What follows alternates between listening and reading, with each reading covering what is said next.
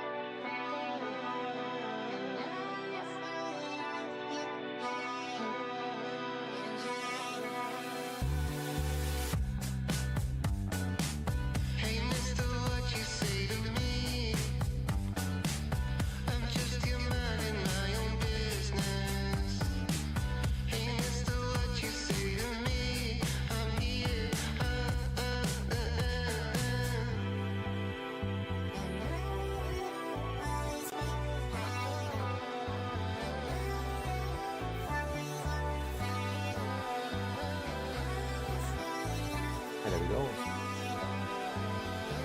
Good morning, everyone. Or at the moment it is lunchtime time, basically. But welcome in, everyone. Today, obviously, is the Black Ops 6 ECW 2025 Day 1 Group Stage. Obviously, right now we're on the stream A. Obviously, there will be B, so we'll be bouncing back between the two.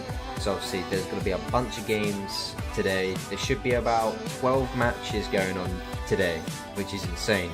The prize pool is about, I believe it's, obviously in total is $1.something million are on the line, which obviously these CDL players have got to be locked in.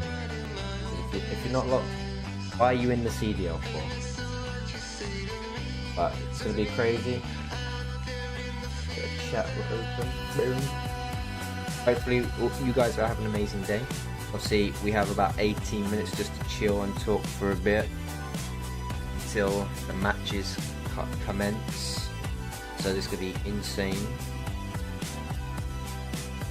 Hopefully, obviously with the teams, obviously we have challenger teams, we have different org teams changing. So we've got quite a lot of matches. Obviously I'm hoping obviously Optic win, so I better get my Optic jumper out because we gotta support and represent Optic getting it. Where is that shirt or that jumper? We got it.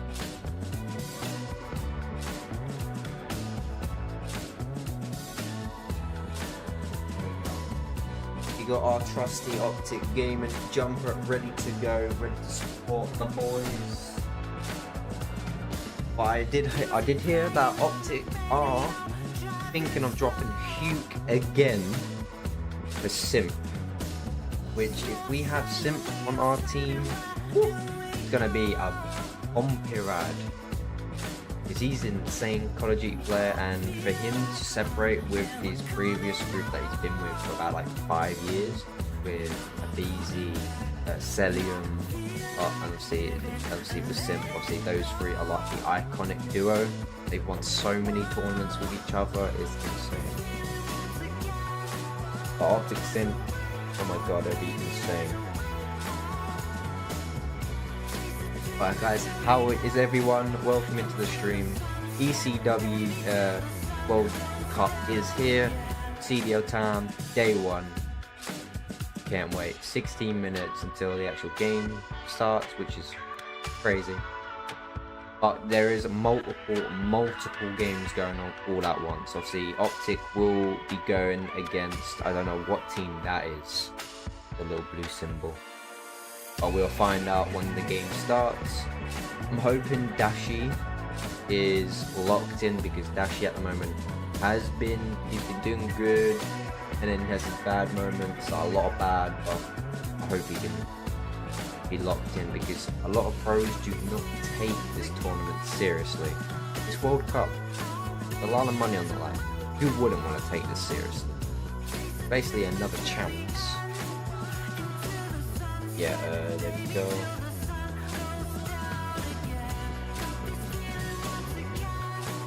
That was sorted.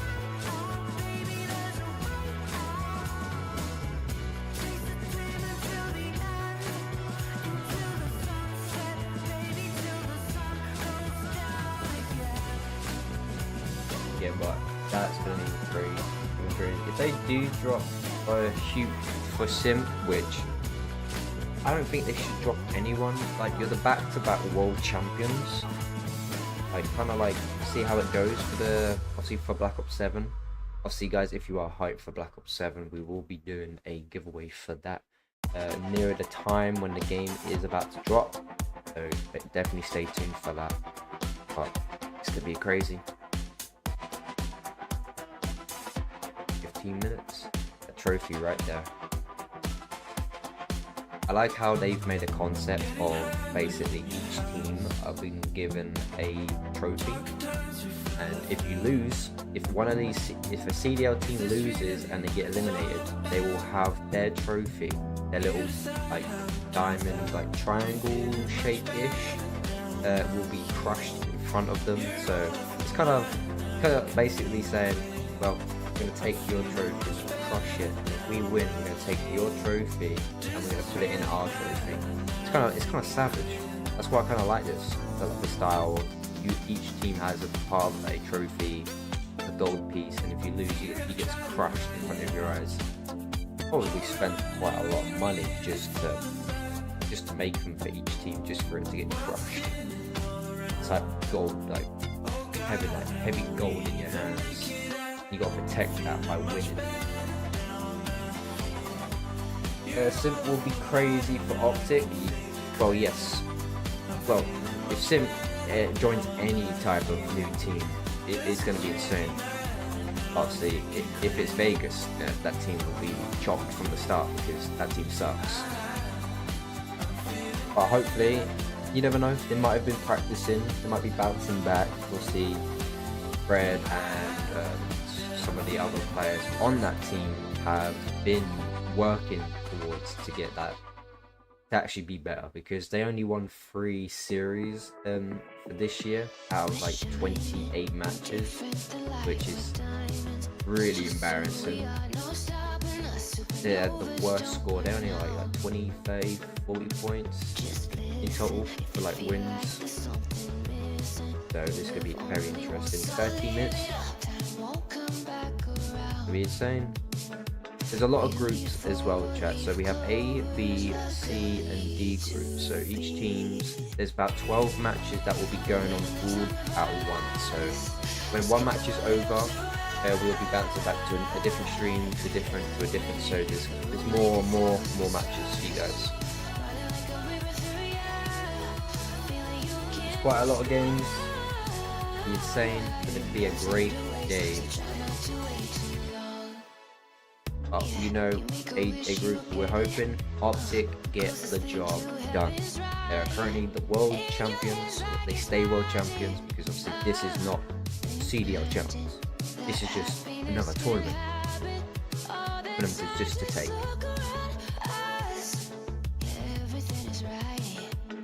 But guys, if you are new to the stream, be sure to smash that like button. It pushes my stream out to the algorithm on YouTube, so it brings more people in here.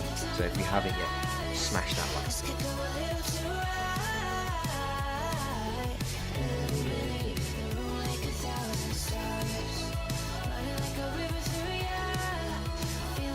Yeah, how are we feeling about the Battlefield 6?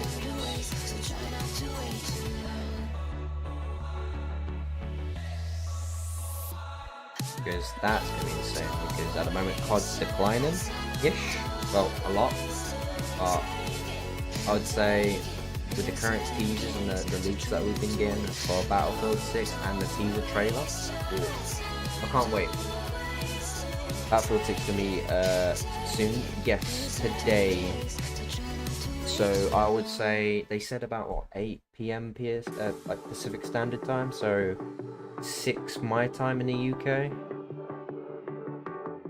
Yeah, about 6 o'clock our time. So I'll wait for that.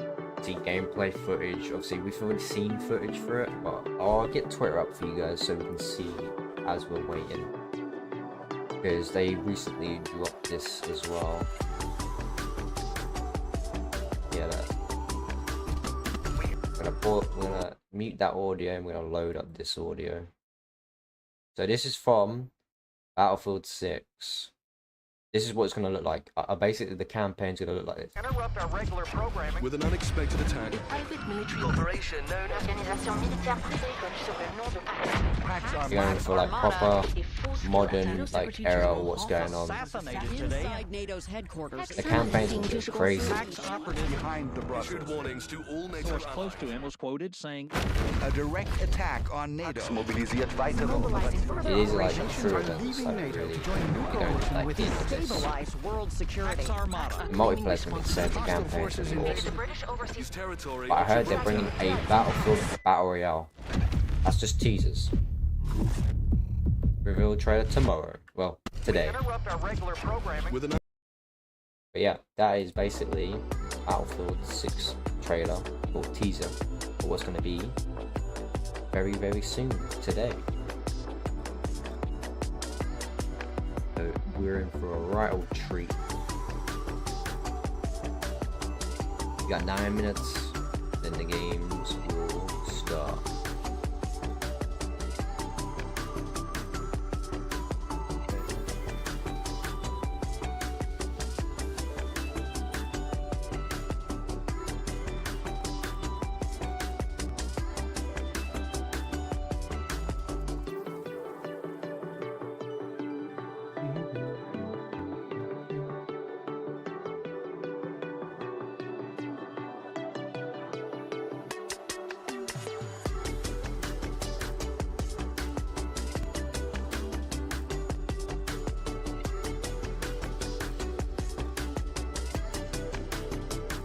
Chess working now. Perfect. 8 minutes. Not long until the matches will begin.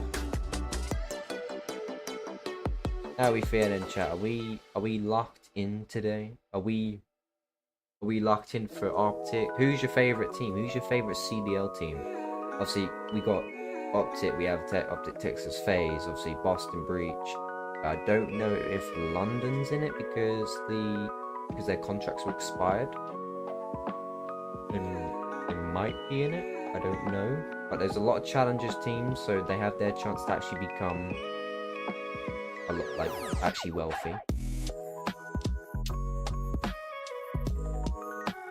The money on this is insane. At 1.7 million, at 1.2, 1.3.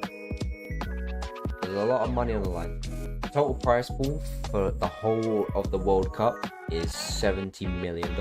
Almost, obviously, with production cost, it'll probably be about 150 million, maybe a bit less than that.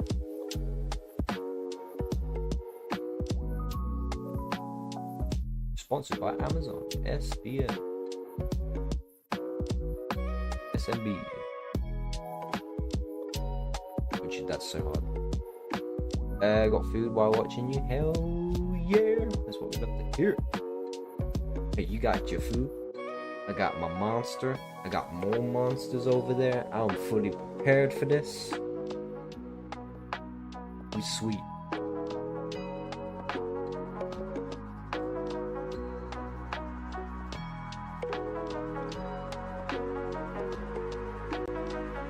That trophy looks nice though. Imagine having that trophy just sitting at the back.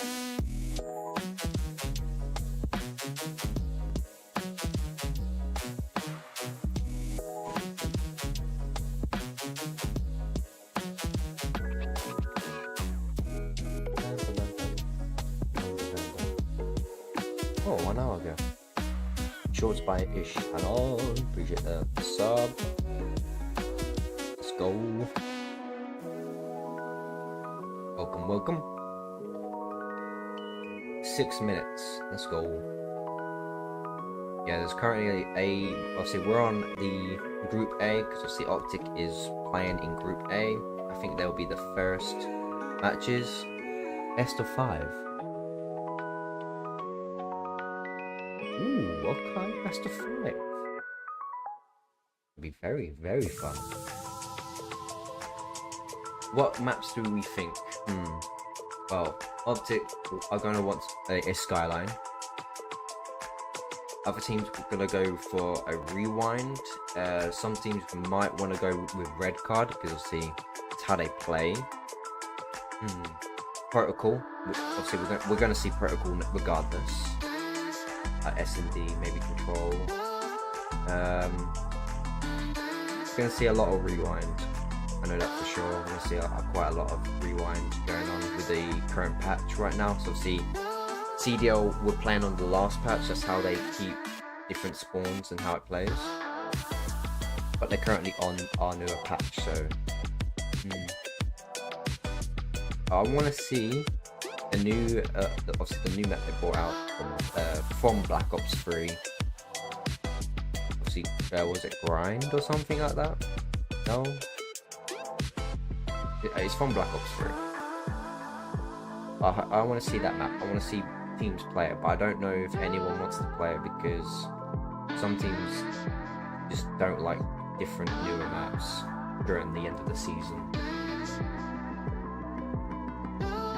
If it was a jetpack, if they had like a jetpack mode in Black Ops 6, it would go crazy. But Black Ops 6, I enjoyed Black Ops 6. I've grinded everything. There's nothing to grind for unless I play ranked, but I refuse to play solo. The last time I played ranked was like with an actual group and we were playing a lot, was Modern Warfare 2 and Modern Warfare 3, obviously the current the reboot ones.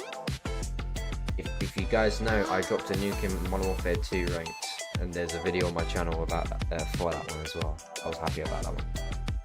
Modern Warfare 3, Modern Warfare 2 and Modern Warfare 3 actually like put my videos like on the map. The same with X Defiant. Those games were like peak. I wish X Defiant didn't close, like shut down.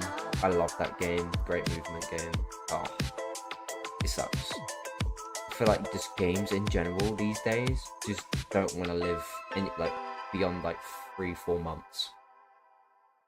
Because if you guys haven't heard, with Splitgate, they so and so say, oh, we rushed our game, but we want to put back in beta. So basically, they're losing so much players. They spent over, like, I believe they spent, what was it? They spent so much money on streamers promoting the game, and then when the promotion was ended, they just go and switch back to COD. So it's kind of a useless way of promoting your game. Alright, 2 minutes. Let's get it. Matches are gonna be insane.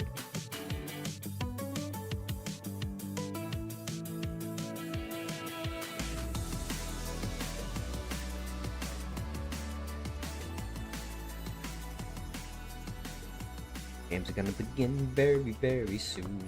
This is the Esports World Cup Club Championship, the ultimate cross-game competition that will crown the best so much. esports It club pushes in the the streams world. out, and puts it on the algorithm, and it gets people Let's in the break down stream how and it works. watch. Clubs Right, will be we're able to gonna compete full at the stream this. Esports World Cup and as many titles as they can qualify for. The Yep. clubs will then earn points based on their placement in each title. To qualify for the club championship, a club will need a top 8 placement in at least 2 competitions. But to win the championship, a Gotta be club first. must place first in at least 1 competition. At the end of the Esports World Cup, the 24 clubs with the highest number of points will earn a share of the $27 million. 27 The million. winner taking That home a staggering is $7 insane. million. And of course, the title of the best esports club in the world. Hell yeah. Who will rise above and write their place in history? Watch it all here at the Esports World Cup. Bloody fly. Let's get it. 1 minute. No competition is as ruthless as the Esports World Cup. Its trophy system is no exception. The Club Championship Trophy, awarded to the one club that rose above the rest That and trophy reigns is sick, supreme though. across all EWC games. The Game Trophy, when a competitor closes their eyes, it's all they see. And it's not complete until it's sealed with a champion's key. I Every love the participant style earns a that's key on engraved with quality. their name. That's their right to compete. This year, returning champions hold a key unlike any other. Only one can place their key into the game trophy Hell and yeah. become an Only one EWC champion. survives. The frame of the champion's key is embedded into the totem, a stone marker of legacy displaying every champion of the year. The Damn keys right. of the eliminated will be crushed. The champions select 3 broken keys as a personal token, a Yep, reminder that's what I of who mean. they have humbled. Beneath the totem, When you humble a a team, resin they block pick holds the whatever. remaining keys, a graveyard of fallen contenders. Will your dreams be broken or your name carved in golden stone? At EWC, nothing is granted, everything is earned. Damn right. Boys, we're back in Riyadh for another year, but wow, we've got a tournament in front of us, so who's your favorites? I think I'm going thieves. You thinking thieves? I'm thinking green. Man, this whole year's been underdog stories. What about like a Carolina? The boys ain't even here, man. They're not even here. What? Which is crazy, because like last year is like average, the highest KD over his finals. I don't know. We got repeat champions all over the place. I think some fresh blood, like a Challengers team's got to hit us this year. You better be rocking full sandals if you want to be the best Challenger team in the game. I think like the team with the best haircuts are gonna win. Tournament's all up for grabs. Let's find out who's the favorite after day one. All right, here we go. Day one.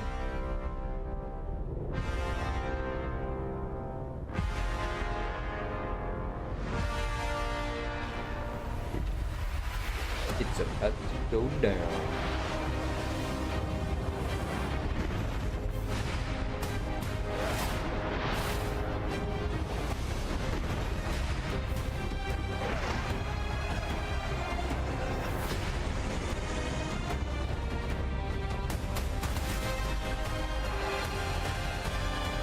I love the style of editing they've gone for.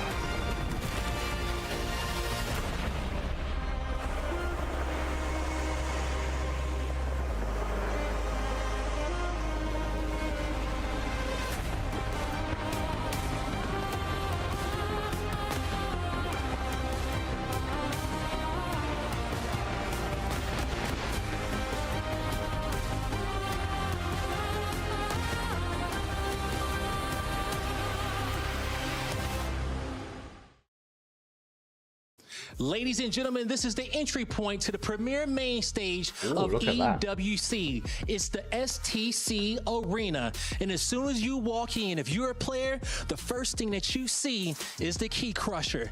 This is not where you want your key to be. Because if you find yourself in this situation, you will realize quickly that all your dreams are about to be crushed. But let me show you where you want your key to be. As we walk to the main stage, you see the trophy that every squad wants to lift up, where nothing is granted and everything is earned. This is the main stage in which you have to give everything that you got if you want to become an EWC champion.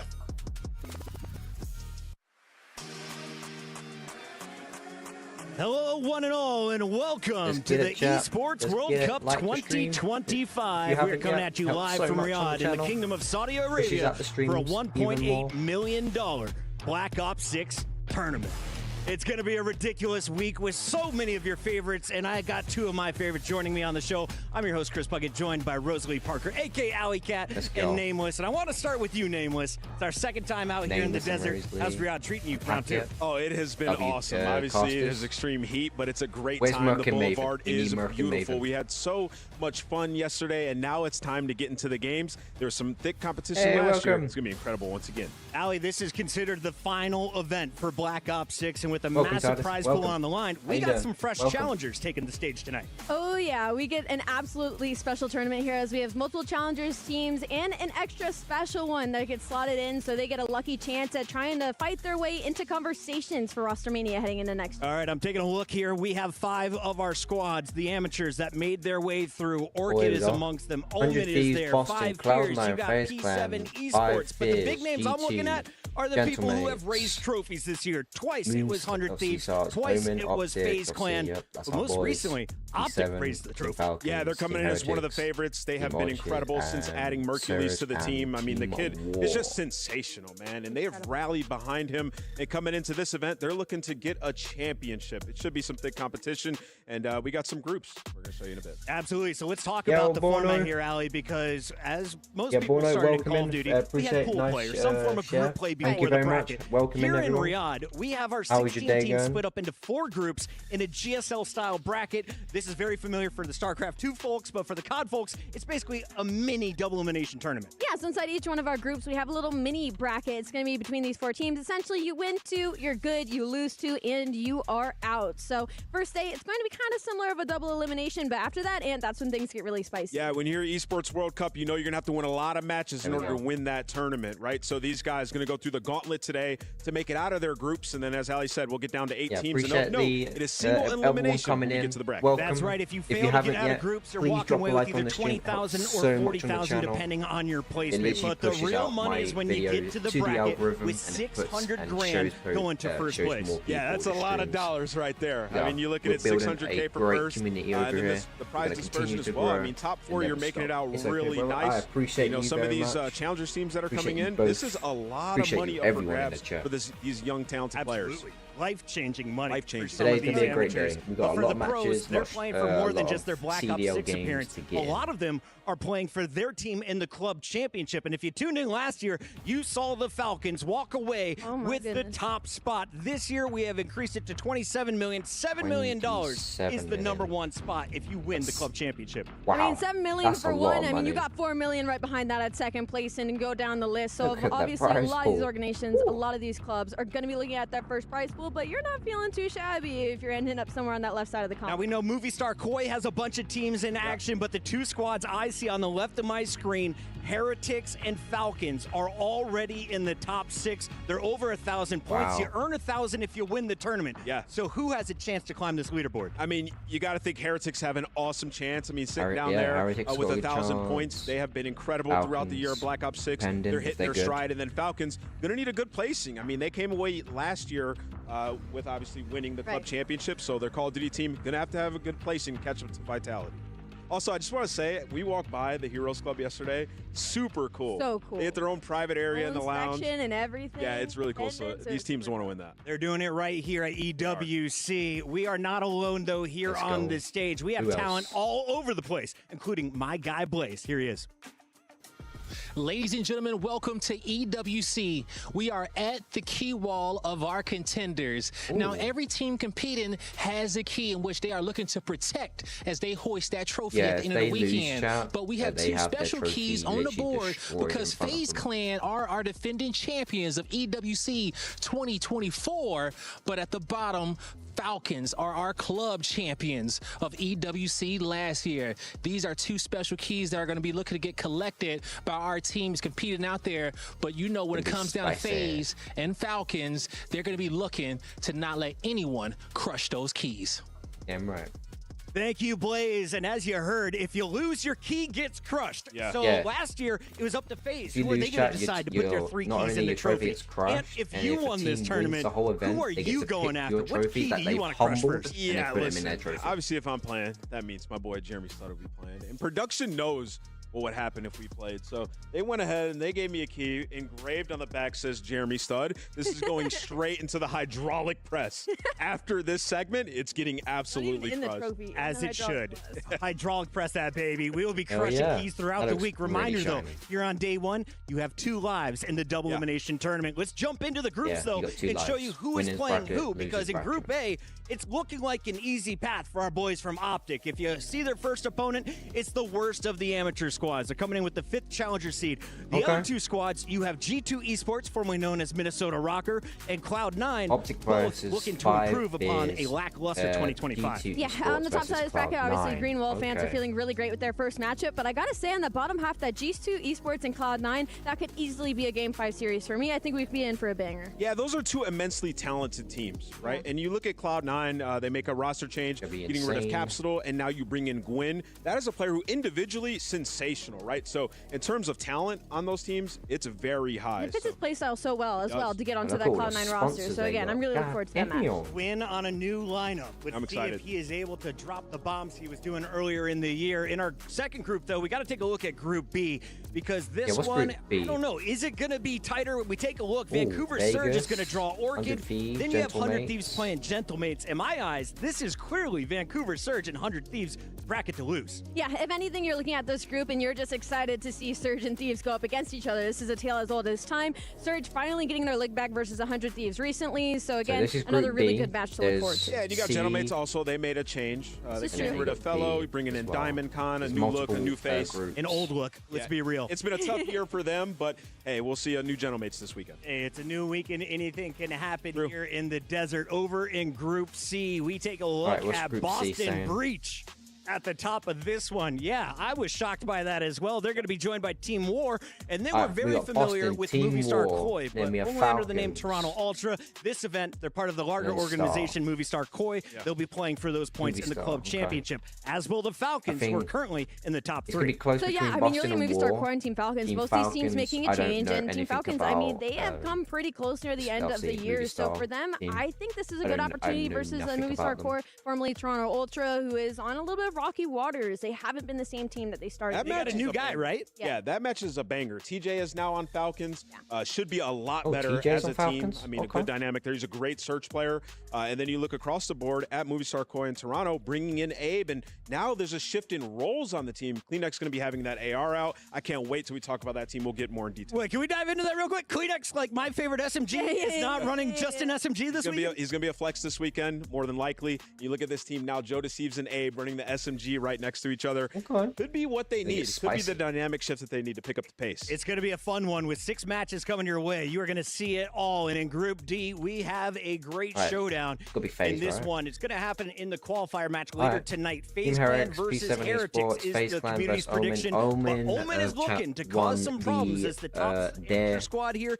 They are going up against FaZe Clan. How do you feel about their first round draw? It's obviously not an easy draw pulling FaZe Clan because you genuinely do not know what version of them you're going to get with the way that this year has looked for them. But beside of Omen, I mean, you're looking at Mac and Vivid maybe to kind of be the leaders for them. They've been in this situation before. They've both performed fairly well versus FaZe Clan before in the past. It's just so tough. It's a tough Your draw. number one seeded challenger team. You got to play the defending EWC champs out the gate. Super tough. But if you want to make a statement, that would be where to do it. You got to take a look at our power rankings coming into the event. This is our Aramco power rankings, and it's not just for favorites. I also asked you, who are the contenders in this event in dark horses? Let's start though with the favorites. Optic, 100 Thieves, FaZe. Who do you give the top spot? Yeah, in terms of favorite for this tournament, I'm going to go with 100 Thieves. I think this year they have just been so strong throughout this year in Black Ops 6. I think at Champs, left a sour taste in their mouth. And, if we learned anything from last year, a team that bombs out at Champs can figure it out. With a couple weeks of practice, and I think 100 Thieves will do so. And then alongside that in the favorites, we also have Optic and Atlanta, teams that have hoisted trophies this year. Yeah, of course. And I think my favorite thing about the favorites is that all of them, it just kind of depends what version we get from them. They seem to have lackluster weekends every once in a while, and so it truly is a mix-up. But I do want to also shout out on their Dark Horse side of things.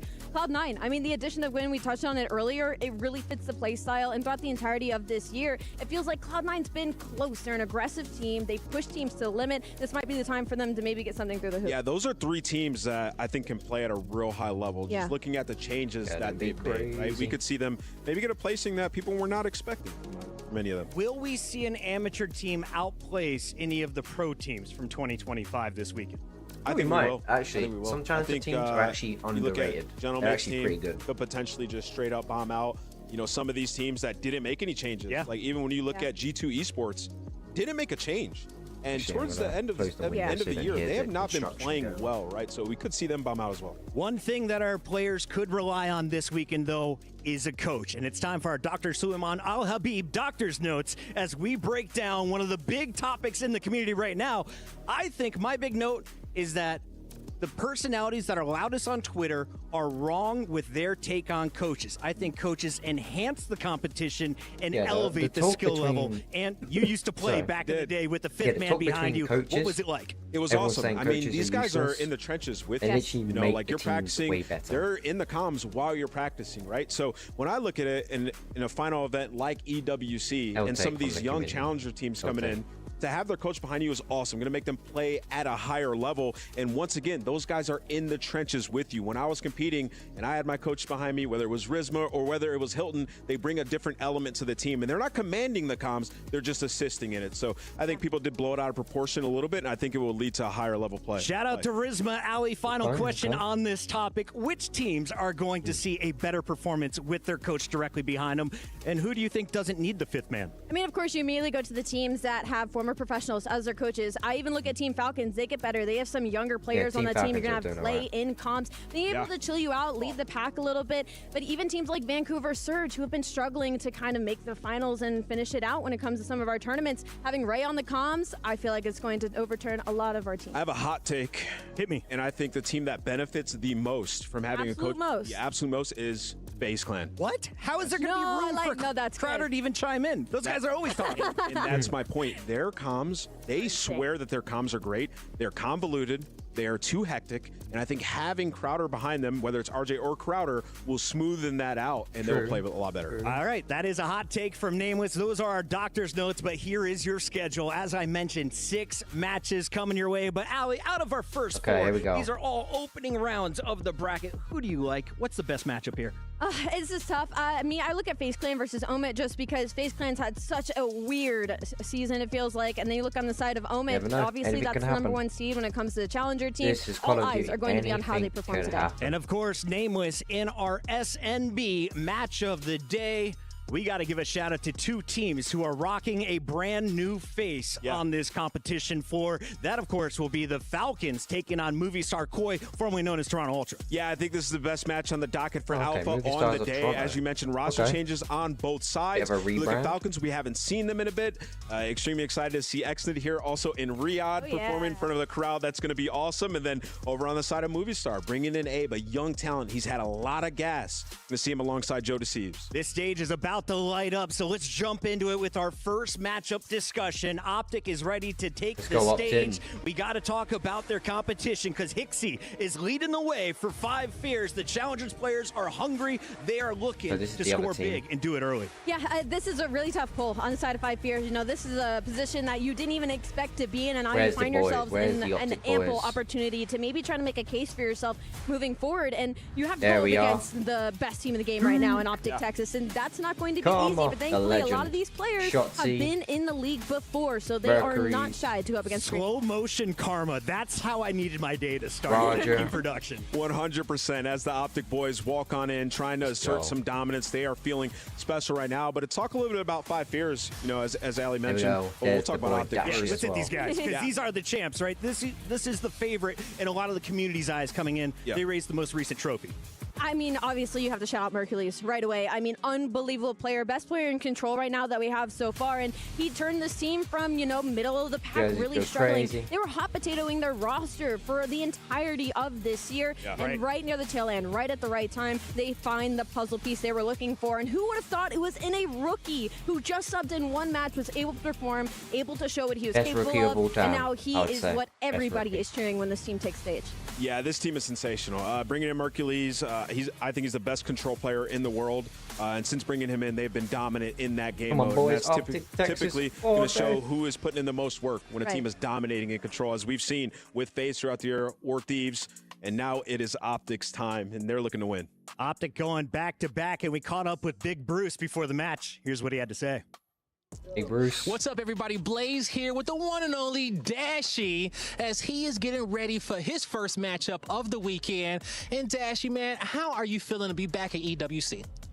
I mean, we're obviously feeling really good, especially coming off the champs win, and get ready to play a little bit loose, you know what I mean? Just kind of let the guns fly, and looking forward to the weekend. There you go, okay? And so, you know, looking forward to the weekend, you know, is there anything that you guys have done differently this time around from last year when you came to EWC? I feel like our prep was a little bit different this year. Last year was kind of just like a new experience. Not that we weren't going hard, but we were just, you know what I mean, just kind of just curious. You know? How is the tournament going to go? How is the event going to be? And the hospitality here has been great the past 2 years, and we're just looking forward to playing some Call of Duty. Yo, the hospitality is really good here. I got to ask you, have you ate anything good since you've been here in Riyadh? Definitely the chicken shawarma. Okay. Catering, that one's is for sure like the number one thought in my head. And then the pastries, I always say the Arabs, they do the best sweets, bro. Yo, I ain't had a bad pastry since I got here. It's impossible, I think it's impossible here. Now, we're going to see if your tournament is going to be just as sweet, okay? We just saw you hoist a big trophy recently. How awesome would it be to hoist a big trophy on this main stage in front of this crowd? Listen, I mean, I'm down. I'm down to win this one as well. Obviously, the last champs was obviously the biggest tournament of the year, but this one is, you know, it's up there, and it'd be great to to win it and to solidify ourselves as the best team in BO6. Hey, you heard it right here from Dashy, folks. Looking to solidify him and Optic as the best team in BO6. Yo, Grimilla, secret guardian. Dashy looking great there with the hair. Welcome in. How are you? Working out. Looks great. The real question for Optic, though, who do you put behind him? Do you put Karma, a man with 3 rings, on the mic? Or do you put JP, who's probably watched and seen the most footage of any coach there in the Optic camp? It's an interesting one. That's an ant question, I feel like. I think I would go JP just because I really respect his analysis and the way that he breaks down the game. But Karma, obviously, being with 3 rings, I mean, that's a former professional. Definitely is not yet like the stream beast. Yeah, I think it just all depends on what the players want, right? If you want somebody who's very active in comms, then yeah, bringing in Karma would probably be ideal. But if you want somebody who's just going to be able to reference the strats that you went over and things of that nature, then maybe JP, right? So we'll see kind of where their minds are at when they do take the stage. But I think the most important thing that Dashy said in that interview was kind of trying to assert themselves as the best team of the year, winning another tournament. It would be, without a shadow of doubt, the best performance in the year. It would be impressive if they can pull it off. They have a pretty decent opponent to do it. Let's take a look at 5 Fears, because this is a challenger squad that didn't think they were going to be here. With the Royal Ravens out of the competition, they got the 5th invite. Capsule, Pixie, Exceed, and Fire trying to make the most of it. Yeah, you know, this is a team where all the players have dabbled in the league, right? And now they're going to be able to play up against the pro teams once again. And then looking at, you're seeing Exceed right now. He's been very vocal about hoping for expansion, trying to get onto a team, saying that he is due.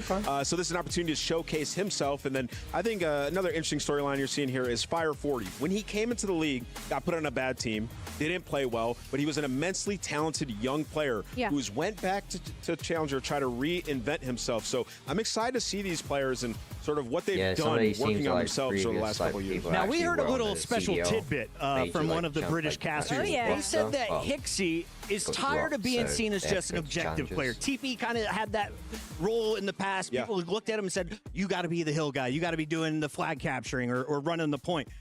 Hixie's saying he wants to focus on slaying. Can he keep pace with the likes of Shotzi, that are going to be in his lobby?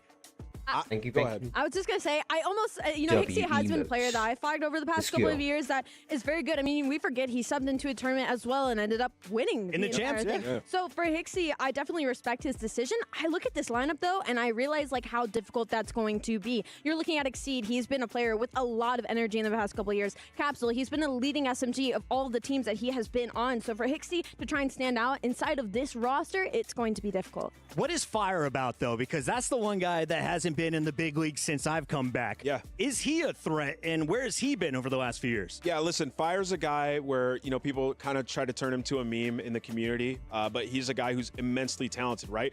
When he went to LAN, didn't have the best performances. So he's a player that we know can perform, can shoot with the best of them. It's just, has he worked on that confidence? And I think that if he can play like he does online on that stage, then he has a chance to put up some big numbers. 5 Fears coming in with all smiles, and there's always a smile on this man's face. Let's listen in with Capsule. What's up, everybody? Blaze here with the one and only Capsule, playing for 5 Fears this event. Cap, we was just talking a second ago. You saying this is your first EWC. How does it feel to be here? Feels amazing, man. The place is nice. I've never been overseas before, so this is like a new thing for me.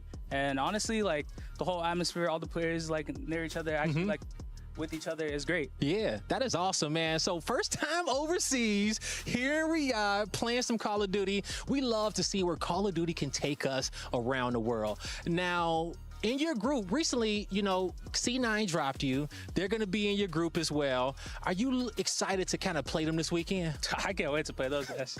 I'm being honest. Like, I'm trying to load into them right now. I'm trying to play right now. Oh, man. Coming overseas for the first time, the team that dropped you is in your group. You're almost on like a little Hitman arc right now, okay? And I'm trying, man. I only got a week, but like I'm here to shake some things up, man. There you go, shaking it up. Now, when it comes down to your team, okay, talk to me about the squad. What do you love most about playing with 5 Fears? I feel like overall, they have a set game plan. Coming into the team is usually difficult, especially on short notice. But like I feel like they have a set game plan, and they're like, let's do these things, and then after that, you can do whatever you want, basically. So there you go.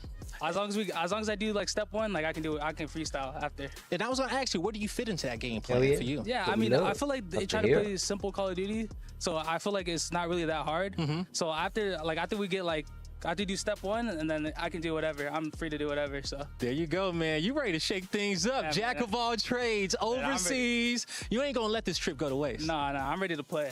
All right, y'all heard it here from me and Capsule. He is ready to play. Prize pool that is does insane. It with us. Doesn't matter if you come last, you're still going to get 100 grand. Coming in to try and cause an upset. Capsule ready to take the stage, and our players are waiting to do the same. While we wait for the stage to get ready and everyone to get in place, Ali, break down this competition for me and what it means for the Challengers players, because you do get 2 lives in this group stage. It's double elimination. But how meaningful would it be if you can hand Optic an upset in the opening round? Wow. I mean, it's just so reminiscent of old school COD. You know, Challengers getting the opportunity to go up against the professional teams, and for them to go up against Optic Texas, who are the best team in the game right now, it's a huge feat, but also it is so exciting. As Capsule said, I'm ready to spawn in right now, because if they perform well versus Optic Texas right now, they're trying to solidify spots for next year. With the way that Roster Mania has been looking like it's going to be during this off season, all of these Challenger players are ready to fight tooth and nail to try and solidify one of those open slots. And where is a weakness in Optic's gameplay at all? Because after the tournament, I listened to Purge and Cammy from Boston Breach. They said Optic was by far the best respawn team in the game. Yeah. We see 3 respawns in a best of 5. Yeah, I mean, the search wasn't too bad either, Chris. I mean, if you look at their most recent performance, not many weaknesses, I'll be honest. But when you talk about like this Optic team, they've been steamrolling everybody. You have to get off to a hot start. I mean, how many times we've seen them,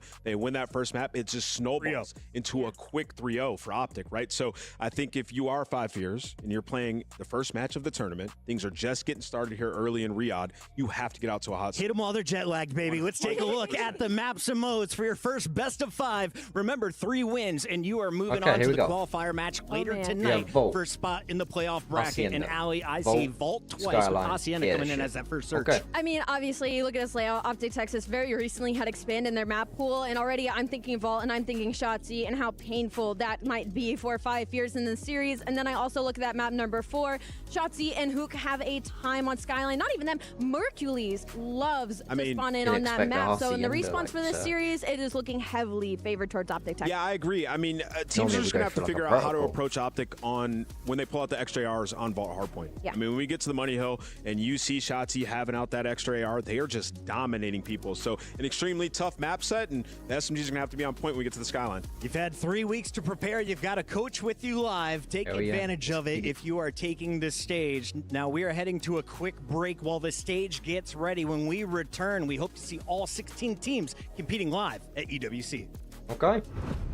Atlanta phase champions. The matches will start after this. I don't know what I'll do, so we can definitely win. He knows there's someone playing off the flank, and he finds the kill. Seeing people win is probably my least favorite feeling. Before JD can find a second, though, on 4 in a row.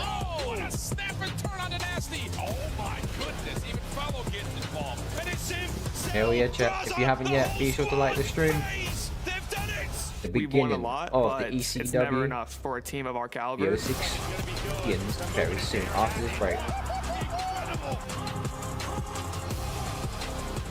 Go.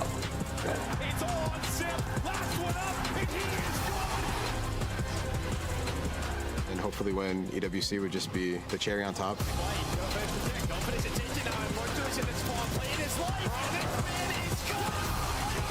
Damn right.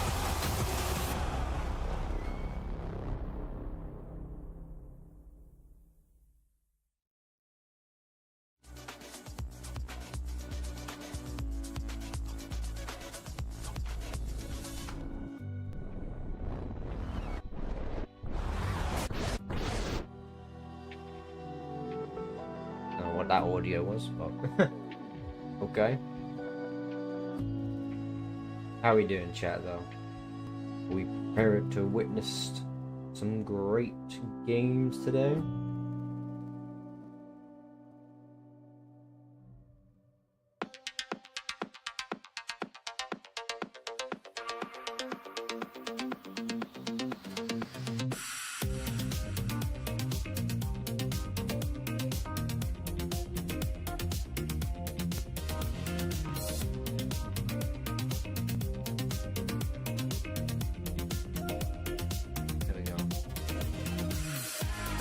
To make sure.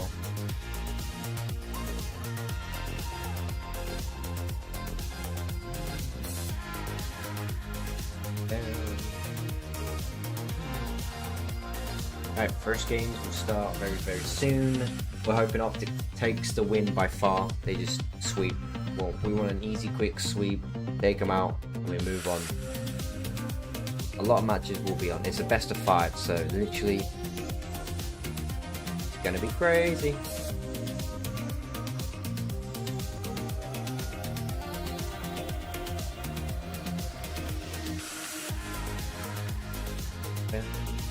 And we will be switching between different groups, chat, so when Optic are finished, then we move on, it will switch to a different one, then the next one, and then the next one. So we keep the flow of seeing different matches, so we can see which teams are doing high performance and doing like the best. There's quite a lot of matches, so it'll be a long one.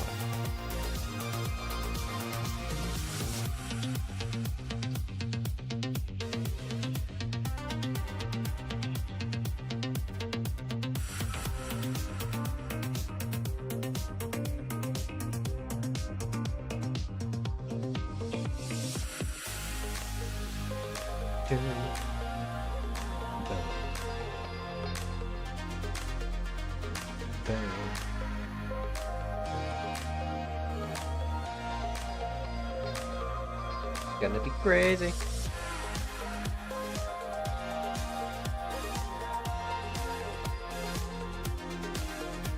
I bet they went so high, all this effort just to put a trophy on like all the way up there.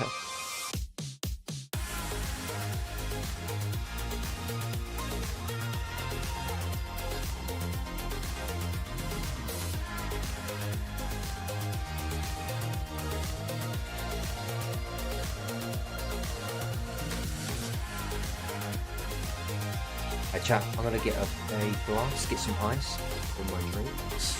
We're gonna chill, relax. Oh, it's Monsters, YouTube Monsters. Oh yeah, chat, be right back. Yeah, but yeah, like the stream.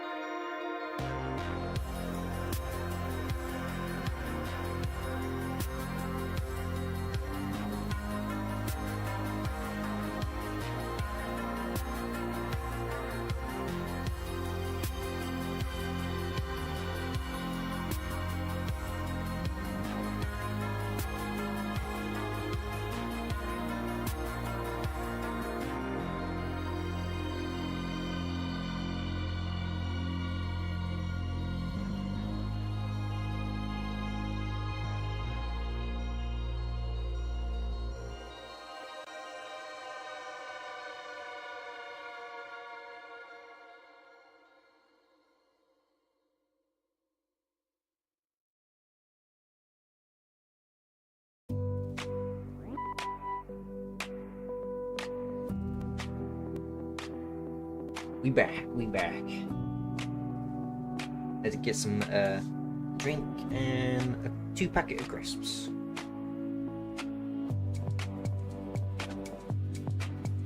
You gotta be prepared.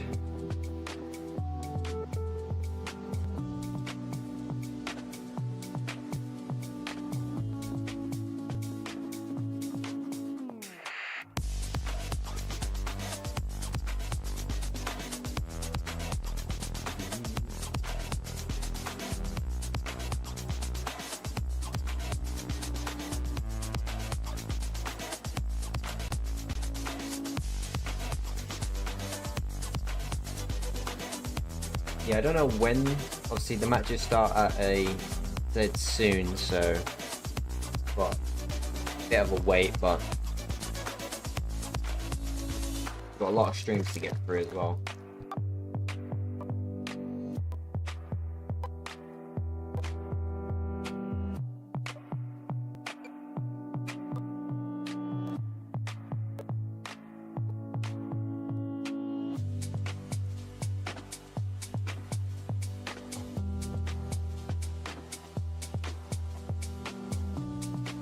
Got some cheese and onion, guys. Cheese and onion.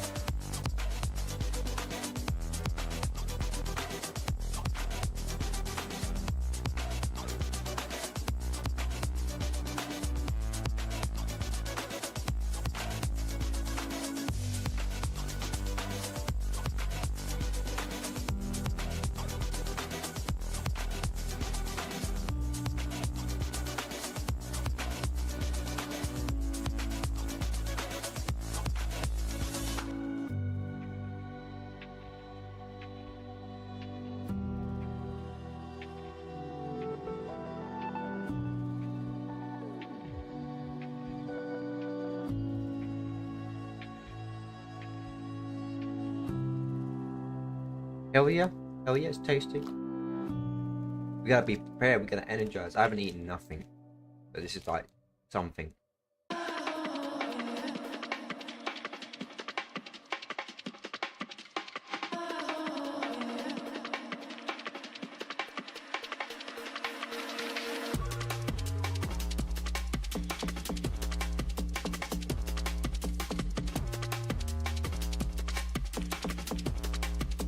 Oh, I like the beat.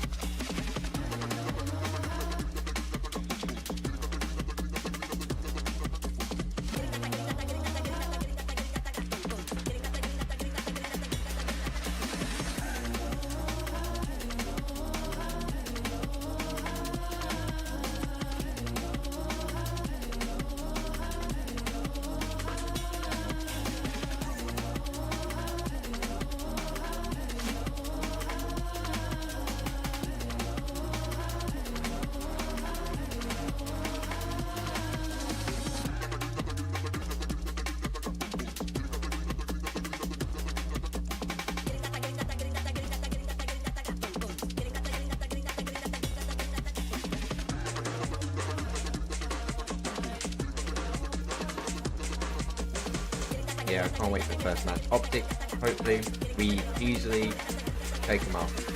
That Optic, hopefully, you guys just 3-0 the other teams. Take them out. Obviously, the favourites right now is Optic, 100 Thieves, and FaZe. Because FaZe won it last year, so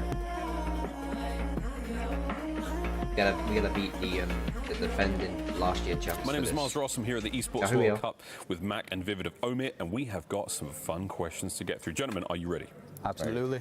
Man. All right, here we go. Number one, who is more likely to trash talk the other team? Probably me. You think so?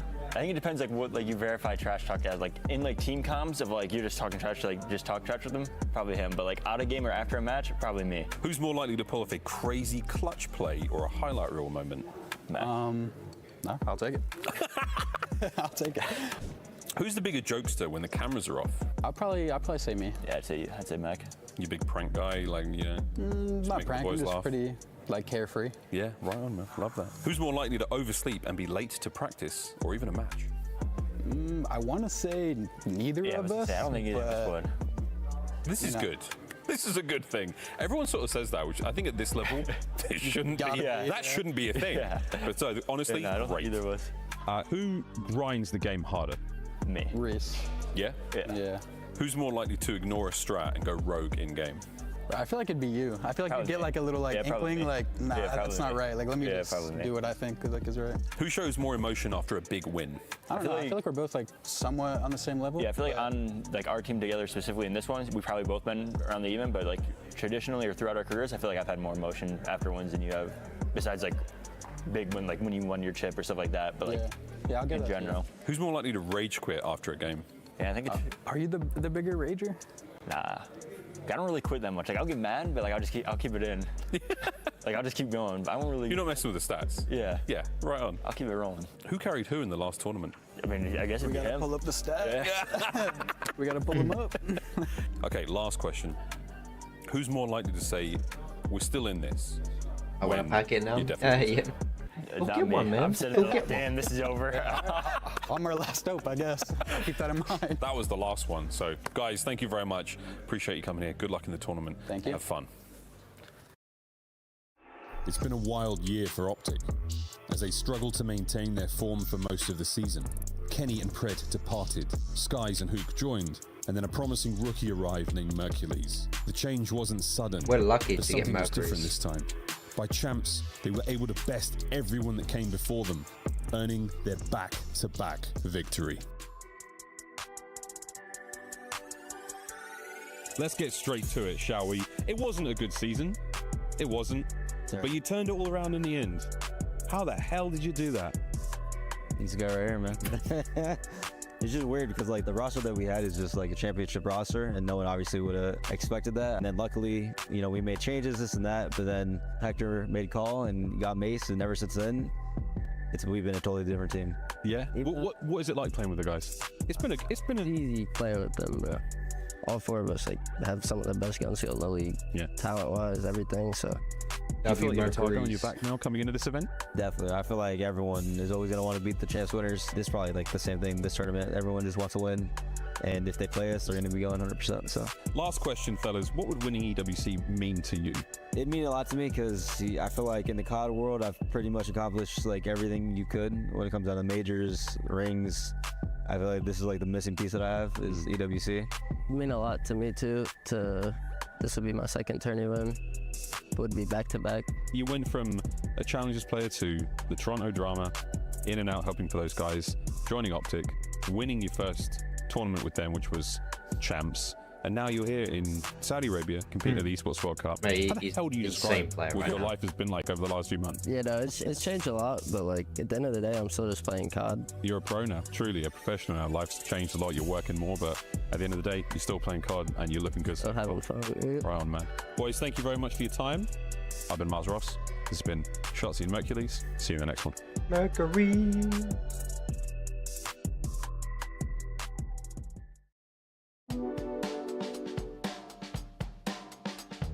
It is definitely him. I'm more of a just run and gun, see who's on my screen. If he's there, he's probably gonna die. He will take his time, make sure he guarantees that he has a good gunfight that's worth, you know, a higher chance of winning it, and I'll There's go no way for it. those So two I'd were in definitely the say same him for room sure. together. That's cap. I would like to say myself, but it is him. I feel like he's a smarter person, so, you know, we'll go with him. Definitely be me. I feel like he has it in him, but I feel like he's a little bit less vocal. But me, I'm Yeah, they're saying not in the anything same that room. comes to mind. I'm trying to think of everything that's happened. I might have to go with him as well because, you know, my heart's always racing. I'm always trying to find someone, get in the moment. He's always trying to just, you know, think about the situation, go more methodically about it. Definitely be him. He's so silent, just taking all the gas from his teammates. So I'd definitely say him for the coolness. You know they had to say some nice stuff with each other. I have to say both of us, but if I gotta pick one, it's him. I just think he's just a good overall player, team player, likes to gas up his teammates, so we're gonna say him. I feel like he would definitely be the person to give credit. If I'm doing the thing, I'm gonna take all the gas I can get. I'm gonna be screaming on top of my lungs. So I'd definitely say him to give gas in a big play like that. You're looking at him. I mean, I guess that's kind of what they pay me to do. Just get as many counter kills as possible. So I'm gonna say myself. I'm gonna have to say me. I think I got huge potential to drop a big amount of kills. So I'd say for in between both of us, I think we both can do it. I think we both do it a lot, but I would have to say me to drop a big number of kills. Weird seeing him being nice to he's each other. definitely in the moment, just super calm, and he's Very like, weird. you know, relax, we got this, even in a high pressure situation. Is definitely me. I feel like if I have something in my head, if I have something planned, all I tell my teammates is just trust me, trust me. Both of us, I'd probably say me. I don't know if you can even say anyone in the world's better than myself in aiming, but yeah, we're gonna have to say me. I'm gonna have to give it to him. He plays on a high sense. He's snapping on everything. I think it's gonna be me. Like, I mean, no one can kill me, so like, it's gotta be me. I'm gonna have to give it to myself. I feel like what I do on the map, how fast I am, and the plays that I make, it's 50-50. Yeah, you but I'm can gonna tell choose me. they're not in the same room. I would have to say just your personality. I feel like when you are in the game, when it matters the most, I feel like you are the most energetic and you want it so bad. And I feel like I can see your passion seeping through you when we're in those big moments. I just appreciate to be able to sit there with my guy and be able to see you want it so bad. You know, I just think that he's a super personal person. He can talk to anyone. This is can hold a so weird conversation. seeing these Just feels two like he compliment has a each good other. heart That overall, they're he's definitely just a good person to be not around. friends.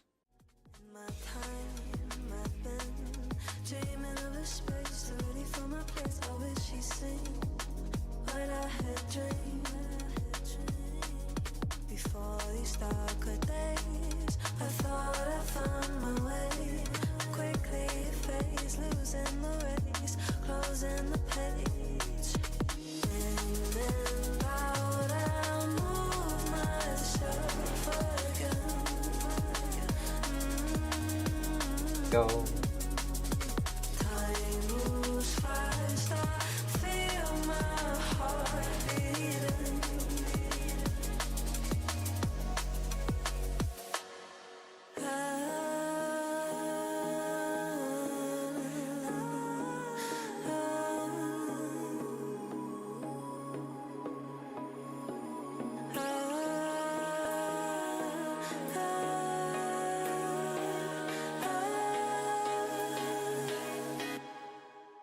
And now I'm falling, deeper down the flag, I can't control it. Dark against the sky, it's not so black and white, it's like I told him. There's things that I can't fight, I just keep going, I just keep going, I just keep going.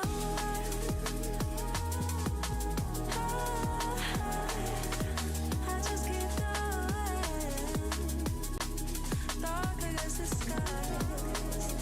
Oh, here we go. Show will resume in 5 minutes. Get it.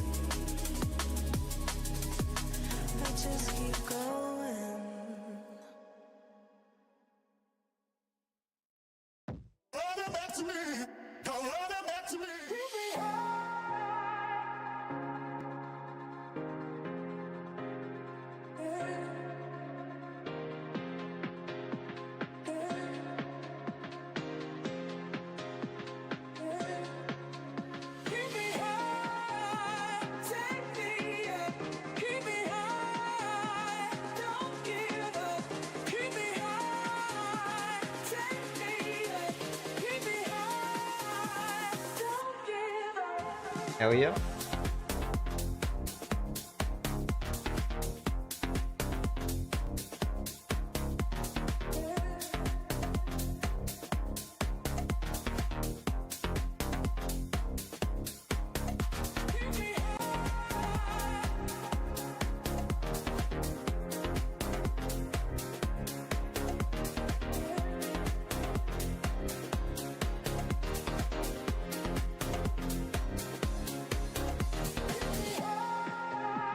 It'd be crazy.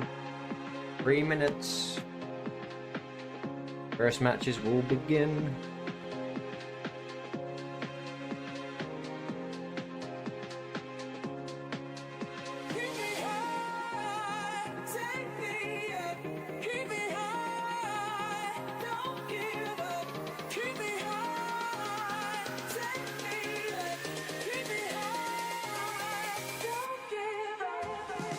3 minutes. Let's go.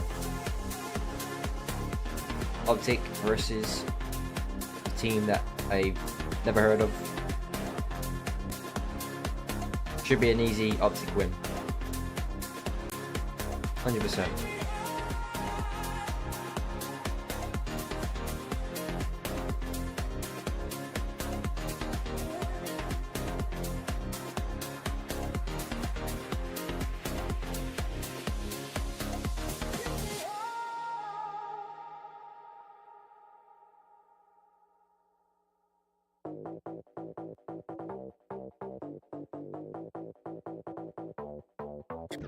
Everybody know we gon' do it like this, do it like this, do it like this. Everybody know we gon' do it like this. Straight from the underground.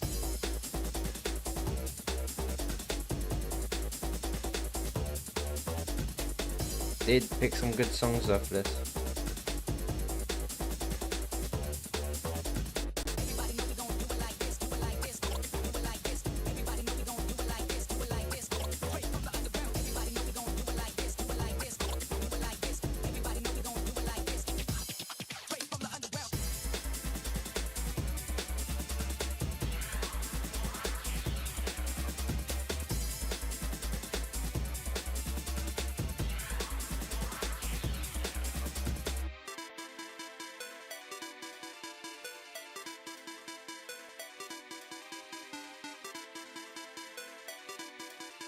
Alright, 1 minute, let's get it.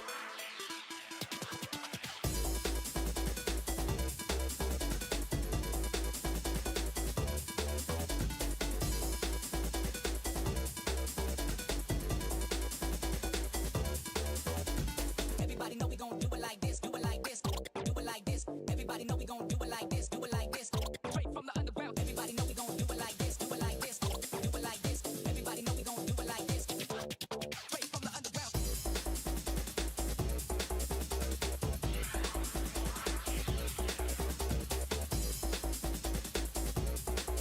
40 seconds, let's get it.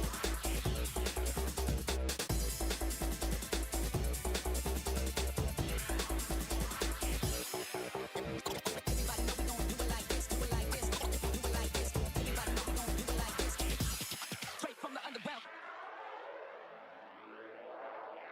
20 seconds.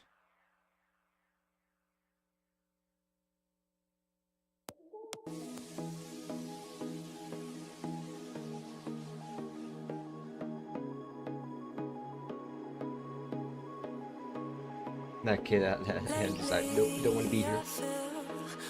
Here we go.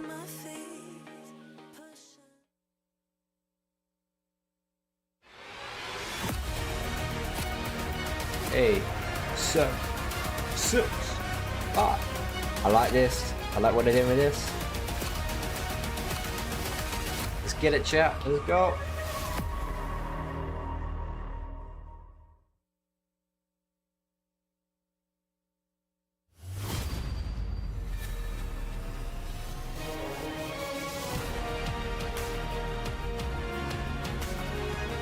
Oh, the stage looked awesome. Trophy. Let's go, Green Wall. Green Wall.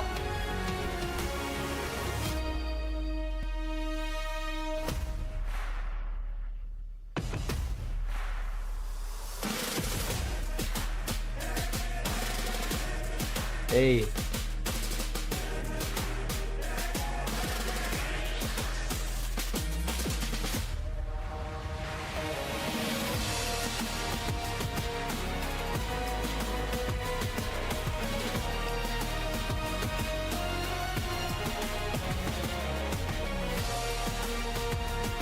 They know how to make a good intro.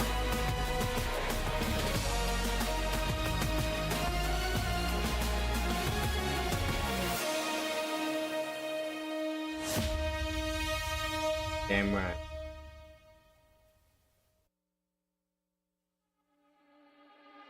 Just 1 month removed from Canada, Black Ops 6 returns to an international stage. Welcome to the Esports World Cup, where 16 teams from all over the globe, 11 heavy hitters and 5 up-and-coming stars have just landed in Riyadh, and they're looking to be the best in the world. Yeah, they're here for a few things, actually. Let's talk about it. Here for that in big fact, trophy. when we're talking about this level of money, we need to get up close and personal. The prize pool, $1.8 million, and they won the lion's share of it, plus club championship points, and of course the trophy that you're about to see. The stakes have never been higher, and we have so many stories that are about to unfold on the stage. We got favorites, underdogs, retaliation, and of course retribution. Champions, challengers, they all want this. Let's bring them out onto the stage, starting with 100 Thieves.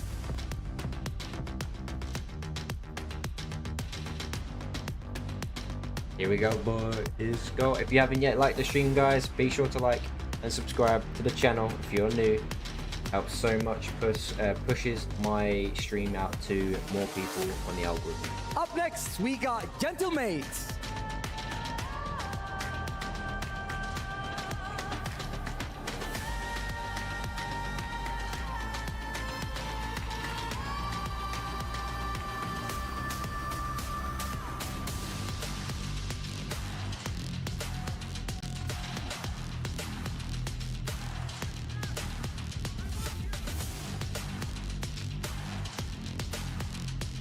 Please welcome Vancouver Surge. Oh, got a little bit of a cheer there.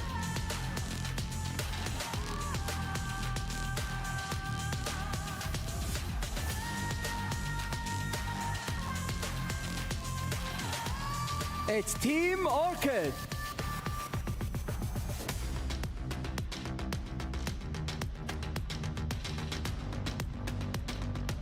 Beans.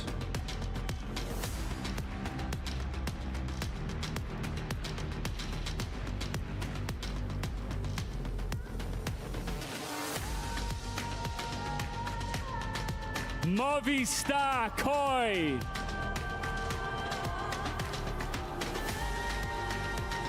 Okay, we've got a new player.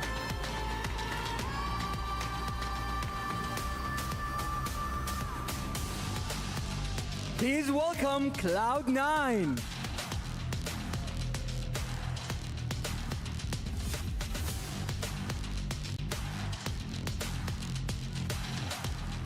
Cloud9.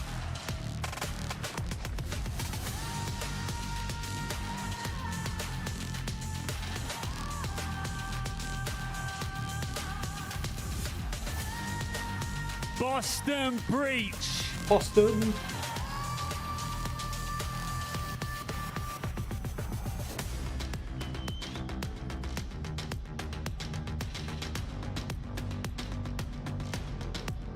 It's Team War. Team War.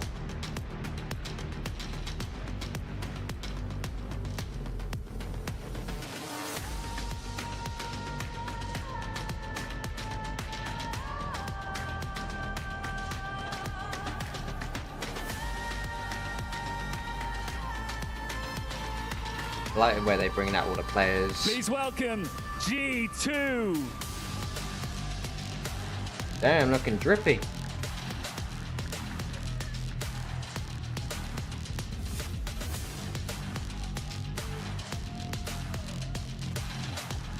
Next up, it's Omet.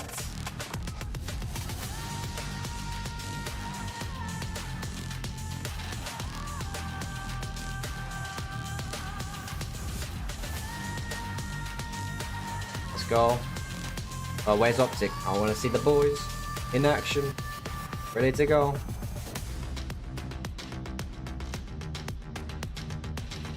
Team Heretics. We're the favorites.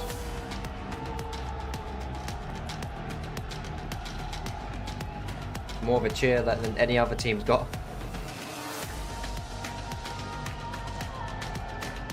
Welcome. Yo, Kilo, welcome into E7 stream. Esports. Thank you very much for that nice emoji. Love right there. Appreciate it. Welcome in. How is your day going?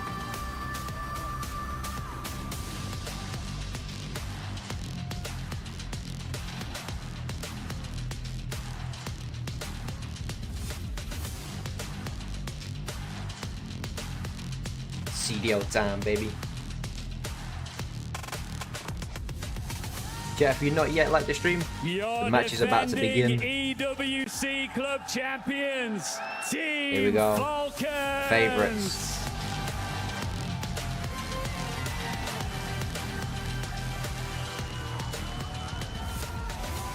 You got TJ, Velocities, Fred. They conquered Riyadh in 2024. Can they run it back this year? It's FaZe Clan. FaZe.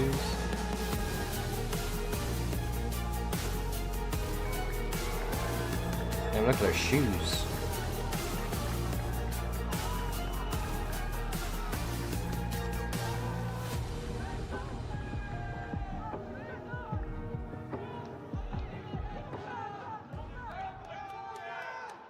Now it's time to welcome the first two teams Here we to go. compete on this stage. First Loaded game with chat. raw Be sure to like talent and and zero subscribe. pressure. Share. 5 fears. Share the stream out if you have to, if you really want to. But here we go. First game.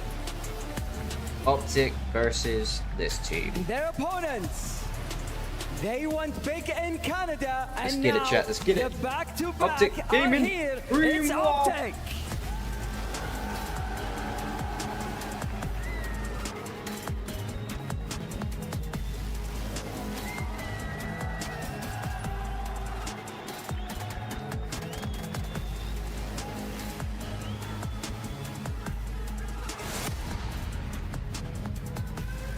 Call of Duty Black Ops 6 at the Esports World Cup live starts. Let's get it, chat. right Let's now. get it. Game one. Woohoo! What a wonderful introduction to the tournament. 5 Fears and Optic. Our first match of the day. It's going to be Miles and Jeremy Studs taking you through this one. Jay, it is, I cannot wait to get into this. It feels like a lifetime before we got to get this game going. Oh yeah, it's obviously been quite some time. We are all waiting for this first match to start, but we got a David versus Goliath matchup right off the rip. Obviously, if you're Optic, a couple weeks ago, you were basically playing perfect Call of Duty. On the opposite side for 5 Fears, the only reason why they find themselves at this tournament is because Carolina couldn't figure out the paperwork. So with the heavy underdog, usually there's no pressure on you, and sometimes that might be the recipe for success. Dot the I's, cross the T's, find out how it goes. But right now, for 5 Fears, high potential, not a lot to lose for Optic. They're coming into this competition as clear favorites with a good reason. That man on your screen there, Mercules, call him what you will, the Miracle Maker, the Messiah. He has absolutely transformed that roster. Come on, Optic. Getting them another ring, getting them a massive championship, MVP performance from him. On the other side of the stage, though, Jay, 5 Fears, again, a surprise to see them here, but they've been gifted an opportunity from the COD gods. What will they do with it? Yeah, now you got to make the most of it, man. Players like Capsule, who's been in and out the league, he's been a shining light all throughout the Challengers season. When you talk about the top SMGs always performing versus the best squads, and then you talk about players like Hixie, who you know what he was able to do back in the day. Joins a roster like Ultra, was able to win a tournament, get second. Like, he just had so much consistency in his gameplay, but he just hasn't really put it together so far this season. But the guy that I really want to focus on is all the way in the end, Fire 40. This is a guy who was in the league a couple years ago, hasn't really had his opportunity back to get into it, but ever since he's changed his role from an SMG to an AR, he's been one of those guys that has to take over a bit. Win. The boys, Can they will be taking just over first and foremost. this Full team. hard point, map number 1, folks. When we get into this one shortly.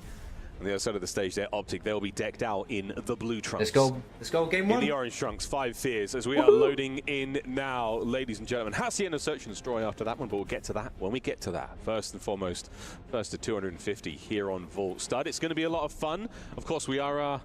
everything's pretty stock standard as far as the rule set goes. Nothing's too crazy, nothing changing. That's all been figured out. We thank everyone for their patience and their thoughts on social media, but almost time to get this underway.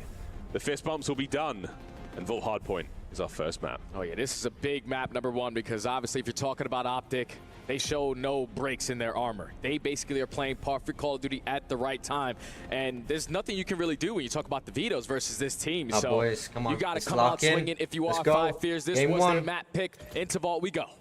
Here we go. Here we go, ladies and gentlemen. Once again, Optic in the blue. 5 Fears will be our orange team, and off to P1 we fly. Opening salvo of fire is going the way currently of 5 Fears. A welcome set of trades there as Mercury's brought down, and that's going to be 3 dead. 5 fears, Jay, early time. Oh, that's perfect Early right there to break, 5 fears. Everyone rallies through the middle of the map. You find the effective trades. You dominate the map control. Now you're soaking up some good time here at B1. Shotzzy now trying to find an angle through underground. Finds a double, and that's already 3 dead. So Optic get the break early on. Trying to get a third from down low. Capsule's 2-piece upstairs. Connects with a stun on Tadashi. Cleans up as well. Capsule from time. Staying alive. A little bit better than that. 5 fears still going. Hixie unable to clean up the kill there on a hook, and he's down and out. Yeah, now it's already a perfect start here for 5 fears because they have the control for the spawns that they want, and they're still slaying around this mid-map. Optic haven't really had a good team push, but you got players like Shotzzy who hit routes, thinking about the long game. Now just going to play his life, allow his teammates to get near him. Slow and steady now through the back line. On the connect, clean up, immaculate. Shotzzy now to hard point. Gets the break. 3 dead in the feed. Wonderful work from Optic. It's still going back. To not being blocked, so 5 fears at least have one player with an opportunity to make a play.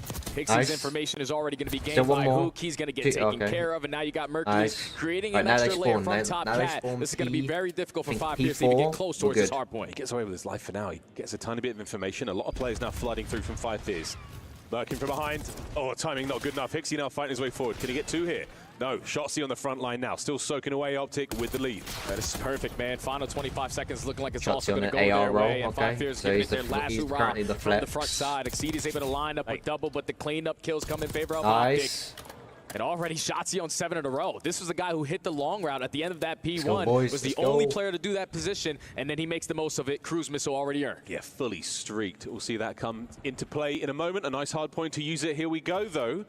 He goes to take the low road, Yalla, towards that hard point, and it's open for business now. P3. A hard point that teams can get a fantastic amount of time on, and that is going to be a couple of big kills now for the Optic lads. And Mercury's at 2 and 6, reminiscent, Jay, of his champs performance. He's on the head. A little bit of a slow start.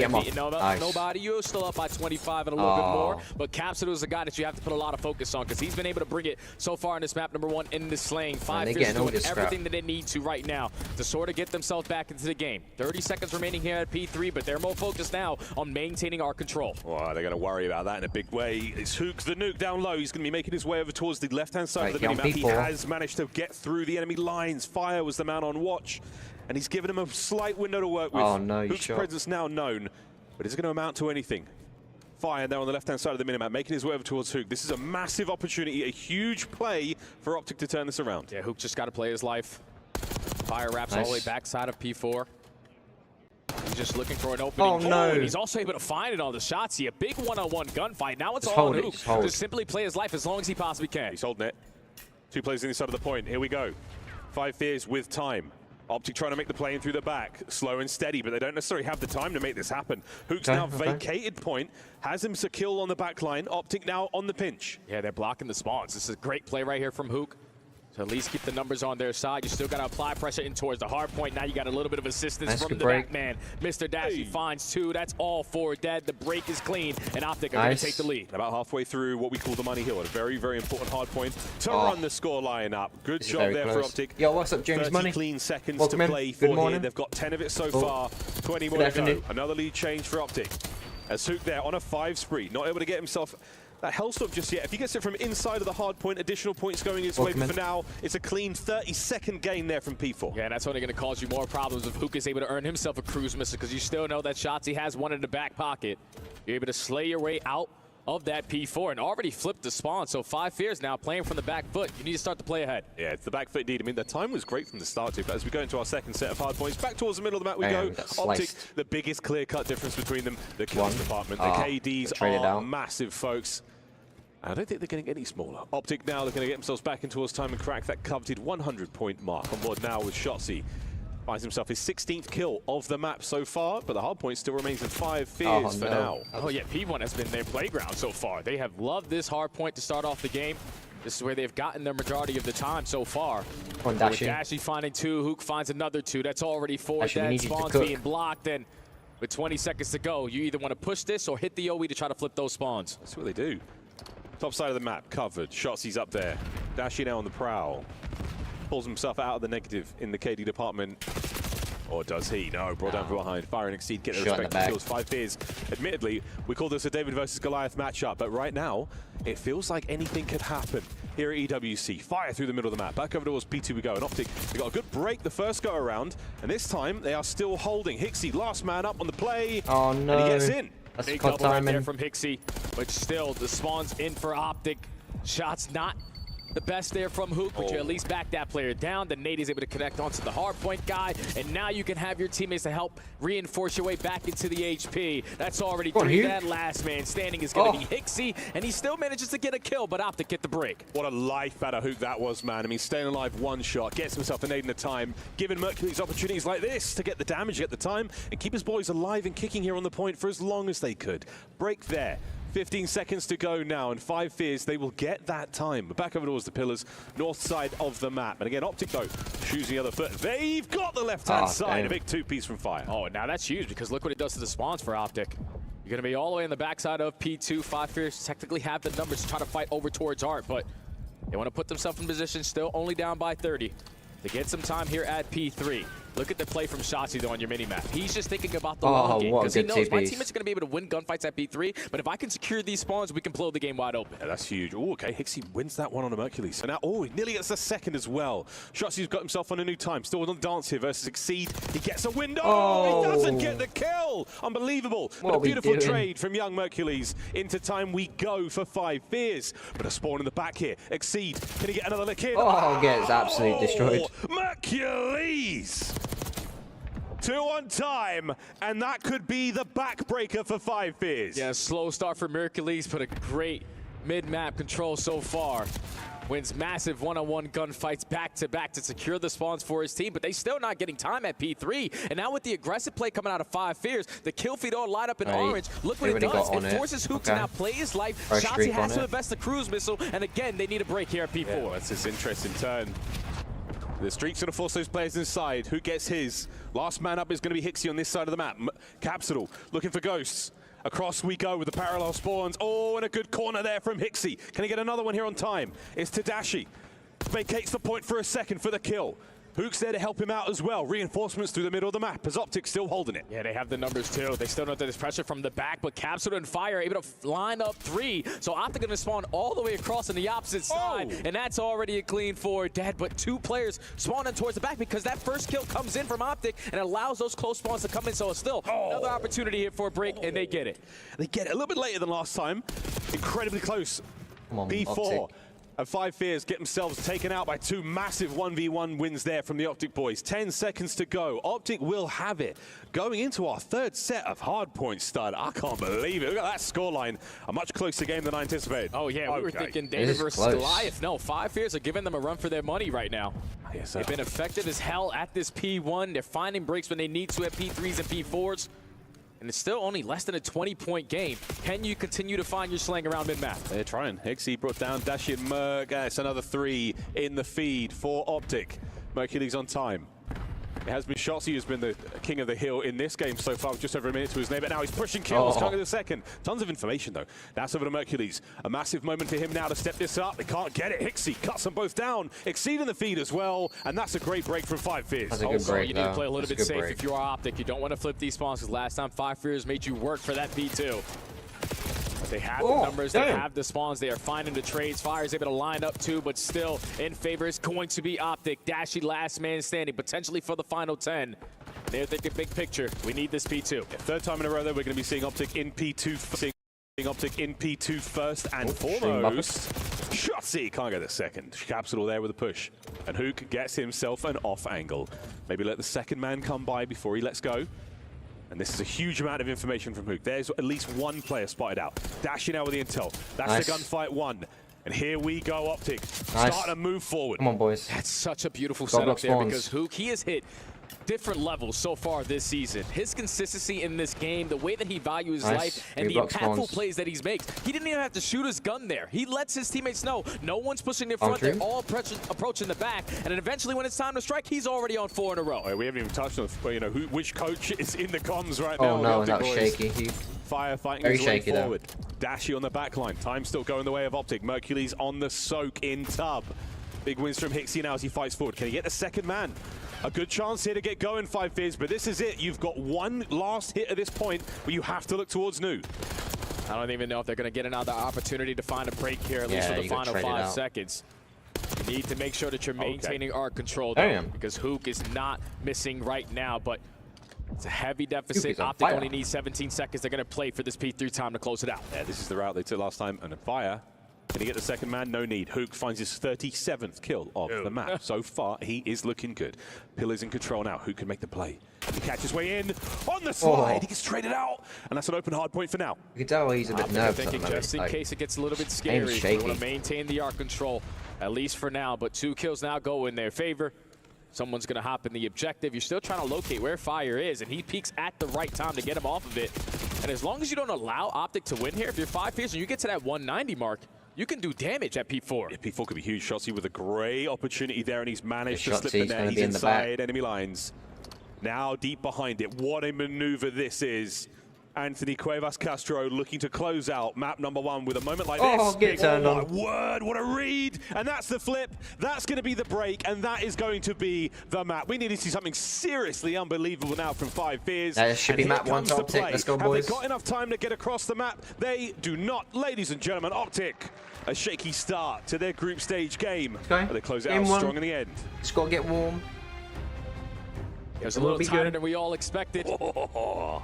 But just the way that the Nuke was playing in that map number 1, he was unstoppable. It was Shotzi who starts it off with a great route for P2, goes on 7 in a row, earns himself a cruise missile. But how many times did we see throughout that map number 1, Hook just value in his life? He sits back R, he's rotating early, pushing out towards pool, giving information to his team, and also providing it heavily in the slaying.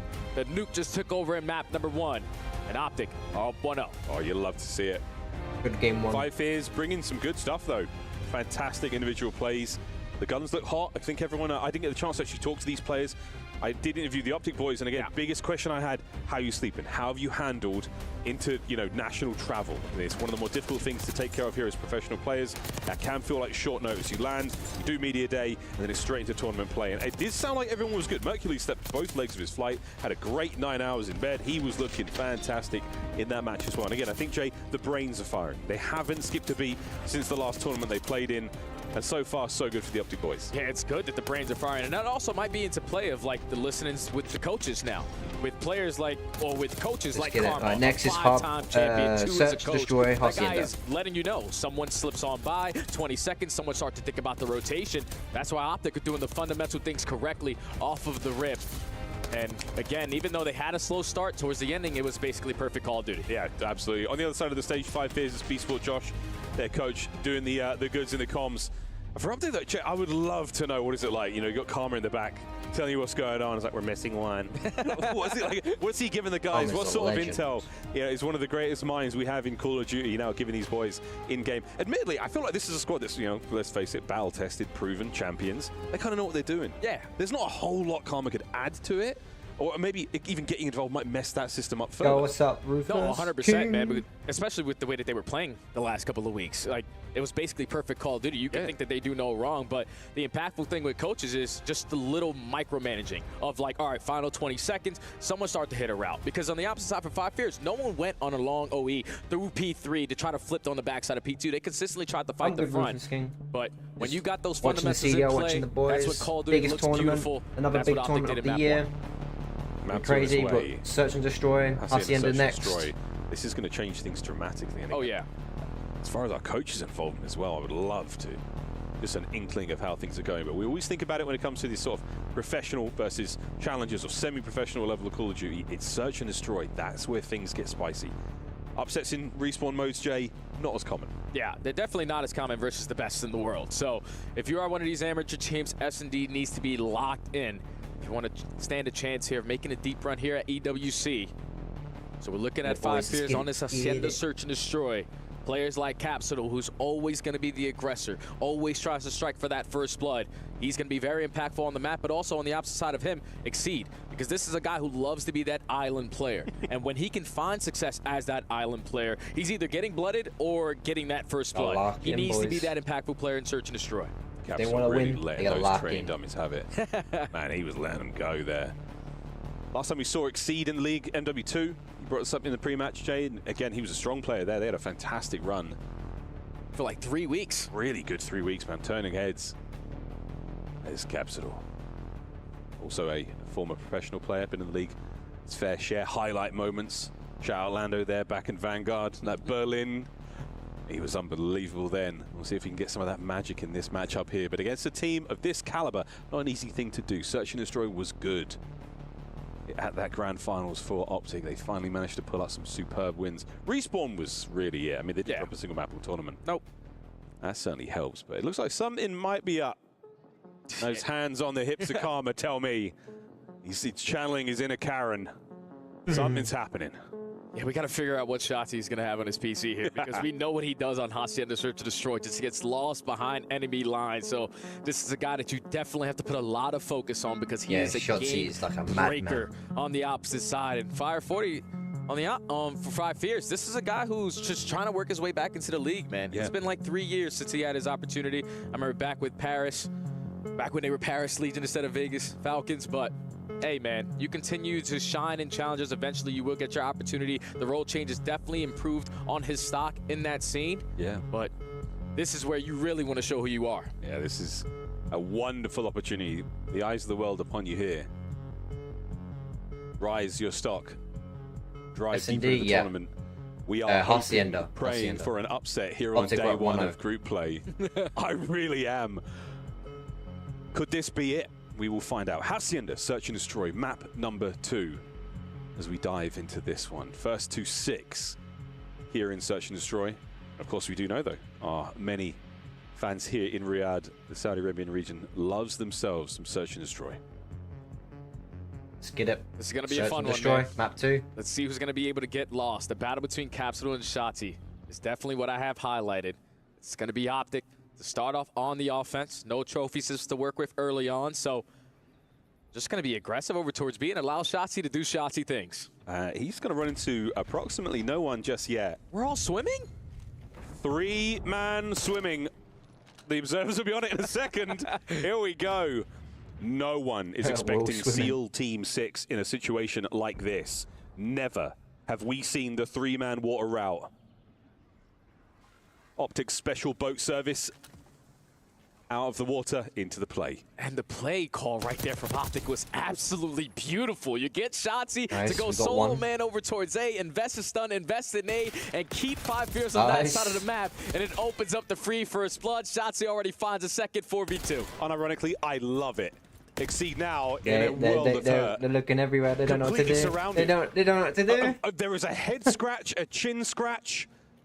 Not a clue. Capsule now finds himself in a 1v4. And an immaculate opening round from Optic.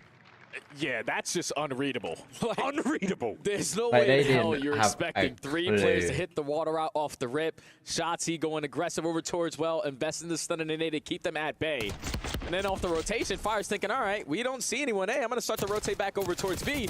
But Hook's already in my spawn. Yeah, and then Shotzi already has rocket. Like, what do you mean? Like, I checked everything. We had every lane covered. Where were they? Well, I don't know, man. Where could they have been? There's no way all 3 of them were in water. Well, gentlemen.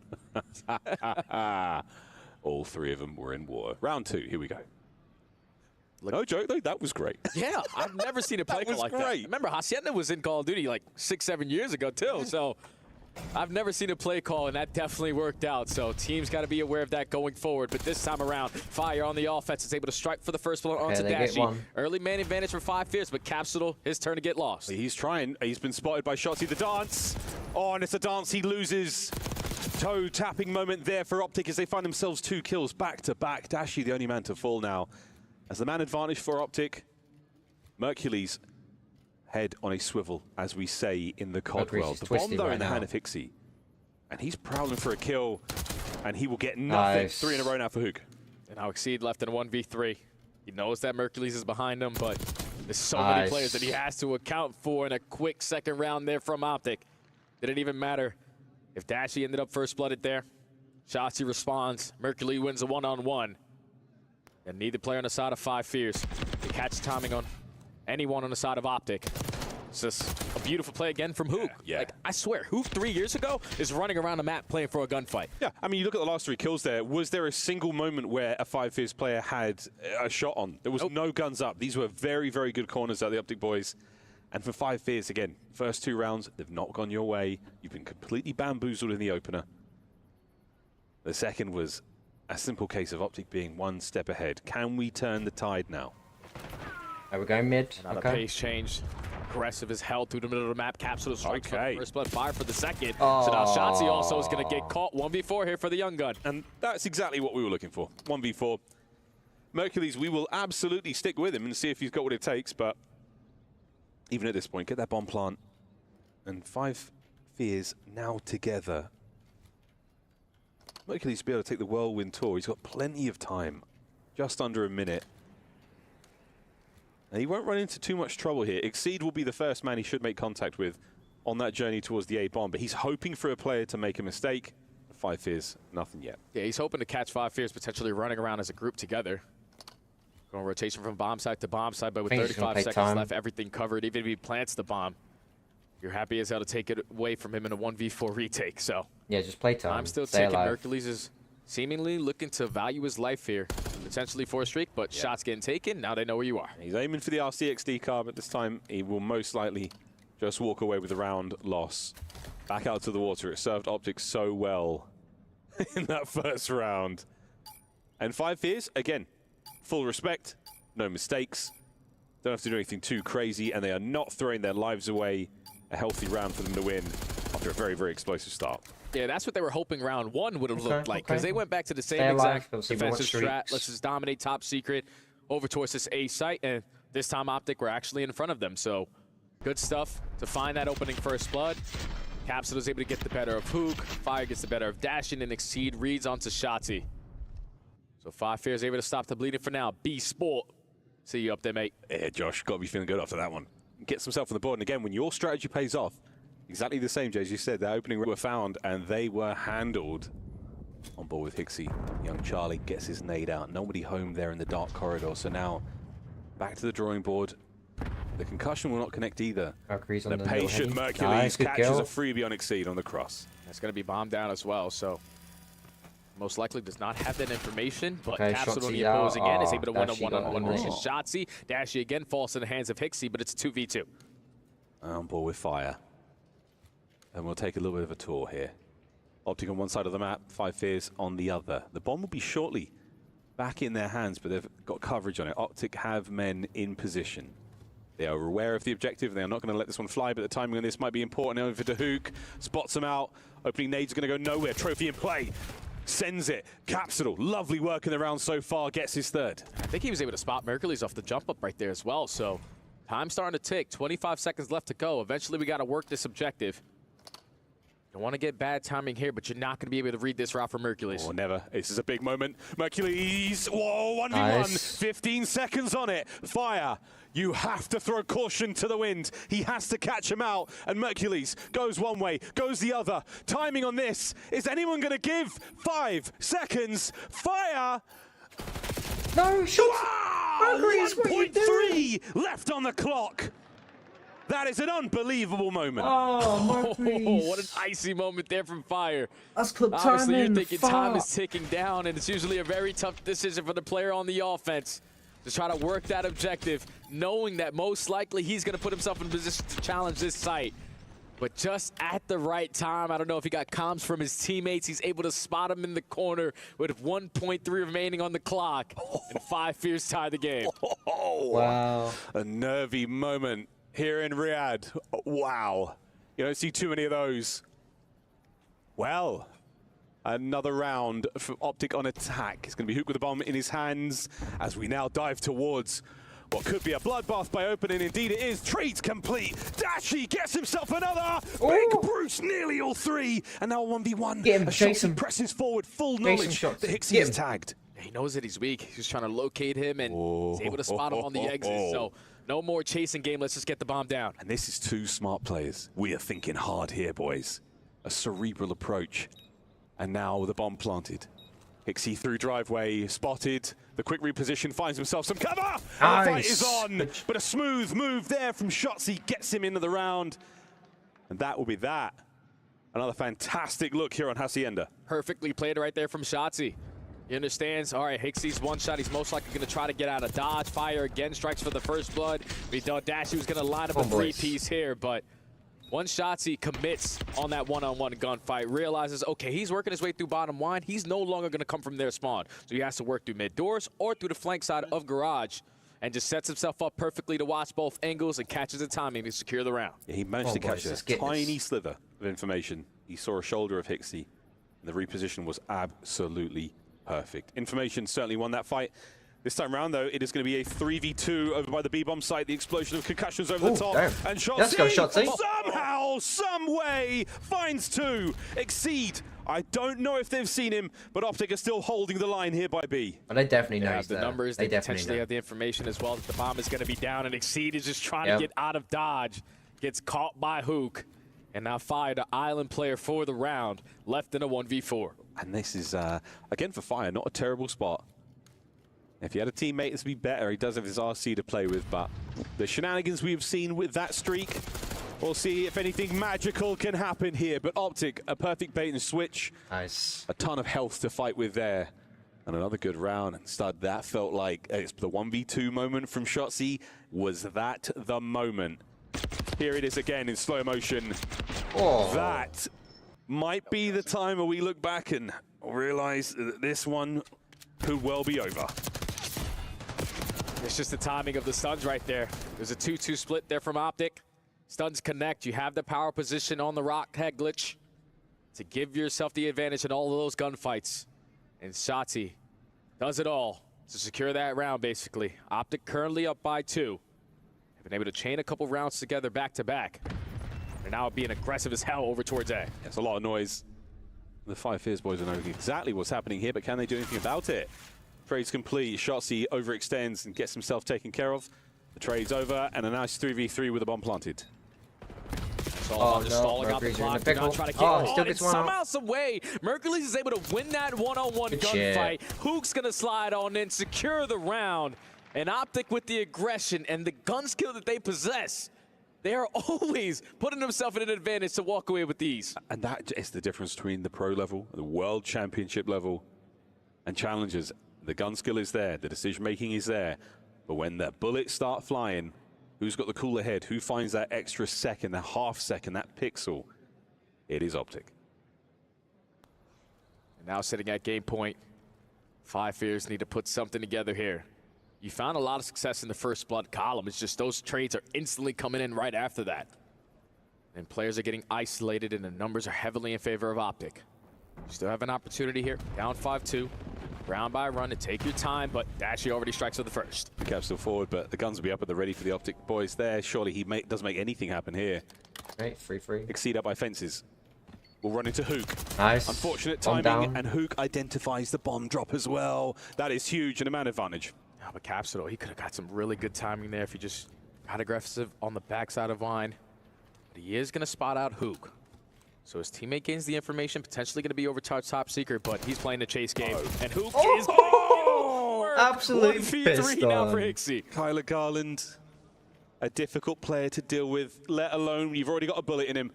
Can he find another? No, Hixie makes it a 1v2. He's moving with pace. He's managed to slip his way in between those two Optic players. Unfortunately for him, unaware of Dashy, and this could be a tough one. It's all about finessing at this point if you're Hixie. Push out towards their spawn. They're trying to spot on the exit, and Mercules is ready. They spotted him. He's been spotted out. Over to Dashy, the 1-2 punch. On Big Dash. Bruce, this is for the map, and that is it. And it's 2-0. Let's go. Optic 2-0. A half a second more. A tiny bit more intel, but it was not going to amount to much. Bomb defused. Final score 6-2 there in Search and Destroy as Optic go up 2-0. Man, just the way they started this S&D, you most likely weren't going to be able to take this team down. We're going triple water, no trophy systems, and completely catching you off guard. And continuing forward, Five Fears, if they didn't have the 1.3 second, if they didn't have the initial aggressive push over towards A, they probably would have got 8-0'd on this map. But just the way that Optic are playing, man, no one is taking risks. Everything is calculated. Stuns and nades are so effective with the information that they're able to gain, and they are capitalizing off of it. It's looking like the same form that they were in a couple weeks ago, man. Perfect Call of Duty. One more win, they were like and last then year. they're through. They win champs. They came into EWC, and I think they lost their first game, their first respawn against the Challengers team. So that was the big surprise. This time round, though, strictly business for Optic. 2-0 after Hardpoint and the Search and Destroy. We'll play Control in a moment. The boys absolutely looking good. And they're dialed in, man. Just taking care of business here. They know that they're the top dog, and they're continuing to look strong. On the other side of the break, we're playing Control. Will Optic walk away with a 3-0, or will 5 Fierce start their comeback? We'll find out after this quick break. They're not coming back. This is the Esports World Yo, Cup. Brightfire, welcome in, bro. How are you? How's your streams been going, bro? I know you've been killing it. Turn that down.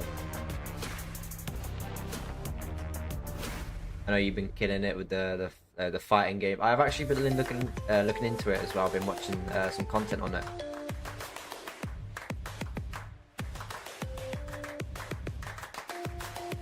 Level up your gaming experience with over 8 billion playlists, only on Spotify, the official audio streaming partner for the 2025 Esports World Cup.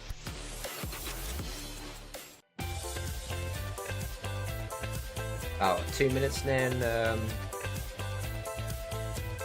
match will continue. Optic only need to get one more win, one more map win, and then we're through.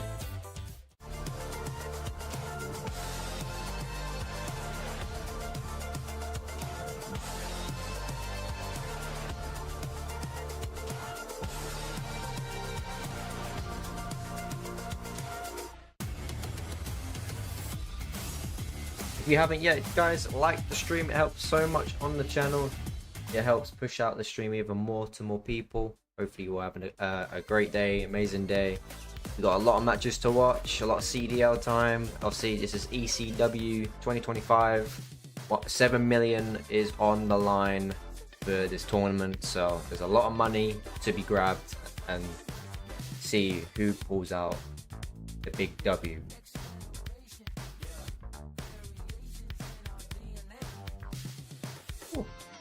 Actually, hold on, chat. Be right back. Give me 2 minutes, or give me like 1 minute.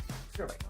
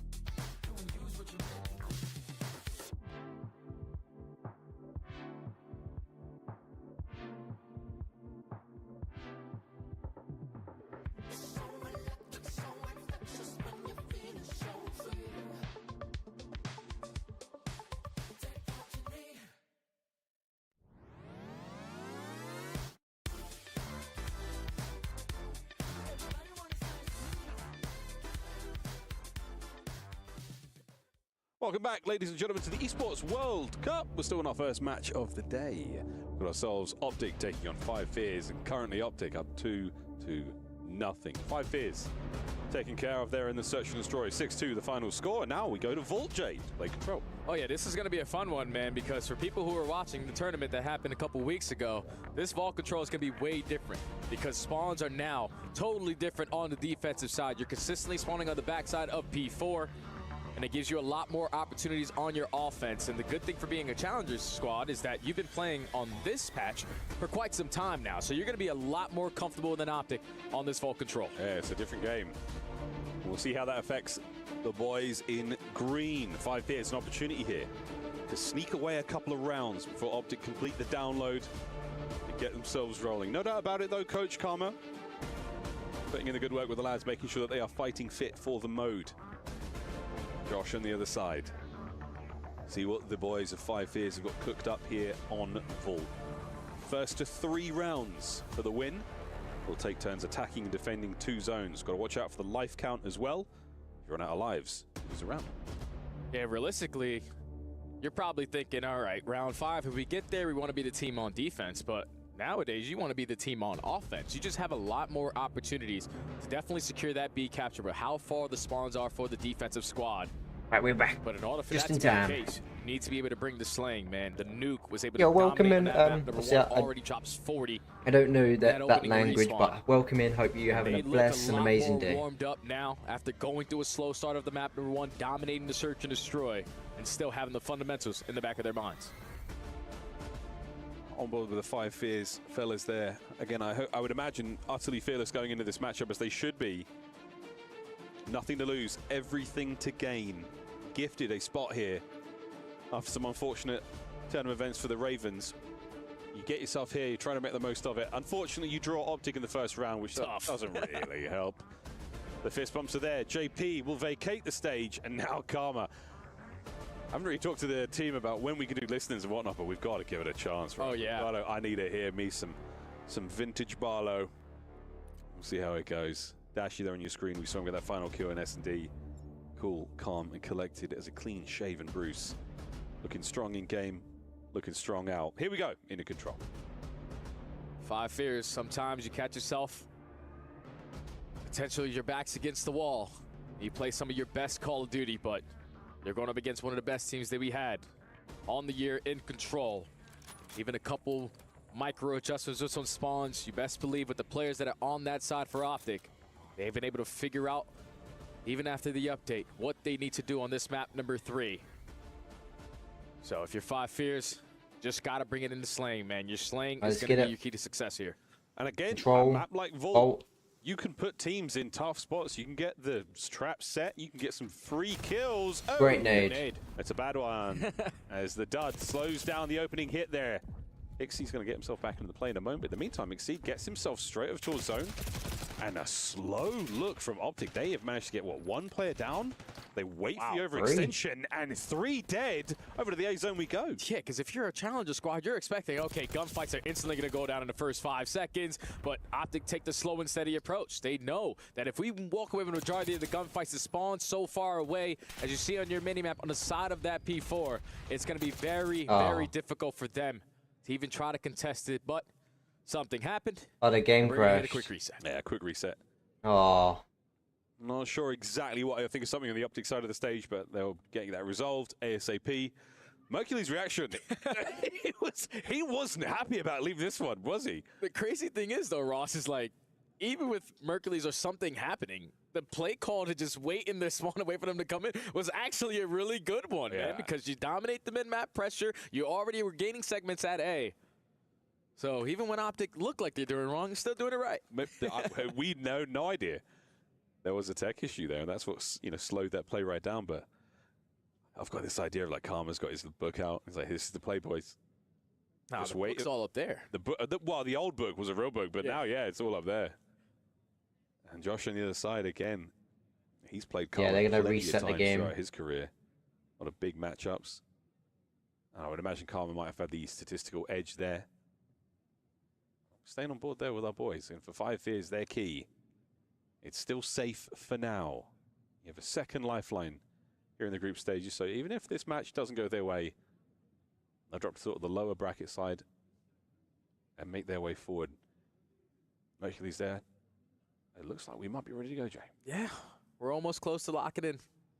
Obviously, the battle of the ARs is going to be very impactful on a map like Vault. Mercury's and Dashy, those guys are just like turrets. They set up somewhere. It's going to be very difficult to take them out of that position. So for Exceed and Fire on the opposite side, you were able to bring it somewhat in the beginning of that map number 1. But now with Optic a little bit more warmed up, your AR needs to be felt. That's the thing. Map number 1, I mean, the opening break for 5 fears was great. Perfect, like 23, 24 seconds off the rip. They handled the breaks really well. They just couldn't beat Optic on the rotation. You always had a Shotzi or a Hook in those new hard points early with those killer corners. Very, very difficult to get anything going. Any momentum just pulled away immediately. No, he's already here. He's already here. And that's the fist bump. So it looks like we're going to get the map 3 reset on its way. No scoreline of any note or of any merit to have to worry about.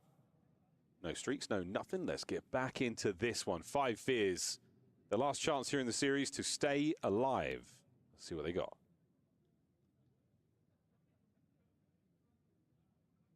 They're going to be the team to start off on the defensive side. So obviously with no trophy systems in play, you want to make sure that you dominate that mid-map pressure. Oh, his headset. Oh, no. Also having issues with the headset. Yep, there, his headset's gone. Give the man a second. His headset's already broken. Ear cup. You better hurry up, Capsule. Capsule, hurry up. Oh, another restart, folks. Actually, one of the headset is the problem. Welcome in. That's fine. Well, we'll get this one back up and running soon. It might have been Mercury's. I'm not sure. There's a good bit of a commotion the entertainer, there. Welcome in. On the optic side of the stage, but you are the W entertainer. Flew clean off his head and exceeded. He's just telling the boys exactly what happened. Optic completely unaware. But here at EWC, Esports World Cup, I've had to reset because of his headset's broken. All the players. I feel like I'm there with them. Yeah. I feel like I'm on the stage with these guys. If you haven't yet, guys, appreciate dropping the like on the stream. It really helps the stream out so much. You have no idea.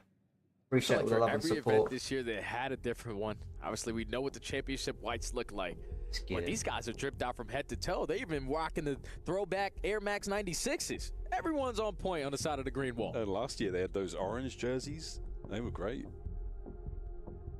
Capsule still headsetless.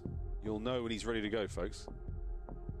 The cans will be on, but until then, we'll continue to dream about what could be in that game of Control.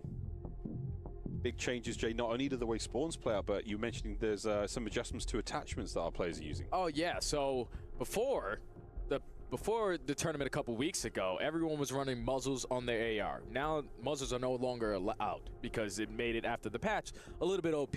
But then on the opposite side for the submachine guns, you were using gain twist barrel a majority of the time. But now, after the update, you were able to add reinforce back into play. So it makes the submachine gun a lot more powerful and the AR a little bit less powerful, but still, both guns are great. They're both real good. And we're really not seeing a tremendous sort of change or impact, rather. The players you expect to be good are still good, and they're still delivering the goods. And that's good. Dashi is indeed locked, folks.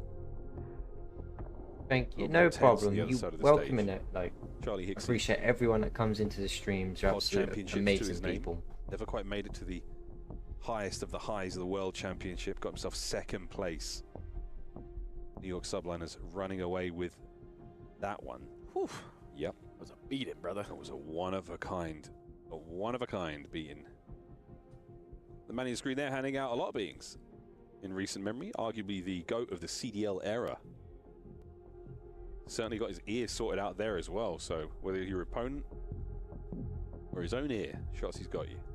It's insane when you talk about like the season for the green wall, because obviously we know what it was like in the beginning. You couldn't win maps. You were going 0-18 throughout a stage, and then you had a rookie to the lineup who the only reason why you're able to notice who he was is because Beans couldn't get across the pond to a tournament, and then he spawns in for Ultra. They get a top 4, and then everybody just has their eyes on this guy. And just the things that he's been able to do, the pressure that has been on his shoulders to not only represent Optic, but to perform at the highest level. And also take MVP of our tournament a couple weeks ago. Well, because he couldn't fit on his goddamn headset because his head's that big. It really is. I mean, is it the greatest Call of Duty 2 sniper of all time? Is it his fault, Jay? Is it Hex's fault? What a way to start map 3. Might be. He should absolutely take credit for that. He should take credit for the ring, take credit for the victory. Take credit for that second CDL championship as well. Why not? I would. I know I would. Without question, man. Back to back? Back to back. You're welcome. That's what I'll be saying to the boys. You're welcome. Thank you, boy. Yeah, right. Don't worry. Dinner's on me. I got you. Yeah, that guy knows something about what's going on, you know? He's been around the business for a really, really long time. And Mr. Rodriguez always puts something well together for the Green Wall fans. And also the players that are sitting on the stage to represent him and the organization. As they have now found the right form at the right time to potentially go back-to-back at our 2 biggest tournaments. That'll be insane, man. I mean, sure. Why not? It's not scripted, but if it was, I mean, it'd be like this. You can tell Shots he's got jet lag, but he's got red eyes. Are not they're not in any sort of tough spot right now. The technical issue. Hi, Charlie. Technical issue is on the side of 5 Fears right now. We're getting Capsule back into the swing of things. And what do we say about the technical issues, Jay? Sometimes it ices players. It slows them down a little bit, takes you out of your flow, takes you out of your rhythm. Again, Optic, they are veterans of the scene. Veterans of the tournament. Even with Mercules at his only 3rd professional LAN in his career so far at the pro level. I promise you, because obviously I was a pro player back in the day, and I played against some of the greatest of all time. When I look at this young man and just who I want to compare him to, believe it or not, it's the guy standing right behind him, Mr. Damon Barlow. Silent killer, just walks into the building, you feel his presence, and he just takes over. He has that takeover ability in any mode. You heard that Des touch on it. He's the best control player that we have so far in the year. So if he can come out and do the same exact thing, oh, that guy's gonna be unstoppable, man. Crazy thing, he's the best control player in the year. When you had the run that the LA Thieves had, or 100 Thieves have had. Yep. How great Optic looked at control. Back at Champs, I mean, really, really exceptional stuff from the young player in such a short space of time. Capsule looks to be good to go.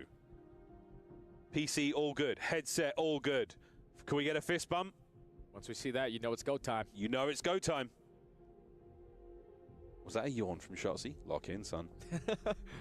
Hey man, it's very hard, you know, to like adapt for sleep schedules. If you're from the East Coast, you're 7 hours ahead here. If you're from the West Coast, you're 10 hours ahead here. I know, bro. Let's go. Finally. A very big difference. You're telling me, brother. Here we go. Very different look of the opening break this time round. Optic once again, if you've just joined us, in the blue trunks. 5 Fears will be orange, and Shotzi, yeah, he's behind enemy lines. Oh man, that's already 3 Oh my god, already? Lines up a double. Taking early arc control. Realistically, you don't even have to do this if you don't want to, but they are just putting them in the trap. That is a long range. Bit of work there, and a great turn from Exceed. Shotzi still at large. Exceed's looking for the breach and clear here. There's one. No snap whatsoever. Hixie, perfect timing on the kill. But that's going to be halfway through the B zone captured now. Looking to close out that segment. Can they put a bow on this opening break? Optic still good. Wonderful shots from Dashi, not enough, and they saved the second segment. Yep, but now they have to rotate their way back through the middle of the map because Shotzi already wins a one-on-one gunfight. Aimcock again going to be paused. First segment already secured. There's pressure here from 5 Fears from Top Cat, and a teammate is not going to help the scenario. Shotzi's going to fall, and 5 Fears reinforce their way through mid. Oopsie daisy. Dashing on the OE. Doesn't matter who's doing it, whether it's a submachine gun player or the AR players. Putting himself in the best possible position to cause damage. He has not spotted out Exceed. There on the long streak, catches out Mercules. Dashi now away from the frontline fight. Eyes towards the rear. Hixie on the dance. Burning through time. Shotzi picks up that on the flank with 35 seconds to go, and you're halfway through both zones. Yeah, and this is where Dashi now is going to be the watch over man from Top Art. Clears out the B street. Going to hop on to secure this second segment and potentially the third, but still players that are going unaccounted for. Is Capsule towards the top side of ammo control. He was able to win a one-on-one gunfight, but all of his teammates are falling. So still progression here at B for Optic. Right, second segment in the bag. Shotzi's taken damage, but no one's managed to get him off the point, and that could be the capture contest. Oh, and there we go. No, they got him off. A goal line save. That's wonderful work at the right time for 5 Fears. 20 seconds on the round. Capsule finds himself down and out. You've got to take care of a lot here on zone. Gets himself one. Is he going to stop the capture at A? Reinforcements on the way, but it might be too late. An additional minute added to the game clock. And Optic are already up by 3 lives, and all they need is 1 segment left at that B point. E capture is going to come in from Hixie. Not really bringing it so far in this map number 3 into Slaying, but Hook the Nuke wins the one-on-one. Gets the trade onto the second. No, hot timing. Hixie, but Optic still have the live advantage. 9 lives to the 11 of Optic. Just under a minute now to go. 5 Fears have a single segment left at B to defend. Mercules trying to make his way forward. Lovely coverage there from 5 Fears. Hook gives them something to worry about. Lovely shots. No lives left though for the 5 Fears boys, but it's not going to matter. A 4v7. Can Dashi get a freebie? They need this one to be clean. Nades and stuns need to be able to connect. You need to find a couple kills or at least 3 walk more. away with the trades. Capsule and Hixie are able to find 2. It's a 3v5, but the nuke on the pinch makes it a 2v4. Shotzi's trying to go big here. 30 seconds. The final 2 members now of 5 Fears. One playing from close. Shots are in from Capsule. Damage dealt. And there's the kill. Can he stay alive? No, he cannot. Dashy can't get the kill. Nice. The trade. There. The first round goes to Optic. Secured 5 segments there. Definitely would have potentially wanted to take that 6, but get it done in the sling, and it's still at the end of that round. At least a 1-0 for the green wall. Now going forward, if you are 5 Fears, it's always about the break off in control, but Capsule gave them a lot of lifelines here because Optic, at least off the gates, came out swinging. No one fell. They already had arc control. They were dominating in the sling, and then when we thought that they were going to capture B, it was Capsule who was sitting on the top side of ammo with an AR and an SMG, was able to line up 3 and give his team another lifeline, and almost were able to sneak out that round 1. Crazy moments. Again, 2 separate instances. Should be a nice 3-0 though, chat. Should be a nice, good old 3-0. And that was really the difference maker at the end. 5 Fears had to string some superb kills together.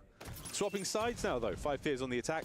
Already made it in towards A, but sadly, they've already made it into the kill feed as well. A slight lead now from 5 Fears. Over towards B we go as well. Ixie is not really having a good game. 6 and 10. Instantly drop our way down to Vault and walk towards B. Get a couple segments here. Play a big part to potentially how this round is going to look, but a big nade comes in from Dashy. Takes off Capital before that first segment does get complete. They're able to reinforce their way back through B Street, and now 5 Fears got to work A. Yeah, it's a 2-man sack for a brief moment. Not enough to get the segment complete at B, so that's huge from Optic. And Capsule lying in wait. Spots out who gets that done. Segment captured. That progress is now safe, so nothing else it's can going to do be 1-1. To get that segment back. Good stuff out of 5 Fears. A nice corner out of Hixie. And that's 2 down in the feed. A pressure now on. Nice dash. Oh, Hixie's trying to make the big brain play. Get over towards B, but it's not going to matter. A zone is now completely open. Okay. Oh, that's a big one-on-one gunfight there from Dashy. He's probably thinking, I instantly should get traded, but the fact that he's able to walk away with his life still has him on 4 in a row. Hixie trying to make plays from top side of Art. Lines up the first, but we still have to try to work this objective because time is ticking.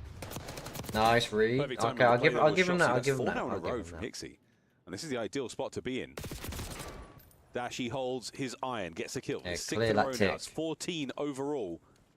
And he's looking to get himself streaked out. Exceed and Fire get their kills though, gives his boys a lifeline. And Hook once again, not having a lot of love from the bottom side of Vault. The hop up, not treating him right. Yeah. It should be an extension of the game clock here for 5 Fears because Optic are just going to rally their way however towards B Street. You're currently down by 3 lives and you're not making up for it so far. Shotzzy the only one able to find a kill. That's already 3 dead. Last player accounted for. Top bar, and we're already on the B point. Great stick from Capsule onto the B point. Second man on the way forward. Ain't the good. nades are firing. Get behind them, whoever's behind Palm. Not going to help Capsule there from Mercules. Whoa! Whoa! See you later, Fire. He goes stratospheric. That is Optic clean house. This is where you got to take your time. 5 Fears. We have 1:20 to work with. We got to check every single corner. Shotzi's able to get the better of Capsule for now. 12v12, 1:10 left to go on the game clock. You have XC trying to edge his way up through Palms, and he's going to be a very impactful player here if his teammates can find kills on the opposite side. Capsule went for the old swing, the haymaker there, doesn't connect anything. 11 lives either side, less than a minute to go. And Big Bruce is cooking so far with the 14 and 8. Mercury's trying to make a play happen through the middle of the map. Catches Hixie, the final bullet. All good. Not enough for Fire, though. Yet to be extinguished. Still making his way through mid. And 5 Fears trying to do this together. There's no way Shotzi catches Capsule again in this corner. No way. Fool me once, shame on you. Fool me twice, shame on me. Load up the chopper. Here comes Dashy. It was Hixie this time. And he lets it rain. The final 30 seconds. No one's getting through Vault. Shotzzy on the off angle. Are we committing to this play? They don't want to get that Shotzzy. Looking for a kill upstairs as well. 20 to go. You got to get some Vault control, man. You don't want to attack from B Street because you know the ARs are definitely watching the long lanes. But Capsule, opening Shotzzy there for the trade. But now you got pressure here if you're 5 Fears. Oh, the nade's good. Nope, the trophies are in position. Great timing. 3 of them left. Nice. 2 of them left. Destroy the trophy. Hercules, what a 3. It's 4 in a row. Looking for a few more as 5 Fears find themselves once again one more. alone. And in a tough spot indeed. Here in control. Optic. Match point. It's just fundamental right One there. more map. Come on. We were down by 3 lives. We were able to reinforce our way. They get a clean 4 dead, and then no one budges on their positioning. Shotzzy knows if I dominate bottom Vault, they're not going to be able to push up B Street. And if they're not pushing B Street, then they have to be working the OE. Just right there. Optic playing fundamentally sound, not ego-challenging. It's allowing them to walk right into their pre-aims. Allows them to only secure 3 segments there, so you have the advantage in 2 columns now. Optic, nothing but advantages. Let's get it. One more. Across the board. Fire having a tough map so far. He has been red on so many of these opportunities the 5 Fears are going for. Optic right through the middle of the map, and so far a wonderful, wonderful opening break. A lot of damage into Exceed. He has been backed up, and Optic are not relenting on the pressure here. They are still fighting forward. First segment already locked in. Just open if you're 5 Fears with all the different approaches of the angles. Work your way back in. Everybody's able to win a one-on-one gunfight, but it's Mercules and Hook. Mercules on 7 in a row. Eventually does get shut down before earning that cruise missile, but kill feed lit up in blue. Second segment already locked. Could have been 2, no need. Shotzzy finds his. Oh, up close and personal with Capsule. The slides are on, and he is somehow, how's he still alive? Still alive, back to full health. He's going to deal damage to the nade as well, so Hixie gets away with his life. Can he get his dancing shoes on now? Great shots from Hook. The transition across the board there, just unbelievable stuff from Optic. Exceed fighting from spawn, and we're all good. Shotzzy off the respawn is trying to play for a couple of spawners. Already finds the first one onto Hixie, has information onto Exceed sitting at mid statue. Still up by 2 lives with 2 minutes to work with, so it's all about just accounting for everyone, but you don't account for Capsule. Again on the pitch. He's able to line up a double, and that slows down the pressure here from Optic. Fire has got Shotzzy completely trapped. A red dot now to chase. With lovely shots in at range once again. Fire. Smooth moves. What a 3 spree. Now all of Optic coming off the respawn. You already have ammo control, so you're forcing Optic spawn over towards water side, but instead of working the OE, they are wrapping that was their a way bit on shaky there. to clear out their spawn. But again, shaker. Another player that you don't account for, Exceed in a position to not allow them to have a clean push. Okay, Capsule making the bounce back. Capsule will kill on a Shotzzy. That's his 5th in a row. Number 6, a big overheat moment there from young Capsule. Slowing things down again, Exceed. He has been a true thorn in Optic. Yet to be plucked from the position he's in. And the slide from Mercules there, the jackal in hand, certainly pays off. Great work out of Capsule. He's got warmed up, Jay, but it feels like a little too late. And there it is. Optic take control of ammo with Mercules running a one-on-one, and then the AR strike from the long distance. Oh no. Pressure from the front side, but still the reinforcements, the spawns there for 5 Fears, the nades and stunts connecting, allowed them to already find 3 in the feed. 12v5. This is looking like a 5 Fears round. Oh, they finally found their form. Still need one more, but it'll be 2-1. Here for Optic. And Fire fighting from the inside of the zone. See for rounds. Hixie there on the left flank. Guarantees himself the information on the second man. Not enough for the kill, but plenty of damage dealt. It's on his teammates now to just make sure they wrangle those players, keep control of this, and 5 Fears are well on their way to buying a lifeline here in control. Don't allow one-on-one gunfights to go the opposing way. I thought Capsule got some really bad timing there, especially with Dashy finding an opening kill, but now to 9v2. Both players on the point. Mercules and Dashy's trying to make something out of nothing. They're still finding kills, still making it somewhat of a round, but Hixie slides on it with the pistol, and 5 Fears get one on the board. Sometimes all you need is one, and you certainly got it there. Optic now, they show a sign of weakness here in control. It really was one of the most dominant game modes they had at Champs. On board with Mercury's 7 spree there. Quickly came to a close. Hook with some wonderful individual gunfights. But Capsule, he was the difference maker for 5 Fears alongside Exceed. Exceed was an absolute this guy Fire, he was doing good as well. By the B Street. Capsule starting to pick up pace, but I gotta worry, is it too late or is it the perfect timing? We will find out soon enough.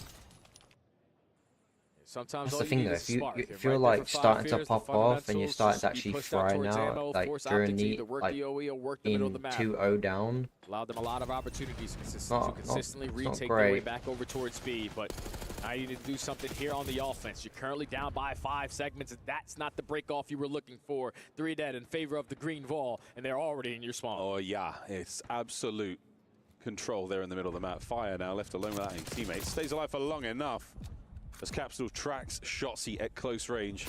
Happily, Dashy preventing the regen. Hixie's going to have to double back, and he should be able to take care of Dashy here. There we go. Forward we now go. We're doing a bit too much now. Wind in their sails. First segment about to be locked. Optic not really in a position to try to contest this. Shotzi from the ground is able to catch an angle onto Capsule to start off the trade fights, but it's still a 2v2 with 5 Fears still soaking up the time, or at least securing that second sector. Well, they should. Well, we have a reposition here from Capsule. He's been lured into the depths of Vault, brought down, and Shotzi's long gone, mate. You're holding an iron for no one. There's Shotzi, re-emerges upstairs. Mercules draws the Shotzi's just being absolutely tricky to kill. Run. You are losing the battle. You've not lost the war yet, but here we go. Optic fighting forward. Fire picks up the final trade. Bad news, Shotzi's in your spawn. And now look at what it does to the spawns. You're forced to hit the OE, and that's the same exact position that Optic are going to get the close spawns into. So already over to her top cat is going to be Naduke. Second segment is going to be locked. 2 kills in favor of Optic. Got to fly on in and just find these trades. Might be the last push. Oh, they get the trades. Oh, that's a big one from Capsule. Staying alive. Dashy. That could have been it. Exceed's going to make his way to the zone as fast as he can, but all he does is dive into Mercules for the kill. Slides from Hixie. 15 seconds. Someone has to get on the A zone. Mercules holding. Mercules down. Oh no, Fire just hold should it. Get in. Hook now on the hold. He's down. Oh, and the A zone collapses. A minute 9 to play. Now, Shotzi, you're in a very crucial position to just stay alive in towards ammo. Seems that Hixie is trying to play for him. He knows how impactful this position can be. Or some all to be in front of you, and at the same time, Exceed is working the pinch. So 2 big one-on-one gunfights on the opposite sides of the map might secure this round. Oh my word, Exceed, you get yours. One problem down. Next problem, Shotzi. Dashy eats a ton of 9mm. Still standing though. Damage there from Hook on the cross, making his way over. Can't even get caught out. Exceed still alive in this position. Capsule in the play now, and this is not over yet. Hook still going. 40 seconds on the game clock. And they have to waste time, though, to try to locate Shotzi. He has won another massive one-on-one gunfight in towards top. They got 6 more lives. Wins the second, so that pushed that from 5 Nice, fears. Dashy. Try to retake their spawn to push right through the front door. Instantly get Then shut you got 4 down. more. Now you got no more 3. respawns, and Shotzi is still dominating in your spawn. Still going, still rocking. 5. Looking for the 6th, and all he's doing is burning the clock. There's 17 seconds to play, not only in the map, but here in the match. 3 lives to 9. Can anyone now get forward? Fire finds a kill. 10 seconds stopped. Dashy trying to find the kill. Great damage. Pressure now on. No one's been able to get him out of the zone just yet. Shotzi cuts 2 through more mid, lives. and this could be One the more. moment you needed, and indeed is. Exceed, the last man, the last hope in the series. Let's go. Easy as 3-0. Optic, Let's go. strictly business here in Riyadh. Take care of their first series, 3-0. Just easy work right there from our most recent champions. We're going up against the 5th-seeded team that we have come through Challengers. We were able to just make easy work of them after a slow start in that map, number 1. Let's go. Optic green wall. We win. Was 3-0. dominant in search and destroy. And Shotzi and Mercules, the saving graces again on the control, just valuing their lives, finding impactful kills at the right time. Optic are able to get through their first series here at EWC. They get the job done, indeed. That search and destroy, that opening strat. 3-man water route. Formation was perfect. We'll see how 5 Fears fare in the remainder of the tournament. They've got another series to play. Their journey here at EWC not quite over. Optics is just beginning. Gotta feel good. Oh, Optic with We're on the green wall, the fans, first win. knowing that we're still in the same exact form. First we were in game, a first couple win. weeks Let's ago. go. Easy 3-0 from Championship Optic. level ready. Starting off Dominating hot. when they need to. Communication. We've got obviously multiple is on matches. point. Multiple you have to matches focus on today, for guys. Optic. We've got Didn't 12 see early matches on into going the on year. today. It's just how 12. fundamentally sound that they play, how they value their lives, how they understand when it's my turn to make the big time play. And everyone is just in sync at the right time. Let's Easy see stuff what, right there for the green wall. Beautiful stuff, beautiful start, and a The beautiful boys are way to doing. close out the series in slow motion. Well, that's all from myself and Study. Back over to the guys in the studio. Thank you very much, Miles and Study. Excellent cast on a very short match. A 3-0 dealt out once again, and we've seen this before when Optic wins map 1 decidedly. They go on to 3-0. I mean, that's what happens when you got one of the best respawn teams in the game. You give them an inch, they will take a mile. But I will say, it was kind of a slow start in that map one from Optic Texas. I did get a little bit nervous because hot take, you know, 3 weeks off, we saw them dominate in the most recent tournament. Another 3 weeks off, it was kind of like, couldn't they keep it up? And they sure can. I was looking at Hook here, and I think it's a little crazy. Call it out right now, but I'm going to say it out loud. Hook is going to win MVP for this tournament. He is playing with an extra fire. He was playing against Challengers players and proven that he was the king of Challengers. Remember, at the start of the season, he wasn't in the league. The man had to come up, and since then, he has really made an impact for this squad. Optic, though, they're having fun. They're showing us what they normally do. Anything that you learned from watching them? Are you worried about losing one round of control? No.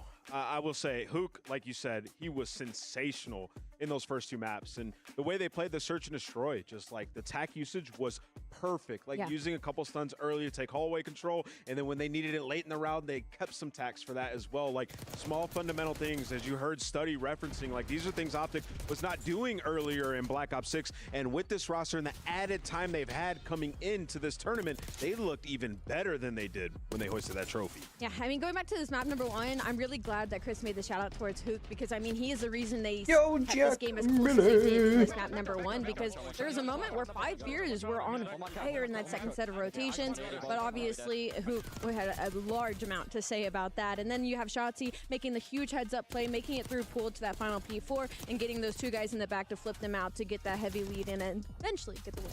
Yeah, I'll agree with that. Hook made some massive plays. I mean, on money rotations, on the P2 we saw 22 back-to-back P2s. The last 2 P2s, Hook made the play, just finding kills in the back and maintaining, control to allow his team to get back in control of the hill. So Hook making massive plays. Then we move over to Search and Destroy. Chris, just a masterclass. I gotta say, for Capsidal, he had a pretty impressive opening map. You saw a triple kill from him twice in that. Easy And then 3-0, in game 2, Optic, we move on. I think we will play whoever loses. Well, no, we'll play whoever wins out of. No, it was at round number 6 when Shotzi wins that 1v1 in the round before, and then they go towards that B site. It's a perfect line counter from side Optic Texas. He's able to find 2, as you see right there on his screen. So just watch really Optic good stuff out of Shotzi because even though he didn't have the most first bloods here, that one unfortunately went to Hook. He did have one of the most impactful plays. Yeah, later in that search, Chris, you saw 5 Fears. They just tried to take it to him back-to-back rounds, playing super aggressive.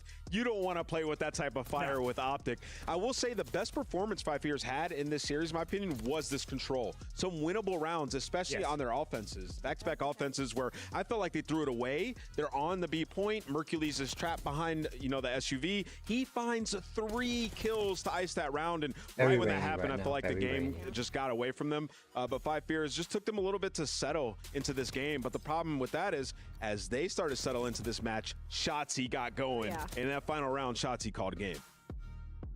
This was so fun to watch. You could see the joy on the stage for the boys in green. A clean 3-0. What's up, big dog? Up for a qualifier match, and we are now joined in the studio by a very special guest, one of the greatest of all time, if not the GOAT. Watching his team power into the second round. First, let's update your leaderboard as Optic gets their 3-0. It's looking like Cloud9 I will face be their opponent in the Cloud9 round. might be our second opponent. We were watching that match a little bit. Cloud9 playing phenomenal, dominating G2 on that map number 1. But you guys see the special guest next to me. What an absolute beast. Hey, come on. 5? 5? Just 5. Yeah, just 5. That's a whole hand. All right, so Karma, talk to me about this tournament because with the coaches given a headset, it's different from what we saw earlier in the year. Did it impact your plan at all as a coach? I mean, I'd like it to impact it more, but I don't know. Like, it was on such a short notice, the change, and I mean, I want to do more, but I don't know. Sometimes, like, I'm not gonna lie. Personally, right now, I'm not like super comfortable with it because I want to call. So, like, I'm not gonna call things, but I want to help them. But sometimes, like, I don't know, sometimes it just doesn't feel right. Like, we're not used to it. It's that freedom that the player has of the intuition plays sometimes, and it's a balance. You don't want to jump into that. So is this something you guys talked about prior, like how you were going to approach it? Oh, yeah, no, we've definitely talked about some things. Anything in particular they like?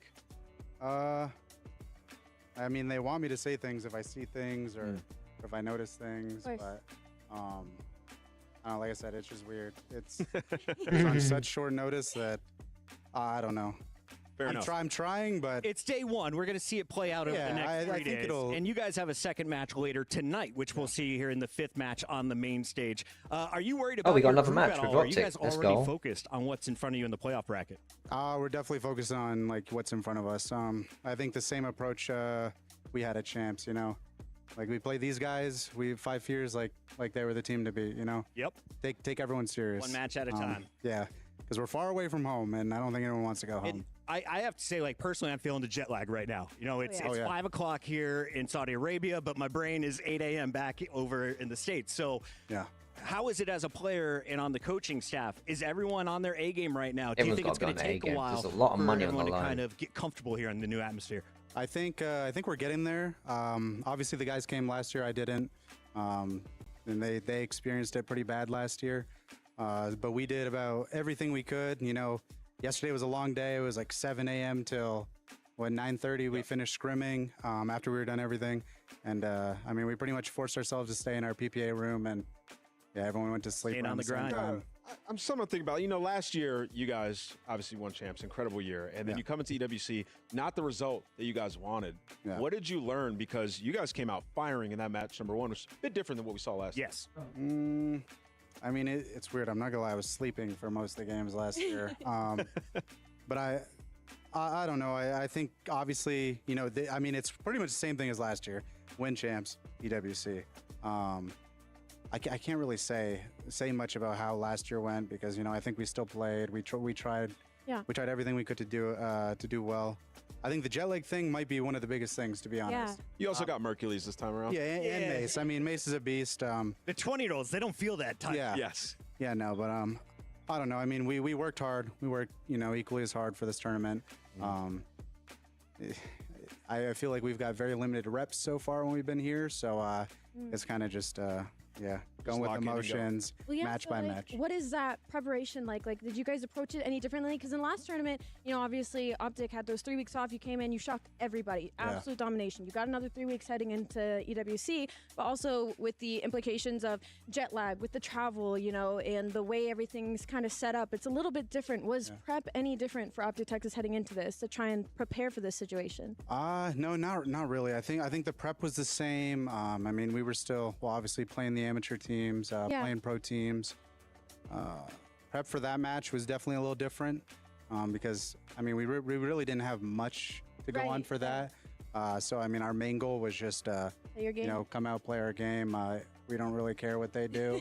It could have backfired, but it didn't. And, you know, I'm just happy with that. So. Yep. Damon, final question here. I asked my analysts who were the top contenders to win this whole thing. They said it was 100 Thieves, FaZe Clan, and Optic Texas. So talk to me a little bit about those two competitors. Had to get some paperwork. Are you guys thinking about 100 Thieves or FaZe Clan, and how do you feel you match up against both squads? I mean, I'll give you a non-biased answer. I mean, you know, we got pool play. See if anything crazy happens in pool play. Then you have single limb. I think it's going to come down to whoever comes out and plays their A game. I think there's probably, like I said, single limb, 5 or 6 teams who probably could win the tournament.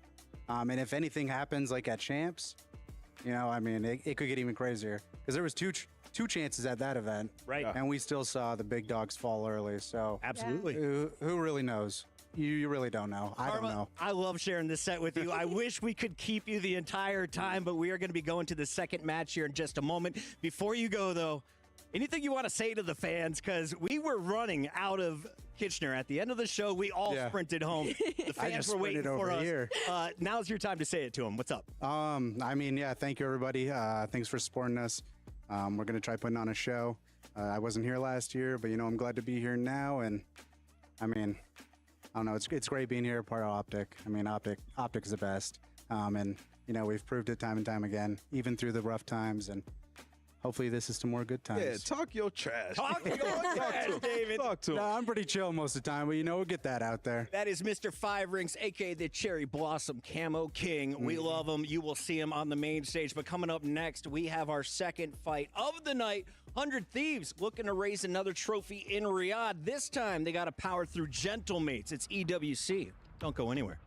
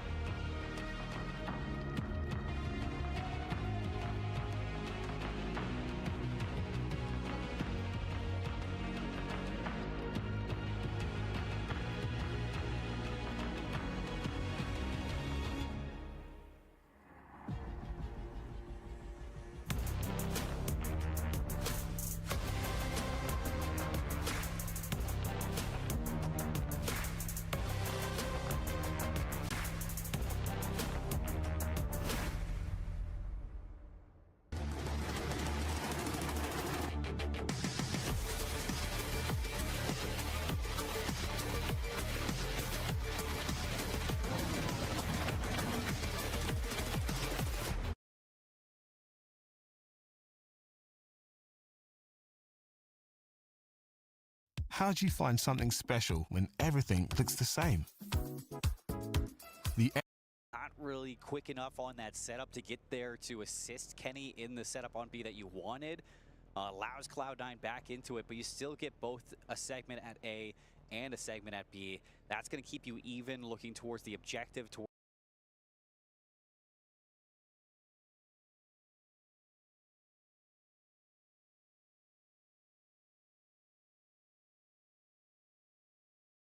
Best offensive round that you can look for in a map like this, but you had chances, opportunities, and at least you got those segments. Now let's see. Just the beginning of this control. Still much more to come. But here comes the initial break. Gwyn looking for his first blood. He managed to get one, but unfortunately his team will lose the trades.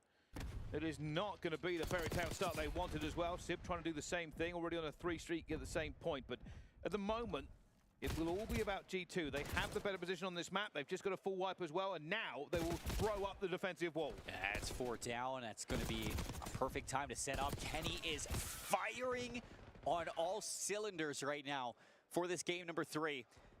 You have them pushed up into the back quadrant of the map, and Cloud9 trying to work off their spawn, see if they can get over towards B. Astriel, it's his turn now on the flank, looking for the second one, playing his life, burning that time, and doing it well. They've got a few players that have managed to escape, and this is going to be crucial. If Cloud9 want this, they have to play it perfectly. Right now, G2 definitely have the advantage. Still, trades going down. Kenny getting another one here as he hits 21 and 11. Just a phenomenal game so far from him on this control, and definitely the difference maker, but bullets into 3 players there and losing the gunfight. 2 down now. G2 Esports having a little bit of a problem. Astriel still here. Not able to get the secret in time. 7 seconds to touch this A zone. Time still bleeding. Kenny up top. Is he able to get the second one? Place his life. Kremp has to stay on the objective, and he's got Spart watching over him, so still a chance here for Cloud9. Slim, but it's there. The rest of the bodies trying to take up positions, trying to defend that player onto A. It's never easy. One player slips through, they might get for it as well, but that's a player going to slip, but no, they still have the Overwatch. Sib is just gunning down anybody who dares to look at his teammate. That second tick is now in. Will they get the third? There's only one player who's going to be even close. I think it's going to be Astriel, who may try and make this one happen as well, and he finds one on the Sib, but that's going to be it. Another minute onto the clock. Astriel will find 2 onto his streak, but already that has been broken. You need these kills right now if you're Astriel. That's your one job, to at least deny reinforcements over towards this B zone, isolate these players on the map. Astriel's at least good for 1. It gives time for the rest of the team to clear out this B zone, neutralize this segment. It's 9 playing 8 with a minute left on the clock. So there's a chance here from both teams to slow things down and look for a way in. And I got my eyes on Kremp. He's going for the full flank. Kremp just trying to look for a player, desperate to look for a player, any player. Unfortunately, they find him before he finds them, and only 4 lives remaining now on the Cloud9. G2 will have lost that A point, but it looks like they will win this round of control. There's only a 2 versus 7, and the players on Cloud9 are good. I'm not sure they're that good. Well, Sib's going to be double child out. Things gonna wind down. Still get the full cap over towards A, so you're walking away with something. Cloud9 off the attack. They look sharp for the moment, but you have to give some at least respect over towards G2 for what they're able to do in the shutdown. Astriel baiting the players over towards arches, slowing things down completely, isolating the players on that A-B zone for your reinforcements to clear it out, and they do it so well. So many times that we see these players going 4 down on the defense, and I think one thing that is really making the difference is Kenny's performance on this map. I mean, this is lights out from a player you really needed to see a performance like this from. He is flying at them quite literally, and Kenny, he had them in a spawn trap there. 24 and 16, he's playing great in this map 3. Well, let's find out if Kenny can be the difference maker. Can they find anything else? And already first blood for them as well. Gwyn will get 1 back, but the rest of his team are gone, and Astriel will find a second. And now they will strike already onto that A point. few players push forward as well, and this is what they're doing a little bit better. G2 Esports will now look for the players off the respawn. You don't have to defend that player in point if all the enemy team are already dead. And Nero finding another kill. Geo finds one, and Nero with a heroic second on his 4th streak now means that they are in prime position to end this here and now. Filthy plays coming out from Nero on that slide. Omnidirectional movement coming in effect all the way towards the end of the year. A-zone captured with 2 minutes and 10 seconds to get to B. This is the best we've seen on a chance towards the attacking side. G2, they want to get this done in 4. They had a good chance to get this one here, Bryce, and they are locked into this map to keep it going. Already managed to get a bit of back here as well as Kenny. Still 27 and 16, not able to get that second kill. Cloud9, just a little bit of a breath, just a little bit of an opportunity now to punish them, get them back, do not let them get back into B. Sip on the draw, he's got the Jackal out. So Cloud9 able to at least find some stability in this game. Still lots of clock though to be working with, minute 35 to burn. And that's where you look at somebody like Krem to keep all the attention on him. Play that game of hide and seek and see if G2 will fall for the bait. Let's see. At the moment, Spark just trying to deflect here, but picks incorrectly. The issue they've now got is with so much time remaining, Cloud9 cannot afford to make a single mistake, and Kenny is looking to farm again. Only finds one this time as well, but Gwyn doing the same on the other side will fall. Opportunity here now for G2 to get onto this point and stop the clock. The issue is they've made no progress on B, and there's a minute left, only a 2-life lead. This is starting to become a little worrisome for G2. They've left a little bit too much open on the map. Estrel's gonna make the play. Can he stay alive? No, Spart is there. 3 go down. Geo off the spawn, at least able to clear out Spiral, but Spart's gonna be spotted in secret, and they have to take him out of this position. Spart's already got one and still dancing around them. Eventually, those 2 players will manage to get hold of him. 30 seconds to go. Maybe one good push from G2, but maybe 2 bad ones if they're quick enough. Sib already taking down Estrel. Players reacting to that one all over the stage.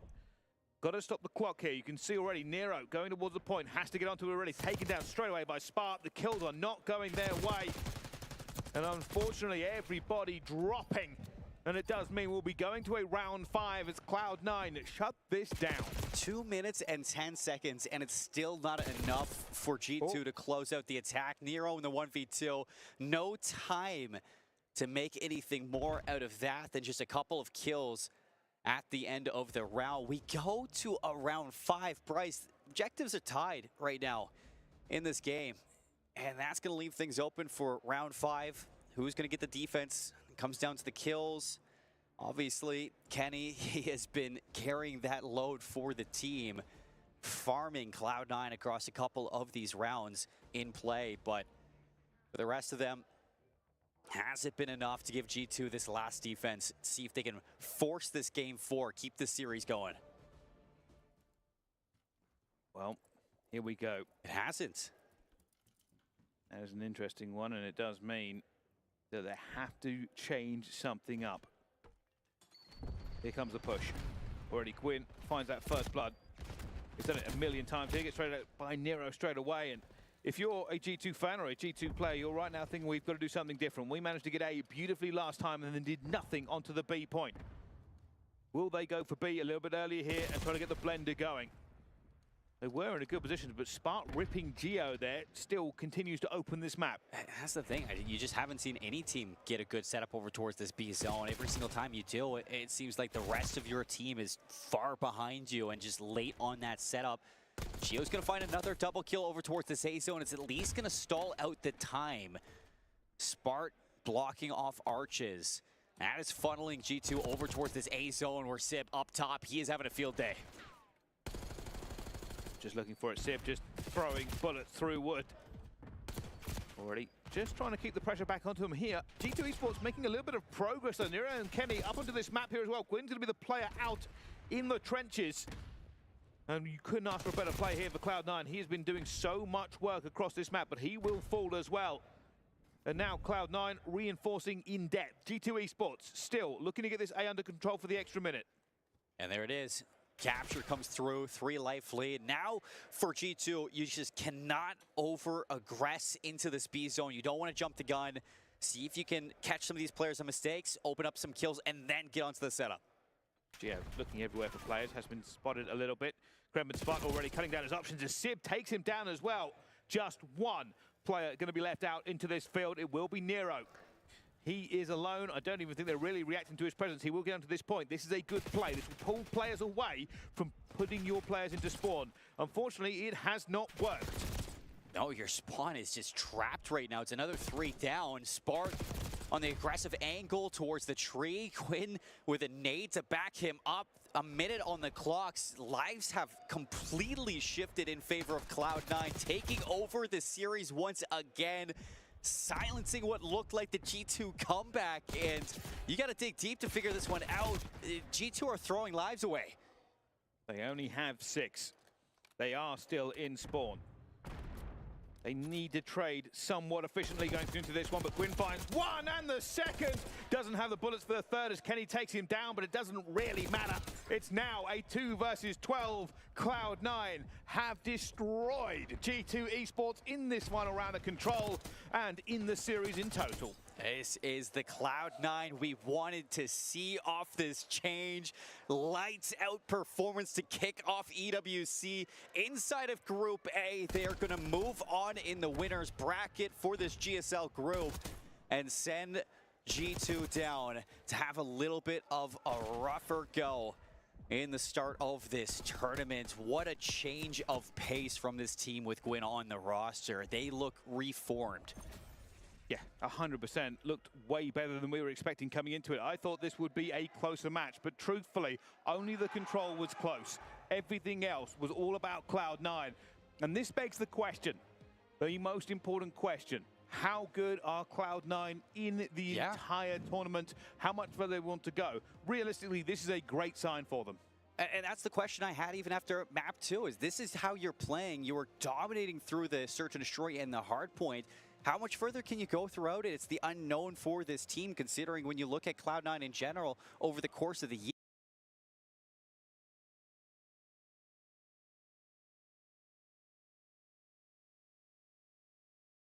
Have a chance to, Dirty Neslo them in the series. Dirty Neslo, a 2-3-5er, Allie. I agree with you slightly. I think they have to do it in the map number 1. I think they have to catch 100 Thieves very hot, very early. A 1-2-5. I think they have to do it in the search and destroys. I mean, LA Thieves is the number 1 hardpoint and control team. That's what separates the good from the great, is being good at control. And I don't think LA Gorilla Mates are there just yet. So I think their opportunity definitely lies in stealing that early hardpoint and getting it to that game 5. We did see Thieves, though, at Champs. The control out the window. Teams had started to catch up. That's what they focused on. Exactly, 100%. Can we talk a little bit about weapons? Because I see some new faces coming into the roster. Is this now an AR-heavy team? Is this a team that can all flex? What does LAG look like as we go from map to map?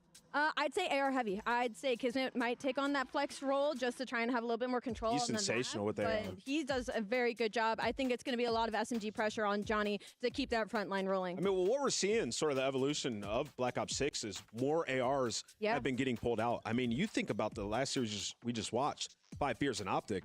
There were 3 Rs out almost the entire Vault hardpoint that we saw, right? So I think, having Kismet keep the AR out a little bit more could be great for them, because the times that we saw him have it in his hands this year, he was phenomenal. Want to give a big shout out to everyone who woke up early in the States to watch these matches. This is your best of 5 with Rewind dealership, a double dose of Hacienda and Rewind for a game number 5. Allie, you just smiled when I said game 5. What's going through your head? I don't know. I don't hate the Rewind on side of LA Gorilla Mates. It's obviously going to be incredibly mixy, but that's what makes it good for them. Give Kismet and Johnny a little bit to get warm, and it gives them opportunities to slip behind enemy lines and cause some problems on the side of Envoy and Hydra. So I think this map 1 could play well for LA Gorilla Mates. And if you're a 100 Thieves fan and you're a little worried, like my man Jamil is backstage, who is the player who could just disappear in this matchup? Who is, I guess, prone to a bad game?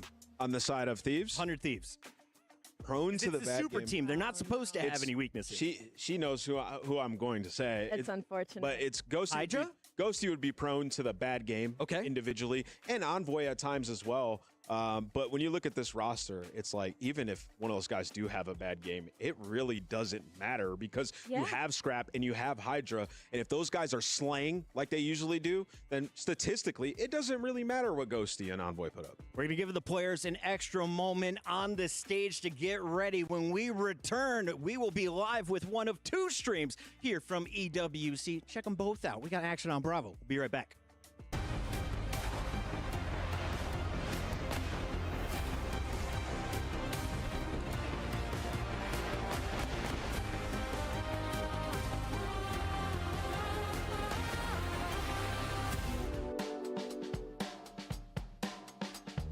It is definitely him. I'm more of a just run and gun, see who's on my screen. If he's there, he's probably gonna die. He will take his time, make sure he guarantees that he has a good gunfight that's worth, you know, a higher chance of winning it, and I'll go a little crazy. So I'd definitely say him for sure. I would like to say myself, but it is him. I feel like he's a smarter person, so, you know, we'll go with him. Definitely be me. I feel like he has it in him, but I feel like he's a little bit less vocal. But me, I'm saying anything that comes to mind. I'm trying to think of everything that's happened. I might have to go with him as well because, you know, my heart's always racing. I'm always trying to find someone, get in the moment. He's always trying to just, you know, think about the situation. Mic's been muted the whole entire time. Methodically about it. Definitely be him. Well, He's chat, so I'm just going to go silent, and taking all go the to the gas from his toilet and then I'm going to get teammates, some so I'd more definitely say refreshments. him But for we'll the be right coolness. back. See, the next games will be starting very, very soon. Sorry that my mic was muted. Both of us, but if I I appreciate the sub that was just coming in. I don't know if my mic was muted during that, but thank you very for the sub as well. We're going to get to my mic was completely muted he would after definitely be the that. person But to give credit. But if I'm doing the thing, I'm going to take all the gas I can get. I'm thank going to be you screaming for at coming top in of with the my smiley lungs. So I'd definitely emojis. say him to If give you have not gas yet in a liked the big stream, fight be like sure that. to like the stream. You guys are absolutely amazing. Be right back. You're looking at him. I mean, I guess that's kind of what they pay me to do. Just get as many counter kills as possible. So I'm gonna say myself. I'm gonna have to say me. I think I got huge potential to drop a big amount of kills. So I'd say for in between both of us, I think we both can do it. I think we both do it a lot. But I would have to say me to drop a big number of kills. It's definitely him. You know, he's definitely in the moment, just super calm, and he's like, you know, relax, we got this, even in a high pressure situation. Is definitely me. I feel like if I have something in my head, if I have something planned, all I tell my teammates is just trust me, trust me. Both of us, I'd probably say me. I don't know if you can even say anyone in the world's better than myself in aiming, but yeah, we're gonna have to say me. I'm gonna have to give it to him. He plays on a high sense. He's snapping on everything. I think it's gonna be me. Like, I mean, no one can kill me, so like, it's gotta be me. I'm gonna have to give it to myself. I feel like what I do on the map, how fast I am, and the plays that I make, it's 50-50, but I'm gonna choose me because it's me. I would have to say just your personality. I feel like when you are in the game, when it matters the most, I feel like you are the most energetic and you want it so bad. And I feel like I can see your passion seeping through you when we're in those big moments. I just appreciate to be able to sit there with my guy and be able to see you want it so bad. You know, I just think that he's a super personal person. He can talk to anyone, can hold a conversation. Just feels like he just has a good heart overall, and just a good person to be around.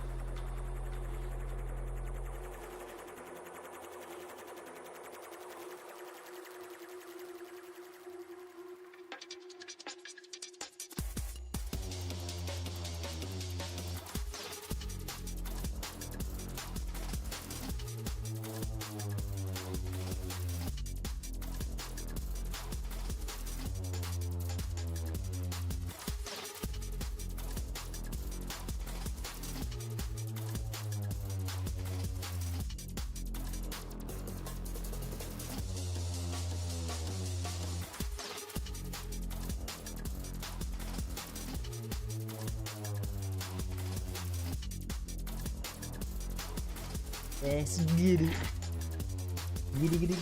Get it.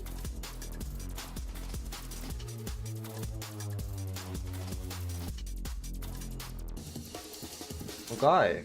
Yep.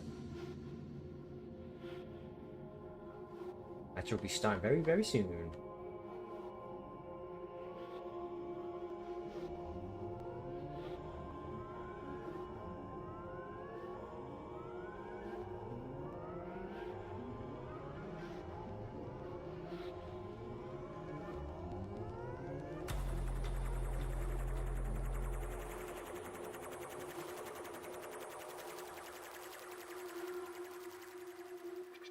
Seconds. I came out at the perfect time.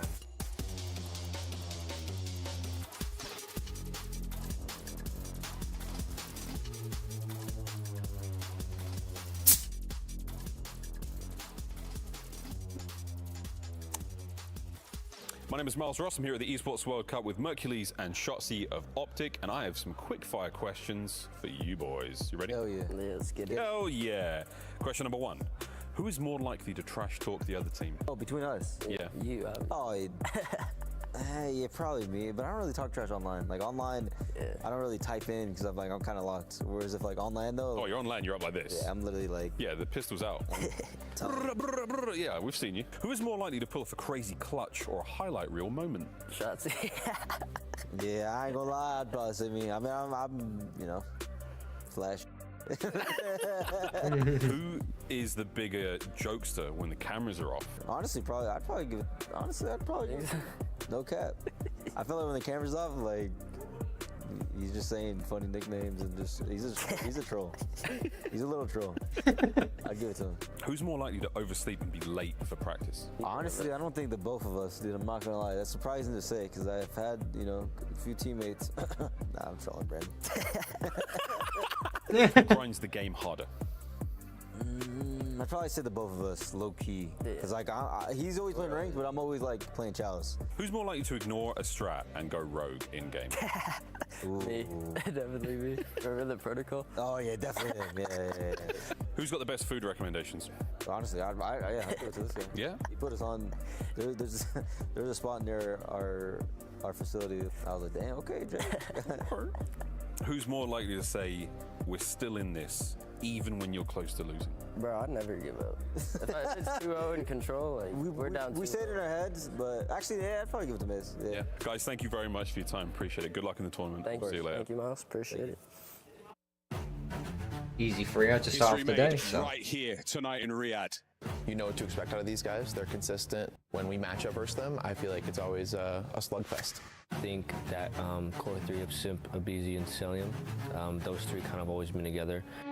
Once we have that confidence, I feel like we have the 4 best players in each role, and I feel like the playmaking we have and the ability to win gunfights that most people can't, I think when we are red hot, there's no team that can match that type of form, and I think that's why we won 2 tournaments already, and we're looking for a 3rd. We know how good we are, and then that's when our confidence is like peak, and I feel like once we hit that mode, there's just like no one that can stop us. Damn right. Oh! They are special, for sure.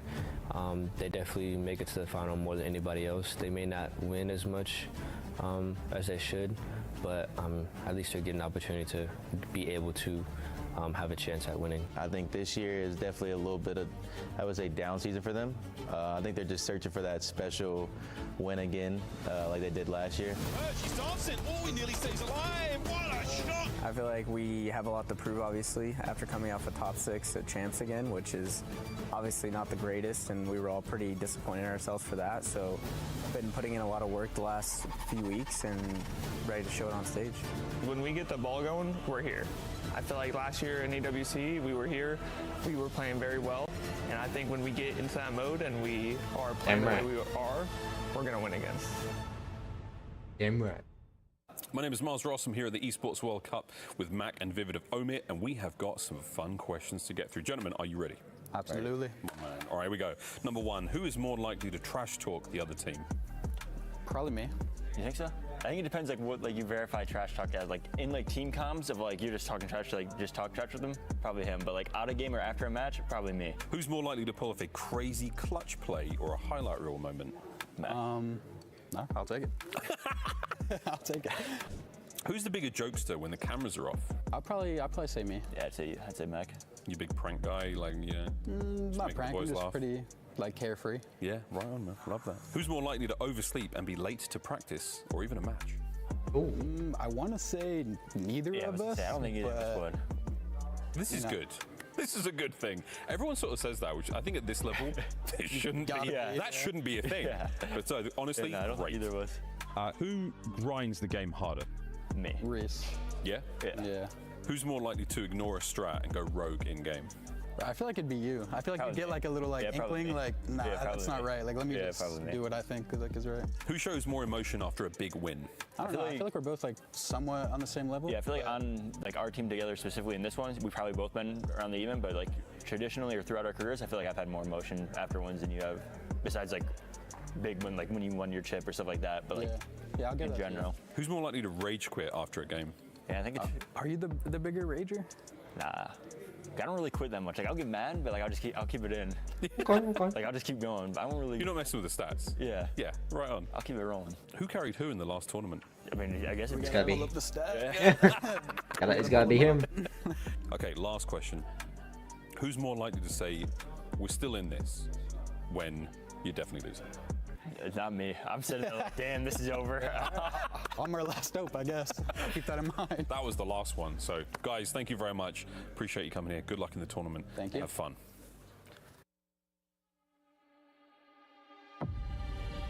The back-to-back team to beat started off with a dominant performance, and welcome back to Call of Duty Black Ops 3 6 at the Black Ops 3? World Cup. There's so much to look forward to, and we're ready for the next match. We are indeed, Fancy. We are just getting started here. This is just Playday 1 of a total 4 Playdays coming your way. We're just one matchup down with 5 more to go. And this next one is another David versus Goliath affair. Yeah, 100 Thieves. Our teams. Starting with a team that is back in Riyadh with a point to prove. 100 Thieves! Let's go.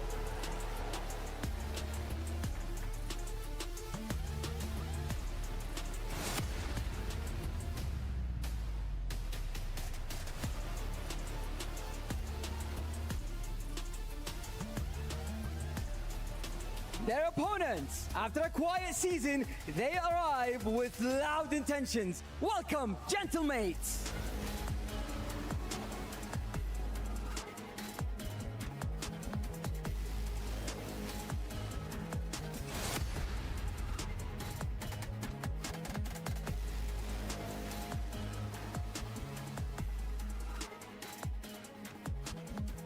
It's a super team seeking a redemption arc versus underdogs with intent. Let's get into it. Gizmet.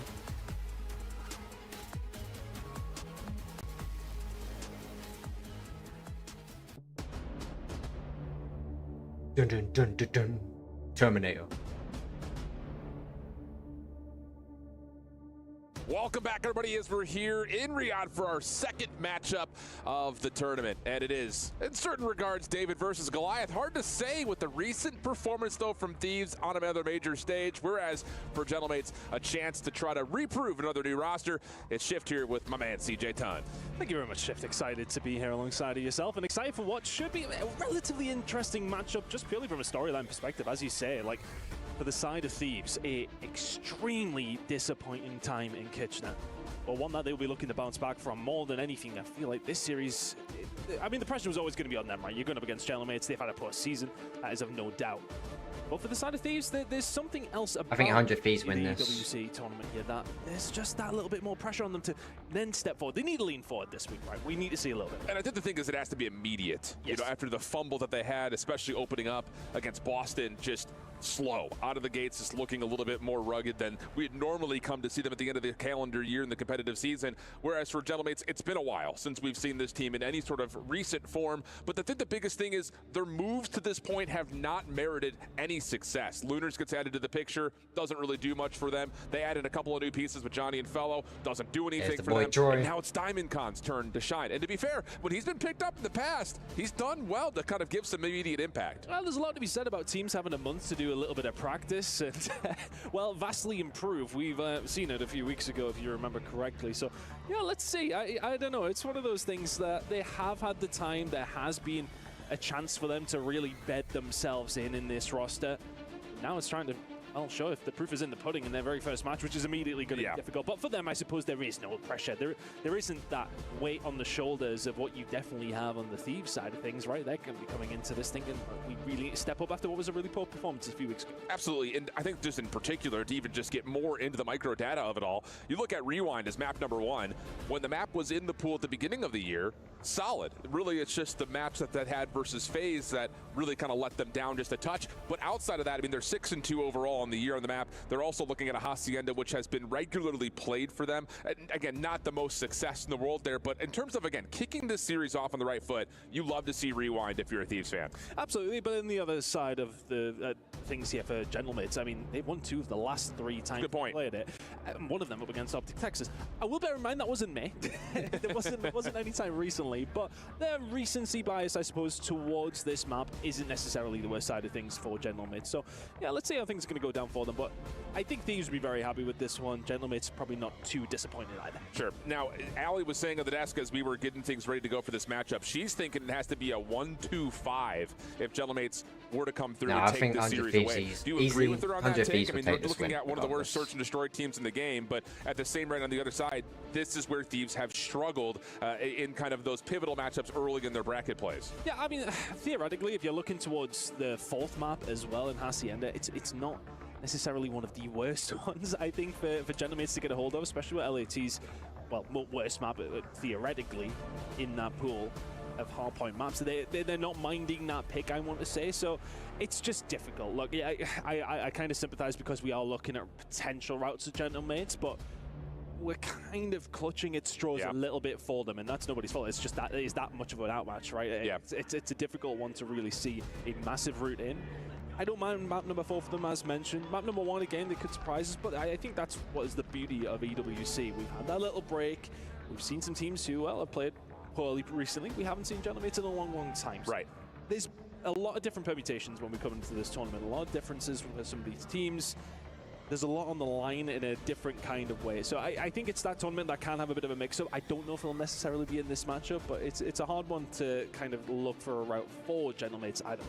I think and Chris had brought this up as a conversation point, talking to Ant about the weapon compositional changes that we've already kind of seen as the year had ended up, and even kind of in the first match that we had earlier, lots of AR focus. So when you're looking at a Gentlemates team that adds DiamondCon to the roster, gives you that extra little bit of fuel in the AR department, but it does ask the question of what are you going to do with Kismet and Johnny if you do find yourself in 3 AR situations, which, let's be honest, is going to be the case in Rewind. There's a handful of hard points that you're expecting to see 3 ARs in the mix. Yeah, well, Kismet historically has always done really solid with that weapon, right? We will see him kind of being able to do anything to a certain degree when it does come down to Kiz, especially a couple of years ago. Is it quite at that level as it once was? Not necessarily.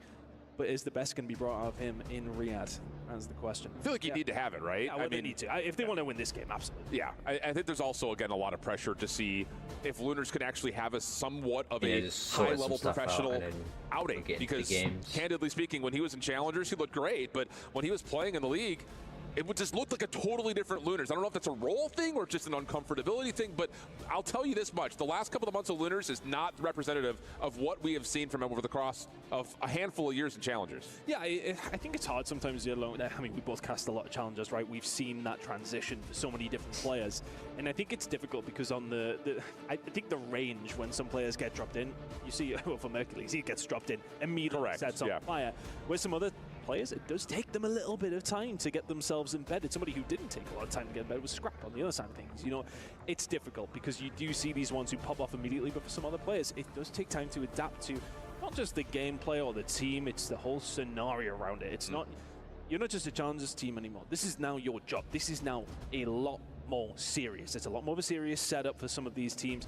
Are you able to adapt to that quickly? Some of them do struggle to do so. Yeah, and I think, you know, again, looking at Johnny as another example of that, is, you know, you go back to that Vanguard year, he's having a great year in Challengers, and then he somehow, for some reason, decides to join that Paris Legion team that wasn't already out of the running for champs, and it's just like let me see if I can up my stock by competing against the pros, and again, that team was just in shambles, and finally a chance to come back in, and again, on a roster that has not been able to establish any sort of an identity. So it's tough to be a Challengers player that finds lots of success, and then an org says, hey, we need you to build our team in the middle of a year. it's tough to do that, but that's kind of what has rested on the shoulders of a Johnny and a Lunars this year. It kind of goes semi-off topic. Like you sometimes do see, though, if like get some the matches players started, man. particularly Come in on. the CDL, yes, they drop down in challenges, really struggle. Yeah. So it's a completely different environment. Like, you know, you go from this setup, some players will thrive in that. Some players don't necessarily thrive in the challenger side of things. It's hard to try to ascertain, like, okay, is he definitely going to be that guy in this scenario as opposed to this one? Sometimes that doesn't play out. Right. Sometimes it does take time. It's one of those things, man. Again, the ecosystem around how you become a professional player is so dense. And there's also a level, again, where, like, the story that Mercules is putting together is a very unique one. The only other ways that you could talk about it would be like when Hixie gets picked up in Toronto, they win their next event. You could say maybe similar things for like a Dan Ghosty gets picked up and starts to find immediate success when he was, you know, filling into a spot essentially for a lot of regards in terms of how you talk about that rise, but now finds himself as kind of a stapled leader of what is supposed to be the super team in the mix of high-level professional Call of Duty. It just comes down to finding a way to get those championships that they were built to find. And again, you found a couple this year, but to end the year the way that they did has a lot of salt lingering, I think, in the taste buds. 100%. 100%. I think another one to kind of mention in that, you know, you just talked about Hixie there in the sense of, you know, he's running the event and then he still got dropped to it. To then hear him saying, okay, I want to become more of a Slayer because, okay, I think people's minds are it's a lot about recency bias. And I think they're just sorting them. And I think for players like make sure the settings are right, everything's sorted, PCs are good. Comfortable in, and you then have to go and really perform. You can't just do average as a player coming up from challengers in a certain way. You have to go out there and perform big time to get those eyes firmly on you for a bit. Yeah. You know, if you're just going to go and drop, what, 0.9, 0.8, okay, well, we go for somebody who's got that experience instead. And I think that's an interesting call, just to, you know, speak about Hixie's idea of becoming more of a Slayer rather than an objective-style player.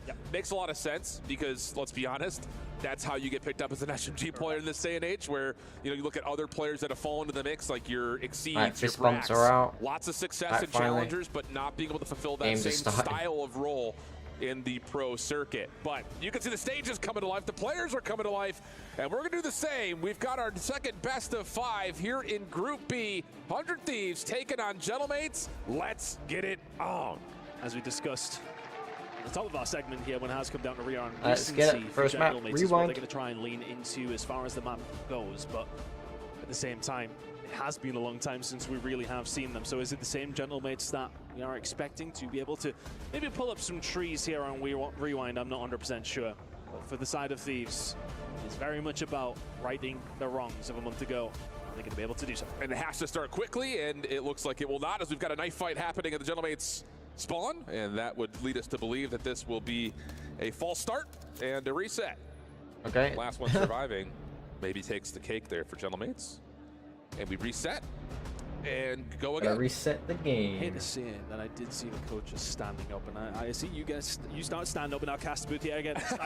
I'm getting pumped, baby. I'm getting pumped. We need a challenge. Good talk before, though. I love chatting about challenges and that whole, like, transferring their way up. And I think we're well positioned to maybe have that conversation. Yeah, we've seen 1 or 2 players, I think, you and I. No, it's interesting because I think the other conversation points, again, like talking about a Johnny and talking about a Lunars in particular for Gentlemates, we sold the stories of these are the next guys up. And to be fair, I think the calls were correct. It just comes down to putting yourself in a position to have an impact at the pro level. It's a different ball game when you're talking about a scrap that gets pulled into a very successful Toronto Ultra team, finds extra success with actually some familiarity with the teammates that he was playing with, whereas you're looking at a player like a Lunars where, again, you get the call and they say, hey, can you come save our team because we suck? Like, that's legitimately probably, in some paraphrasing, what the conversation sounded like. It's a very different scenario to go into, isn't it? It's incredibly difficult. And as a Challengers player coming up, it's a case of sink or swim quickly. Yes. Very quickly. Or the problem for them is there is a wide variety of very experienced people who are there to take your slot. Come on, boys. Let me get the game started. To, you know, as mentioned, something that is just not necessarily going to change the team up from a raw performance side of things. If somebody can come in and kind of give you that and also everything else, then that is something that you unfortunately are going to be going up against consistently time and time again. Something we've been going up against is lobby resets. Yes. It's not today. A little different level of resiliency to being tested. Yes. Indeed, indeed. You know, the other side, and this again just kind of continues on the extension of the conversation of not just the Challengers players that are looking to mold and morph struggling rosters into something more formidable, but talk about just the dynamic of the player ecosystem of doing what Thieves did this year, where you're sitting there as, you know, the ownership box, and you're looking at the outlook of Optic coming off of a world championship last year, FaZe coming off of a championship pretty convincingly, and what they did at EWC last year, and you're sitting saying, what do we have to do to be up there with those guys? And you build this team. And to be fair, for half the year, it found what you wanted until it mattered most. So how important is this tournament for Thieves in terms of the legacy of what this team is supposed to be, which is to dominate at the pro level? Well, they haven't been far away throughout the rest of the year, but I think we've had this conversation. This conversation's been going on Reddit for quite some time. Correct. Champs. Yeah. Who has had the best year? Who is doing all of this? God rest Maven's notifications on Twitter at the same time as well. Oh my God, he's a braver man than I am. But yeah, it's a conversation that we will have throughout the rest of the week, as long as Thieves do continue to be. Correct.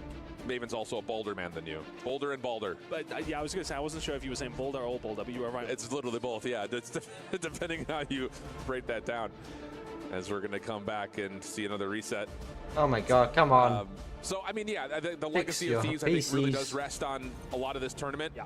I think if you were a betting man, you would say that the roster sticks regardless of what happens here into the next title, probably. Yeah. Unless there's some major mix-up, like if a FaZe breaks down and doesn't finish, you know, top 4 here at the event, maybe there's some conversation of that dynamic trio being separated. I mean, there's just a lot of that, because you're talking about the same thing with like CleanX at Insight, long-time duo. But if it doesn't work for Movistar Koi, do they have to break up again? Like, there's just a lot on the line, it feels like, for this offseason coming up. Yeah, it's going to be a big transitional period potentially, but I think it's the FaZe one, right? If that domino starts to fall, there's a lot that follow, and it's that excitement in a certain sense of like thinking about Simp as a potential free agent. Correct. All those guys who have that legacy they do have, especially of what they can bring to the table to other teams, and that is a question that, I mean, general managers are going to be asking to their coaches, right? Yeah, for real.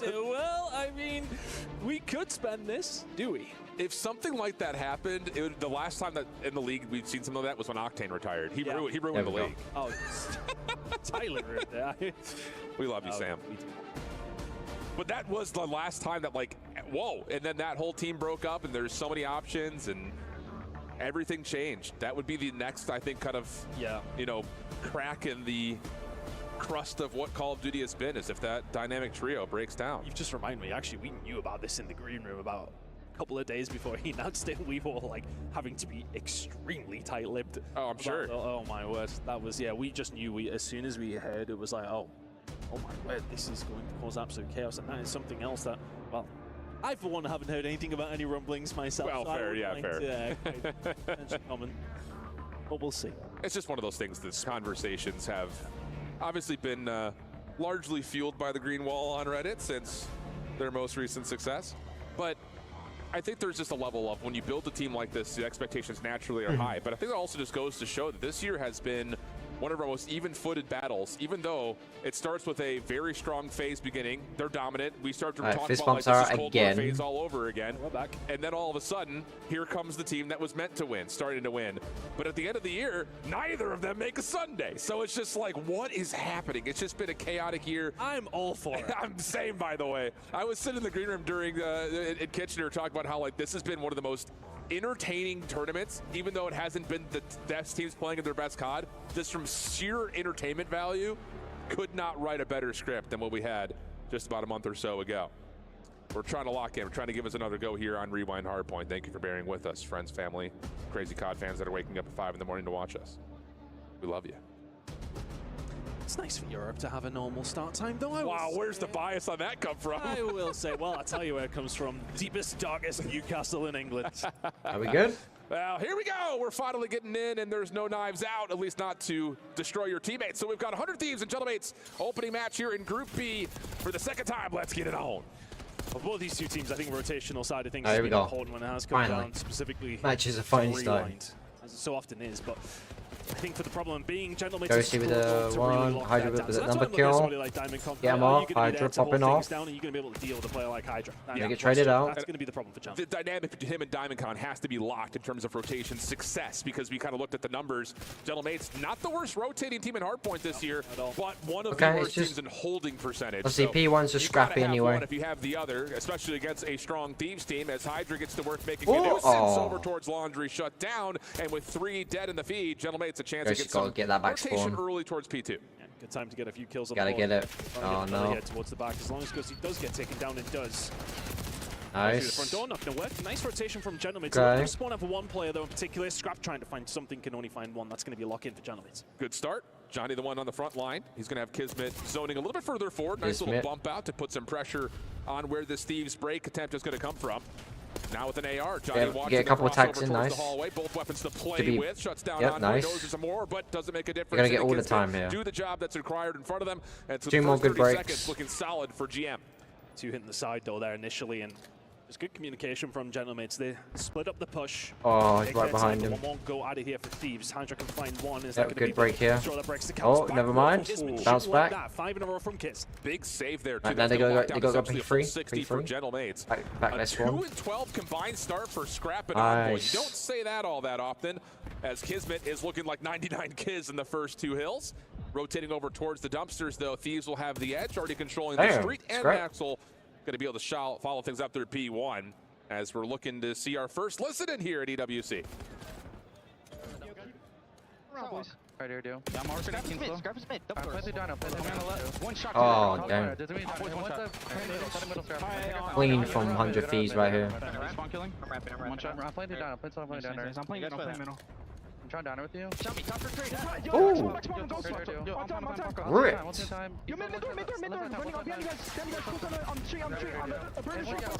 getting double audio on my own. Oh, my side tone. I can hear the casters as well. Looking for one. Back in quickly with GM, who find themselves a very rapid break here on P3, and now looking to stretch across the map with 15 seconds, and Looters is 8. Gentlemate's actually not that bad. Touch on before we went to listen in there is that Thieves probably won't be too upset with what happening. Oh, God timing. It's a hard one to break back time and time again, but them to then lose a little bit of time over towards P3 as well. Yeah. P4 has to be good here. Well, Thieves recover. Going to have an opener here at Beepers. Pressure for Gentlemates looking to come through mostly this top-sided street, which has Envoy in a little bit of a trickery spot, and actually he may not have gotten a full read, as now Ghosty has to kind of rotate behind this late. And the hit is starting to develop from both sides at the same time here for Gentlemates. Can they find the kills inside the hard point, though, with 40 seconds still remaining? Thieves doing a nice job of still locking things down with the pressure in the back door, about to break on in, just waiting for the reinforcements to come off spawn. Yeah, slow and methodical. Not much to be done against Scrap, though. It was a slow start, but he steps it up. 2 towards the backside, and that's the kind of play that is going to get shut down time and time again. This one's actually pretty good, chat. You see Thieves in difficult situations where they can come out like that on top, though. It changes the game very, very quickly. Lunas and Kismet can find a couple, though, that maybe change the fate of P4, but again, it's 2 big kills coming through. Thieves finding the moment when they need to, and it's a Scrap wins that one, but it's still spawning. As we're kind of taking a look at it here, looking at Gentlemates in terms of what they're looking at from an identity standpoint, Lunars is the one picking up a little bit more of that aggressive role. That is more of what we came to know from him in Challengers. DiamondCon taking a bit more of that slower anchor position. Just 4-10 having a slow start here on his debut on the EWC stage. As Thieves will open up our final hard point of the set. And their name Gonna make that the spawn at the back. Just around 20 One's behind their spawn. Talked about DiamondCon trying to do something. Luna's in a good Again, position. surround. This is a good Johnny. Hydra gets that. To get dealt with because, well, Hydra had to. Hydra try and get a pick. Gentlemates push in from the other side. A good opportunity for the 30 seconds that remain. It's done. Nice, gets the pick. Landing, no trophy system breaks in, right gets now traded out. Leaving Kismet essentially by himself inside the hard point. He does well to catch 2. Isn't it off the point? Johnny playing over towards the street, dives on into the generators. Help on the cross from Lunars if he needs it. Scrap the first one up, but Lunars able to knock down 3. And that's going to be enough for Gentlemates to retake the lead here late in the set. Close game between these two. After one set. Back to P1, here we go. Towards Gentlemates, and that hold at P2 sets them up for a lot of success throughout the rest of the rotation to the hills. And well, I mean, Johnny doing well on this side. I'm really impressed with Lunas as well. Found himself in a couple of really good positions, picking up the pieces there. towards the back end of that rotation, but Gentlemates find themselves with a 20-point lead. Indeed they do, but 100 Thieves coming off their next reset, trying to work their way back in, have the contest as we swap over to a Oh, Bravo. everyone's contesting everyone. Thieves.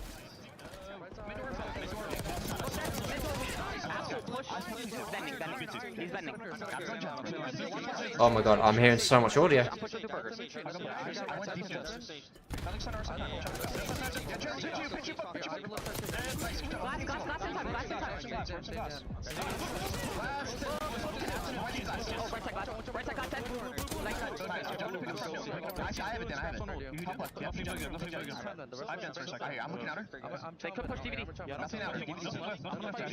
We're hearing both teams at the same time.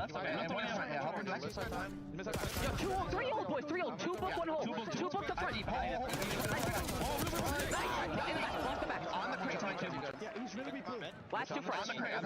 In blue. In blue.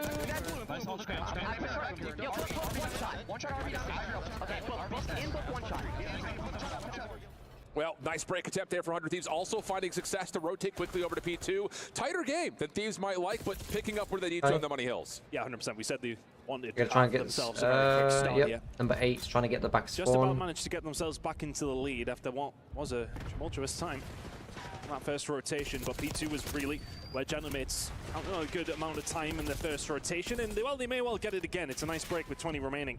Scrap surviving towards the backside. Nice. Teammates may well be too far away to help him. Now will be Scrap 50 seconds, so going over towards the Gentlemates side, and rotation will be there for Thieves, but last time around P3 was not good for them. They lost out there as well. Yep. Gentlemates, you will take that scrap time all day long. Absolutely, you will. Getting their lead to about 10 points, but again, a pivotal part of the map coming up here between the next two hard points.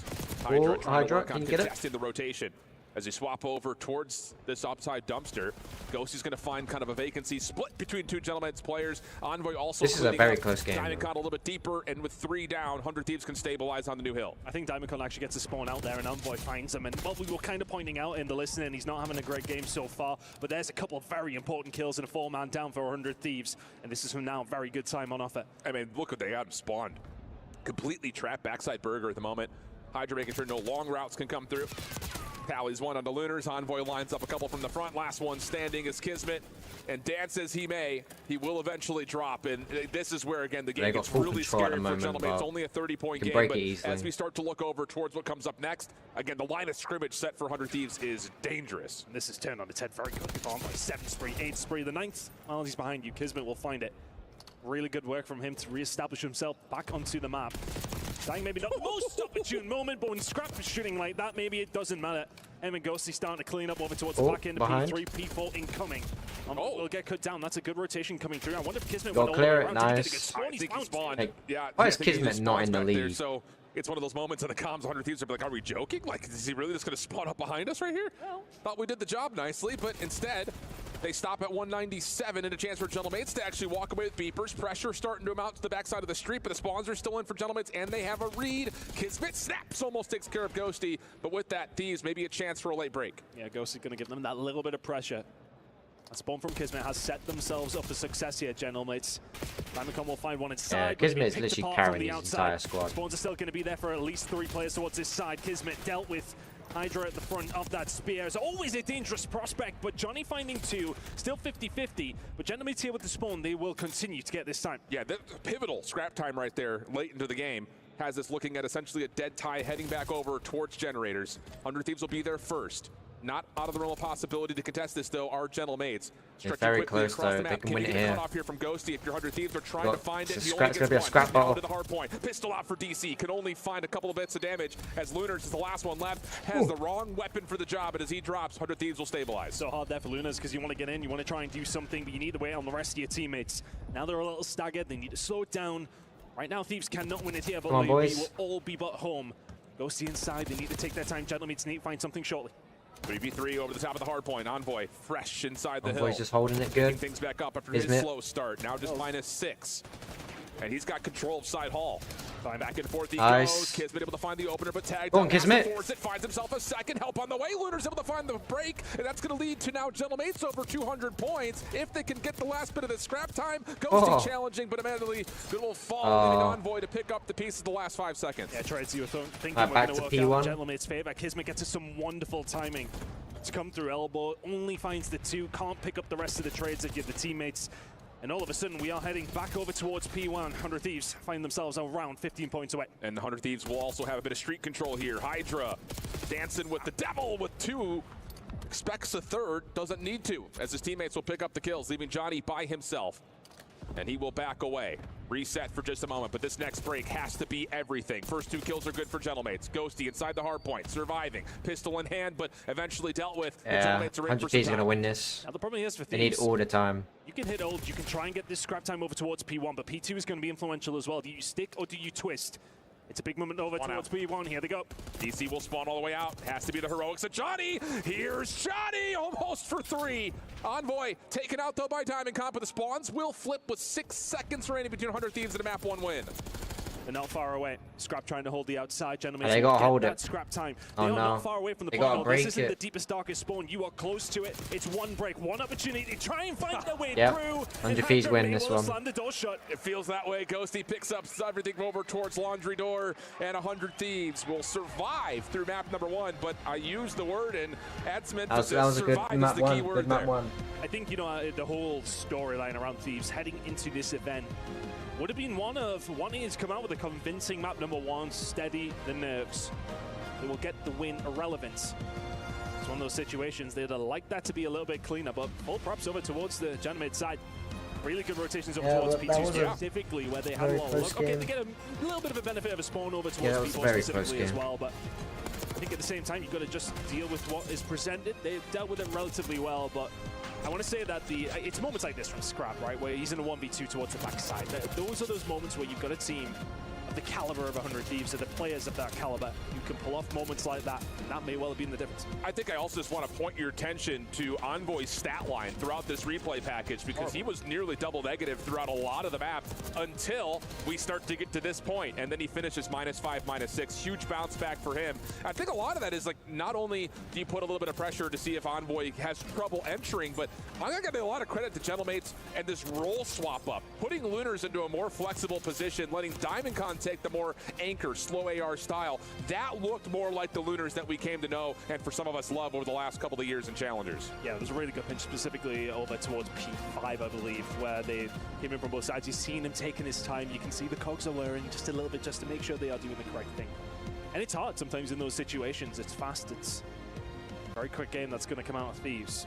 They adapted well, but not well enough. 1-0 now to one of the best teams in the game, looking to establish themselves at the end of the year here as the best team in the game. Yeah. And not too bad of a start. They would have liked to clean up, but the dub is the dub. I think the other part about this now, again, Allie was saying she wanted to see if Gentlemen sort of win this series, a 1-2-5. It feels a little, I mean, trepidatious to talk about them winning the 2-3-5, the full Nesla, because you're dealing with the best control team in the game in the form of 100 Thieves. So do you kind of look at this thinking that, as the probability would expect, you don't win map number 3 because you're one of the worst control teams playing one of the best? Do you see the world, though? And I know you're talking about it. Map 4, not a bad one for Gentlemen. Do they have to 2-4-5 this?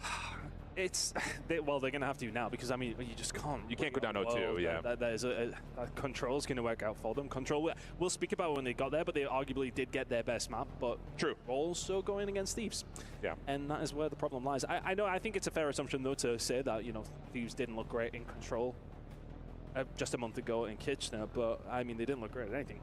That's fair. Yeah, that's fair. So it's a hard one to really call in Gentlemate's favor. But yeah, again, I think, you know, heading into this series, we can theorize ways in for Gentlemates, but the real cut and dry of it is their backs are immediately against the wall in this matchup. Correct. And looking at a dealership just in specific towards the Search and Destroy, this has been a map that, honestly, since it's been added, has not been a staple of the Gentlemates pool. Whereas on the other side, some pretty good success in terms of what Thieves have been able to do on the map, 5-3 overall since its introduction into the map pool. Not their most played, but at the same rate, it has been, I think, a pretty key success point for them against other major teams in the league while they were, you know, finishing up the competitive season. So I'm interested, I think, just to see what identity that Gentlemates are going to put together for this. This feels like a team with Diamond Con now in the mix that they can play with a little bit more speed, a little bit more tempo, and see if they can maybe hold Thieves back a touch, no matter what side of the bomb we're talking about, whether it's on defense or offense.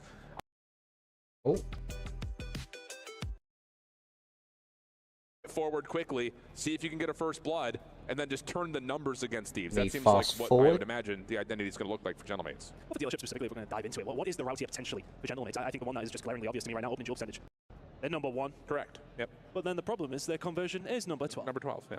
So, I mean, there's your glaring issue. Make sure your numbers count. Well, and that's the other part about it. And, you know, kind of when we were watching this team with Fellow, it's, yeah, they might get the first blood, but it's instantly getting traded. So you're really not playing a 4v3. You're playing 3v3s.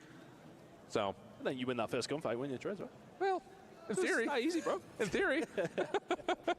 See what we get. It's going to be Gentlemates on the opening offense. Focus with nades towards mid. Stunned to counteract, but Lunar's first blood. A little bit of space. We all set and destroy. Now we reset, and we do get a 4v3. Thank you for making that story point come to life here, Gentlemates. It's open arrow over towards A, if only momentarily. Utility on its way through, and that will, well, very much alert 100 Thieves to exactly what's going on. Kismet just does not want to trade that. A good idea. Johnny will find another, though. Hydra gets traded. Fault Envoy can find one. Has been spotted. That's fair enough. Oh. Steep. Finding Kismet as the bomb is going down. Ghosty dies to the car. Yeah. Good follow. 2v1. Forcing the play forward through A. Will now link up with Johnny. And Envoy just gets caught by surprise. So, okay. Talk about the storylines. You say best team in opening duel percentage. We talk about the fact that they often just get out-traded back to a 3v3. This time they back off, keep their numbers, and successfully take the round. It's funny, like, you know, we talk about those stats and then the way that they immediately back up as soon as they find that first player. It's like, oh, we're going to get traded. It's not happening. No, I like that. It was a really nice round. Okay, like Kismet, I think it's not necessarily unfortunate it gets taken down by the grenade. That is going to happen. Here's round number 1, of course, but at the same time, well coordinated. They knew where Envoy was. Stick together. S&D Fundies right out of the gate there from Gentlemates. 1-0 up. That first blood counts. Let's see how Thieves are going to do on their first attack. 3-1 split. Early nade from Ghosty to make sure the defense can't get forward at A. And they're going to realize with no tags whatsoever, this is a wide open bomb site. Hydra going to get over towards the vent. Scrap should know that his pressure is one that needs to be well timed. And yeah, perfect in the corner. Finds first blood. Also, I think gets a read that Kizit's playing from behind. And this post plant is a deadly one for Gentlemates trying to break down. Nightmare fuel, to say the least. Kismet, though, has found a slip. Uh-oh. Known he's on the other side, but he hasn't been able to pick up the pieces, and he knows Scrap is there. The timing is not, though. Still a 2 versus 2. Kismet is just breaking things open on his own. How is this broken down? Working for the ace. Not able to get away from Scrap, who runs for a moment away from the bomb site, but comes back over to the fight, and Lunars meets him. And what a play from Kismet. Won't call it a full 1v3, but those were all individual gunfights. And he allows Gentlemates a chance to crack the post plant, breakdown. Never actually, I don't think, witnessed by Scrap. I thought for sure he saw him, but maybe not. I wonder if there is an error from Scrap of that. Well, Kismet's going to have to come and find me, right? And Kismet's went, well, yeah, but actually I don't. I'm just going to flank around behind. And then Ghosty thinks his flank is clear. That's a freebie. Envoy, freebie. No problem. And then to find Hydra there, that's the big one. Turns it into 1 versus 2. The dog is barking on the main stage right now after that round. Nice one. Yeah, Mayhem even said, hey, nice shot. Yeah, no. Shout out Coach Mayhem. Picked up onto the spot here a little bit last minute. He has had immaculate success over the last handful of years coaching up Challengers teams. Good start. Competitive first map, 2-0 up in the search. Stuns for 100 Thieves, mostly send over towards mid. Scrap going to take a peek, while Johnny will say, I've got some freedom to maybe play towards back 10. That stun doesn't get to where it's intended. And Johnny will fall. Kismet trying to trade with a nade off the corner. Does not bank fully. Now he's stuck in no man's land. It's always a dangerous position, because I think if you're the defensive team, you don't want them to have that control, but also you can be shot from 13 million different places. It's a precarious spot. Hydra found himself somewhere precarious for the side of Gentlemates as well. Well, back on down. Happy to give that side of the map up to this degree at least. Just happy to linger around because they've got the halfway mark, right? They're chilling. Yeah, they absolutely. don't need to make a move.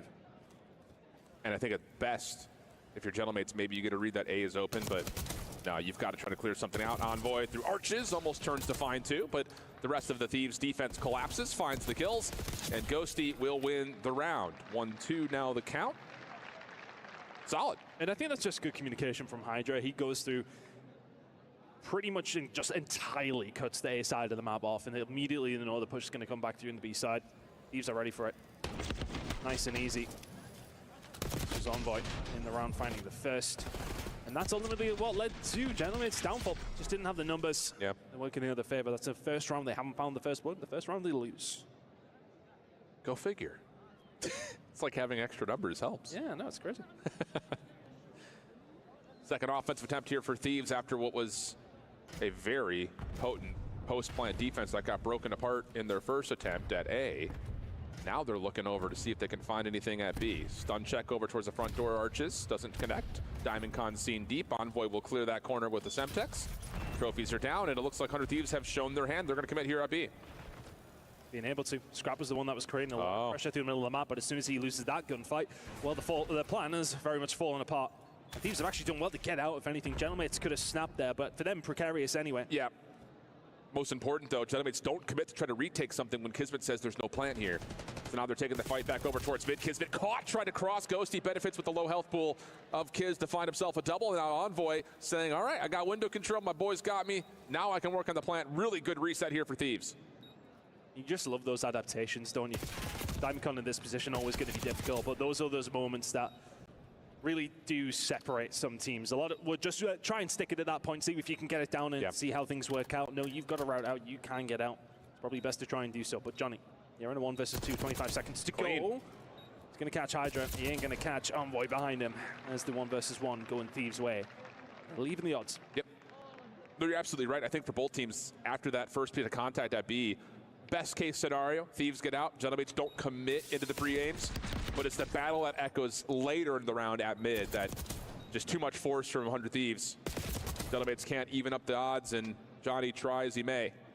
Does not expect that delayed little poke out from backside mid. An easy 1v1 for Envoy. So 2-2 the count here. Gentlemates back onto their offense. Some decent success so far in terms of what they've found offensively, considering they haven't had a bomb plant yet. See what they can do with this one.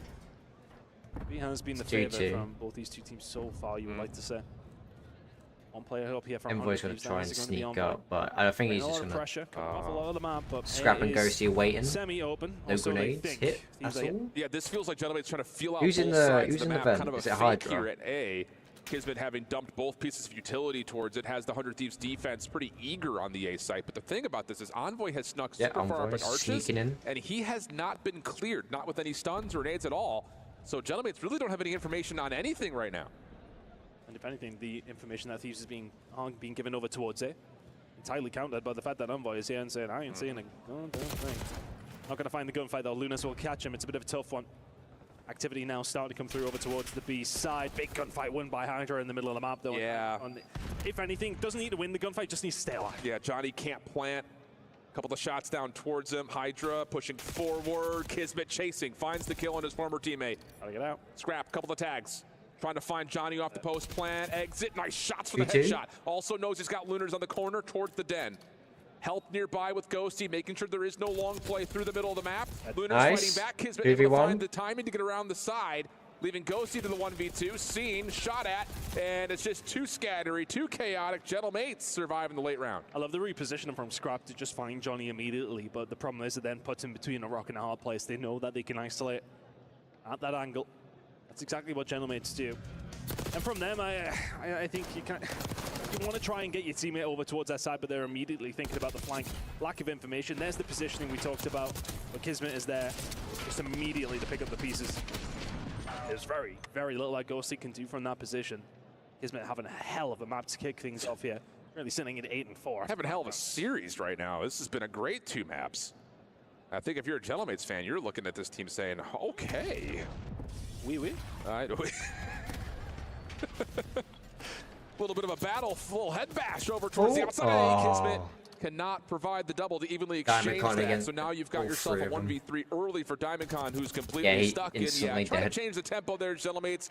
Flood that corner, that elbow with a bunch of nades. Try to take the battle inside the small room. Doesn't really work out for you. It's a tough one. You start to lose those first couple of gunfights. It's always going to be an issue from that. And that is the thing with Dealership. It is very much...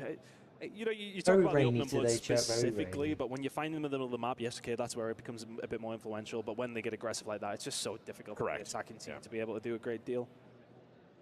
But still, Gentlemates very much in this. Very close search and destroy. As you mentioned, a very close map, number 1. We are back and forth here in the search. Yeah, and again, in terms of like when you pull a play like that, I actually love the timing of it from Gentlemates, trying to catch 100 Thieves off guard after this. You know, a little bit more of a chess game has been really the staple of the first 6 rounds. This ain't chess. This isn't. This is straight checkers. Kismet pushing forward, sees the trophy down, should have the idea that there's one player nearby, and the kill will be confirmed. Envoy can only find one before being traded out, and Scrap's position is known. Here comes the flood. Scrap trying to hang on. A little bit of damage tally, but just it's going to be back and forth. We might see around 11. It's 2 rounds in a row. Just slam the door on 100 Thieves. Yeah, lovely job. Yeah, very aggressive, and as soon as Kismet gets that little bit of time in towards the back, sees the trophy go down from Ghosty, it's lights out. Just putting that pressure on almost immediately. Nothing you can do. If you're Ghosty, Envoy can try, as he may, but the one is not good enough. Scrap just never going to be able to pull that off from that position. They know his position, and then from that, it's just lights out. I think the other side of that, again, like in terms of the play call for Gentlemates, echoing off of the last round prior where they're trying to defensively I think it'll go around 11. Extra steps at A. I think they've gotten a pretty solid read on what 100 Thieves have wanted to do so far and said, let's just try to knock them out with a huge haymaker.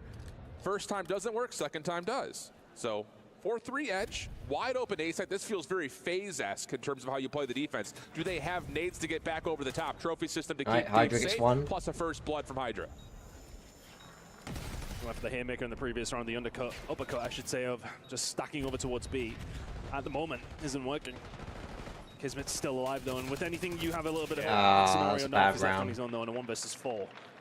Solid there by Thieves, and that's just a roll of the dice, right? It is. You know, we kind of talk about how FaZe play, and they like to do that in that scenario, but you need to make your utility count.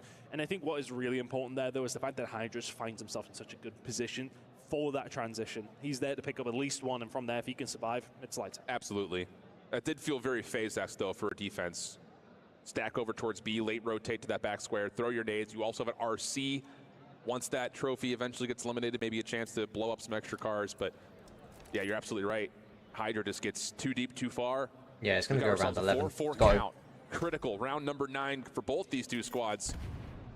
Here as never know, nades, because this 100 actually feels Thieves very could pull it familiar out. to round number 1 We really for want but this time they're Gentlemates to actually taking get the a battle in win. office. They do push off one defender, but for the most part, Thieves will respond to set themselves up nicely, and the follow-up nades are perfect as Scrap connects onto Johnny. For all the bit of the scoreline being 4-4, it feels like that middle of the map battle has been won most of the time by Thieves. Agreed. That's why Gentlemates are maybe trying to avoid it a little bit. Haven't been able to there, though. Haven't been able to really get their skates on over towards either side of the map either. It kind of feels like that round is a staple of we just hit you hard at A. We're assuming that your defense is going to move towards backside A. We'll get the advantage at mid, but shots isn't necessarily the case. Kismet continues to provide, though. 12 and 6. They're going rushing back to This is the spawn. information they're going to get off DiamondCon, though. The fact that he's been able to push all the way through. Seen, though. He has been seen, and the problem is they don't have mid-map control. Yeah, the pressure's just going to come through immediately. Too much. But they choose Diving off that in, information like, to really go for it. Rotate all the debagging way and back stuff like through. that. It's too much. E-bomb going down. A 2v3 situation. You are surrounded. Oh! Should be dead. Oh, and Hydra maybe there to pick up the second. Bad Oh, play that is from both of unfortunate. them. Lunas will fall. But that's tough because like you get your teammates saying, "I've just walked through B." What do you think's the play? Correct. It's a tough one. Do you stick it where you're at? Or the problem is you haven't cleared out mid-map. Yeah, and that is the issue. And I think more importantly, it is the fact that Scrap does catch information on DiamondCon before he can get around the back at A to find another freebie. But again, another moment you look at and say, because Thieves winning mid-map, they are finding all the success in terms of controlling where they're putting, you know, Gentlemates is the only windows of opportunity. They can control all that space, all that rotational pressure, and now it's down to, can Gentlemates find a way to take 2 in a row, steal away map number 2? Good start, but Thieves have really come into it now. Nice spree across the board for them at the right time. Kismet isolated. He was the main weapon so far. This time, though, Gentlemates are fully committed towards the middle of the map, and they may well be getting aggressive with it. Couple of attacks from Hydra. Stuns come through, and Hydra says not interested. And look at Scrap. Yep, he says, that's a lot of nades into my teammate. I can push forward. 1v1 with Lunars. Wins the first one. Traded immediately, though. And the fight afterwards through the garage door. Good. Oh. And DiamondCon will have the final shots needed to take care of Ghosty. Good help from Johnny. And yeah, the response from Gentlemates to not commit on the flank. Right. Rotate What back did I to say? garage Round door. 11. We're going round 11. Round 11. Scrap, because you see the open door and you think I can waltz straight through this and win the round and the S&D for us. Doesn't get greedy, but in that moment, you kind of just need a little bit of time to maybe go your way. As I said, you see that with Lunas, you're maybe not expecting the immediate child to come out from garage, and all of a sudden it does fall apart just a little bit. It's a tough one. Big gunfights, one through the middle of the map, ones that we didn't see, but irrelevant. We have forced our way to a round 11. And a big one for Gentlemates, as mentioned. As series does get towards, well, map number 4, I actually don't hate it for them, especially with what happened in map number 1. Sure, sure. Close game. You can take this search and destroy. All right, round 11. Well, they're on the offense, and we're not taking the bomb out, looking for some early aggression, whether that's by way of nades or opening battles. A couple of shots on both sides towards B. Nothing to come of it. And it'll be Diamondcon who was responsible for the bomb carry, as Kismet does get naded and stunned in the corner. Follow-up from Thieves not going to connect, so lots of utility already spent, and now it's just down to how do you crack into this A site. Oh, Hydra. Yeah, Hydra got information on that. He's been shooting. Hydra has a little bit of help now. Shots ringing out over towards this A side. A tense round to say the least. 50 seconds to go. And Hydra's got an AR, so he really cannot challenge too far forward from this position. Trophy system late added. This is going to feel very comfortable now for Hydra and company, knowing that any late nades are not going to do anything to deter your setup. And for Gentlemates, this might just have to be a raw, we have to just push in and hope we win our gunfights. Backed at the wrong time, though. That positioning, and well, did they know? The Gentlemates may well hit that with force. Let's just make sure we survive. They know exactly where they are. How's this going to work? Envoy looking at the vents. Don't hit it. Sniffs out one RC card to try to flush that out. Does it actually get in? A little bit of trouble finding its way into the vent. Diamondcon finds first blood. Oh, they got a kill. Finally, we see a car kill. The nades coming through do work out. Trades go evenly. 2v2. 30 seconds on the clock. Ghosty, Envoy working together. On the other side, Kismet, who's had a hot streak so far in this series, taking the proactive play, but can't finish the first kill. It's just down to Lunars. 1v2 situation. Has to check. Envoy on for the defuse. First shot's good, but he's defusing. Sticking his Envoy. He's defusing. Lunars isn't gonna check it. And Envoy secures the round 11 by holding onto the bomb. And Kismet has an all-time of a search and destroy, but when he needs to find the kill there in round 11, it doesn't get secured. If he finds a kill there on that flank, it's a wrap. Correct. There ain't no way that Thieves are able to pull that one off. I think he put bullets into both, did not finish his dinner. But it was so patient for both. Did he not see his feet though? Did he not see it? But Thieves sit patient, they back up, they give them that control, and they feel confident that they can pick up the pieces. Envoy was the one that turned around and dealt the damage. And then Lunars from the situation does what he needs to do. But Envoy is already halfway there. And that will be the game. For all they being close maps, the important thing is that Thieves will find themselves 2-0 up. Dude, I know for a fact, whether it's Envoy just knowing it or one of his teammates calming it, they're saying Lunars is weak and he is fresh. Just hold that thing. Lunars ain't challenging you. Now with the year he's had so far, and that gamble works out nicely. So the story is a 2-0, but I'll tell you what, 250, 224, 6-5. This has been way closer than expected. The problem is the ice at the end of the maps has not come through here for Gentlemates. Has not been that. They will need their fans very much behind them heading into a control up against Thieves. It's a difficult place to be. Crowd and ring out here starting to fill out the stage. It's a wonderful one. We were both here a couple of weeks ago. Yeah. Other games going on, of course. Bro, his fans are going backwards. The tournament, and it is a wonderful, wonderful place to be. The STC Arena. Everybody enjoying themselves right now, but Gentlemates maybe some of the only ones who won. I know it. Well, it's been a thrilling first we've only got one more map, but obviously if 100 Thieves win this, they will go through and face whoever wins their other qualifier match. Obviously if they want a nice, quick, easy 3-0. But obviously if Gentlemates do lose, they still have one more life. They will be set. They will be put in losers bracket. But if they lose one more time, their trophy, which is on the stage right now, will be crushed in front of them. So every team has 2 lives. You lose one, you got one more. If you lose that, you're out. $7 million are on the line. A lot of money to be played. A lot of matches to be played. That's spicy. The next match will be, I think that's Toronto or something, and then it's Falcons, and then we have FaZe versus Omen, and then yeah. And then we have Optic again versus obviously Cloud9. So quite a lot of matches to go through. So it's just the beginning. We're not even halfway. Right. Let's go check this. If you haven't yet, like the stream, guys. Like the stream.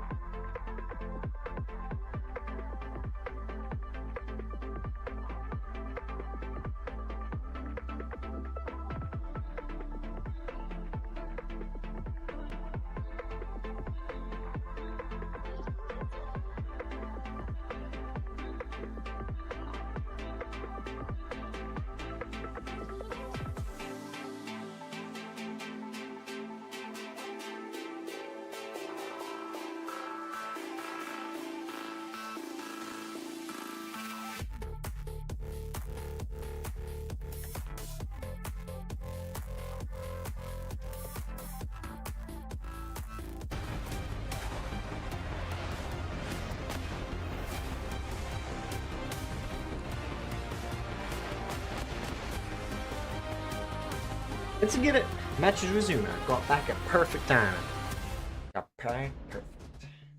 Welcome back, all you lovely lads and lasses, to the Esports World Cup featuring Black Ops 6, in fact. Goodness, words are difficult. I'm Shift. With me, I've got Ton, and so far, it is Thieves in control of the series. But I say that with some hesitation, because I'll tell you what, Shuttlemates are playing some of the best COD that we've seen out of the organization to this point in the year. I think it'll give them some positivity. Yeah, okay, they'll be 2-0 down and disappointed, no question. But I think it gives them some hope, at least heading into the rest of the tournament. Sure. Albeit that still could be a very, very short tournament with the way that the groups do work out. But hey, it's not been a bad performance whatsoever. They really have pushed them, albeit Thieves on your screen right now do look very relaxed. But well, that is because they are 2-0 up. They feasibly could have been 2-0 down. Correct. It could have happened. It didn't, and I think that is always the point. And I was like, I think it's always interesting to say, okay, they're close games, but ultimately the cream has risen to the top here in these first two maps. But I mean, you think, especially Search and Destroy, I think the hard point, you know, the Thieves did what they had to do towards the last stages, but that Search, Kiz will be kicking himself. Oh, without question. One there, it's game over. Yeah, and it is one of those things of like, it looked like just on the slow-mo of the replay, he thinks he has the kill is transferring, but the elevation dip from the stairs, he misses those last couple of shots. And considering how well of a map he was having. Bang, wow. 13, yeah, dude, it's tough. It's tough. And to make matters worse, woof, how about Hacienda for control for you? And again, the biggest story point here is you have your historically best control team of the year versus one of your bottom two control teams on the year. Things feel different for LAG, and the only other bit of like silver lining going into this control is that it is your best control map in Hacienda coming up, so maybe a world where you can try to sneak one out, but again, it does feel a little unlikely. Yeah, over the last 10 control maps, they've won one. That's not very good. No, it's not. I don't really know if I need to elaborate much more on that one. 100 Thieves, I need one more win. Of course, you look at Thieves. And their control, okay, yeah, it wasn't necessarily great at in Kitchener. But at the same time, neither was the rest of their game. So, well, true. Let's see how things are going to go down here on Hacienda. But it's a must-win for Gentlemates Thieves. We're going to secure this one nice and quick. Oh, nice little timing here. Hydra almost able to find two. Not exactly going to finish the second, though. And Gentlemen's on this offense will put a very early pause in the clock with this break off towards A. Envoy's found a route to get over towards the spawn. I believe DiamondCon may have seen him, though, in the process. And yeah, that has been the case. Gentlemates have to vacate A for now, but first tick of progress looking pretty likely, and even better, how about that? 3 down, leaving Scrap the last one left alive, as surely we find the trade and follow up with success on A. I was about to say the problem was for Gentlemates that they spot Envoy and they have to back off. It is really about that well side pressure for this defensive side. If they can go there, they can go anywhere, and that causes a lot of problems. But you win the gunfights after that, doesn't really matter. A couple of went the other way, though. Teams are going to establish a little bit more control here, but they have lost. They're taking a bit over towards it. They're whittling that down, though. That second tick was a fraction away, and now Kismet can get to work on trying to secure it. Last one left alive is Envoy. He's already over towards the B side of the map, so it looks like 100 Thieves will chalk up at least this second tick. Nades over the top, trying to land on in as Kismet is just dancing on the railings. Trades are decent, keeps the play alive. DiamondCon in some trouble.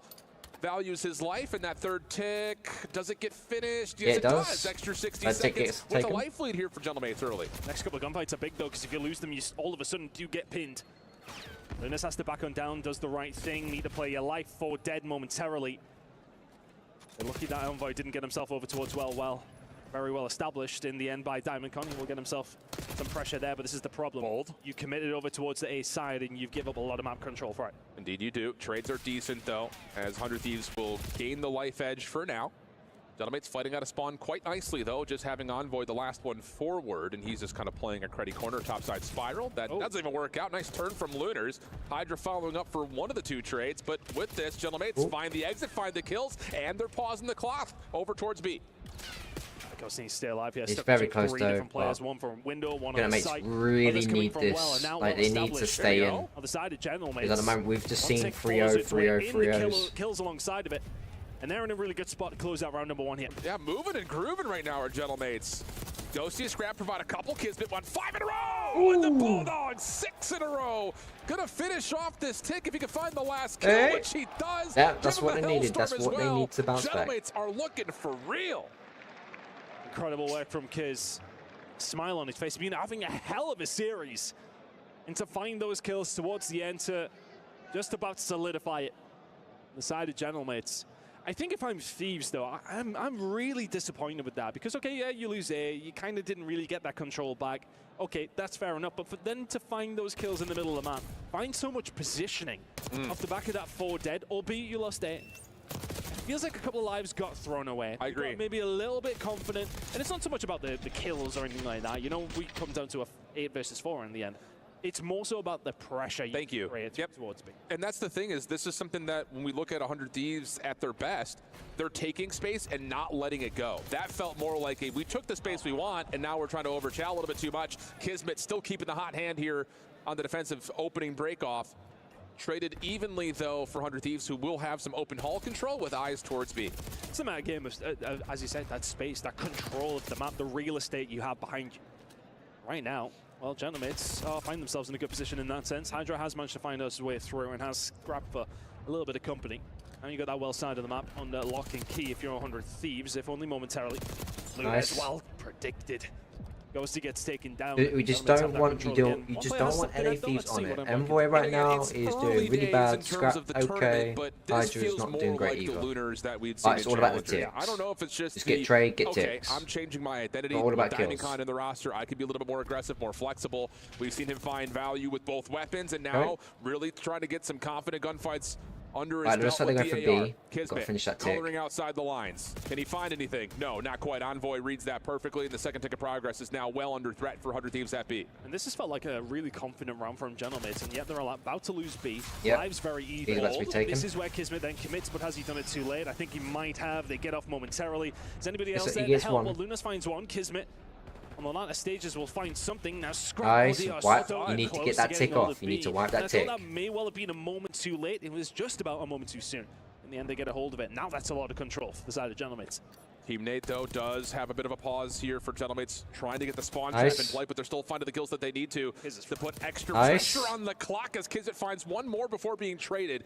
Get Scrap. Holy cow, 17 and 9. Lunar's on 5 in a row, again in his final form. Oh, and go how on. about it? Okay. It's about time we've seen this out of Lunars.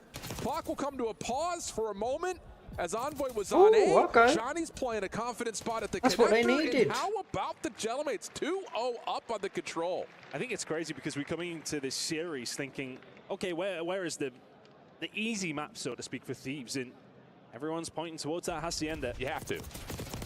And right now, it ain't looking like one team has one of the best control records in the game, and the other one has the worst. It's looking very much the opposite right now. Albeit, look, I think there's some clutch moments from Kiz. Have 100 Thieves maybe thrown away around number 1 with the positioning that they had. That's probably harsh, but they're having their moments, gentlemen, and making them count. That's what I'm trying to say. They're really doing a lot with the moments that they are presenting and making sure they make it count. 2-0 up now. Thieves not out of this one, but in a really tough spot. No, really are. And a different break-off this time for Gentlemates. Trophy system down at the archway as all 4 members flood their way in and through B. Kismet looking for some staircase control. Goodness gracious, he does not lose gunfights today. Johnny also following up, has his first take already done, but Hydra's double Kismet. has Thieves looking primed and ready to come back into contest, and they will be able to finally shut down Lunars to gain control of B. Awkward gunfight, but as you mentioned, that's the important thing for Thieves. Hydra in this little cubby hole. Control down the B side, you can rotate back to A if needs be. Getting Hydra in a position a little bit higher would be great, but Ghosty up top. Yep. They're very aggressive. Hydra gets taken down well side, so that's an open door for Gentlemates to stroll on through. Ghosty staying alive up top here. This is not a bad position for Thieves whatsoever. Gentlemates can take the attack. Damn. Kiz again. I know it.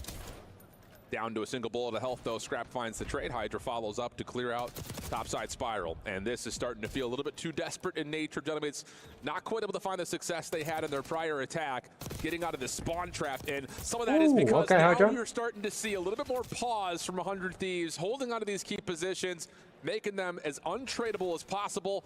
And the life lead starts to become significant. Baby. The lack of time starts to become significant. And it looks like Thieves have finally arrived in this Hacienda control. And that's kind of defensive round you really did need after those previous 2. Especially with your attacking round not going the way you would have liked. But this is a nice way for them to get themselves back into this map. And then this is kind of what I expected from what we would have seen after they got the control over towards another map in round number 1. I thought this was pretty much exactly what we were going to get. Got maybe a little overzealous. Have they done this time? Well, no, because there's not nearly enough time to get over towards that B side. Thieves find themselves back into it with a very clean-cut round of control. Defense on Hacienda looking clean. How are they going to find themselves an attack, though? Because, frankly, it didn't look close in the previous attack. Well, actually, I suppose B, you weren't far off. Yeah, Kismet brings in the Hellstorm to save it, yeah. Well, he certainly doesn't have one now. He's got less than that count on. Let's see if you can find something. Yeah, that just felt a little bit more representative of the control identity that we've seen from 100 Thieves over the course of the year, rather I should say. So, a little bounce back moment, but again, it just, I hate to keep bringing it up as if to beat the dead horse. This just, again, does not feel as convincing in nature as you would want to see if you're a 100 Thieves fan. Not just across this map, but across this series at this point. But there's something to be said about you put the right player on his right role, things start to turn around. That's been the case so far in this series for Lunars, as well as obviously seeing Kismet play more to that 99 level we've come to know. Kismet having a very good series, but they're now going up against Thieves, who have a little bit of a taste of blood in this control. The number 1 attacking team on Hacienda as well. And that may well be showing its ugly head if you're a Gentlemates fan. Envoy can find one. Progressive B coming through thick and fast. Kismet and Johnny can find some kills. Not just 1, but 2 from Kismet. Ghosty gonna have to do it all on his own. This attack will be nullified, or will it? Ghosty continues to survive, if only momentarily. Still going. Actually, he has the cover as well. Scrap finds a way through. Oh my god. And there was your opportunity. It may well have been slam shut. Yeah, a little tough right there. You see Kismet taking the big dive off the high ground. His teammates were not challenging through 10 at the same time, though. So again, the nature of how coordinated that defensive retake was split. And now all of a sudden, a little bit of a delayed hit around the back through Office for 100 Thieves. Has them looking for some high ground control with a life lead over the top of A. I like that from Gentlemates, though. They have pushed themselves forwards towards this well side. Johnny will find 2, so you're cutting the head of the snake off. Those reinforcements are not going to quite be there in time, but the problem is that Scrap is staring at your spawn. If I'm Gentlemates, I maybe send 1 player back to try and help deal with him, because the way that he's shooting, it's going to be difficult, but you're in a good position as well. You're in a very good spot right now. Twist. Big shutdown as Scrap was a fraction away from earning himself a Hellstorm, which could have been huge if this does get to around 5. That is not a guarantee, though. Good shots from Envoy. Shuts down Kizzit from playing forward. And now a decision to be made in terms of how far does Envoy want to go. And he will find another over towards Office. And that will put some pressure onto the A zone. They don't get the first read on the Diamond Cup, but the trade is there. They also, I think, saw Johnny around the back. But Johnny too many players to deal with. And the defense gained some control forward onto this 100 Thieves. He's got to hold it. You want to stay in? Set himself his stall out. And has been farming Thieves off. Gotta hold. That's it now. And this is the kind of situation that's difficult to deal with. Eventually, Envoy will turn around and get rid of him. Now is the opportunity for Thieves to maybe push through. The full minute to go. Life's pretty tight. Especially with a Ghosty in that position towards Office, making sure the defense continues to not have any high ground control. Clock comes to a pause at 102. More kills for Thieves, growing their life lead now to 4. Johnny up top, trying to find an angle on Envoy. Not going to happen. Ghosty able to find the kill. That could be and should be the third kill. With everyone stacked up, it will be. Wow, what a bounce back here for Thieves. And the only thing you could really kind of say as far as almost feels bad is Scrap was so close to the Hellstorm, but regardless, you're starting to cook back up on your control success you've had all year. And I think that was meticulous from Thieves over towards A, but really what I want to concentrate on was B. I mean, Ghosty surviving as long as he does to allow Scrap to come through and find those 3. And then that delayed push, as you mentioned. I was kind of questioning it with my facial expressions towards you when Diamond Con does get shot in the back immediately after they've lost B, but irrelevant of that. They did a good job, well, mostly thanks to Johnny to keep them away as long as they did, but Thieves always had that control. All right, so one more round. We'll see if LA Thieves win this, they will go through. They found that opening and now find themselves on the defensive side to close out this series if they possibly can. I was just about to say the stone wall that they had in their second defense plus the full success capturing 6 gives them the advantage to start on the round 5 defense.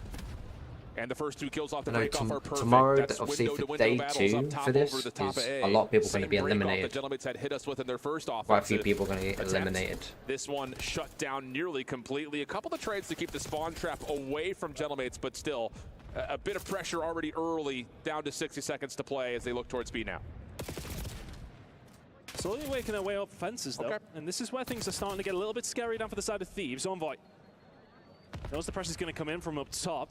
Trying to survive over towards this fence's side. And Gentlemate's choosing not to bite necessarily over towards B, but Envoy. Great timing. Bites back harder. Now we'll get a bit of control over towards Well and allow the rest of his team to pick up the pieces over towards A, which they have done. Doesn't this feel familiar to map 1, map 2? Gentlemates doing everything they need to do to keep themselves in contest, but when it matters most, when they need to ice up and make the right calls, just not quite there. Ghosty trying for the shiv. Doesn't work, and now down to under 30 should be out soon as well, guys. So we got to be looking out for the Battlefield. And you can tell by Scrap backing up, they know he's back here. A couple of kills from Johnny, though, give the numbers to Gentlemates. They can jump on with 2 players at B. Scrap does his job correctly by finding the furthest forward Battlefield 6 trade has already been done. Set up the pinch. Trouble as it's just down to Diamond Con on the B point. I mean, you're seeing the examples of players staying alive in the right positions on both sides of the coin here, but Hydra is the one that has done the damage. He will eventually fall. One more opportunity for Gentlemates in this series, maybe. Not looking good. Numbers are already here for Thieves. Wallbangs back and forth between Envoy and DC. Multiplayer reveal. 5 life disadvantage, but no one's going to get back to a zone in time. And oh, mercy me. A series that honestly you look at and say Gentlemates could have 3-0 the other direction, are your but when it winners. matters most, late into each map, they falter, they fall apart, and the excellence of 100 Thieves really shows itself as they find themselves a 3-0, if only by map count, because they got tight. I think Scrap looking confident there. Right, chat, what we're going to do, as we're waiting for the next match, we are going to react. Yeah, well, I wouldn't mind that to be what we should do is react to the Battlefield trailer. See, we'll save, we're going to keep that open. We'll see, but we're going to check out the Battlefield 6 trailer. Where is it? There we go.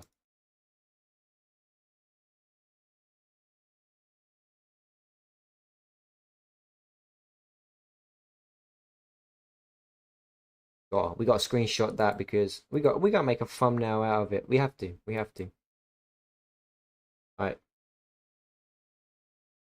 We might as well make a reaction as well out of this. Yo guys, a BBKJUMP here, bringing you back another video. We're currently live while recording this reaction as well.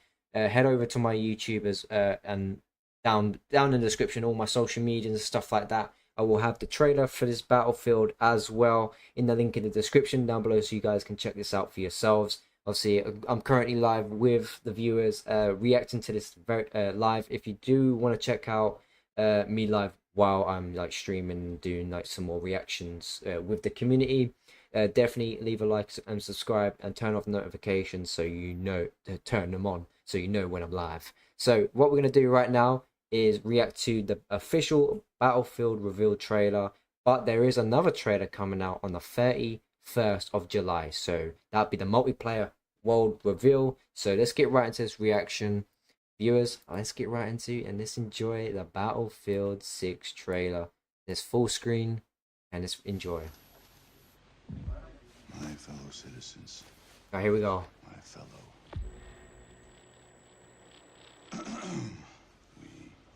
He's been through quite a bit. We're ready, Mr. President. I know the campaign's going to be crazy. Today represents a dark day in our history. With this monstrous, unprovoked attack, no country is safe from their reach. Damn. For all those serving on our behalf, our prayers go with you. Oh, this could be insane. For the Pax Armada mercenaries who are watching now, I have a message. An army. It's over. Let's get to work. Let's get it.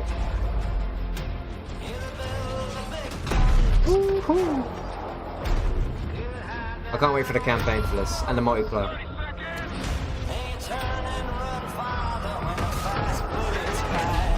Move fast. Move decisive. Dagger on my 6. Send it. Send it. Arms away.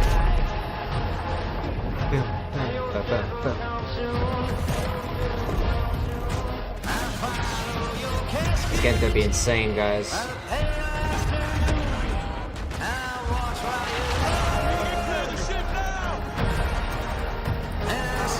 Ooh.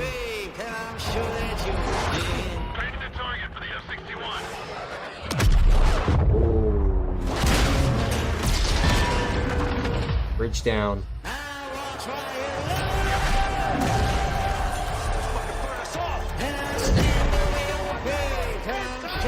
This could be insane.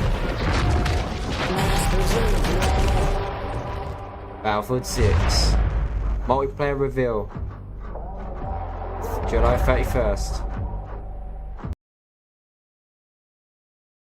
Oh, reveal live event. Oh my god. Okay. Yeah, guys, that was the Battlefield official reveal trailer, and I can't wait for the the full reveal of the game. Couldn't even get the words out. But yeah, so if you head over to Battlefield, make sure to subscribe to them and turn on notifications, because the gameplay for the multiplayer reveal will be on the 31st of July. So definitely don't miss out on that. If you guys are new to the channel, be sure to like and subscribe. I know this video is kind of short, but we had to get a video out while we're live streaming the World Series of, obviously, the World Cup of Esports. So hopefully you guys did enjoy. Have a great day, great night, wherever you're from, and hopefully you did smash a like on this video, because it's very short, but had to get it out. Be sure to like, subscribe, and I'll catch you guys in the next one. Enjoy.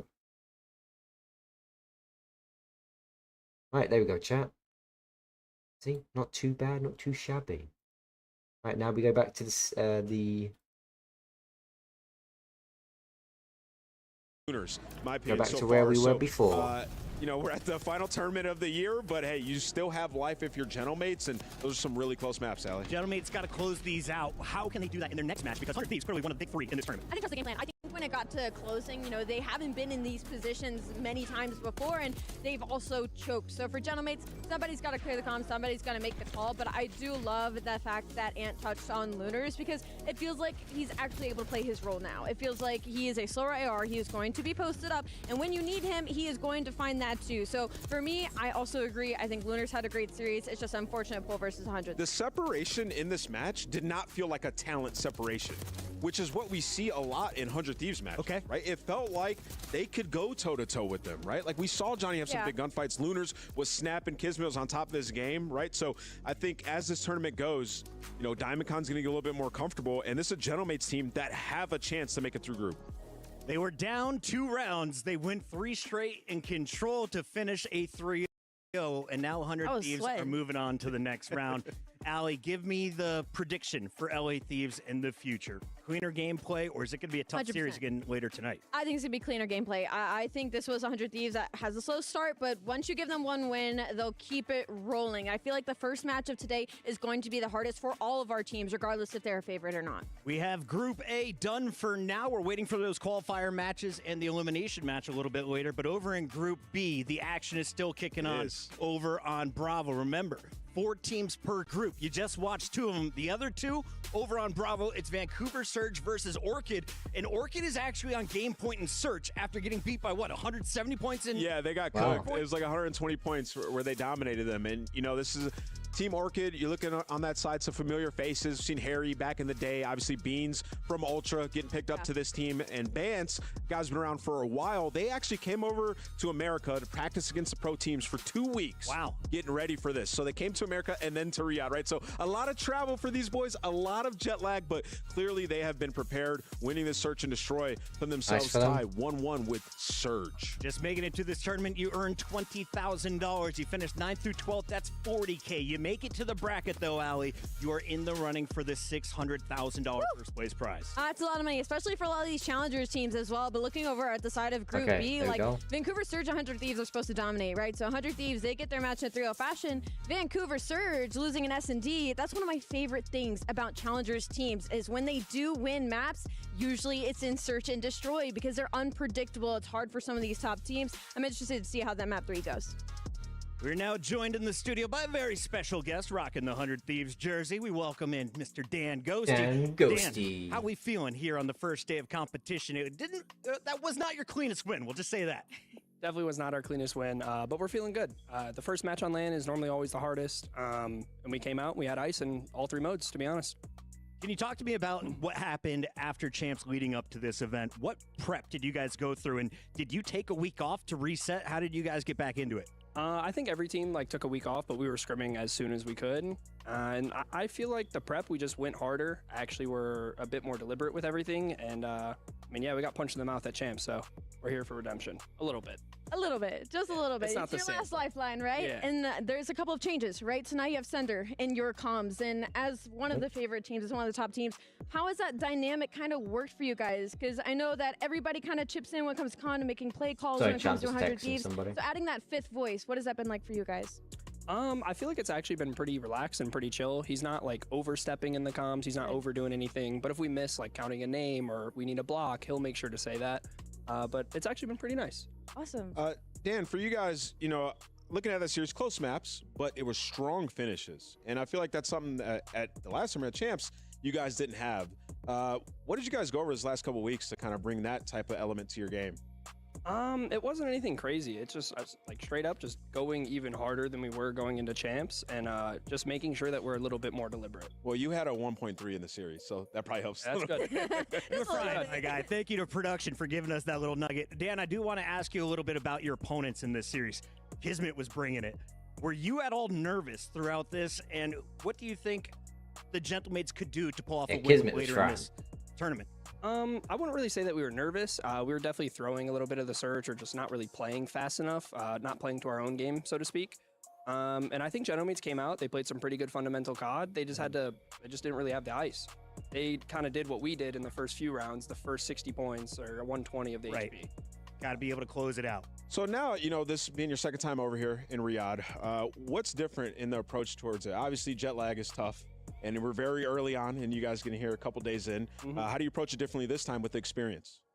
With experience, definitely making sure I don't mess up my sleep schedule, because I definitely did that last time. Came out Thursday a little flat. Fair enough. But just making sure that you eat, stay hydrated. It's real hot outside, obviously. And just kind of you're ready for the atmosphere, the environment, the vibes of everything. Obviously, the stage has changed and a bunch has changed. It's incredible. But you're ready for it. Whereas last year was kind of you don't know what you're stepping into. Dan, what year is this for you as a competitor? Because I want to remind everybody at home that anyone can make it to this point. Third You had to grind your way. Yeah, Challengers was a grind. Good full year, maybe year and a half to be honest. In Challengers, fully playing it. This is my 3rd year now as a pro, so 23. Expectations coming in to EWC. What will you be happy with? Top 4?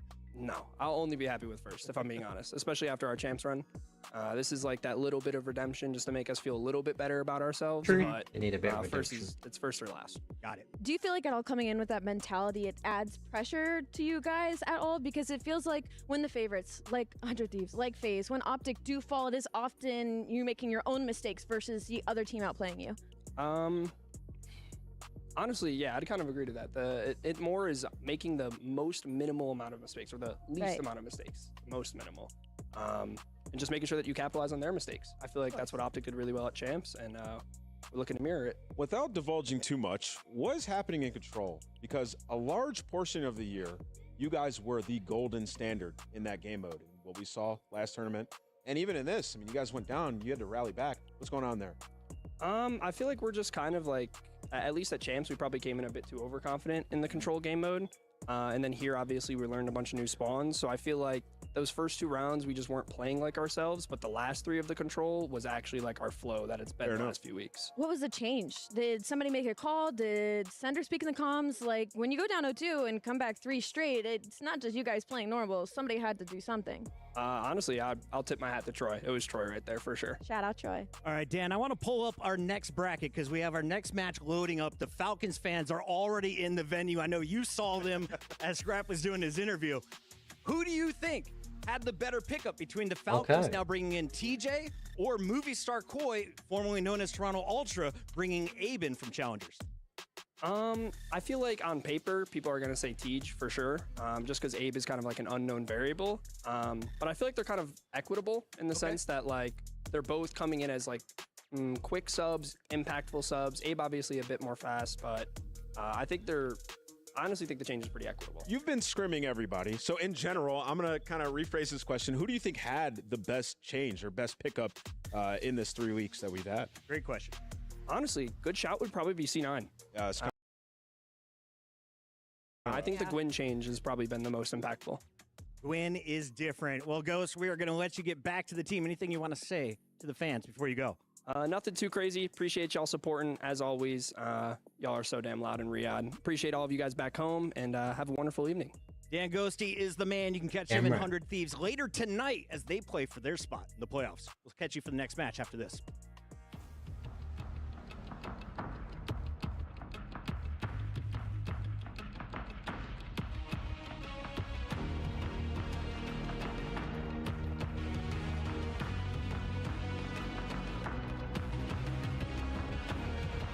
G win, yeah. Optic play again tonight. Yes, I think 100 Thieves play again tonight as well.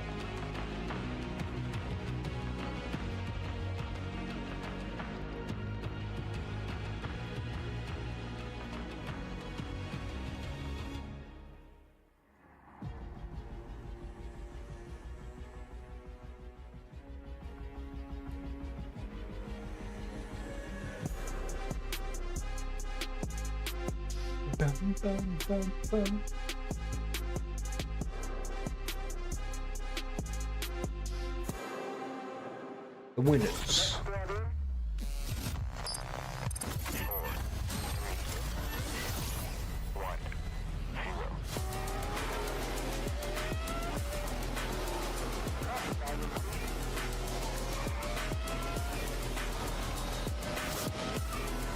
Quite a few matches to go.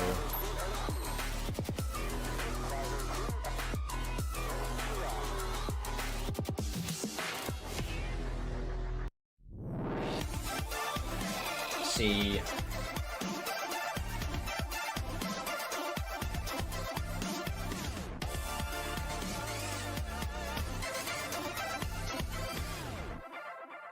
Don't say rest in peace, Hulk Hogan. Oh God.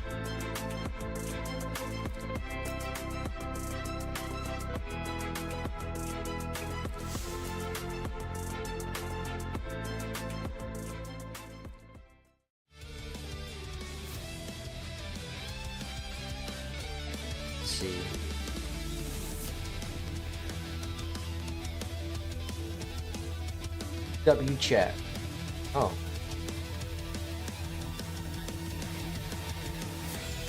There we go.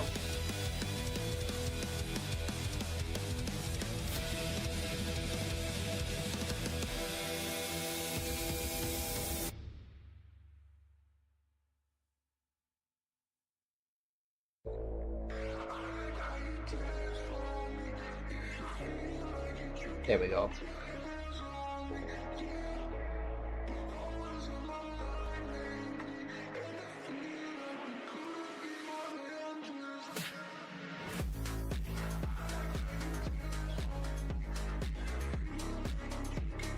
Okay, speaks fire.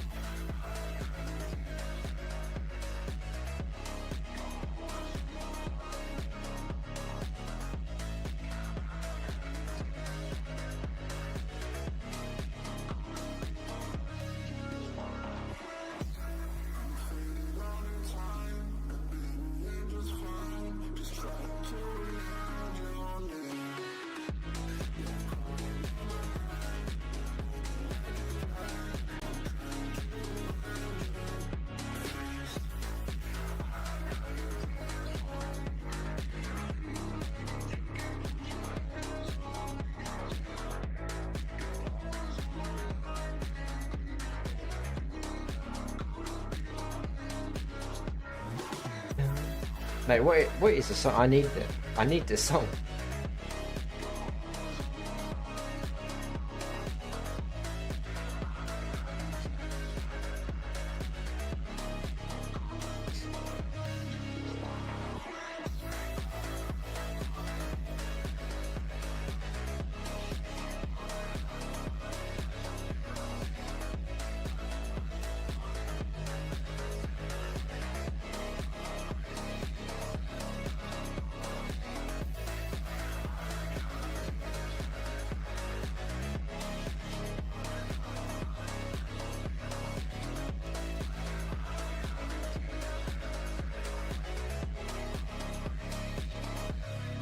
Get it.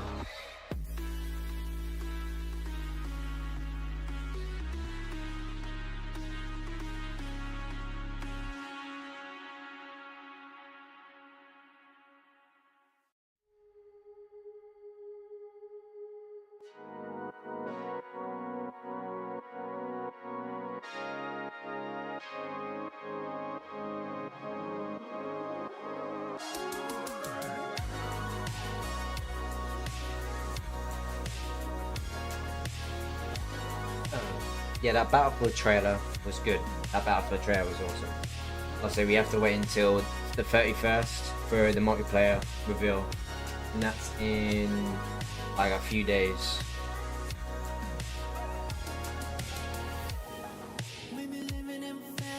It's 7 days.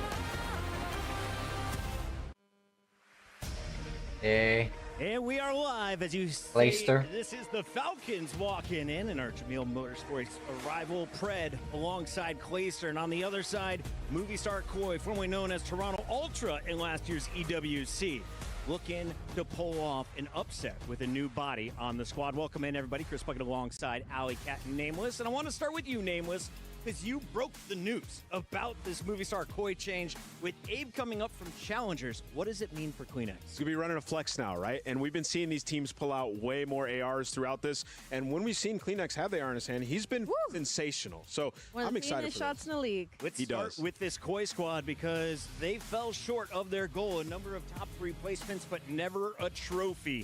Insight and Kleenex playing together since the start of their career. Joe Deceives. Great start to his season. What will he do alongside Abe now?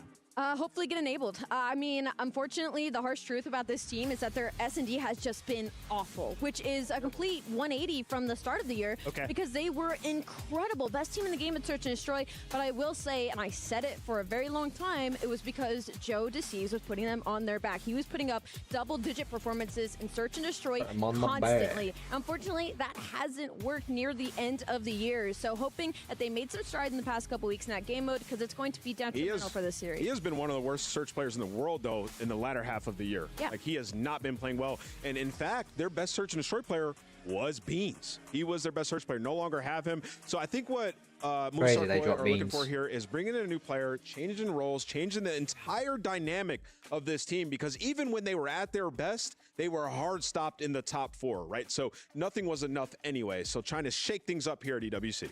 We caught up with QueenX before the match. Here's what he had to say. What's up, everybody? Blaze here with the one and only QueenX. As you know, I'm seeing you not wearing your normal purple. You got some blue on, but you're still looking good. How you feeling so far? Feeling good. It's a little bit of a change with the time zone, but we're here and we're ready. So I'm excited to get going. There you go. Representing Movistar KOI this event, formerly known as Toronto Ultra. Now, you guys made a team change coming into this event, QueenX, all right? You guys going to be playing with Abe. How has that been going for you?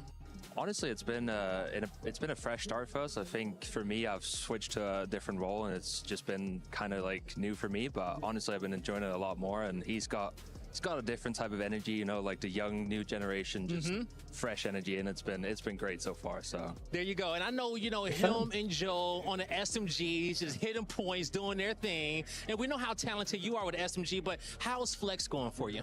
Honestly, the first few weeks it was perfectly fine. I think honestly it was a natural change for me, and I think a lot of people will see it too. I think for me it's just been about slowing down times. Obviously, I'm a fast player, but Jamie does pick up quite a bit of the slack that I don't, and I think that just fits perfect at the moment. So hopefully it works. It's like a great change, okay? We know how intelligent you are. We know jack of all trades, okay? So this role is looking perfect for you. Now, when it comes down to, you know, just the event as a whole, you know, how was the travel? How was the preparation coming into here? Did you do anything different from last year coming to EWC? Because it's a long journey. Yeah, I mean, we had a long travel day, but I think for us, it was just about getting that good first day sleep, and I think we all did, and we all just came in the next day, rested up, and ready to fry. So, and here we are, all rested up again, so ready to play. There you go. Now, I saw a lot of Toronto Ultra fans out there. They traveled all the way to super fans to support you guys. What do you want to say to them in the crowd and at home? I mean, bro, we just appreciate them so much. They've been with us every single event, Kitchen or Madrid, whichever one it was, and they're here in Saudi Arabia, which is impressive. So, you know, big shout out to them, and shout out to all the people at home as well. There you go, man. Shout out to you guys. That's going to do it for me and QueenX. He's about to get ready for his match. Thank you. Nice. QueenX saying he's excited. He's comfortable already in the new role. That's terrifying. And you said this may be the solution to a pacing issue you took notice of all season. Yeah, I mean, whenever they would struggle, especially versus the top teams in Respawn, you feel like Insight and Beans were just too slow for a game like this in Black Ops 6 with Omni Movement. And you watch a team like Heretics or the Thieves and how fast they play and how they play Hardpoint, and you're thinking, like, there's an extra gear that this Ultra, now Movistar KOI, can get to. And putting QueenX on that role, there is nobody on the planet that knows Insight better than QueenX. I completely agree with you. And just going right off of that, I can't imagine anything more terrifying than QueenX saying he's comfortable and having fun on the flex role. If you don't know, QueenX is one of the most aggressive SMGs that we have had in the past couple of years. He made it lighting up in Black Ops 4. So knowing that he's comfortable with an AR as well, and how freeing that flex role can be, that's terrifying. I'll just say, this is the penultimate test of when SMG players always say ARs are blessed. So we're going to actually find out if AR players are blessed. Let's take a look at the other side of this matchup, because roles could change for the Falcons as well. We don't know what to expect. We know Xnid was a monster on the SMG with Pred on the front they got line. TJ, so that's going to be... Who's also running an SMG on his previous team, the Royal Raiders. I don't know. I don't know what decision they're going to end up making, but TJ has been it's going to be excellent frying running this the year, flex though. for this team. which it like kind of makes sense when you think about it, because he was a rattier player, kind of played to himself a little bit, taking solo flanks at times with SMG, or just playing his life in a corner, right? So with an AR in your hand, you can be annoying, right? You get them in a spawn blender and you're finessing your life, you can just take fights from longer angles. So it could help Exnid, and this Falcons team bringing in TJ, though, is a massive move. It could truly go like one of two ways. If Exnid is on that flex roll, it could either one, be really freeing for him being a rookie, or it could be more hindering because it does put a little bit more pressure on making the decision of when you're going to pull out the AR. But then again, we're going to have Clay certain comps. So you do have a backing voice to kind of support some of those decisions. Speaking from experience, though, like you make less in-game decisions when you're on an AR, right? You're a little bit more stationary at times when you do have control. So he's not going to be making those mistakes where we would see him throw his life away a lot, right? So when this game gets going, I'll be interested to see whether they decide to have Exnid play that or if it's Tej.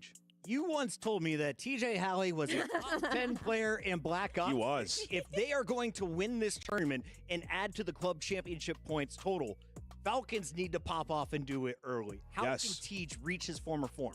Yeah, I mean, well, you look earlier in the year when he was frying. I mean, he did have the SMG in his hand, so they're probably going to look to make sure he is in that SMG role. And in Search and Destroy, he was commanding the troops, like taking over games. And that has been where Falcons have gotten their wins. And when you look at them throughout the season, and when you look at the last time we saw them in the last stage, they were frying in Search. Hardpoint, getting cooked, right? So bringing in Tej, added slaying power, he can put up some numbers, could help them alongside a guy like Pred who can pop off. And then who needs to have a bigger day today, Arcides or Pred? Ooh, that one's tough. I think Arcides, I think he's in a weird spot on the AR because we know how well he can play with an SMG as well, where the other teams it's kind of opposite. It's the other way. So I'm gonna go with Alec in this one, especially as a veteran, as a ring holder as well on this team. A little bit of pressure. I think it's Pred, man. I mean, it seems like Falcons are investing a lot into Pred going forward. He's their face. Yeah, he's their face. It looks like it, and trying to build around him. But going into Pred hasn't been really playing leave a good taste in the Falcons fans' mouth after this tournament. He has to pop off. Everybody knows and loves Coach Clayster, but there's another man on the Falcons lineup. He goes by the name of JP, an analyst. We caught up with him before the game. What's up, everybody? Blaze here with team analyst JP from the Falcons as they get ready to play on their next matchup on the main stage. Yo, what's up, Les? Now, JP, we know that the Falcons picked up a new player, a fan favorite in TJ Haley. Talk to me about how he's been with the team so far. Yeah, obviously, he's already got a great relationship with AG in the team, so he's been the natural fit for us. We wanted to try and change it, bring another sub player in, move Exnid to Flex. Yeah. Getting something just to try and bring us a bit more pacing on the team, try and help us with that side of things, and so far so good. There you go. You got a sick SMG duo, like you said, with Pred and Tej. You got Arcides on the AR, and as you said, Exnid on Flex. How has he been performing in that Flex role, kind of switching from what he normally does? Obviously, he's already got one of the greatest in Clay to try and guide him, show him the ropes, and so everything he does, he's been picking it up naturally. This game, fortunately, is very fast-paced anyway, so having 3 subs sometimes isn't an issue. So it's been an easy thing to try and transition to. There you go. And one thing that's also helping you this event is that you're the fan favorite, okay? When you guys came out on the main stage, everybody erupted. The Falcons fans were out there loud. How does that feel to have so much love and support here? Obviously, it's a massive thing for us. We want to try and deliver the best we can for the fans here. Yeah, they're definitely the fan favorites. For so much, no matter what. Saudi team. We're going to do our best to try and set them home happy. There you go, okay? And they're also hoping that you get another star on that jersey to become club champions again. What would it be? What would it mean to you guys to be able to bring 1,000 points over from Call of Duty to do that? Absolutely everything, that's what everyone at Falcons wants. Everyone wants that second World Cup, so we're here to try and do our best to try and help them get there. There you go, okay? Ladies and gentlemen, that's going to do it for me and JP. Cheer on the Falcons out there if you're here in the stadium. They're about to light it up on the stage. Damn right. If we learned anything last year, it's that the Falcons fans roll deep. They take over stages, and they are entering the STC arena at the perfect time. This is the start of the tournament for the Falcons, the start of Group C. And Allie, I think that they have the potential to cause an upset early. No, absolutely. I think this is probably going to be our longest series on the day. I think it can go 5 because it's just such a big mismatch. You look on the side of Koi, they're really struggling in Search and Destroy, and where they're going to find some footing is in Respawn. And on the flip side for Falcons, they are pretty strong in search and destroy. If you give them an inch, they'll take a mile, and they've been really struggling in the hard points. So we could be looking at a game 5, and that's not great if you're Falcons, because for Koi, Falcons they're 5-0 already... game 5s. They've been awful in search and destroy, don't get me wrong. But Falcons are just awful. 5, they're undefeated. To your point, Chris, when we did the walkouts earlier in the opening ceremony, I knew it. Red card. We knew we were going to get a red card with these teams. So this is going to be fun. And here, taking a look at the maps and modes in this one, we got a couple of vaults, Hacienda, and some dealership red at card, the tail end search, of this. vault, Dealership is control, a map that Koi have continuously tried to play, and it has not been good for them. Like, literally cannot win that map. So if you're Koi, you want to close this out before we get to 5. But nevertheless, these are different rosters. I'm just excited to see these 2 new players debut on either side. Personally, I really like the vaults for the side of Falcons. I think this is a map that when they did find any success, it was going to be there. Having that on 1 and 3 is going to be great for them. But can the Falcons actually win? For Koi, it could be good for Falcons in the game 5, but again, I go back to the statistic. They have the ice on the side of Koi. So again, I hope it goes game 5, but with that dealership, I don't know. But does Abe have ice? That's true. Does Abe have ice? We get our first look at Abe today. We've seen TJ, but not in a green jersey. Allie, I got to get your thoughts before we go to the brackets. Who's got the better jersey on stage, though? Falcons are rocking a green collar. We got a blue and a purple collar on the other side. Don't do that to me. Wait, one of those teams sent you a jersey. I'm going to be so honest. I look better in green, so I have to go with Team Falcons. Shout out to our man Talek, hooking up all of the talent with some Falcons jerseys. Last year, we brought them with us. Let's take a look, though, at what is going on around this tournament, because reminder, the 16 best Call of Duty teams in the world are all playing here at EWC across 4 different groups. And at the end of tonight, we will start to send teams to our playoff bracket. So over in a Group A, we saw a really nice start for our top-seeded teams. Some 3-0s came out as Optic was able to take care of business. And on the other side, we thought G2 and Cloud9 Optic could will be go close. against Cloud9 for the winners final. Gwyn was having the time of his life over on that B stage. We got to catch a couple of minutes of that matchup, and Cloud9 looks incredible, which is scary because that is one of our teams that we called out to possibly be a dark horse. And that was even before the change with Gwyn added in the lineup. Who knows what could happen? That's one of the hardest round 1 matchups, Chris. Right. And they just came out the gate frying. And, you know, I'm looking at that series, and man, Gwyn popped off. We do not want to be in losers bracket. He had 9,000 damage. We do not want to be everybody losers. in the lobby. Spark came to play. Spark trying to prove he belongs at the highest level. He's been knocked down a few times. Doesn't feel it has been warranted. I think he could put on a show for us later tonight against Optic. Over in Group B, you just saw 100 Thieves able to seal their 3-0, but it was not pretty, Alley-Cat. No, it wasn't pretty. It was very, very close. We go all the way to around 11. We go down 0-2 in the control. Yeah, 100 Thieves with the easy win. Bounce and battle back 3 rounds in a row. Shout out to Troy Sender. And on the top side, Vancouver Surge was able to solidify that map number 3. So they're heading into the map 4 number right now. And for Vancouver Surge, this is good. It means their respawn is solid. Team Orchid just able to catch them. They're winning controls. That's a great thing for Surge at the start of a tournament. That is terrible news for Orchid. You were banking on a 2-3-5 here. Yeah, it's going to be extremely tough now. You have to go up against Surge in a hard point and take that. Hey, listen, you won that search and destroy. You know you deserve to be here. There's still a chance for them.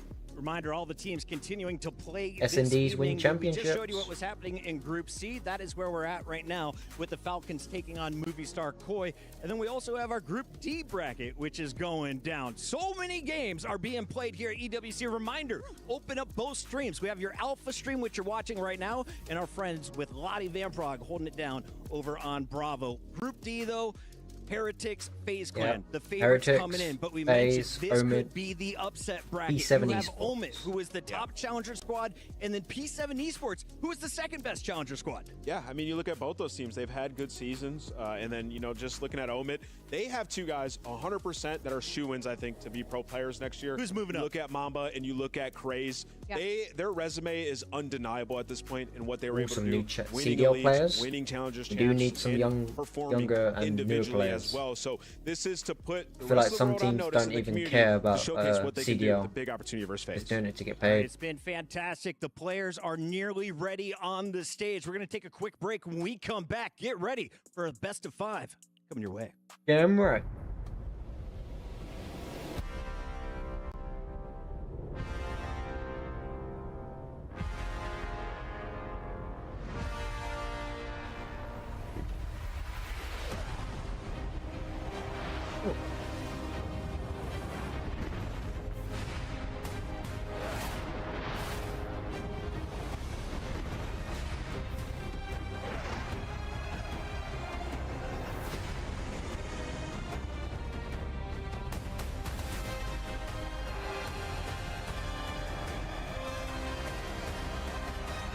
Yeah, Charger. That if you haven't yet, go check out that Battlefield trailer as well. That Battlefield trailer was awesome.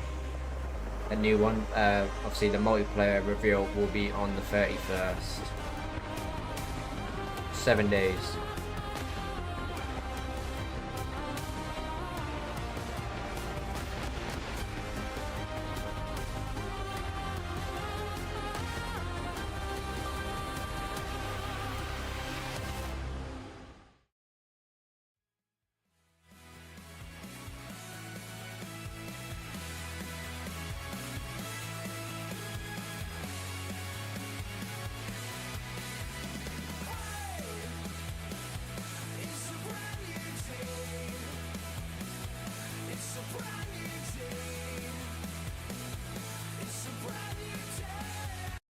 How do you find something special when everything looks the same? You know, we haven't been given an advert, so this is the first advert. They have to get their money.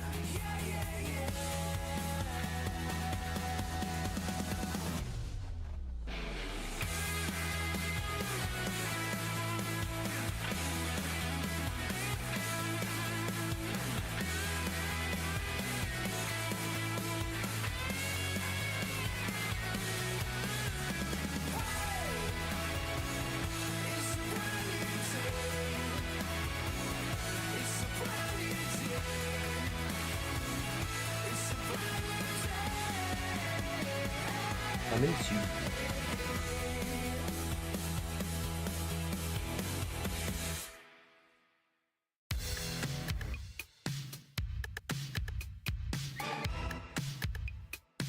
So it's like almost like, yeah, so it's like 7 o'clock over there.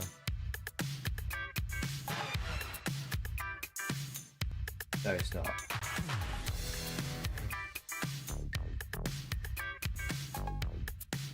Oh. Yeah, it's 7. 6 is 5 for us.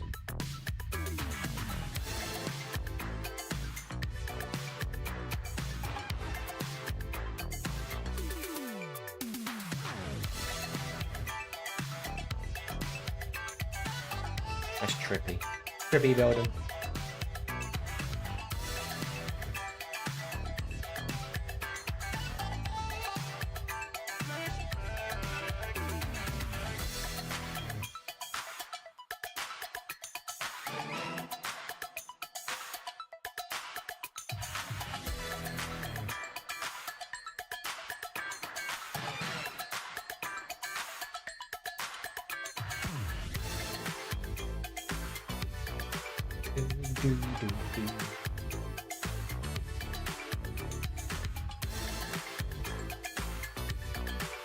Oh, the building changes color as well.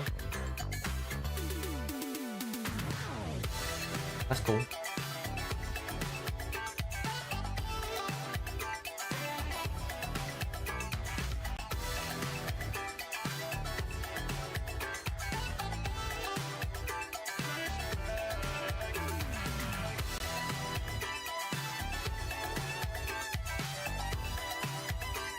I wonder how much money they spent just to do all that.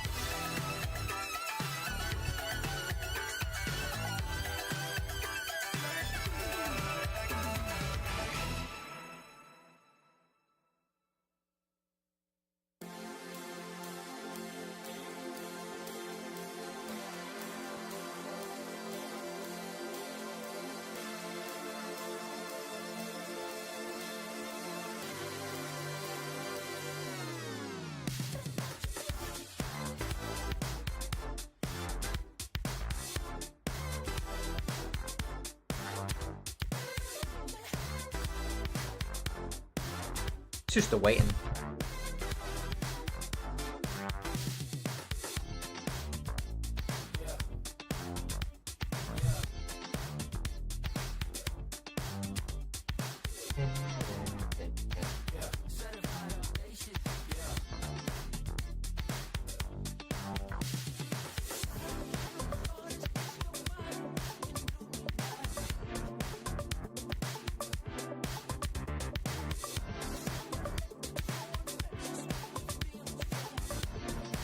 There we go.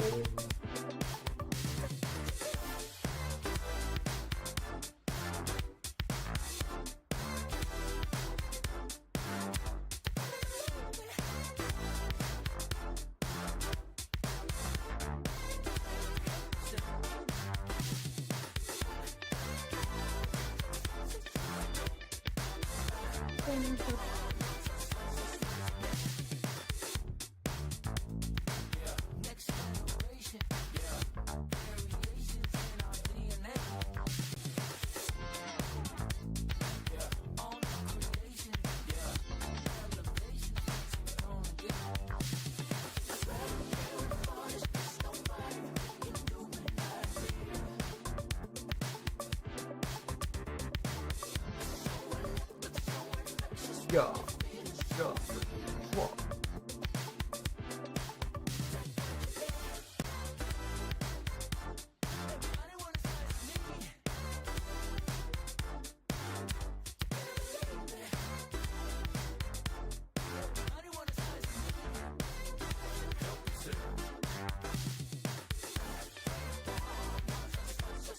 Come on. Yeah, right. 30 seconds. Finally, the games will be continuing.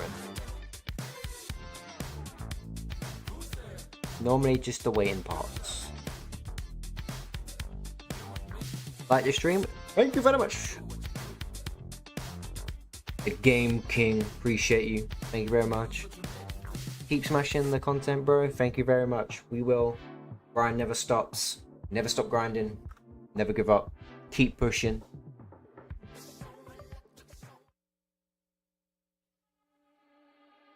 Gotta keep grinding, man. Some of the biggest stars of this game have already hit this stage, and there's still so much more to come. You are watching Call of Duty Black Ops 6 at the Esports World Cup. 2 wins are already in the books, and the next one is going to be a big one. So make sure that you watch it, because Ian, I think the crowd is ready. Yeah, I mean, it's day one, and we've already got a big crowd in here. Should we bring out the teams? All right, so first up, we have a team. They are capable, they are composed, and they are always a threat when they heat up. It's Movistar Koi. They want to see their home team, the Falcons.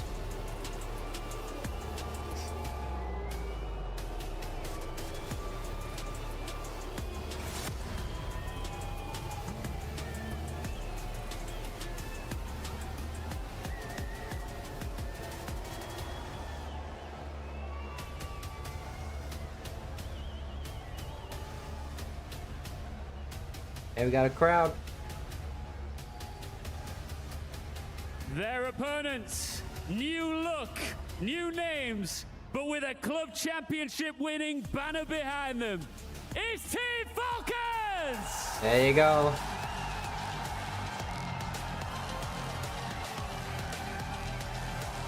Can Falcons bounce back and actually perform good, not terrible?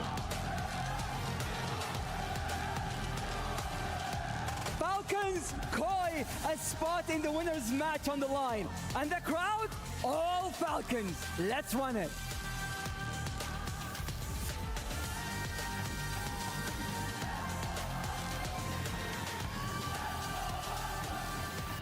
Finally, got the crowd going.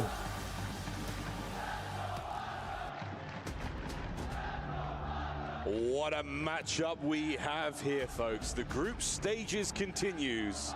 Team Falcons, Movistar Koi, and 2 new faces making their debuts for their respective teams. Abe for Movistar Koi, and of course TJ Halley joining the Falcons. Miles of Study taking you through this one. Jay, it's going to be a banger. Oh, this is going to be a banger from start to finish, man. I got a chance to look at the maps, and I was thinking, all right, it's just basically a square up from what these guys really enjoyed throughout the entire season. But to talk a little bit more about both of these squads, obviously for Falcons, the season really didn't treat them well. They needed to make a couple roster changes so they can get I do like the stage. And now they are putting themselves in a really good form with Exton moving over to Flex. You're picking up TJ to be more of a fast-paced squad, especially in the respawns. So I'm excited to see what that team is going to bring. But on the opposite side for Movistar, I want to see what young man Abe's got to do, because obviously I've been able to catch challenges since the beginning of the season. I seen where his career was able to start. That was on an FC Stallion squad alongside Mercules. So this young man is definitely capable of being a bright light on the main stage, and I'm just so excited to see what he's able to do alongside Movie Star Koi. He's got a lot to do. A tough matchup. The first time he's played against a crowd like this here in Riyadh, it's been rowdy since we arrived. The Falcons are certainly ready to rock and roll. Their fans strong in attendance. But Movie Star Koi again. The genes, the DNA, that Toronto Ultra roster, known for their composure, known for their deep playbook. We'll see how far they can go as Abe looks perplexed, but we're almost ready to go into our first match. Vault hardpoint. Red card S&D for that one. I can see the vault seat control as you see on the bottom side of your screen. They might knife each other. We go, good? Ladies and gentlemen. Movie Star Koi, Team Falcons, and a very quick restart. I got you good there, Jay. Definitely got me good there. I'm super excited for this map number 1. Obviously for a vault, but both of these squads, for Movie Star, this is one of their bread and butters throughout the entire season. You have players like Insight. Previously, you also had players like Beans who love to lock down those power positions and win a majority of the rotations. And then on the opposite side for Vegas, this is the same exact thing. RCDs and Pred, they really enjoy themselves some vault, but we already saw this in our opening series of the day. It's all about the rotation from P3 to P4. ARs needs to dominate. So Cleanup and Xnid, they're going to have a lot of battle. That's a great battle as well. Xnid, the beast from the east, comes to North America, turns as many heads as he can on this very map. 53 kills in a single game, still holds the record. RCTs, the main AR, there for Team Falcons. What a career he's had. An EWC championship would certainly look nice on that man's trophy shelf. For Pred and for TJ, I mean, old friends, Jay, they've been around the block a long time, man. I mean, they've got a wonderful rivalry against each other, lovely friendship. Now to finally see them on the roster together. Of course, Coach Clay behind them, providing the comms. Yeah, they go. Movie Star Koi. I mean, this is an explosive team. This should really be a fantastic matchup. We'll see how Kleenex looks on the flex. Tobias Juel Jonsson from Denmark. What a run this could be. I'm excited to see what Kleenex is able to do in that flex role. You heard Nameless touch on it a little bit, how it's going to improve their pacing. That was an issue for them when you went up against the top teams with Beans and Insight, not really stepping up to match the pacing on the opposing end. But with Kleenex, we know that guy does not care who's on the opposite side of the stage. He doesn't care what the gamer tag looks like. He is going to fly and fry with that AR in hand and even with the SMG. So it's just a completely different team, to be honest. When you change up the pacing of a roster, it's a whole different new team. So I know that they struggled recently in Search and Destroy. That can also be a big difference maker with the addition of Abe with his pacing at that SMG role. That should be a fast move there from the Koi boys. Let's go into map number 1. That quick reset's almost complete. We'll see how Xnid feels on the flex. We've heard Clayson talking about trophy placements, things like that. It's a whole sort of new play style to learn. A lot of responsibility on his shoulders going into this matchup. And Abe, pressure on the young man. I wonder if the nerves are there. I wonder how well he's been sleeping, maintaining himself, you know, across the planet. He has traveled to play some Call of Duty. It's a lot, Stud. Yeah, and it definitely is a lot, but the good thing is he's teaming alongside players who are calm, cool, and collected. We know what Kleenex is like. We know what Incest is like. We just want to make sure we are controlling the game as much as we possibly can. But this is the series right here where I think the coaches on the comms is going to be the most impactful. Because for Falcons, obviously Xnid, he's not from the US. It's very difficult to communicate with Americans with English if it wasn't your first language. So having a player like Clay, who is one of the best of all time, standing right behind you, going to assist you in comms and also assist you in your gameplay, we might see a whole different level of Xnid this weekend. Oh, real change here. On the other Side of the stage, Movie Star Koi, of course, Flux, who's been a part of that squad for the longest of time, helping Toronto Ultra secure multiple championships. That guy's proper invested with his drums. Composure, his resolve, how quickly he's been able to get into the system here for Movie Star Koi. It's time to go, ladies and gentlemen. Movie Star Koi, Team Falcons, Vault Hardpoint, take 2. Here we go, off the rip. Team Falcons spawning on the preferred side that they want. The team wants to be the first one to fall.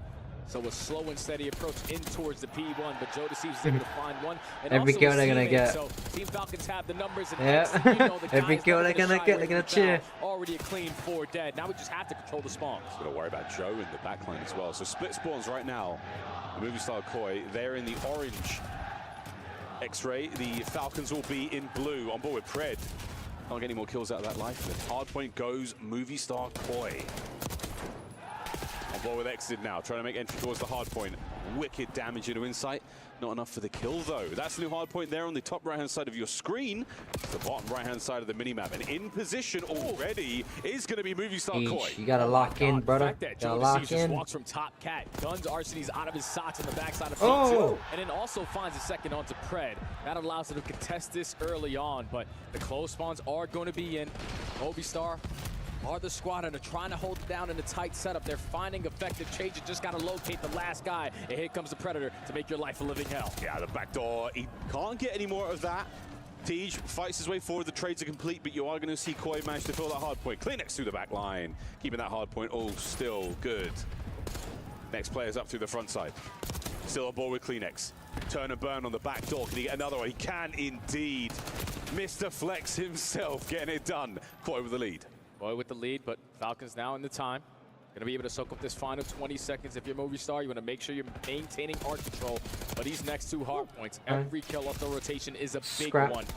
And even when you're still applying pressure at the old, you know that if you are Falcons, you're still going to spawn on the backside of P2. So rotation is going to be won by Movie Star. Now they're just trying to clean up the rest of the streets to make it easy to be uncontested here at P3. Yep, P3, you've seen the previous few series here in the tournament. You know this hard point has got 2 roles. You have to get as much time as you can out of it, but you need to lock down that left-hand side of the map. That is what Movie Star Koi are doing well right now. Joe nearly walking away with a big win, but you still got maintain control of the left-hand side of the minimap. That is the game right now. Kleenex picks up an SMG. We know what he's able to do with that weapon in hand.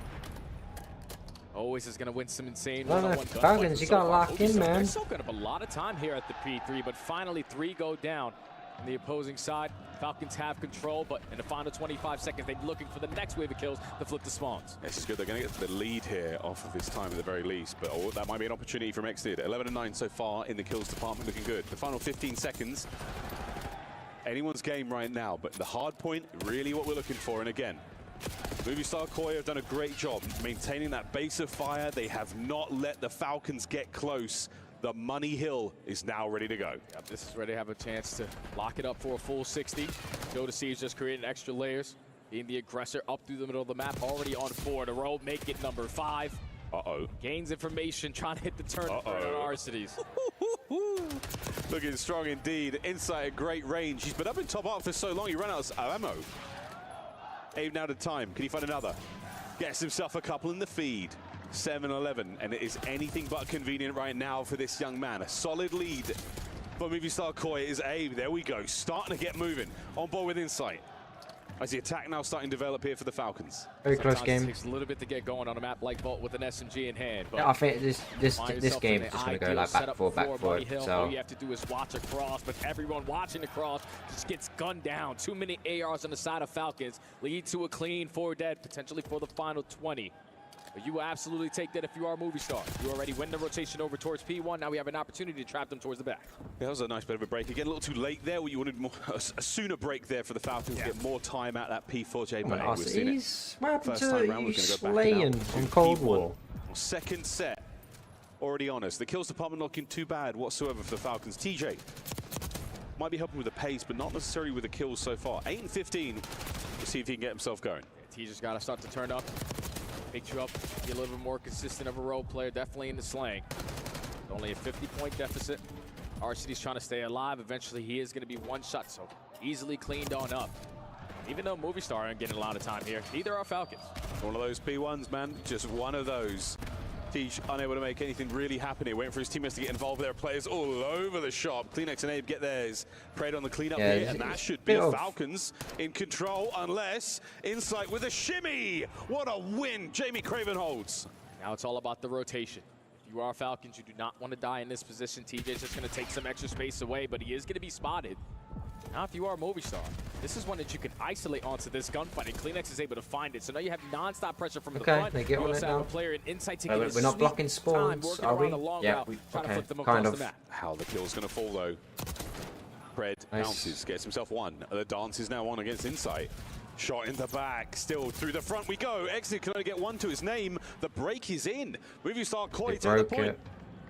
Now, if you are Falcons, you need to find an avenue of approach to get yourself back in towards the P2, because this is a good chunk of time here. You cannot allow it to go the opposing way. You're going to have TJ going on a route, flanking top cat. Even though his teammates aren't winning gunfights, he's at least able to find one. But all those gunfights lead to absolutely nothing. Movistar get the reads, they hold down the time, and this P2 has been flawless. What is going on with the Falcons? Endless damage on those players making their way out of spawn, fighting forward now. Falcons, good job on the approach. They get slowed down by Joe. Abe through the middle of the map. He holds firm there. So 150 now to 72. Movistar Koi approaching P3 with a solid lead. And if you're Falcons, this is the only way back into the game. We cannot allow them to get P3 time, and we also need to flip the spawns and beat the team initially to start off at the P4. Nice, get the toes. toes. You can get here is going to be massive. TJ's trying to stay alive in towards top bar. Is going to get caught by Kleenex. He's lighting him up with the AR in hand. I just wants to stay alive and allow his teammates to assist him. Hey, good news there, Jamin. You do lose TJ in that position, but Exnid still spawns on that side of the map. So for now, TJ is happy to see 13, this for the 21. Falcons. Insight trying to play the poke. Gets himself in for a Mo.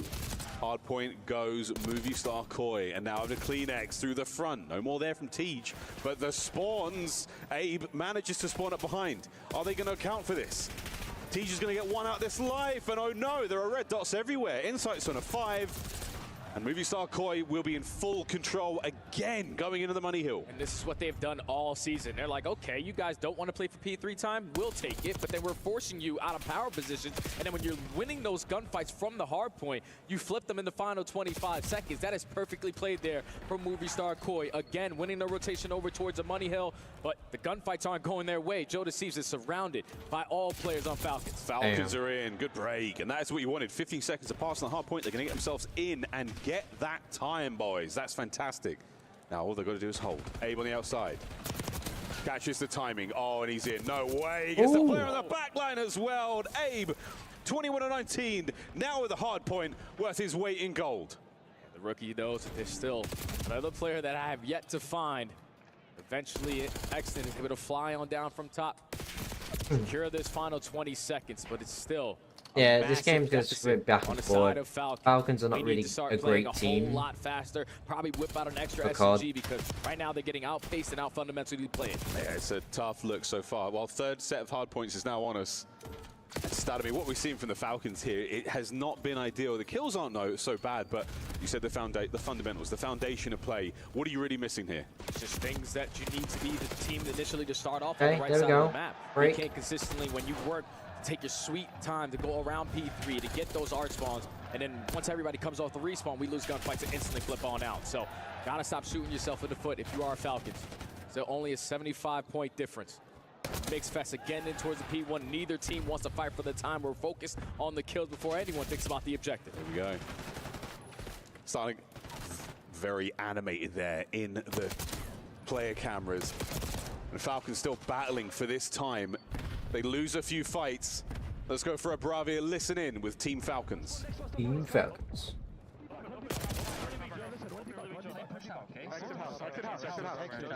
Leave lobby now. Left the lobby.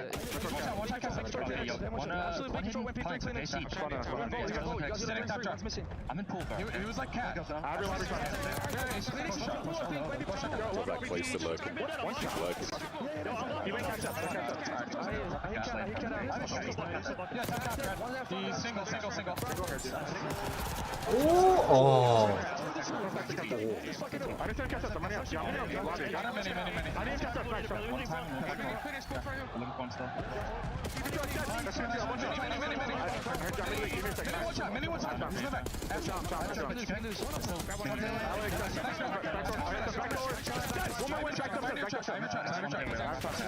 Someone shot my back door. Hitting back door, me guys. Falcons, a little taste of the comms there. Xnid, oh wow, great shots into Abe rather. As we fight our way once again towards another P3, and this time Xnid positioning on point, Jay. They've got a really good advantage going in this new hill. Yeah, this is what they need. They need this P3. Not checking, you're doing way too much. Themselves at 190 to potentially close it out at the money hill, but you can already see Movie Stars are getting aggressive. They know that they have the numbers. They know that we can overwhelm them towards our side and instantly flip the spawns. Now only need 25 seconds to close out this game. And it could be here. CleanX at one end of the snake. Can't find his way through. Hardpoint's going to be open for a second. Falcons get themselves in. CleanX on the flank, gets 2 out of their life, and that's going to be the break. 20 now for the win. Still do this. You still close it out here at the P3. Falcons have the close spawns in towards ammo. You got to invest the stuns in nades. You got to get them out. Holding firm. Trophies in play. Final 10. Falcons have been held back, and that's going to be the cruise overhead. A hellstorm. Movie Star's going to get. They're going to take it. It's a perfect position to be in. But Movie Star Koi here in map. No, not over yet. Number 1. But that should be. They only need 2 points. On a spree. Only like 2 seconds on the hill, and then they take map 1. Keeps the game alive for a second longer. Okay, so Team Falcons trying to show some fight here. Trying to light it up in the kill feed. Finally win a rotation over towards P4. A full they should 60 be able to would take definitely this. give you some momentum to make it mixy to potentially close out this game. They're already finding every single kill on the cross. Another clean 3 dead. Exit almost gets the better of the insight there, but perfect hold on the first attempt. Oh, we're holding. Abe's taking a flank. Okay. Caught out just yet. Oh, no. We go 2 more down. We call for perfect COD at times like these, and so far, so good. Joe through the front door. What a win! It. And this 1. is it. Sneaks through. Contest done. is done. Ring the bell. Movie Star Koi take the first. Movie Star Koi take map 1 hardpoint, and then we move on to hardpoint there from Movie Star. As we wait for that, Honestly, win a majority of the rotations, especially towards the money hills early into the game. You were finding effective breaks at the P2s as well. That was a close game, though. You were just a step ahead there in the map number 1. Falcons showed up a little bit late to the party. Not really consistent with the slaying, and that usually comes back to bite you. And also, there's a reason to that, because you're not winning rotations. You know how difficult it is to try to cross over towards B4 when there's AR sitting in top R, top palace. Doesn't matter. On the bottom side of B Street, they have everywhere watched. And if you're an SMG, you are literally in hell. So for them, thankfully, they showed a little bit of fight towards the very end of the game, but it was Movie Star, start to finish. Good signs of life from the Falcons, but yeah, Jay, the uphill climb that they certainly had. So you have to get a bit warmed up now and again. We change things. We go into search and destroy, and the desk touch upon is quite a lot. I mean, again, a team that can definitely bring the goods. TJ Haley, a brilliant search and destroy player. Yeah. We've seen Xnid have great moments all season long. An opportunity to bounce back, but Abe, question answered. Is he going to handle the pressure of this big match? Come out swinging? Absolutely does. Movie Star Koi, they strike first. They look confident in doing so. Oh, I'm excited to see this red card search and destroy coming up next, because obviously for the end of the season, Falcons, this is one of their go-to maps. And you add a player like TJ to the lineup, who was phenomenal for Carolina on a map like red card. So you best believe TJ's going to have some strategies that he's potentially want to bring into play here. Obviously, with the 3-time world champion behind you, he's going to know what the hell is going on. You need this bounce back here if you are a Falcons. Search and destroy in the name of the game. Happy to see it. As Riyadh is on its feet. A wonderful turnout for Falcons fans. Can they get a second club championship in a row? What a story that would be, but they've got a tough opponent to get through first to keep that dream firmly alive. Movie Star Koi, formerly known as Toronto Ultra, a difficult turn at the previous tournament they've been in. Not the result they were looking for on home soil. They find themselves now on the other side of the world, fighting for their lives once again. Now pressure is on. Pressure is on. Oh yeah, it can never be at its highest in the final tournament of the season. Everyone wants to try to go out with a bang, especially if your season didn't go as you potentially planned it to go. But you already see on the side of Falcons developing strategies. Fist bumps are going out. Same thing on the side for Movie Stars. A big map number 2 here. With a map like red card, where a lot of these rounds can be slow and steady, it can also switch very, very quickly with the aggressive plays over towards B. So you got to be prepared. And for both squads, I think I'm looking at Pred. Pred on one end, and then obviously Jodeci on the other. Both of those guys are extreme playmakers in search and destroy, tone setters, and hopefully they're able to capitalize or at least lead their team potentially to a victory here. And we have criticized Pred's gameplay. Sometimes those routes are a little too long, a little too late.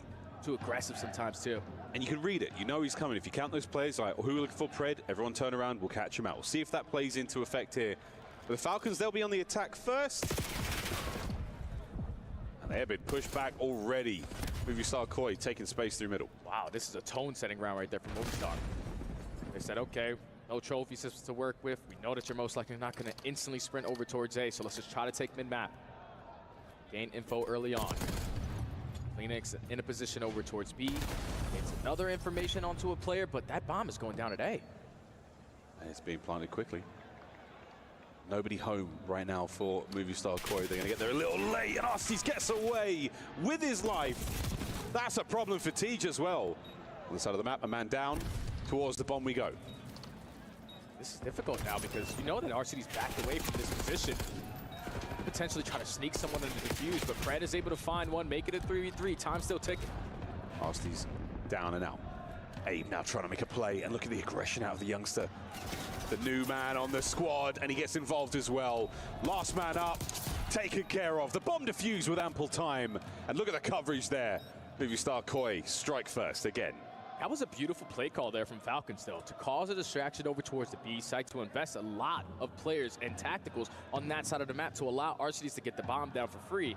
But once Arcees gets the bomb down and he's able to get out, TJ can't really afford to die in this scenario. But obviously, Kleenex, he continues to shine whenever the hell he wants to. The wall paint good enough for the first blood, and the retake good enough for the first round. I feel like there was so many guns over by the B-bomb site there on the defensive side, so Koi got complete superiority in that position.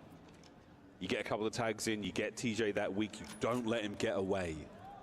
A great moment there from Movistar Koi. They do not let that advantage slip. They run that on the way to the bank. Here we go. We swap sides again. Falcons on defense now. Falcons will be aggressive up through hedge. Basically take away that A site from Movistar. They're not even worried about that. They're just going to take mid-map. Pred strikes for the first blood, though. Uh-oh, Kleenex. He spotted a red dot. Gets away with his life now, but they know he's making a move. Will Exnid press forward, and the timing, oh, a gift. Oh my word, gets away with it. No time ticking, and that bomb being down where it is. It makes it more difficult for Movistars on the objective that they're going to choose. Still in a 3v4, 45 seconds to go. Not a single player from Falcons are in a position where they're gonna potentially be isolated in a one-on-one gunfight. Play is now going to develop over towards B. TJ, the lone defender of the B-bomb site for now. Pred and Exton will be able to get there quickly. That stun connects. That's the go button, but wait, it's a no. Oh, two-piece. Oh, my word, Tej. The third man brought down. He had no right to win that. Beautiful play right there out of Mr. TJ Halley. You know, he's always been known for his S&D dominance. Puts himself in a great position, even with the Welcome back, appreciate it. But Pred, the aggressor, 13 HP, strikes for the first blood. And then TJ, no need to worry. I'm still in the power position. The first guy's already weak. Second guy has an AR. Double there for TJ. He somehow isolates Insight. He completely nullifies the fact that it was a 2v1. That was a brilliant bounce back. That's why TJ's on the roster. Exactly. Quick hits now over towards A. Looks like we're going to be trying to take as much of that outdoor space as possible, but that concussion, that changes. I'm not a fan of red card, chap. I'm not really a fan. Just wants to back on up. He gained a lot of info there. That stun connects on at least 2 players. Still a 2-2 split. Kleenex trying to assist his way back over towards the B site. If you're inside, put yourself in a position to at least guarantee one. On his back, knees bent. The form is good. But the gunny once again, Tej has his number. Straight away on the bomb plant as well. What a moment. Kleenex down nice. And out. Can Joe find something here for Movistar? 4v2. Not the ideal situation you want to be in on a map like red card. Gonna take a lot, just good timing plays, but Jodeci is now technically left in a 1v4, already finds one onto TJ, and is actually going to get cut on down. Falcons with some great strategy so far in the S&D. Absolutely, young man. Peach. What a first blood this was. Instant bomb plant, Exnid picks up 2 on the round as well. This is the loudest we've ever heard the crowd Lightning go. Strike from Team Falcons. Exactly what you're looking for. Starting to run away with this, starting to get that momentum going. You're not letting Movistar Koi do anything here on red card.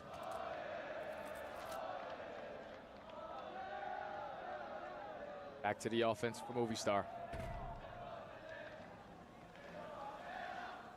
Not a huge amount of success when it comes to either bomb site just yet. Leading A. They get a kill or two, so certainly going to help. But Joe tagged up. No body bag yet. Allowing Abe to get in position. He's thinking about that ladder play once again. He has the coverage from the outside. But he's in dangerous territory now. Yeah, this is such a good position to be in, though, with the SMG in hand. Getting a lot of info. They don't have any mid-map presence. Most likely going to be nice, Pred. out of the sight, but Pred is able He's to traded out before falling. A 3v3, but Falcons gain all the info. Arsties versus Insight, a fight we have seen many times over the last 5 years. Bomb plant, fresh mag. Abe takes care of Tej this time with a key piece of the puzzle out of play now. Movistar Koi, this is your round to lose. Exnet has to get something done on this bench. Just wants to make sure he's clearing out this top lane before he commits on that anything nice. but Arsties.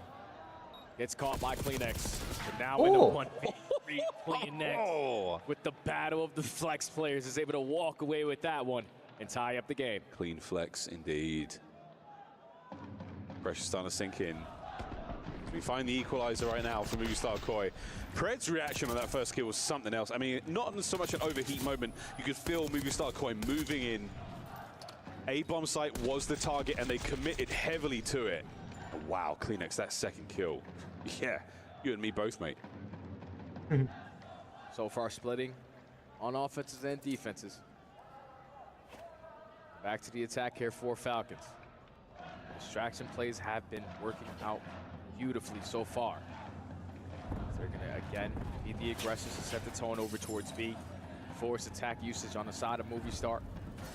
Potentially hit the rotation, but no, everyone's committing. Nope. Oh dear, and a commit into the jaws of Abe. Nearly gets the second. Numbers are now here. Kleenex gets away without taking any damage. The bomb site is loaded, and here come the Falcons. Threshold secured. The B-bomb site is yours. Oh my word. The stun connects. Kleenex takes the damage. Falcons planted, and now Movistar Koi desperately trying to not lose a man.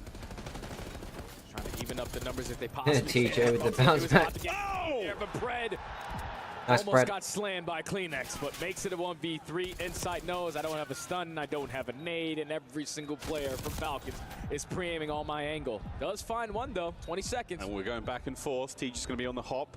It's not impossible. It's unlikely, but never say nice. never. Falcons take the lead again. Aggression right now for Falcons has been the key to success on their attacking rounds. Calls and distractions when they need to, but when they're fully all those girls were just like, why am I here? That first blood there. Everyone in the right position to play the trades. That one almost gets a little bit scary, but 1v3, bomb planted in towards B site. You know exactly where he's coming from. That's an easy round there for Falcons to take the lead. And we have just got ourselves a new meme. Thanks for that one, Clay. We'll see you on social media. Movistar Koi on attack. Joe with the bomb and a nice clean spread across the map right now for the Falcons. They've had this set up before and it's paid off really well for them. Again, it comes down to the chemistry, comes down to where you're committing those resources. And Pred is doing what Pred does. And Jay, this could be a big one. Yeah, he gained so much info. He's giving his comms to his teammates. They have to be moving towards B, so TJ has to be ready, but he is not for the first gunfight. Man advantage, Movistar. He's moving in. He's been red on the flank. And again, this is what you worry about. Can he get a kill? Cannot. Identified and removed from play. Arsties now from the front. You do not have the manpower or the resources to retake this bomb site, and Kleenex makes it all the more difficult. What a round out of Movistar. Aggression matched by aggression on back-to-back attacking rounds over towards the B site. If I'm TJ though, Pred gives you all that info. We gotta have gun up ready to go. Unfortunately does get caught with his pants down. Allows Kleenex to get the first blood. And then Pred tries to instantly make a pinch play. It also does get caught, so very clean round there for Movie Star to tie the game. We worry about sometimes those flanks, the timing's so good. A little slow. God, there's another meme. We're absolutely killing it here. This is fantastic. It works, though, if TJ actually gets that first blood, because no one is in a position now to watch pinch. They're all trying to play for that trade. He just wasn't ready for that first gunfight. All tied up at 3. Back on the offense here for Falcons, which has been their go-to. Aggression has been the key, but this time they get caught by Joe. Young Joseph receives from his corner. Connects with a stun. Catch this one, Tej. An exchange of lethals, the damage dealt, and TJ in a tough spot. He doesn't have the coverage from Exnid. Joe, murder on his mind! I don't believe it! Tej, how did you get that kill? And they still have him in this corner. Tej, go on, boy! Let's go! TJ Halley pops takeover in the corner where they gained the info 10 seconds into the round, but no one could find the kill onto that young man. Another massive round out of TJ and the advantage against the Falcons. Unbreakable. I don't believe this. And Joe with a free corner sets himself up for greatness. TJ, what a round. I gotta do another movie reaction as well. Unbelievable. Well, that round was a little too much for all of us. We're gonna have a quick PC reset, but we will maintain score. We're gonna get this resolved ASAP. Again, what a game this is. Falcons looking for the bounce back here indeed after the opening vault doesn't go their way. Movie Star Koi put on ice. It's been a back and forth search and destroy so far, but Falcons have definitely preferred the offensive side. Players consistently making plays. The fact that TJ's still able to find 3 in that corner when Joe gained that info, hit him with a nade. But you gotta understand, he doesn't want to commit on that gunfight because he doesn't know if someone is watching over TJ to keep him alive. No one gets that kill. Eventually, TJ makes them pay for it, so... You might have to get a thumbnail for that as well at some point. Eventually, we will get right back to the game because I know everyone in the crowd is definitely riding the momentum on the side of the squad with green.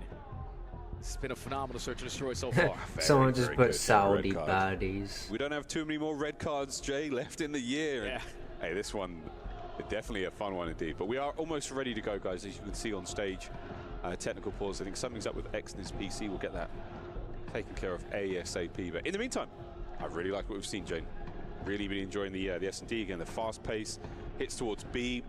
Again, the TJ, the multi-kill machine, absolutely puts himself in the right place at the right time. Plays his angles really well. Obviously, the chemistry's there for the Falcons, which is really nice. Because again, only been on the roster for a matter of weeks. And the crazy thing is, it's been like the Pred versus TJ show for like the last couple of years. Pred has never been able to get the better of TJ until this recent year. But, you know, if you can't beat him, join him. That's exactly what TJ was thinking. Let me show you why I've been one of the best S&D players to ever walk the world. Continues to make play after play. Shout out to that guy rocking the Ultra Chain. Yeah, the Kings of the North have traveled a long, long way to support their team. A long way indeed. Give Gersh a raise. Wow, there you go. Gersh is in. Gersh, I mean, I saw him yesterday. He's looking clean. He's got a nice haircut. He's feeling himself. As our players should be as well. Technical ball is almost ready, folks. What a fantastic game again. Jay, what have you liked so far? I mean, what's the bomb site of choice has definitely been more plants towards A. B is just where the kills are going down, I suppose. But anything you're expecting in the next few rounds? I'm expecting adjustments on the side of the defensive side for Movie Star, because that's 3 rounds in a row for Falcons where they're just setting the tone. We're sneaking bomb plants at A unaccounted for. We're getting aggressive up through B. We're just making great plays on our offensive side, and we really haven't had an answer for it. It's Inside who's playing over towards A with Kleenex towards top window. I would love for those guys to just switch positions, because Kleenex, if he can stack over towards A, he's going to stand a better chance at winning one of those close up and personal gunfights, even if the opposing player has an SMG. That's what he does. We've talked about this quite a lot throughout the year, that there are a few players that up close and personal, the aims is just as dangerous as sub. Oh yeah. And they somehow pull those out. Guys like Geo, Beans, Kleenex definitely a great example there. Joe Deceives as well. And again, Pred, every single time you see him with an AR in hand, it kind of behaves like a sub. Certain sort of play style there, but placed not only a coach, but apparently an IT tech as well. helping out Exner with something there, and it looks like we are almost ready to go, folks. Joe, maybe not as ready to go. Once a Falcon, always a Falcon. Caprice, that one, I suppose. I guess. Maybe. Yeah. Shout out P-Dog, man. Shout out P-Dog. Hope he's watching this at home and enjoying himself the game. Tough spot to be in either way, but a lot of love there for Exnid in the crowd. We'll see if they can't find some success here in the Search and Destroy and give us a map 4. Got a few in the tournament so far, Jay. Could do with one here. Yeah, I'm hoping that this technical pause doesn't kill any momentum on both sides, because obviously TJ just came off a phenomenal round. And usually you want to instantly spawn into the next to see if he's going to try to heat check himself. But just got a message. Support for Exton is definitely being felt. They understand that this guy has been on this lineup from the beginning of the season. Couldn't find wins at the beginning of the season. Broke down when he finally got his first W. And he has so much potential as a player. The shots there. He just has to learn a little bit more about the little things in Call of Duty that take a drastic amount of time. These are things like communication, small talk, counting for certain players that takes a couple years to develop. But with people like Clayster behind you, it's only going to speed up the process. So you can continue to get better. Definitely. Wow, here we go. Highlights, folks. Sorry, I got excited too. I got real excited there. This was TJ's 2-piece. And what a moment again. That position, you can break that one down all day long. Moments like this as well from Tej, that slide challenge, absolutely fantastic. And again, little things like, I got the kill, I planted the bomb straight away. His teammates should be watching over him in that instance. Trusting his boys, trusting what's going on, trust the game plan. TJ plays so many S&D chows, so like when he goes for that slide and sees the player in an aggressive angle, he most likely knows this guy was just playing for one. His teammates most likely will not be in the play. They're having PC problems. Potentially is going to be towards top window, so no need to waste any time to get that objective down. All these rounds after that, this is when TJ just got caught. The aggressive play from Movie Star to tie the game. Do not even think about the objective. And this is the round where Movie Stars are going to be thinking, all right, we should have been up 4-3. Yeah, if they go to see that highlight back as well, there is a moment where, wow, why couldn't we just get rid of Tej by that bin? I think we'll do that sort of thing, Joe. I mean, of course, in nearly every COD, there's a Grandma's house. Yeah. And there's usually a Lamar, top Lamar. Yeah. Even in games where after he retired, there is a Lamar. I wonder if we're going to start getting moments like, you know, when Tej gets a big piece like that. Do we call that the TJ from now on? That little trash can in the corner. That sounds rude, but you know what I'm saying, guys. You know what I'm saying, chat. Here we go, 4-3, Falcons with the lead. We are back. Back to the offensive side here for Movie Star. Yeah, it's crazy saying that little trash can, we call that TJ, is insane. I am sorry. Yeah, nah, TJ. Do not clip that. Yeah, don't worry, TJ. You're a great player. We've been glazing, come this way. With good reason, of course. While bomb's going towards A. Arsty's in position. Can we get a first blood? This is going to be a slow round because for the restart, we don't have any trophies to work with, so we're going to time this objective plan at the right time. They take a lot of space over towards A, but Falcons, they got a read on it. Uh-oh, Arsty's has got the damage in. Abe with the angle, and the guns are at the ready for Movie Star. Unfortunate team kill, but it might not matter. It might matter a lot. Kleenex 1v2. And he is unaccounted for right now. Is going to be down at that A side as well, so just run around as an army of two. L crowd, L crowd. Spotted. L crowd. Eyes are on. Eager to chow this. Exnid puts the Falcons on L crowd, telling them where they are. They can hear that. Right there with no trophies, it definitely hurts them because they were trying to take so much space over towards the A site. By the time they committed on the objective, TJ takes the space to the map. Again, he breaks them down in search and destroy. He understands his openings. Even with the team kill coming in, TJ still finds a massive double kill to keep the advantage on his side. And now Falcons at game point. You can read lips just as well as I can back home. Falcons feeling good about that one, but we are not done yet. One more rounds all they need. Movie Star Koi, 3 straight. Take a 2-0 lead here. And what a thing that would be. Opening salvo of fire already. Kleenex has found something. No kills just yet. Inside this time around is going to be aggressive. Nice, Tej. TJ again strikes. Take it 1-1. Blood. Insight with the response, but now you know you can potentially isolate him over towards stage. He's just going to get out of dodge, still have it at 3v3 with a minute to go. Whoa, Abe. Spitting comms, sets cleanups up for another. An advantage right now, movie star Koi. Great pickup from Pred. That is sensational. Exnid is in a superb spot. Will Insight and Abe check this? They haven't. Oh, for timing. What is happening, Jay? Pred doesn't even spot them either, so able to walk right past both players on the side of the Falcons. Exnid gonna wrap his way back over towards his teammate. We're just playing ring around the rosy at this point. Oh, wait, you're gone again. Abe in a position now to make something happen, but you've got to look out for the next man. So much damage dealt. Both Falcons still alive. 20 seconds, they get the bomb towards B, and Pred, the rear guard. This could be it. 2v1 for the map.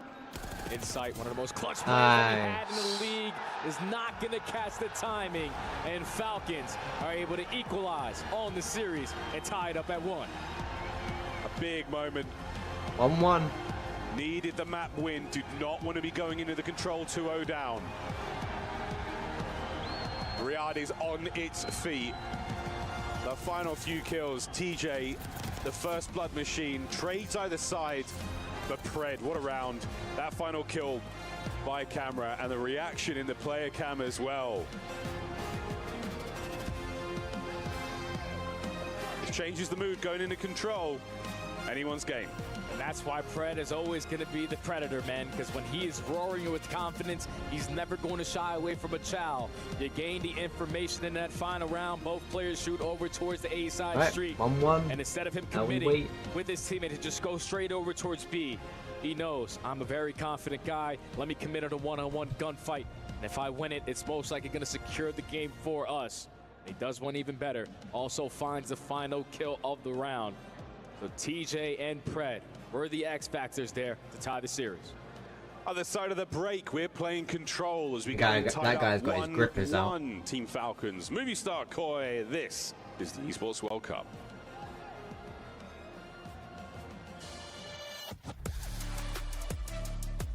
Alright, it's currently a 1-1. Oh, see, I did say it's gonna be like a. It's gonna be like a one. It's gonna be like back and forward anyway.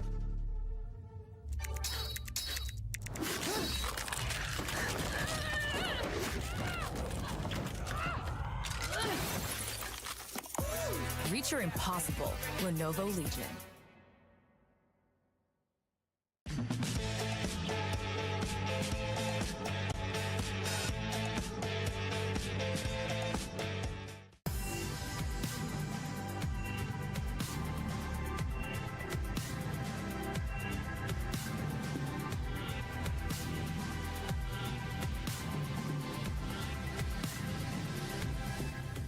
Fine, that's a pretty straight. I've got to do a reaction chat as well.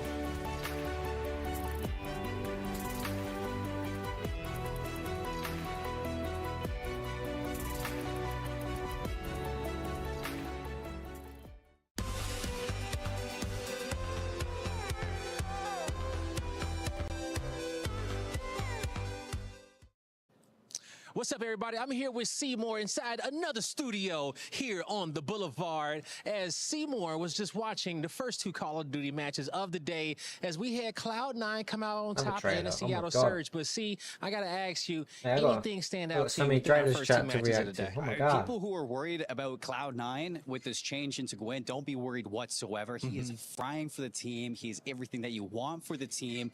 A little bit sad for G2. I was expecting a little bit more, but I think I was really excited for what Cloud9 were able to bring for this team.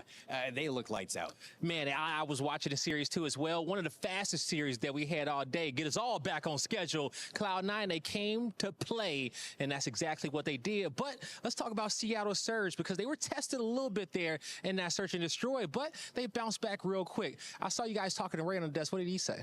He was saying, you know, it's a couple of issues when it comes down to some search on the day, the change in scrims to know, in tournament S&D, it's just a little rocky sometimes when you get that transition. But for the team, they've been working on their hard points. They've been trying to perfect some things that were, I guess, not as good when it came down to previous tournaments. But they said that instead it only strengthened things that they were already good at. So that's good for Seattle. But for Ray and the transition of being a coach behind the stage and now on the stage, he's having a blast. It looks like a kid in a candy shop. He has so much control over the team, and he looks like he's right where he belongs. Yeah, directing the troops. Okay, we're about to see primetime Ray out here this weekend, and we're excited to see what Seattle Surge is going to do. But that's it for me and Seymour. We'll see you guys soon with another update.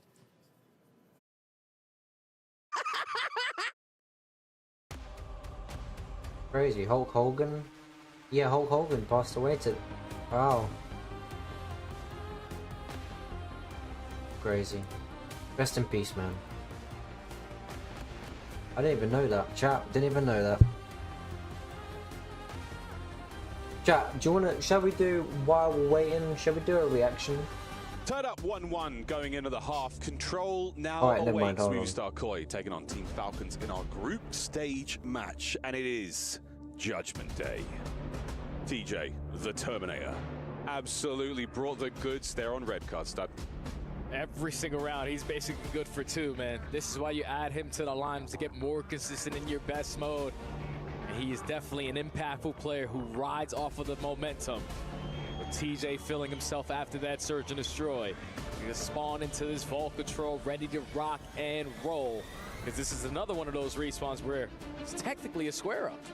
Absolutely. Both of our squads made significant team changes. The stats kind of go out the windows, your expectations. Right, control, still vault. through the roof. Vault control, though, that's what's coming up next. Hassie in a hard point, we are guaranteed. And if we have to go the distance to the dealership, we will see if the DNA of Toronto Ultra still courses through Movistar Koi's veins, because it hasn't treated them well. I get ahead of myself there, brother. Vault, how you feeling about it? I'm feeling good about it for both squads, man, because obviously it was early momentum gained for Movistar on map number 1. Everyone was firing on all cylinders. You were running a majority of your rotation, so the gunfights are a lot easier. But what Falcons were able to do on that Search and Destroy, basically punch them in the mouth. You're running into TJ, you're not going to have a good time. So going into this vault, everyone is warmed up now. This is where you need to feel the pressures of the AR players. It was CleanX who was able to get the better of XNID in map number 1. But XNID needs to show out here alongside Archides to maintain the map control that they want and dominate the defensive side. Defense certainly has been a deciding factor when it comes to Vault. Offensive rounds, you know, everything changes a little bit. We touched upon the spawns at the start of the day, Jay. It's changed a little. Again, it kind of comes down to which team has got better practice on this patch. While we get in the weeds about the nitty-gritty, the nerdy details, at the end of the day, taking the lead at this point in the series is essential. And it's all smiles for XNID. It must be quite a feeling very happy to be playing in front of a home crowd like this. Talak on stage as well. Yeah. Giving the boys a little bit of love just before we get into this. And again, it has to be said, worrying about momentum, worrying about the nerves, you've just got to keep playing. It might feel like a party, it might feel like everything is great and we're winning, but it's not over yet. You know how dangerous it is, regardless of the roster that young man Pred is on. Whenever he is up and roaring, it changes through every single one of his teammates. They start to feel that energy and play at a whole different level. But in my headset, I can hear the time starting to tick down. The map is about to get started. Ball control, here we go. For you folks at home wondering how this one works, for the folks in the crowd as well, 2 zones, 30 lives. Lose either, round is over. It's first to 3 here in control. And we go back to Vault once again. This should be, again, Falcons. We've seen some great looks from them. This was a team that so many times in this map and mode, they have turned heads. They have taken the attention of the league, taken the attention of the Call of Duty world. We'll see if they can take flight right here and now. Here we go, map number 3. It's going to be Falcons starting off on the offense.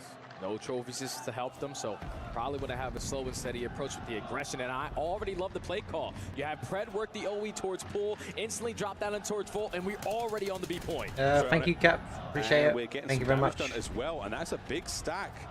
B zone, first segment in the bag. TJ on the patrol. Can you find any more of these players? This is going to be a problem. Or will it? Second man.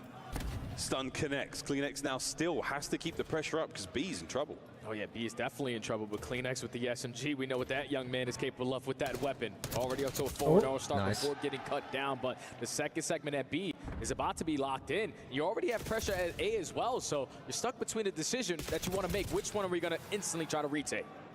At the moment, it's nothing. Falcons, good work at B, 2 segments down. Back to the drawing board. Joe deceives. Oh, the timing. Wait a minute, the timing. Whoa! Pred wins a big 1v1.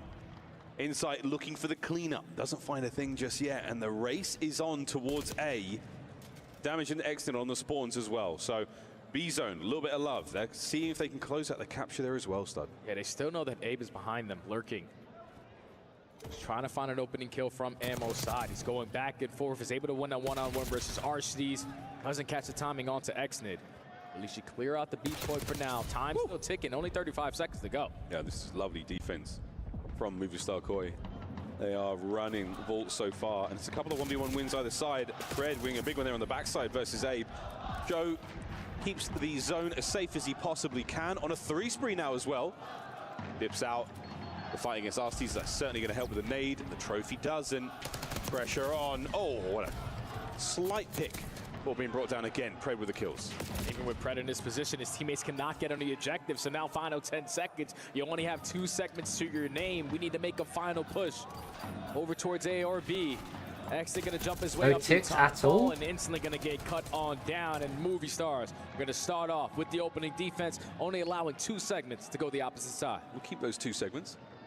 One moment now for Pred to try to compose the boys. Getting a good start here from Movistar Koi. You touched on it before, Jay. The defense is really what we're going to be looking for here, and that's exactly what we got. Joe, instrumental in that. Great timing, great map awareness. And with Movistar Koi as well, I thought you got damage into that player, you were getting the kill. They were hounding them, they were chasing them down. No players getting away with any shenanigans whatsoever. And they strike first here on Vault. Joe Deceives had a massive opening round there. So many clutch kills, 8-4 start. It's what he's been able to do all season for this lineup. Now it's their turn to approach on the attack. They got trophies, so the nades off the rip are not going to be impactful. And it's all about the opening kills. Can we find the first? We can. Trades are good. Can we get 2 out of this one from Joe? Can't get anything. CleanX picks up his 5th in a row. A perfect stun doesn't actually hit him. Well, it hits him, but it doesn't hit him. You know what I'm saying, chat? As Pred now pushing forward, keeping Koi in the spawn. Pred was able to slip by right through the middle of the map. Elbow, and now everyone on the side of Movie Stars is coming off the respawn. Goes the back of the default space. Your Falcons, you can trap them for as long as you possibly can. If you want to try to not allow them to earn even segments, that's even better. But with a couple players already falling, Movie Stars haven't found their way on out. Game clock pause with CleanX jumping on A. Yeah, Pred starting to get real in the personal space of Movistar Koi. Falcons with great presence here in the kills department, showing at the life count a massive difference. Xnid walking away with the win with 5 HP and the full regen now as well. There's battles taking place all across the map, as Arshdees is proving to be a true nuisance, as this protracted gunfight is taking place as well. On the Tej, free cleanup, stays alive. What a snap at 10-7, 25 on the clock. Falcons looking to take their round. Yeah, Insight is just hoping eventually we can get over towards the B point. I have all our control. All we have to do is just hop on the objective. First segment already going to be locked in, but it's TJ's turn to make a couple clutch kills happen at the right time. Trying to isolate onto the player on B is going to get cut down, and eventually now all the reinforcements are here for Movie Stars. That's 3, make it all 4 dead. B is gone. Oh, it's not over yet. Here comes the stack. And these players will capture that zone real fast. There we go. Movistar Koi adding a minute to the game clock. Nice. Life count solid now as well. Falcons have loosened their grip in a big way onto a segment in the bag as well. And Insight is not allowing them to cross. You got to take care of this guy towards top art, because he is causing you so many problems. Finally, you gain some info. TJ's able to sneak his way on out, but the second segment's locked. Locked in the bag. On the way out as well. No one there to contest. Oh, the last man, Tej, done. The round complete. Movistar Koi capture all the zones. And there has been a timeout requested. We'll see what that means later, but for now, what a return to form Falcons stunned. I think Falcons are falling apart. And it all starts with Insight just putting himself in that position towards top art, man. Wins clutch one-on-one gunfight after one-on-one gunfight. That was the one that starts it off.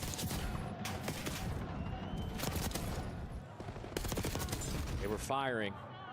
Fortunately, we're just getting word that that round is not going to count. So it's still going to be 1-0 in favor of Movie Star.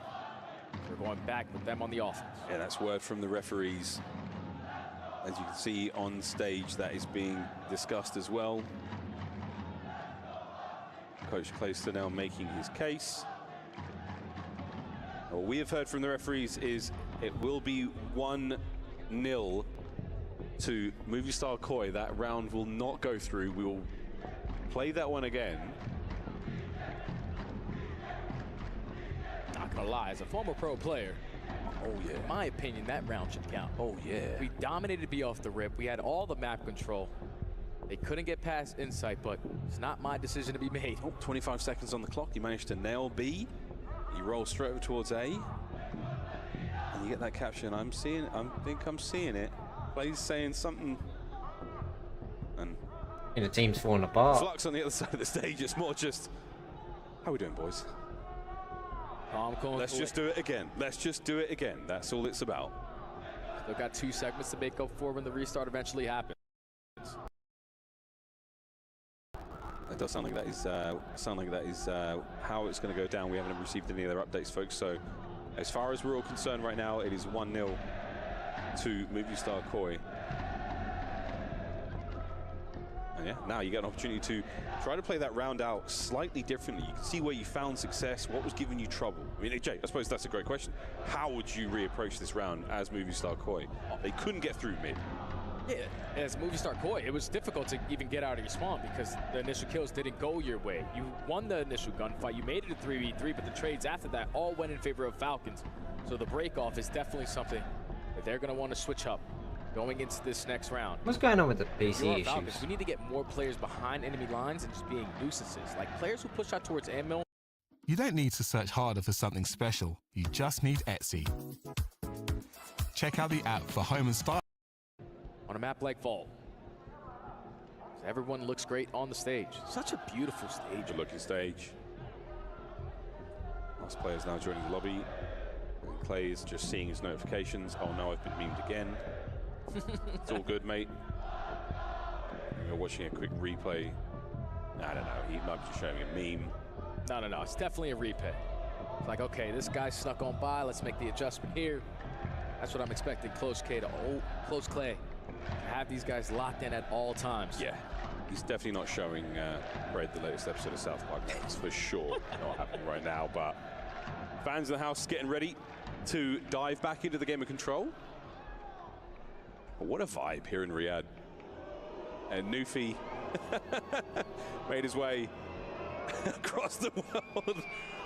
Familiar faces at nearly every Call of Duty tournament you will ever have been to. What a fantastic shot that was. Pause nearly complete as young Joe gets through. I say pause nearly complete. President wearing his headset. Don't worry about that one, folks. North Clay.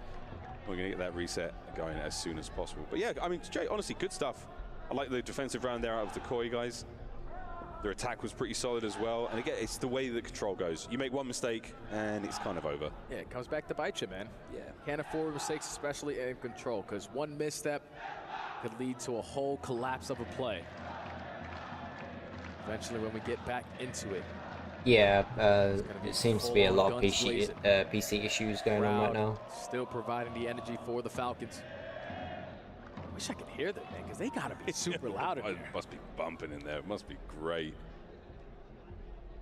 And looks like the players, again, a fantastic setup we have here at the Esports World Cup. Our players are able to talk to each other, Jay, across the stage. Fred's not exactly shouting. And that might make for some very, very interesting moments between certain teams, certain matchups later in the tournament. When things start to get a little currently hotter. PC issues right Because again, now. still only in the group stages here on day one. Lots of cards still left to be played. Thanks again to you folks at home joining us. Of course, to everyone here in the arena. What a great day of games it's been so far. And we had a bunch of bangers so far. Like one that was previously on the Alpha side with Thieves and Gentlemates. Like, Gentlemates, that's a squad who only got, what, 40, 50 points the entire season? Woo! They couldn't really figure out a W, but they pushed them to the brink of the edge at the end of every single one of those maps. So I'm excited to see what they can continue to do in their next matchup. They can have a phenomenal bounce back, because all it came down to was like the closing moments of each game. That's the way it goes here in the professional COD world. It ain't over until it's over. And this one is still waiting to get going. I do love those Koi jerseys. They look great. You've been gassing them up for 30 minutes. I know I have. I mean, I had to show you, Jay. It's that sort of 90s, you know, England kit, like the Euro. Oh, I'm just going back in time now. You know, the folks at home know what I'm talking about. There's 3 or 4 Brits of a certain age nodding their heads as well. Yep. You got me. You got me. We are close, though, ladies and gents. Fred has his headset back on. Yeah. That is a good sign. You know what else is a great sign? Still the smiles on the side of Falcons. They've had a lot of issues so far in this series, but they're not letting anything get to them. Locked in. Give Mitch a raise. Okay. Okay. Sounds like a good plan. Well, he's sitting next to him, I think. That way, yep. That's fantastic. Well, what a turnout again. He's over here where there's Mitch. I'm Mitch, he said. Oh, it's a party here in Riyadh. Wow, we've been memorable memes from this series alone, Stud. We have been treated to a great game of Search and Destroy and some wonderful moments. What a community we have here in the Call of Duty world, and it really is a world. Fans from all over. Previous tournament, I met people from Malta. I mean, we were folks from Turkey. We met in Madrid at the start of the season, you name it. Everyone the world over loves a bit of Call of Duty, and we love you guys too. You know what I really love, though? Talk to me. Getting back in a vault. Yeah, I would really love refs to. Refs are on it. The refs are on it. The players obviously are itching to get themselves back into the game. Want to continue to be on their pedestal of either their momentum, how they're feeling, patient.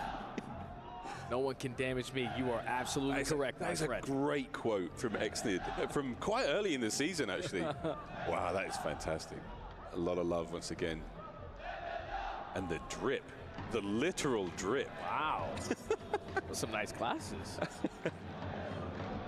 Unbelievable. Well, we're still waiting, folks, for this technical pause to be resolved. Might as well do a reaction video at this rate, break it out. And again, 1-1 in the series. That is honestly where we're at. It's a bit of an elongated way to get going, but at 1-1, Jay, happy to be here. Oh yeah, definitely happy to be here, because both teams are laying it all out on the battlefield. So whenever we get back into the vault, it's going to be non-stop action. But going forward on the rest of the day, like you heard the way that Seymour talked about Cloud9. They got to play Optic later on today. That's going to be a banger, man. And that's one of the biggest question marks I had. Abe was a sort of a known quantity. Gwyn, he's had his ups and downs throughout the year, and I didn't know how he was going to fit into that Cloud9 roster, but they've looked good. Abe's looking great now. Tej fitting in with the Falcons. We'll see who walks away with a win here at the end of this one, but groups, as much as we... While they're sorting out the PC issues, we're going to record... Obviously, we're going to watch the Five Nights at Freddy's trailer, as the CDO right now, or the ECW, is just, they're having constant PC troubles. Alright, let's do this. Yo guys, BBKJUMP bringing you back another reaction on the channel today, and today's video is the new and brand new trailer that just came out about like 6 hours. I'm currently live streaming this right now, obviously on YouTube, so if you definitely want to catch one of my live streams in the near future or a couple of days, as the ECW World Cup of Esports is currently going live, so definitely like and subscribe so you definitely get notified when I do go live. And today's video will be reacting to Five Nights at Freddy's 2 official trailer. If you guys have not watched the Five Nights at Freddy's 1 before, you should definitely watch it, and I highly recommend it. I did have my doubts when obviously they did make a lot of games into shows and movies, and some of them were good. Last of Us, very good, enjoyed that. Fallout. That was great. That was amazing. And the very first of Five Nights at Freddy's, I was skeptical, but it was amazing.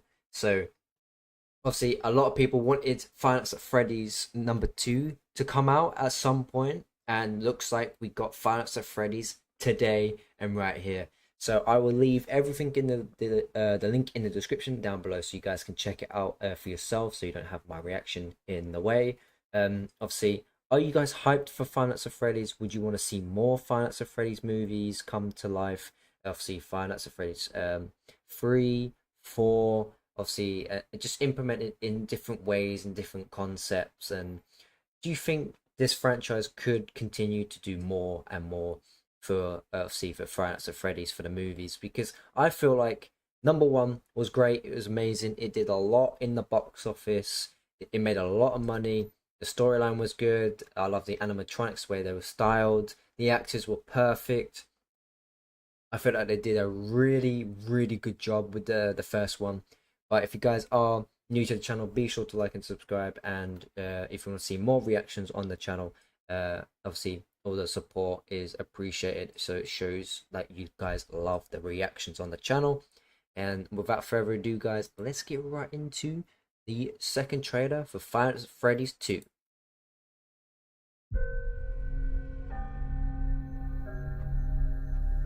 Freddy Fazbear's Pizza.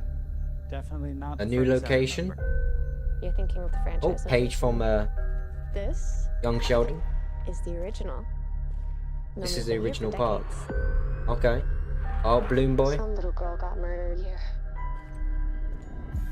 Oh, creepy little animatronics. Did you guys hear that? Hear what? Oh no. Uh-oh, that's not good.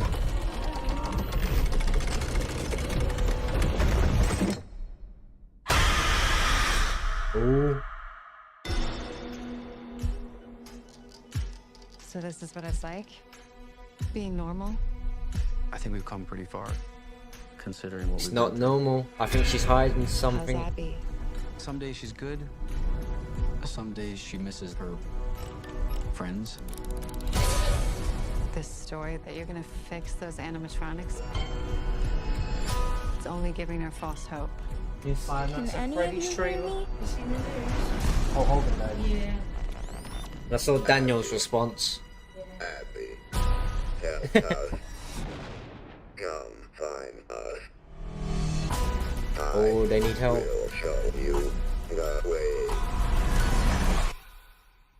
Or is it a trap? It's gotta be a trap. That's Foxy. They're out there, Mike. Where?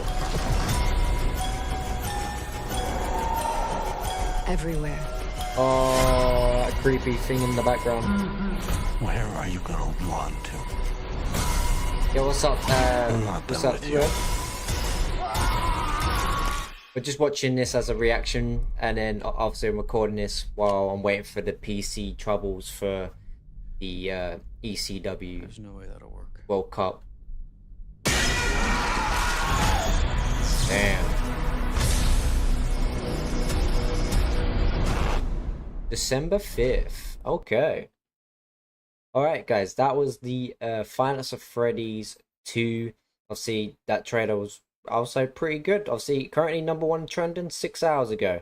So I'll definitely leave everything in the link in the description down below, so you guys can check this out for yourself as well. I enjoyed it. I feel like there's a lot of new films, a lot of horrors that are coming, and yeah, overall, I'm hyped for it. I mean, I'm pretty sure, like, obviously what we left off from the first one, they were all friends and it turned against their creator and basically their kidnapper, but it looks like they've turned evil and it looks like it's set as a trap. Obviously there's some creepy scenes in this, but yeah. But yeah, guys, if you are new to the channel and you want to see more reactions on the channel, be sure to like and subscribe, and I will catch you guys in the next one. Peace. There we go. We stopped recording. There. How you doing, Red? Oh yeah, I saw the Yeah, I saw your the helicopter one, mate. That I knew that was gonna bang. I knew that video was gonna do real good.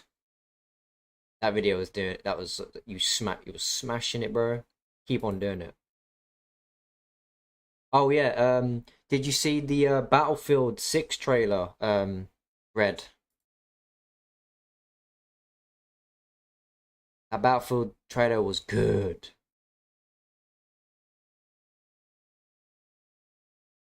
I'm definitely playing that. When Battlefield 6 comes out, I'm definitely playing that. That's gonna be fun.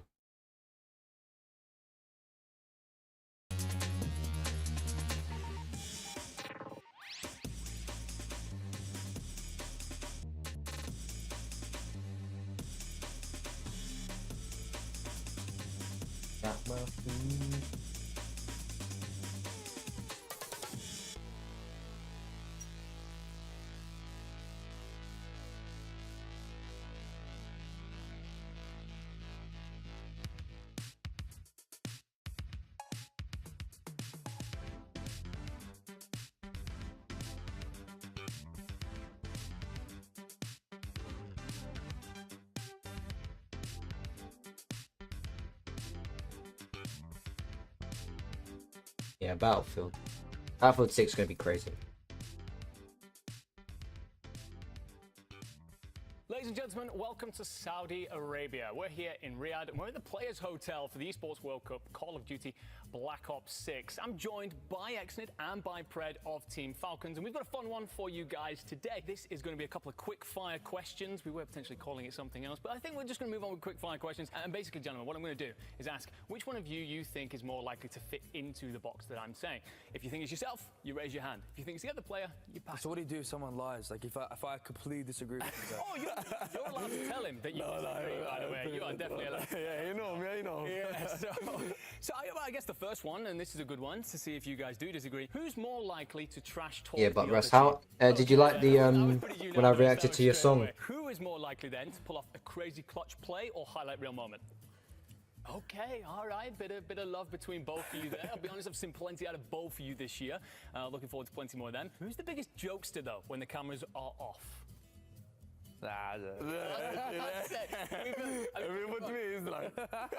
Yeah, I wasn't expecting that to do as well. Yeah, I haven't. Yeah, who's more likely to oversleep? It looks good. Yeah. The Battlefield trailer, I watched it all. I've done 2 reactions live as currently a lot of the teams right now for this ECW event, they've been having a lot of PC trouble, so I was like, to make the time, I reacted to Battlefield 6 and obviously that Five Nights at Freddy's trailer, and I recorded all of it, so I fucking loved it, bro. Thank you. Mate, I didn't, as soon as I saw on your the ranked play video, I looked at it, I was like, I didn't know you made a song. I didn't even know you had another channel. So I checked it out and I thought, why not just do a reaction to the song? And I'm definitely looking forward for what's next you got, bro. I'm definitely looking forward. Okay, alright, so we're going back with the rogue comments. Who has the better food recommendations? Yeah, I've seen your Twitter timeline, I've seen your posts. Absolutely.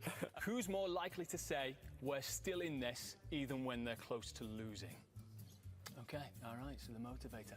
All right, fair enough, gentlemen. I mean, I think as soon as I get my new controller, mate, I'm gonna do a series when I'm actually gonna, because I recently hit iridescent on PlayStation, on a PlayStation account, which if I did that on Xbox, I'll get hacked on. Well, now we know who is going to so that don't make no sense. But I'm gonna do on Xbox. I really want to try and see what rank I can get on Rebirth Island or Warzone, because I never played. Like I hate playing solo. I just refuse to play Warzone solo. It's just boring. But I'm gonna just power through Rebirth and Big Map maybe, depending, and I'm gonna try and go for a high rank. 2 segments earned on the side of Falcons. So I don't think, because on rank I want like a squad that's got the same passion to grind. Of this control map. It's just hard finding people that enjoy playing competitive. Another good look in the first defensive round they had. They really did come out swinging there, but we'll find out if it can be the same way, because of course we had a PC crash towards the end of the last one, so their victory did not count. As a teaser one? Oh, nice. For movie star Koi, and so far, clean. I'll wait for that. Looking all right. And they take a different approach on the side of Falcons. No one goes through mid connect. A lot of teasers. They ought to try to take top cat and at least work these pins. A lot of teaser for new games, new shows, mate. Crazy. Now it's all about if the rookie can find a double, but the team kill is also going to help. It really does help. Inside, the Arcites gets the better of his old rival this time round. The second segment at 8 gone as well. So wonderful work there from Koi. They've done the hard part quite well this time round, Jay. Lots of time still on the clock once again, and I do believe I have received word from our referees. We will be pausing this game as well. Unfortunately, Dios mío, something has happened once again. I don't know what's going on. No idea what's going on. Oh, well, sure. Well, Arcites is feeling it too. Yeah, I just want to play, man. I felt that. Alec, a player who wears his heart on his sleeve. He has his entire career, and I don't think Joe knows the game's not. It's done, Joe. I'm sorry, Joe. I'm sorry. A comment hard, right? I know, they're still going. Guys, it's a pause. I'm so sorry, gentlemen. Man, hopefully, you know, you're not capturing both points right now. You better not be capturing. I mean, what's the score in their head is 3-1 by now. There we go. That technical pause now in full effect, and something's up.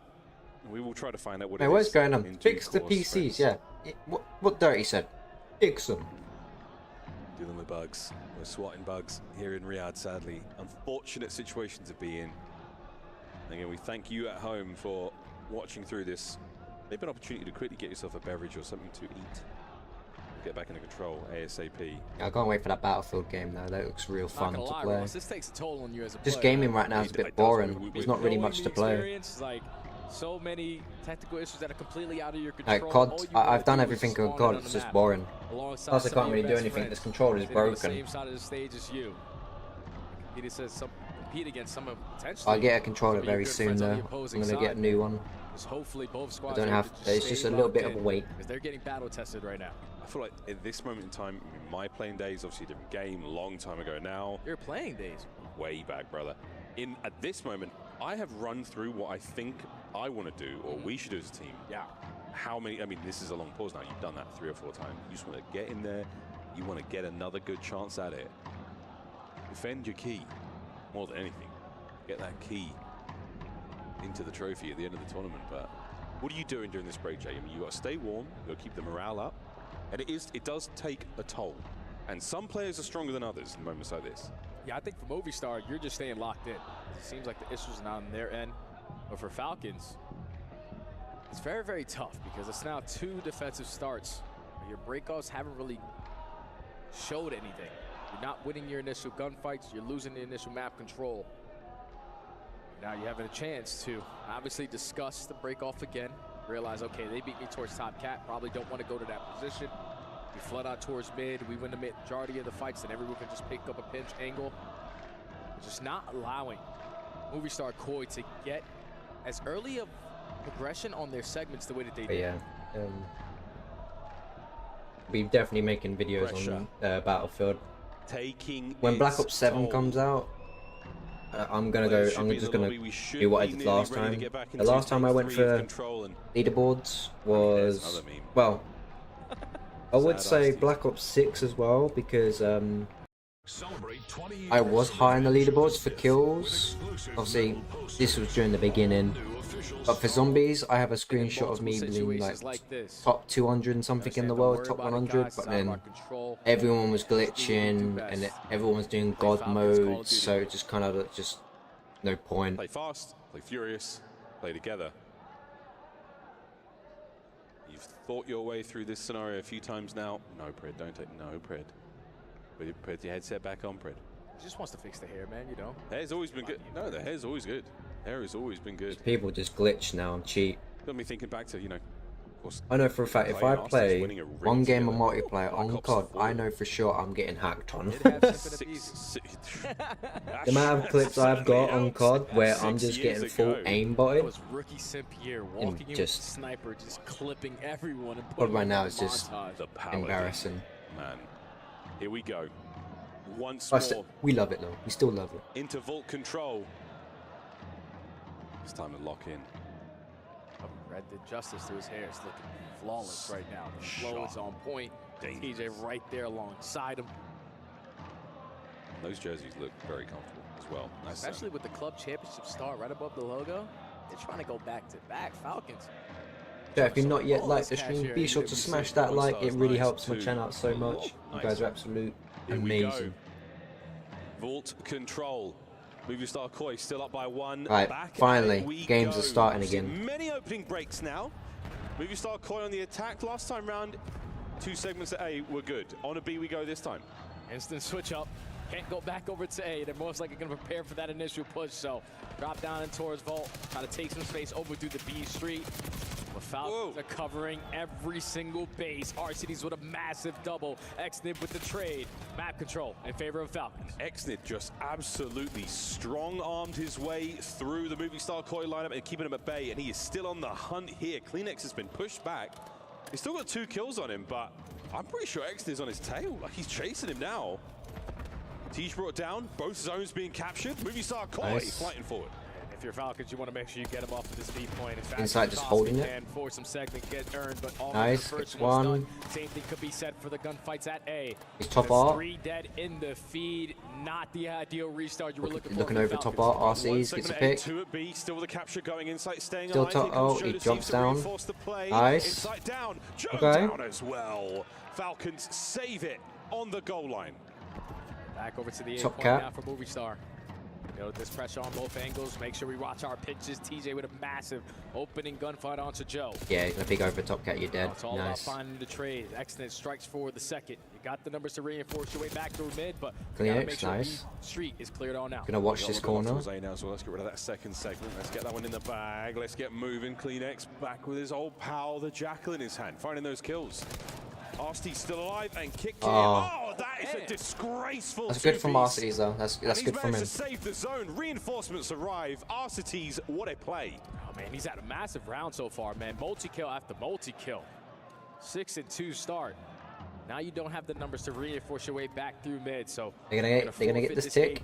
It's done. Stack everyone over towards P. You're currently down by 2 lives, and there's a lot of time for Movie Star to work with. Yeah, no more chances here. B-zone already under pressure. Wonderful crossfire there. Pred walks away with the final 2 on the tally. On board with Joe now. Desperately trying to find an opening here, but there is nothing. Falcons defense, solid as a rock. 11 lives either side and 1:14 to play. And this is where Falcons need to be able to create more space. You're finding kills on your side of the map. That's great. You put the life deficit basically even now. And lives each. Falling on outer palms. When we get kills in sync, we need to create extra layers to not allow the free roam to just sprint right towards the point. Perfect timing. Absolute perfect timing with the trophy in play. Kleenex finds 2. 3 dead in the feed. And that is going to be the round. Arcity's at great range. Kleenex closes the door on round 2. Perfectly played right there to Movie Star Koi. Good round from them. You start off with non-stop aggression. You gain early segments on both points. It was 2-2 split on A and B.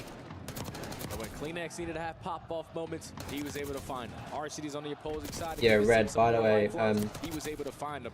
Well, I don't know if you knew this, but Hulk Hogan as well, that wrestler, he literally just died like a few minutes ago. All you needed to do off the respawn if your Movie Star is win 1 gunfight through B Street. Rest in peace to Hulk Hogan, absolute true legend. It allows this to happen here. 1 gunfight win, the perfect trophy by the zone, and a 2-man stack. Now, map point, Movie Star Koi.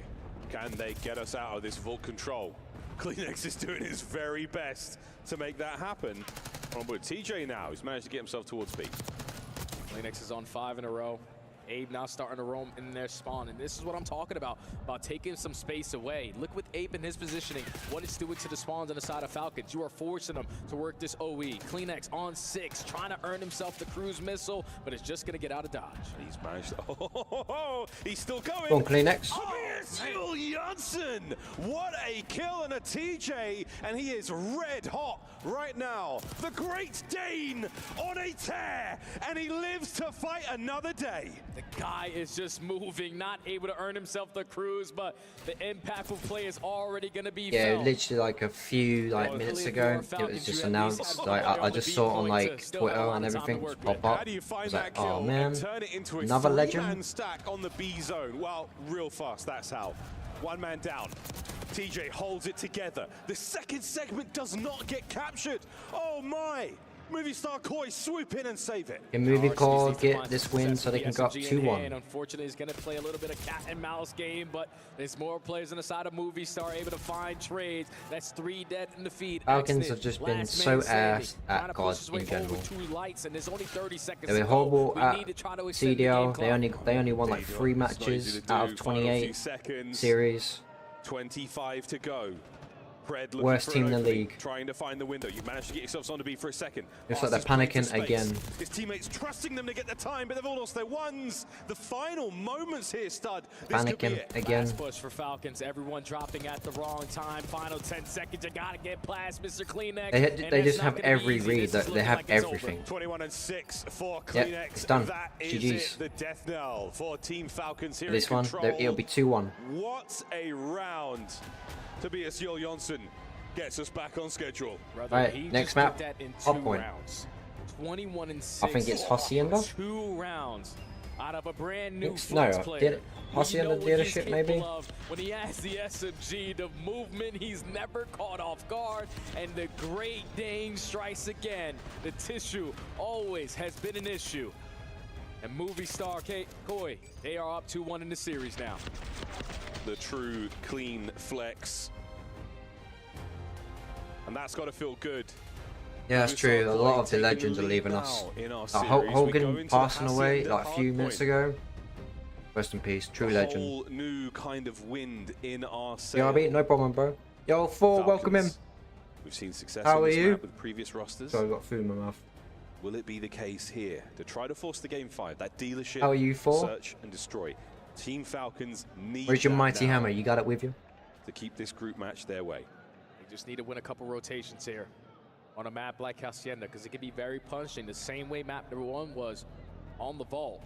Where if you're not the team initially to start off on the preferred side of these hard points, he's gonna get booed because he's wearing that jersey. The Money Hills of P2 and P4. Consistently gonna play from the back foot, and we cannot afford that here. It's like you said, if I'm Falcons, all we have to do is get through this hard point, put ourselves on a dealership game number 5, which has been treating us well towards the end of the season. And we know on the opposite side for Movie Koi, I'm pretty sure they played it like 12 times. They got 1 win. Not looking great, man. We've talked about that a few times, and it is certainly not where you want to be if you're Movie Star Koi. They want to close it out here. For the Falcons, you get to that final map, and this all looks different. Coach JP there as well. Everyone from the Falcon staff willing the boys through. And it's potential. I'm doing great. Thanks for asking. Indeed. How is your day going? It's pretty good. Obviously, currently a rainy, beautiful day in the UK. It's pretty average. Not an easy I like rain anyway, but yeah. Yesterday I treated my family out to a lunch. It was fun. Bought some other bits and bobs for them. And obviously today CDL was live. I've just literally, as we're playing, or as we're watching, doing the watch party. I recorded 2 videos as most of these matches have been having technical difficulties with their PCs, so I just recorded 2 videos. Battlefield 6 trailer, which is awesome, and the new Five Nights at Freddy's movie, and I need to do another one, so I have like 3 videos back to back, so I'm ahead of time. Again, a nervous tension. And I recorded a 40-minute video of me reacting to all of the God of War characters, like the Battle of Olympus. So I've been always on my grind. And now for Team Falcons' last chance to pass some words of wisdom across. Those training dummy bots are getting absolutely Brian never pounded stops. right now. Place has been here thousands of times. Thousands of times, stud. What's going through your head right now as a player? As a player, you're thinking, okay, Yeah, see, backs grinding, against yeah. the wall. Obviously, it's been a lot of hiccups so far in the series. If I didn't take a break during 2024, especially with the way I should have been monetized 2022, 2023, when all of the watch hours all counted together, like shorts, videos, live streams, they all counted together. I was like a few hundred watch hours away and then they updated the watch hours how it all works. So you need 3,000 for this, 3,000 for that, and then 4,000 for this, and it reset everything. So I lost like all my progress, so I had to restart, and it just kind of devoted, like literally it had no motivation at all during 2024. I was posting, but I wasn't as consistent. But 2025, I've been on that grind. I started that 2025 with 8,000, 6K, 8.6K, and now we're at 10.8K, so we've gained like a lot. So I've got the people, I've got the people to thank me for that. Absolutely amazing. Mine never stops. A goal of monetization will be in my hands very, very soon. Nice to have. Shoulda, woulda, coulda. Let's see it happen. We got a two-time world champion as an X Factor and a rookie on the opposite side. Movie star. Could not be more different. Way, way different. Obviously, RCD's story is basically be written in the books, and Abe's is just getting started. One Yeah, series for underneath your belt, 2025 is your bright year. lights on the Hey man, STC it's all of our arena year. stage. Not just me, it's all of our year. This is where you can write off the beginning of your story in the right way. Chat, everyone that's in this channel has been subbed and all that. This is our year. Not mine, Hacienda, our hard year. point, first to 250 seconds. That hard point is going to move every minute. Our players will be in position to deal with those problems as and when they arrive. Here we go, ladies and gentlemen. Clay, No problem. I joined a lot. I've been in the part of a lot of groups, like a lot of clans, like RNX, PNX, or is it the final map here in the series for the Falcons? Obviously the clan from a long time ago, but like years ago. The final map. They're But hoping they get a chance. it never lasted. They just, it's not really like, I would feel like they should have done more. But you guys have, I've seen the Discord, I've seen the creators, I've literally checked in with a bunch of creators, and yeah, it's amazing. Fountain sees a lot of action, and the action right now. And as soon as Black Ops 7 comes out, I've competed in a lot of CODs. On my YouTube bio, you can see my tournament earnings from the past CODs. But X-Defiant, I was top leaderboards just for kills in the world. BO6, I was like top leaderboards for quite a bit, but I just couldn't deal with the cheaters. Cheaters just ruined everything. Making a case for it, lovely shots. Short story, I own XGX clan and we're voted into 3 divisions. COD, Fortnite, nice. I love COD. I competed in Fortnite as well. Red, who's in the channel as well. I spent a stupid amount of Fortnite, money on Fortnite skins, and I have a stupid amount of wins just on that game.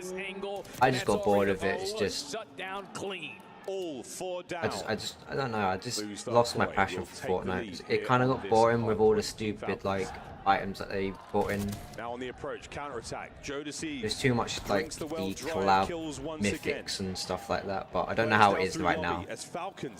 They have been held the leader of COD Division wants to talk to you. Here's the guy I got. Okay. In charge for COD if you're interested to be a part of GX, I'm sure he can make a great fit for you. Hey. We're talking about him being the X Factor. He's looking like he's I might have to. See, once I get a brand new controller, I can play games, because this is broken. I can't play nothing. This stick here, broken. Who's going to be eating over towards fences? Now tried repairing it and fixing it. It's Falcons in the feed. They win their initial gunfights. That's just broken. Massive kills there from Falcons to catch the players who were thinking about that rotation. He was fully set up here at the P3. But soon I'll have a new controller. Insight taking his sweet time, working the long route, and now he puts himself in a great Red position. knows, he knows. That's 3 dead. TJ, last man standing on the point. Does he have another heroic moment? No, he does not, and that's Insight on 5 in a row with the break coming in from Movie Star. That's a crazy spree right now from Insight. Trying to get done from time as well. The points will be good. Find out how close he is towards that Hellstorm. And Abe might have got an assist. He's incredibly close. Keep finding the time, and he's going to get it.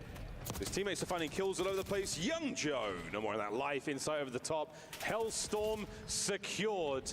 15 seconds to go on fences. And this is where it gets scary now. He's also a creator. No. Yeah, I definitely got to check him out as well. Even if you don't win the rotation. Oh yeah, that's the thing as well. I'm not promoting. Why am I not promoting this? Yeah, I am sponsored by GFUEL, guys. If you do want to check out GFUEL, and my link is in the description as well. But again, as you said, we could be seeing an early streak here just to get those players out of position, and there it is on the money. Inside. Here we go. These matches are sleepers. To move on inside. Will it connect? No problem. His teammates find the kills. Movie Star Koi, a successful break. That's so beautifully played right there.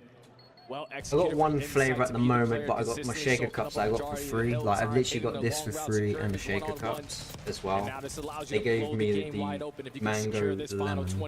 Everyone from Falcons trying to work from Lambo side. TJ with the double. 2025 has been crazy.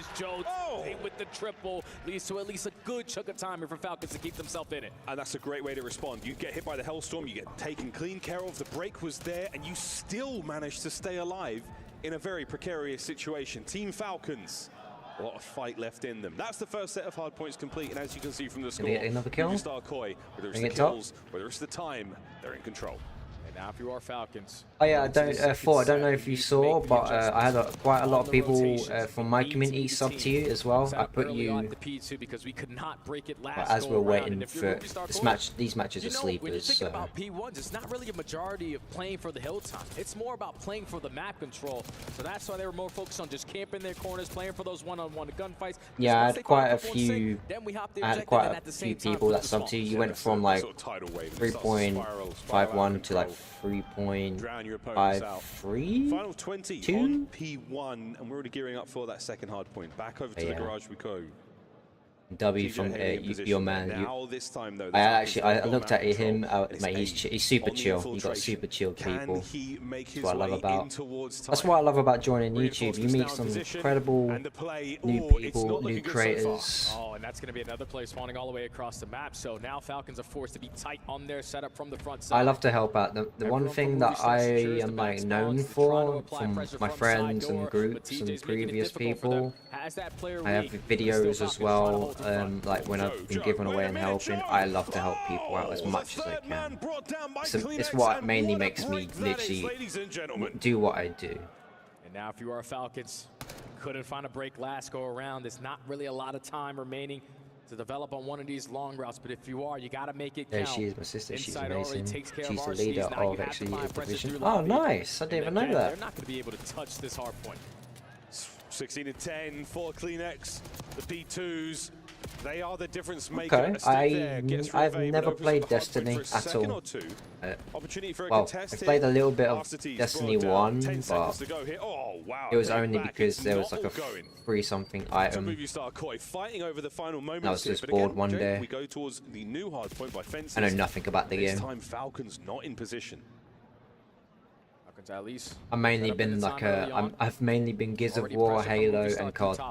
They're gonna be that's literally aggressive angle. Right now, Falcons are really spread on their setup, so you can and Extra a bunch of these one-on-one gunfights. Joe Deceives is already able to find one from top. I'm sad that that game got shut down. A different corner to switch on up, and you are surrounded by players if you're Arcades.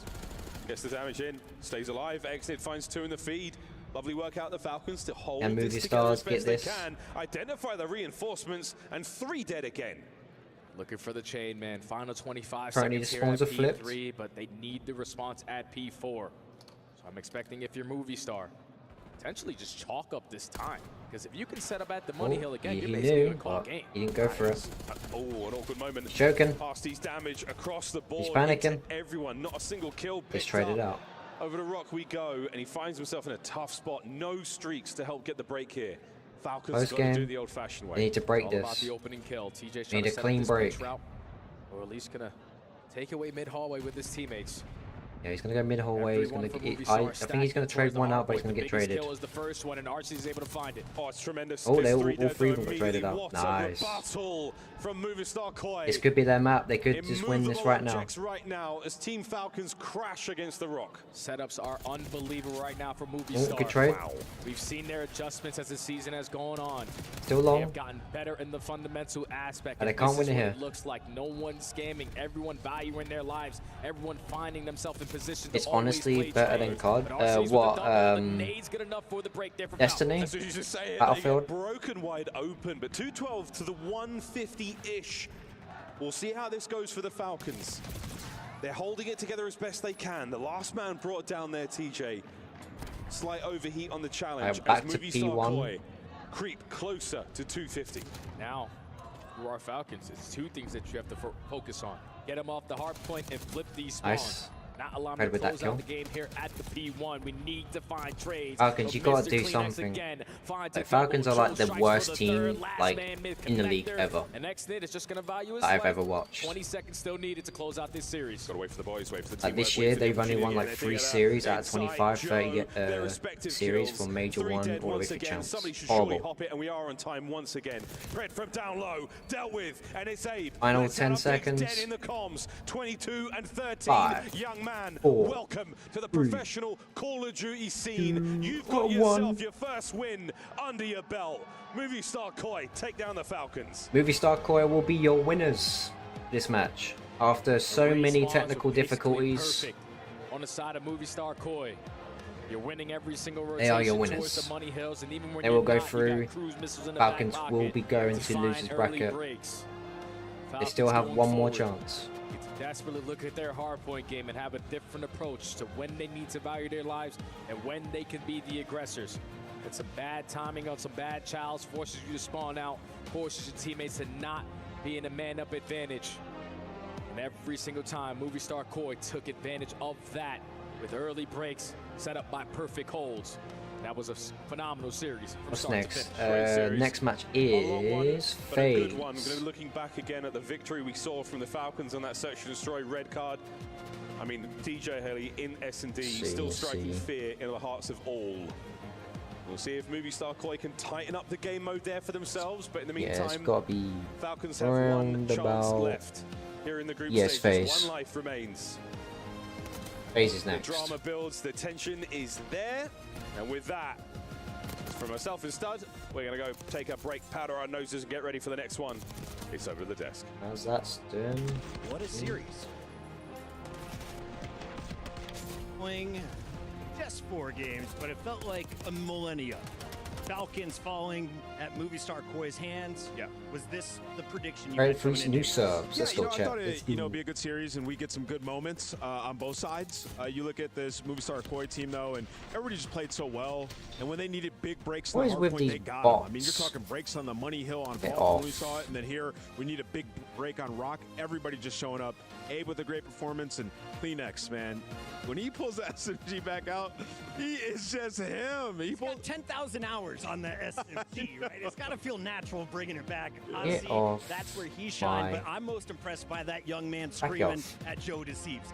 I clicked on this guy's. I clicked on that profile. I clicked on view channel. Obviously, the guy was live and he was a different language. He does not speak a single bit of English.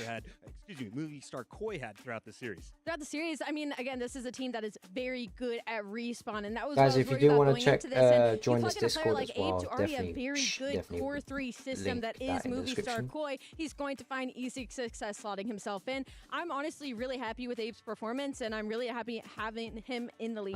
Did you see any difference in Insight's play? He was the main AR back in the day with Beans. Now Beans is out. Kleenex is pulling out the SMG at times. What does Insight need to do if they want to keep finding success? Yeah, he's just so stoic on the map, right? Like, he's going to make the same play each and every time, extremely disciplined. And, you know, when the pieces around him are finding kills, when they're making impact plays, plays. And, you know, when Kleenex is stringing together 2 or 3 kills, Insight's going to follow him up and put them in a position to dominate, right? So he played well throughout this series. I would say the concern I have for Movie Star is just the search and destroy. Okay. It was the issue that they were having with Beans in the lineup, and the same thing here. Like, you're just giving up so much info early and then not reacting to what the other team is throwing at you. And that was the same story here on this red card. You let Teach get so many multi-kills. You lost some clutches as well. And you look at it and you think, you know, with how their search and destroy has looked, with the addition of the coach and comms, you thought maybe they'd be a little bit more decisive. I've been looking over like quite a lot since like yesterday and the day before when I found the channel. I made like a reaction and I saw your channel pop up. I was like, okay, I'll check them out. Cheering on their team. Unfortunately, the second half belonged to Movie Star Koi. If you were going to award an MVP, very organized. That's what I love about it. Got to have a nice, organized, professional, like.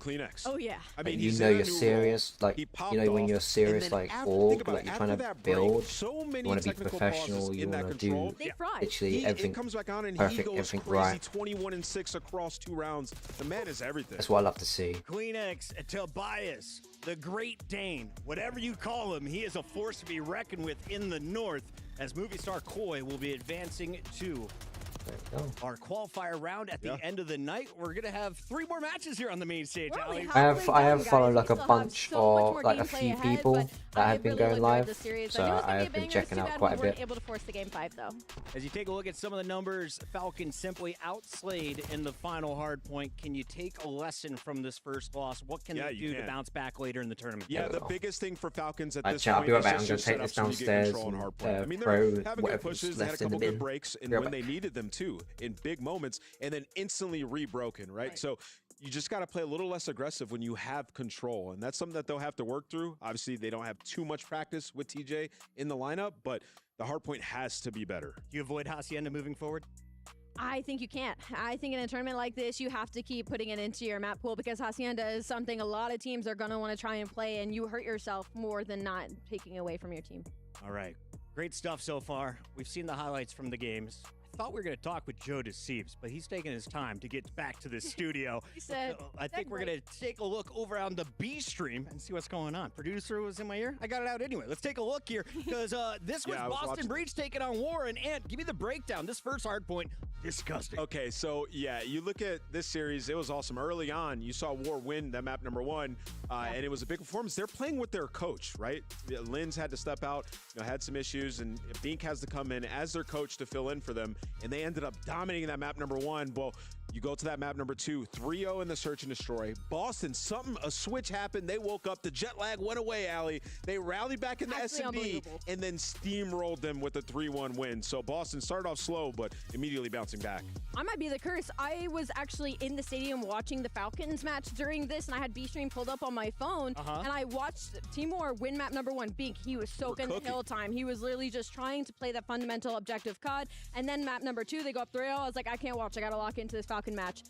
Here and behold, Boston Breach pull up. Yeah, and just quick shout out to Neum. I was watching him, really focused on his arrow. He was playing so well on that first map. I think he's a young, talented player, and that's what you're here to do, is showcase yourself. Team War trying to get the job done. Unfortunately, they fall to Boston Breach that finished the 2025 season on a peak, a top 3. We'll see if they can keep it rolling here at EWC. You look in their future, it's Movie Star Koi at the end of the night. How do these 2 teams match up in your eyes?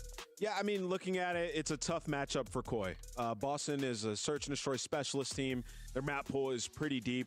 And you look at Movie Star Koi, that is where they struggled time and time again. We keep talking about it. So I think that has all the makings of a Game 5. And if it does go Game 5, you kind of like Boston.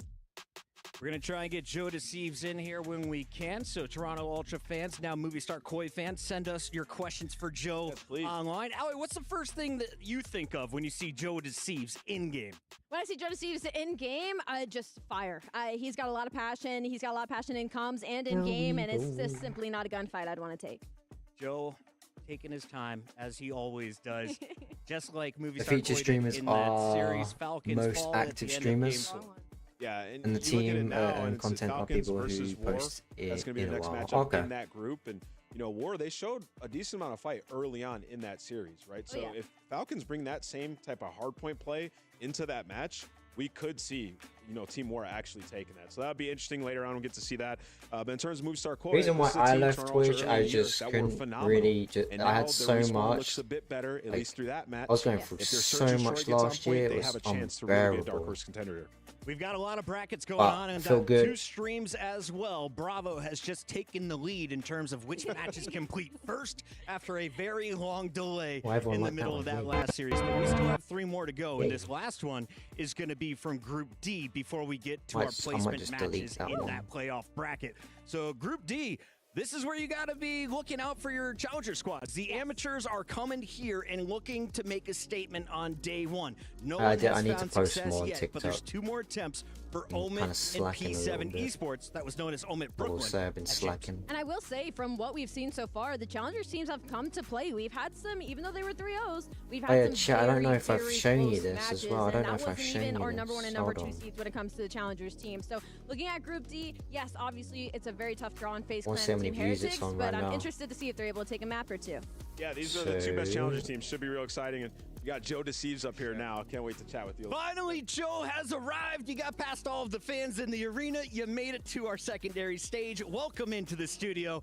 Mr. Deceives, how are we feeling after a very long series against the Falcons? Yeah, it definitely was long, but I mean, I'm feeling great. I mean, I think Abe looked great, and that was like just the biggest thing is just making sure he's comfortable his first series, and I mean, it's like he's been here before, so. So talk to me about Abe, right? Because he's the new face on the squad. So that's how many views on Facebook I posted a short. So, I've been hearing about him for a while due to like my friends and challengers, and then just recently, obviously, he's been playing like very, very well with his team was Hixie, Fire, and Exceed, and we've been hearing his name a lot.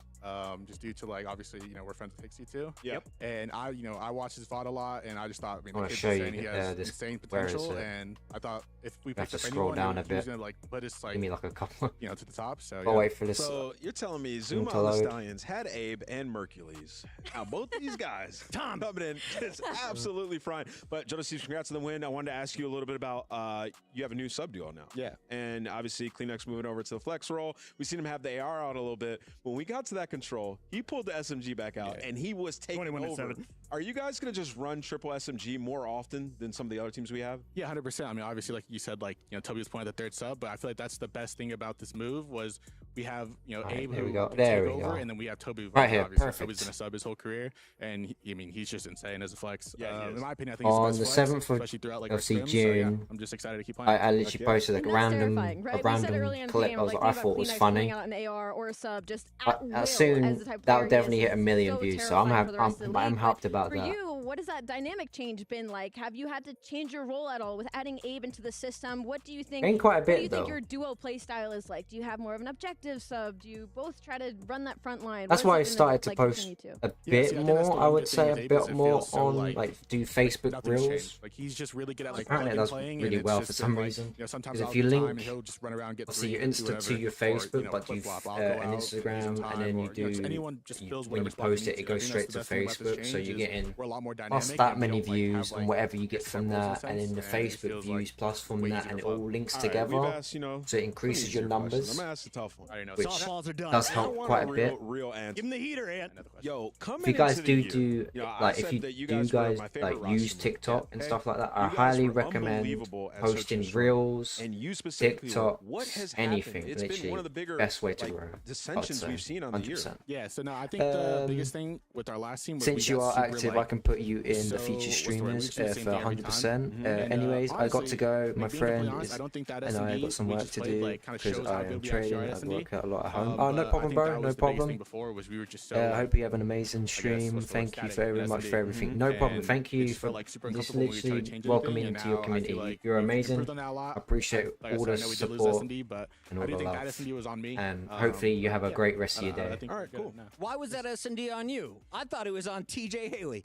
Well, no, he did have a great map. Don't get it twisted. But I do feel like there's certain situations where like I should have easily gotten a kill and I just didn't, and it would have put us in numbers and the rest. Small things, Joe. At the start of the year, you are in top 5 KD. You are also top 2 in plants. You were doing everything. Has dealership screwed up search and destroy, or what is it? Because the bombs are not going down in the first place. Y'all, it has. Like they did on Vault. Yeah, why y'all keep playing dealership, man? Oh, look, we've lost it 6-4, 6-5. Like, come on, man. Like all the times we troll. There, right? Yeah, we're almost there. You got to think. But yeah, we had it in this series. It would have been game 5. and we would have won a game 5. All right, fair enough. I'm really confident in like just our S&D map pool right now. Like I said, I know it's lost, but yeah. All right, I'm excited to sit throughout the tournament, see your guys' improvements there. I appreciate that. Joe, I want to get your thoughts here. We have Group C loaded up. This is going to be your group, and of course, you will be playing against Boston Breach. How do we feel about this matchup for a spot in our 8-team bracket? Yeah, I mean, we played them a lot, and I'm just, they just got top 3 at champs, so they're a good team. So I'm just excited to play them. I feel like playing good teams in this game is just the most fun. So who's the most dangerous on Boston? On Boston, Snoopy. I would say Snoop, just because he has the takeover potential. Even I know.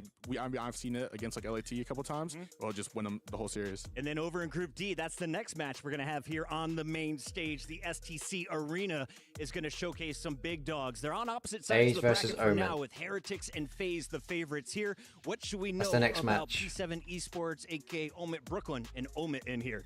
Yeah, so I think, obviously Omid just was running challengers for like the past couple events. So that's the team to watch out of any for challengers. Yeah. And P7, I know they have really good S&D, so I'm pretty excited to see that. And yeah, I feel like that Omid team could easily be in the league. Same with the P7 team. So as good as FaZe is there any chance they lose an opening round at EWC? I can't see it, honestly. Like as good of a team Omid are, I don't think FaZe lose that. They're taking on the returning EWC champions. Enough yapping from us. Your manager is waiting for you. We'll let you go rejoin the team. Thank you. We're going to a break. When we come back, it is the 4th fight of the night. Don't go anywhere. 3 matches still to go here at EWC Day 1. Yep, 3 more to go.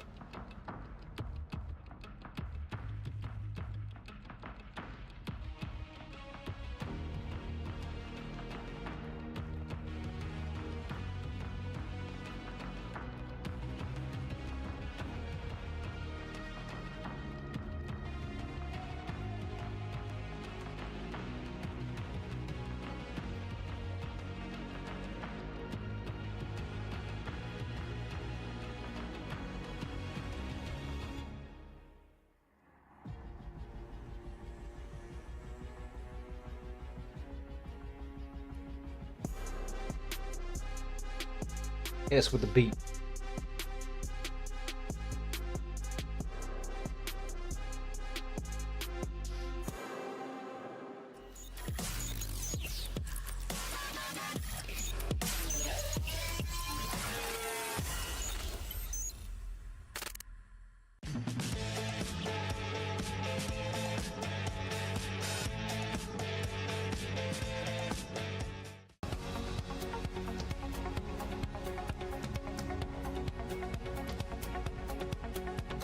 Gonna be crazy.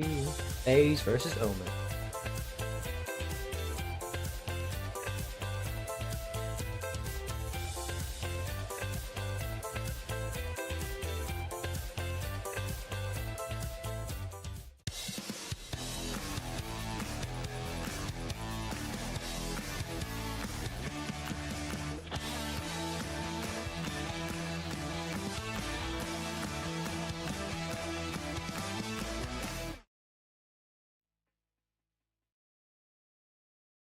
Gosh, hit us with another beat. There we go.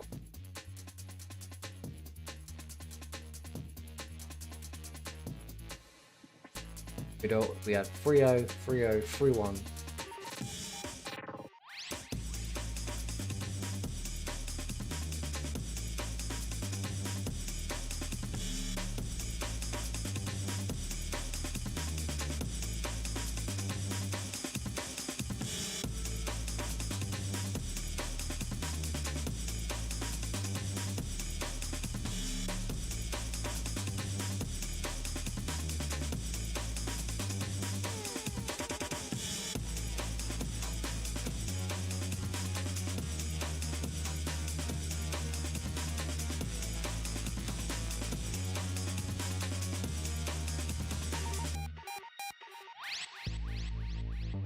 But at the time, it just went backwards.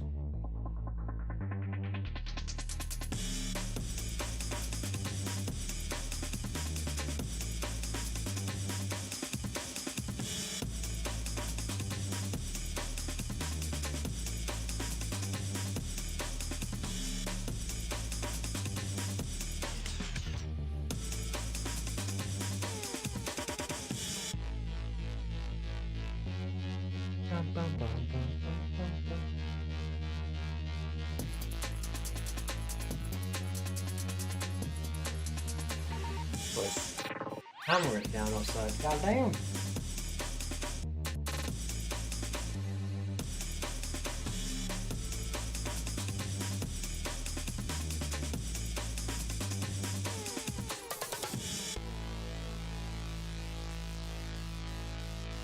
Anyways, I'm just getting hit, chat. I'm getting hit by rain. Friendly fire.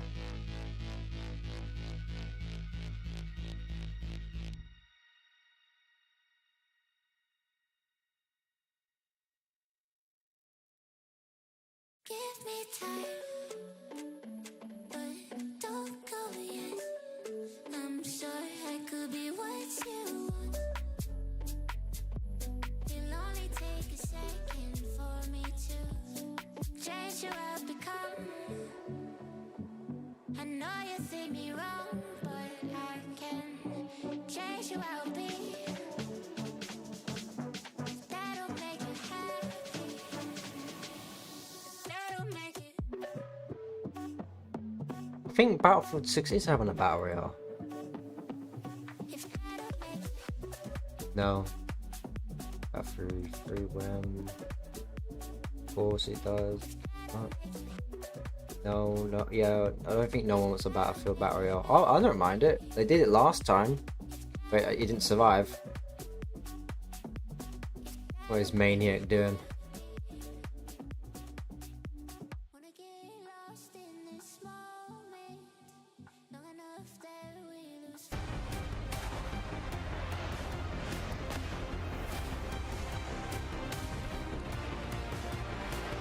Oh god, delete it. Oh no. They put KSI. Oh yeah, there it is, Hulk Hogan.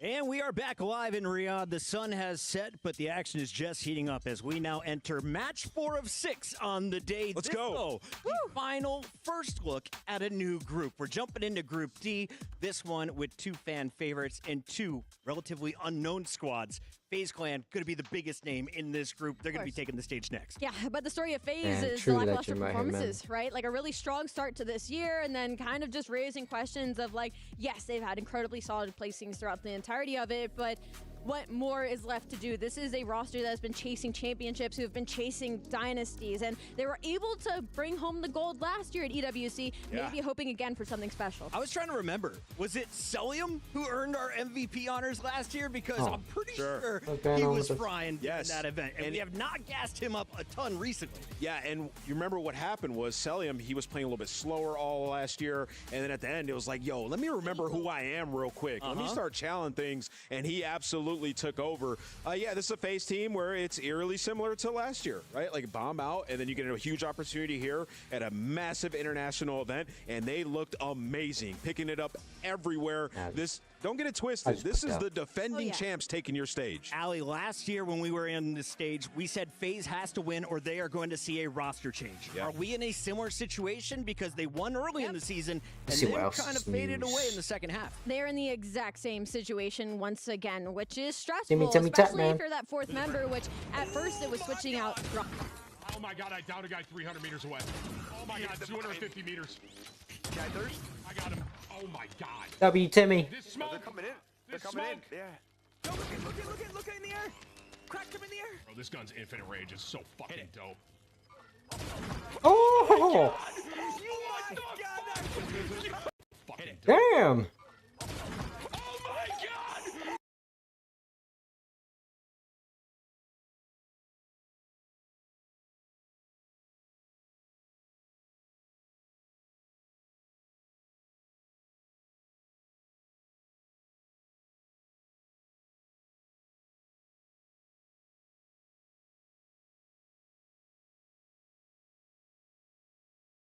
I don't really have any.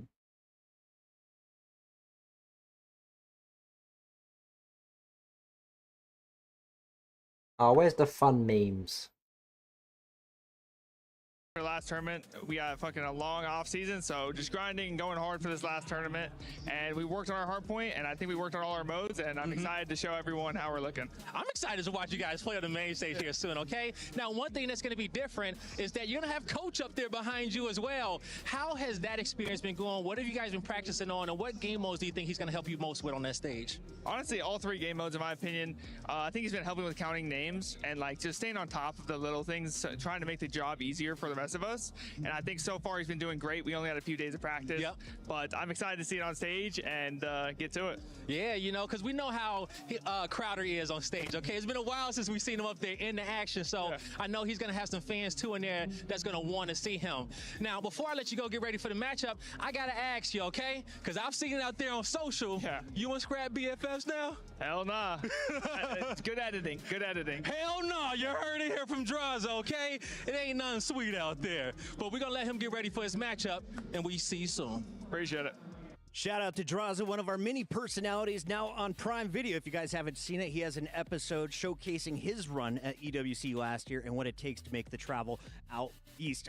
This is going to be a fun one. I'm excited to see what FaZe Clan brings to the table. Draza's got the hype, but so does Mamba. We got a cowboy in the building, and Guy Blaze caught up with him.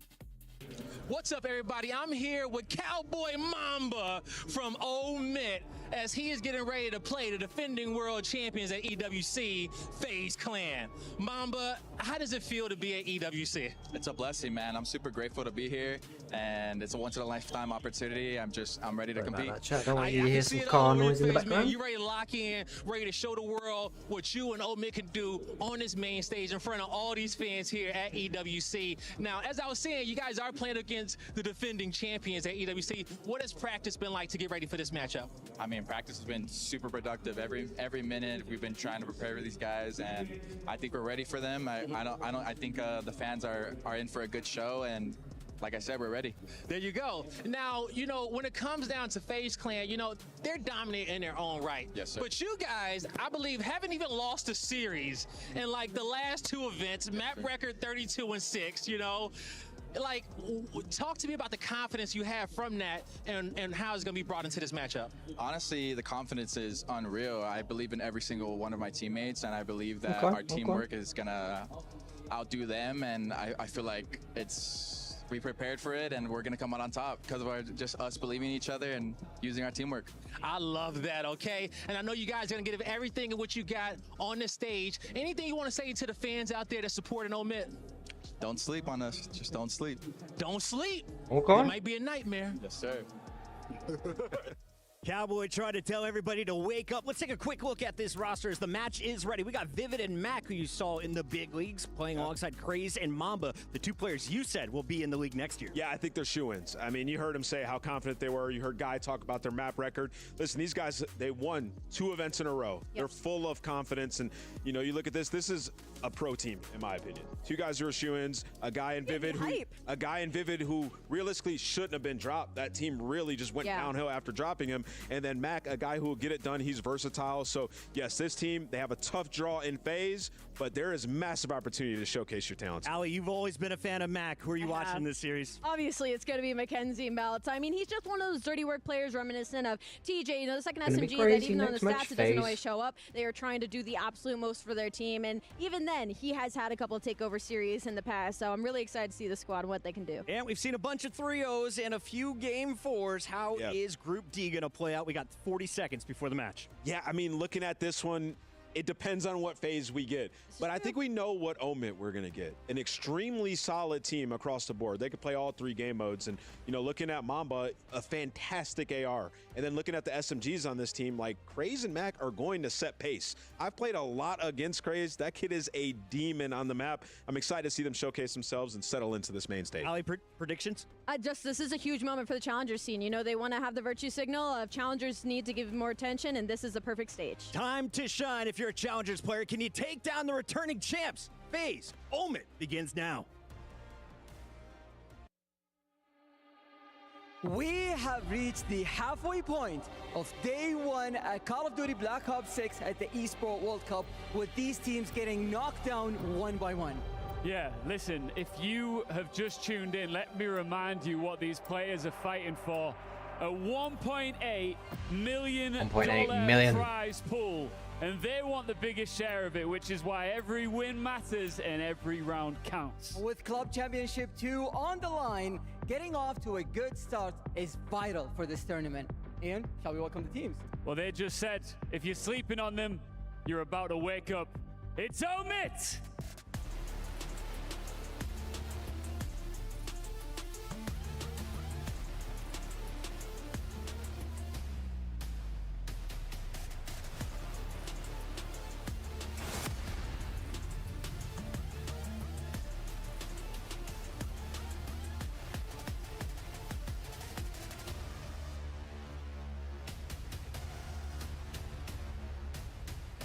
And their opponents, last year's winners, still feared, still chasing greatness. It's FaZe Clan.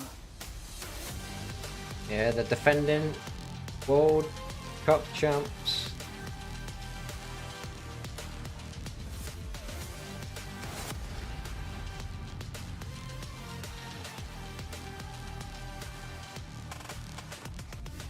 It's the underdogs looking to shock the world, and last year's winners wanting to run it once again.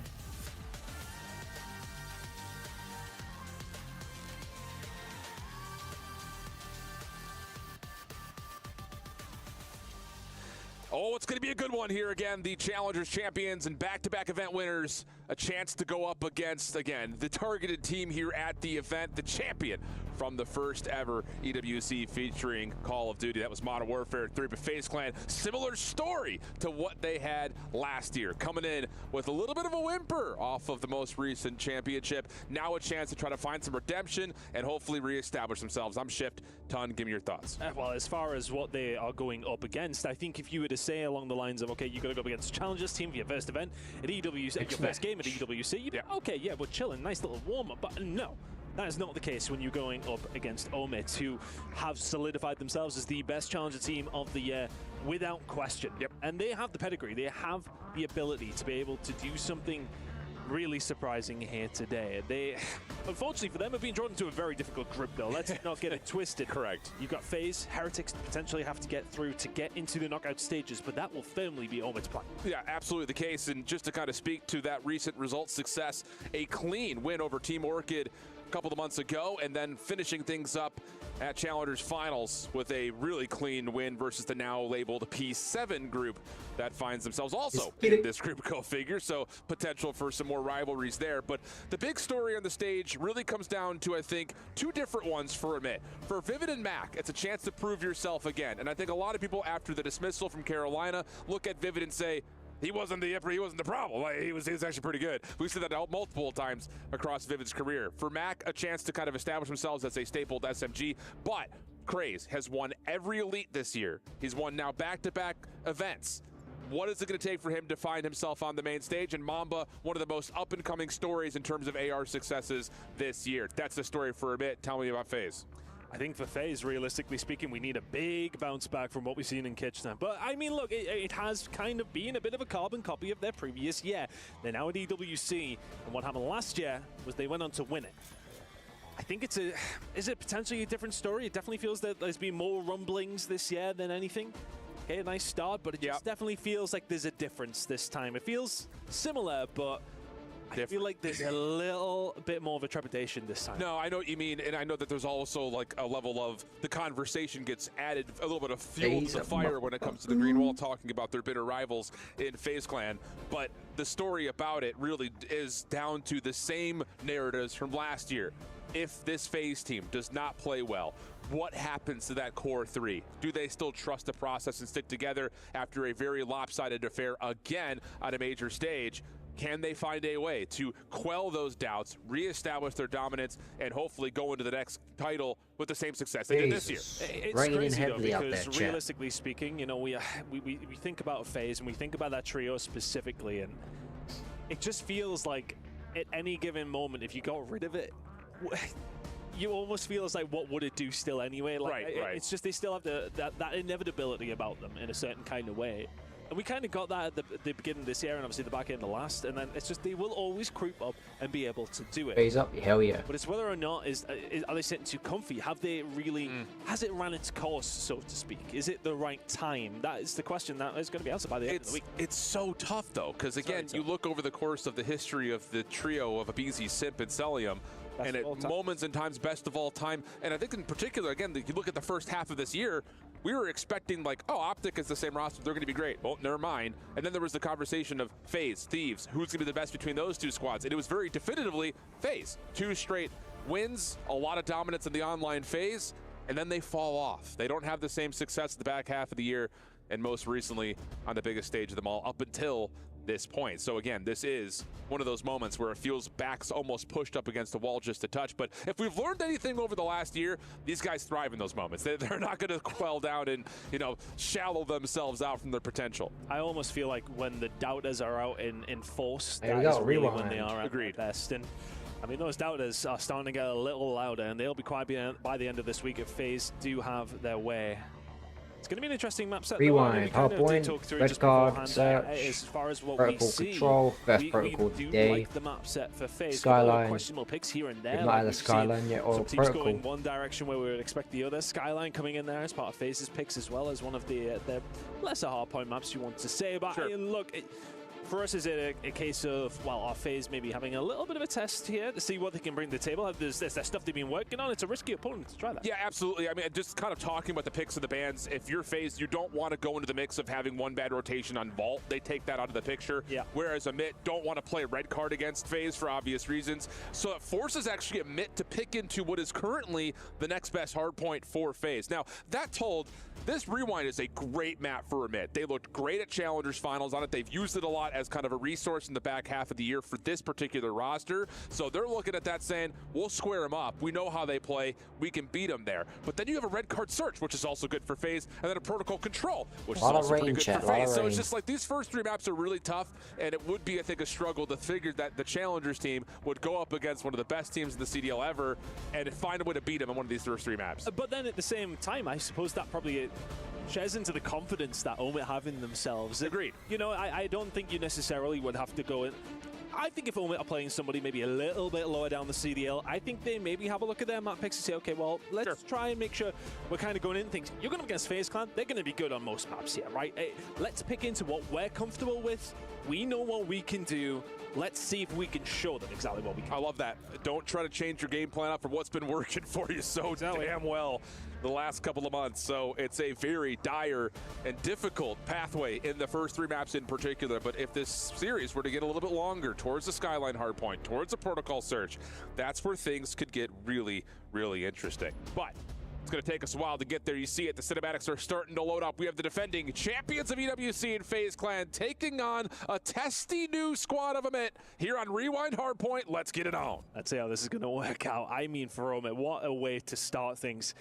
At the end of the day, this is the benchmark for you. This is the type of team and the caliber of team you're going to constantly be going up against. If you do find your way into the CDL. If any of these players who are going to get themselves in, which we do presume they will, this is the kind of operation you're going up against time and time again. Absolutely the case. And again, Mamba, hell of a start for him, 3-0. It has been a breakout season for him.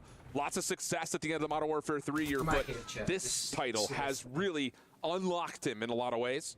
As FaZe try to battle back into hardpoint number 1. It'd be easy there for the contest. Good help from Celium initially, and there's finally the shutdown into Mamba. Trades back and forth, but FaZe will win the day over the top of P1. Looking forward to see what Craze is going to do against the tiny Terrors, right? I mean, he's coming into this with a lot of hype behind him. Of course, we've seen him over the Challenger season just dominate over it's pretty much its entirety.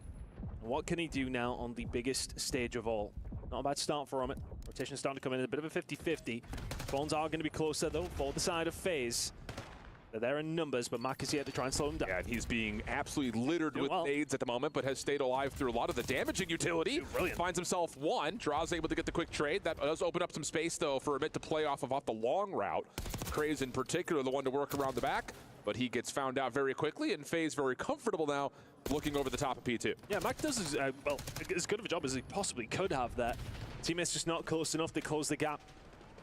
And all of a sudden, Mac is dealt with, and everybody through the front gets almost dealt with as well. Vivid will find a kill there. Simp is now trying to pick up a couple. Well read by Craze, but Selium is there for the pickup. But yeah, it's one by one a little bit there by Ohm. Yeah, I'll say it's definitely odd man number situations over the top of that. Last bit of scrap time with Lamac, wins a 1v2 on the hard point. Actually creates a little bit of time here for a mid. Surprise, surprise. Has FaZe kind of backed into a corner. Mac good for more before eventually being taken down by a BZ, and the final 5 seconds will go the way of FaZe. But again, more space on rotation here for Amit, which is great news, trying to get themselves to a tie game. Yeah, you feel a lot better about that hill just purely because of what happened in the last 20 seconds. You reduce that gap, which, well, I mean, FaZe could have been tickling over towards the 70-point mark. And as it goes, it's a 20-30 point game. You got rotation, you lost some gunfights though. Inside of Electronic, not going to be able to find anything there. Mamba and Mac working well on the outside. Craze can find one. Can he finesse? No, he can't. Selium does well to find the kill. 8-4 start for Sel, make it 9. And a BZ right behind him at 8-5. Getting the job done early. Trophy system does not get placed in time to keep Sel safe, so maybe a chance here for a quick re-break for Mamet as they try to play off the north side of the barriers. Simp tries to follow through and forces a team kill before Vivid gets the trade. But that's enough now for, again, off the scrap time of 20 seconds. FaZe feeling good over the top of the dumpster. They've got a BZ on a route over towards New. Moment slowly trying to get themselves into this game, but FaZe aren't really pushing the pace as you expect. BZ 11-5 interactions off the chain already. This is a really good start. One of the best of all time. Make it 2 in a row. Not going to be able to find much more. That could be a nice rotation coming in now for Omid. They deal with the pressure. They need to get somebody inside that hill. Pressure now. Start coming in a few seconds, but this is valuable time for Omen. I'll say it's a bit of a foot race though. Mamba doesn't feel comfortable enough to get too much further on the backside of the alley, so has to try to hold his life. Backside cop car will get away. Problem is though, Draza finds a kill from the front, leaving just Vivid by himself, and he's on 4 in a row after the slow start. Mamba not able to finish off a BZ for his double, and look at the spawns. Immediately, FaZe pop right up behind the hard point. Lots of pressure onto Vivid, and the break is immediately in. 3 for a BZ. Just like that, 16 and 7 from a BZ to kick things off. He wants his hands on that trophy once more here in Riyadh. And what a start from the FaZe side to try and get that to become a reality. But the kill's starting to come through. This is a nice for a moment. Nicely done considering the spawns are in. Now the spawns are there for them for the final 13. Be a close game by the time of the pickup. I was about to say the exact same thing as you were picking that up. In terms of like the slaying, it's been pretty even. No one really lacking behind for a mid. It's just the problem has been some of these last 2v2 fights have been over the top of the hard point, and that's where FaZe has won out, and they have been able to win just a touch more objective time than Amit to this point. Over towards the backside of Generators though. FaZe the first team in. Amit working on it, but Mamba caught by a BZ. That will have FaZe in some good control, making their way back into the hard point after a momentary break from Craze. It's taken down, Draza. Finding something through the front door. Omen not too far away. Everybody inside the point. Mamba finds 2. All of a sudden, BZ left on his own. He is sitting at 18 and 8 though, but Mac will still deal with him. He's been a massive problem for Omid to deal with, slowly starting to be able to deal with him. 28 seconds or so remaining here on this hill. Omid only around 10 way. Yeah. And this is another moment just to kind of put a little bit of a spotlight onto Mamba. He does have the ability of pulling out that third SMG and rocking it like no one else. Craze forcing the fight onto a BZ, secures the trade, backs up into the hard point. Pinch opportunity here for FaZe with limited numbers. Draza only finding 1. Selium working his way in, but Craze deals with both. He was the sole man in the hard point, so great stuff there for a bit, and they will hold on to this narrow lead as we go back to P1. Every single time we send Vivid, he seems to be making impactful plays over and over again.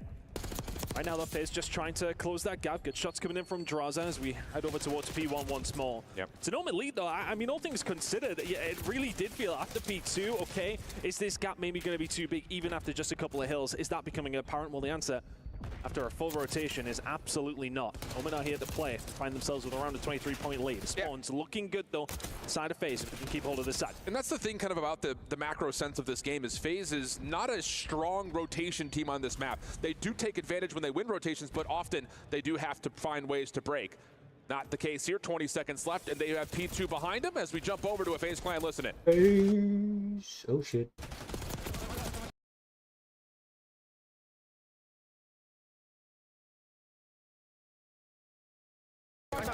Stay bar side. Back on roll, back on roll, back on roll. Wait, ran back radio, ran back radio. This is right. Yeah, because they're going to be fine. Yeah,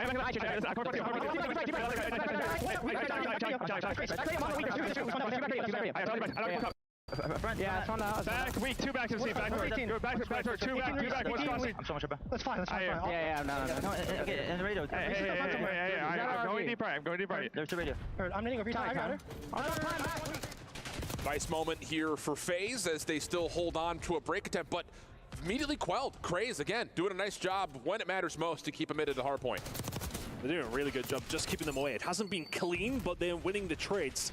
And it's not clean time. They have been disrupted, so it felt like a full 60 to a certain degree, even with 18 to go, but not being able to pick up every single second they would have liked, but albeit they have picked up quite a chunk. And that is a sizable lead now for Omi to have a hold of, and they are showing FaZe exactly what they're made of now. I was about to say, with Abizi's hot start, it did look like Craze was getting caught in the blender just a touch. He slowed down and taken better fights alongside his teammates and reaping the reward of it. 25 and 18 on 4 in a row.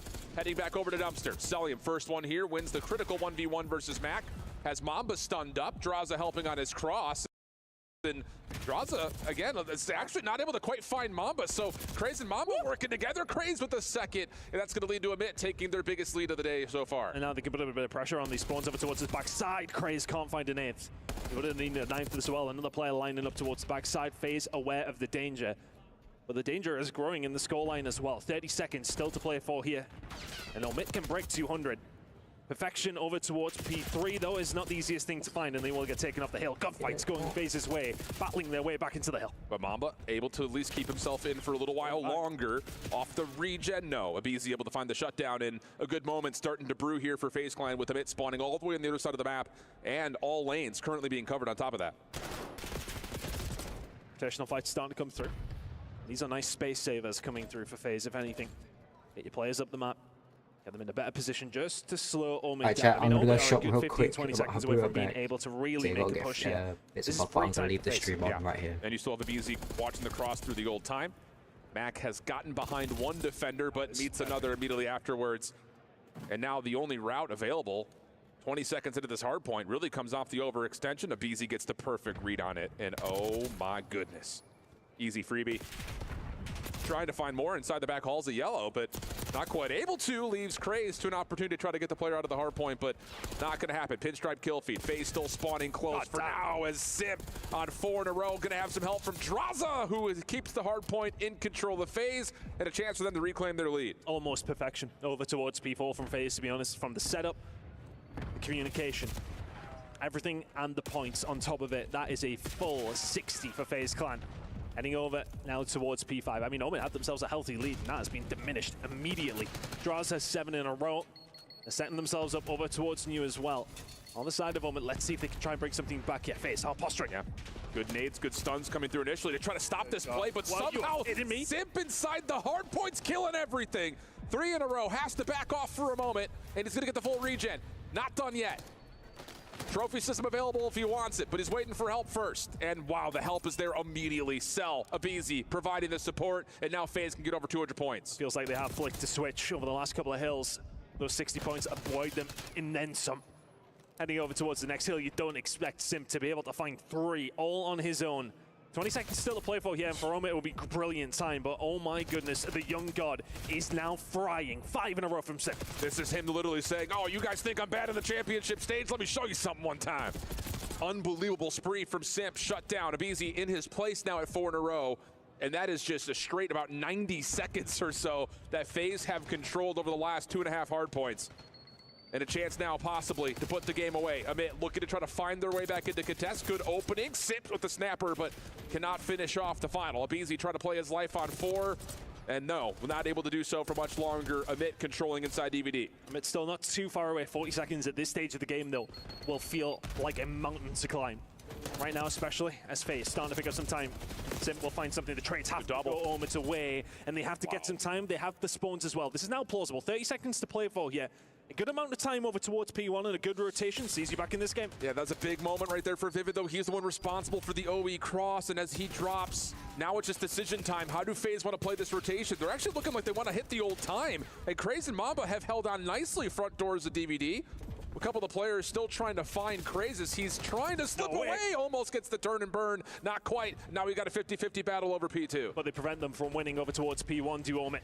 And they can set themselves up and give themselves a chance. They must win these gunfights over towards the backside. It's going to be important. Mamba just trying to stay alive. 7 HP in a dream. Needs help from his teammates. They're on the way. Craze, what can he do? Can he find anything? Yes, he can. Abizi will fall. Celium next on the block. He will find a big kill from Craze. Omid still have a chance. Everything resets. Both teams spawning in their respective corners. Amit behind the hard point. FaZe over towards street side, trying to find a break. Mamba finds the first on the cut. Craze pushing the issue. What a set of shots on the Simp. 219, 235, but a couple of kills for FaZe. Give him a chance for a re-break. Omid can still win here. They're within touching distance, but FaZe are setting themselves up as slowly as they can. Mac Vivid combining as best they can. Pinstripe kill. Shots from Craze. Everybody's getting it, including his teammates. It's such a close game. 18 seconds to go. FaZe cannot win it here now. Omid inside of the point. They can't either. We're going over towards P3. FaZe are still committing a couple of players here. Celium, Draza, both going to commit into the old time. Mamba. And now you've got an opportunity for a 1v1 with Draza. If you are Mamba, he escapes into Burger. Help on the way. Critical gunfights from here on out. Draza soaking up time. Mamba trying to find the cross. Does not predict the right corner. Can Mac find the trade? No, he cannot. What a double from Draza. Stepping forward, finds another, and that may be the game-winning play. Amit in a blender trying to work their way back to Bumpster, but it's not going to happen. FaZe Clan take map 1. Oh, it was a testy one at that. Omid are there all the way. Wonderful moment at P2 between them. But my goodness, that finish. Draza is fighting through the middle of the street and still has the wherewithal just to set himself up, not to take that step forward. Sometimes you'll see players maybe get a little bit excited. He's like, no, we take this step back. I secure this hill. It's 1, 2, 3 from Draza. Yeah, I'll be right back. Whole game in map number 1. Cracking effort from both these two teams here on Rewind. It's a banger to kick off the series. And that's what I'm talking about when we look at the longevity of this series. This was Amit's map pick. And for those of you that have been avidly following the Pro League, you know that FaZe are tremendously good on this map. So it's a bold call as a Challengers champion team to say, we're going to take on one of the league's best on one of their best maps. But you can see exactly why. Their handle on rotation is solid. Their ability to play off of their ARs is critical. And I think just in particular, you see the individual star power of newer players that have not had the chance for the exposure. Players like Craze in this moment in particular. And also on top of that, a couple of the solo moments from Mamba that really did save a hard point. But here on the quick rotation back to 3, Draza gets tucked into a corner, makes the game-winning play, and FaZe now cruise to a 1-0 start. And it feels like, though, to cast your mind back to that P4, right? That's the full 60 from FaZe that really solidifies it. I mean, the fact that they were able to set up so deep, they really did send Omid back to the Shadow Realm and nowhere near the hill. Set themselves up halfway up the map, and it's all about that space, controlling the spawns, getting the time. And the guy inside of the hill, I think it was Abizi for the most part, barely had to do anything until the final 10 seconds. No, actually, he was killing. Like, they set that up so well. And that was a full 60 that put them in the lead. Another good amount of time over towards P4, and that's all she wrote. Unreal stuff, man. What a battle. A lot of showing of power coming out of Amit without question. It's an incredible map. But now we get into the, again, map number 2. FaZe, who have been historically one of the best search and destroy teams at the pro level, also now find themselves on a very comfortable map for them. 10-5 over the course of the season. #1 team in opening duel percentage. They're also second best team in conversion percentage. It's just, they're good when it comes to this map. It's almost a reason that those 3 guys have been playing together for what feels like 10 years, right? You would say. It's going to be an interesting one because especially with the way that Abizi started that map, that's a very scary prospect if Abizi starts putting up numbers like that again. I mean, look, we've seen it from him, of course. Is he the Abizi of like 4 years ago? I don't know about that, but like at the same time, when he's starting to put up numbers like that, it is a scary prospect for the opposition to try and deal with. And we've seen it from Simp as well. Look, he got slaughtered for his Tournament of Champs. Absolutely, like, I know he did not play it well, but I think he was probably pretty admitted of that. And came out the gates there very, very well. That 3-piece over towards P4. Oh, big time.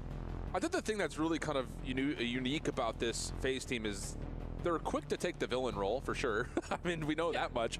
But at the same time, they're also quick to own up to the things that they have not done well on. And I know it's 2 years back-to-back where people start to look at, is Simp really him when he's not able to provide at the world's greatest stages? But the thing about it is he did at EWC last year, and he's got a chance to obviously reaffirm that here this year. And the first map was a good indication that that could be the case again. I want to say it's not quote-unquote a problem, but their problem is their history of how good they have been. Yep, that's it, right? true. You know, it's true.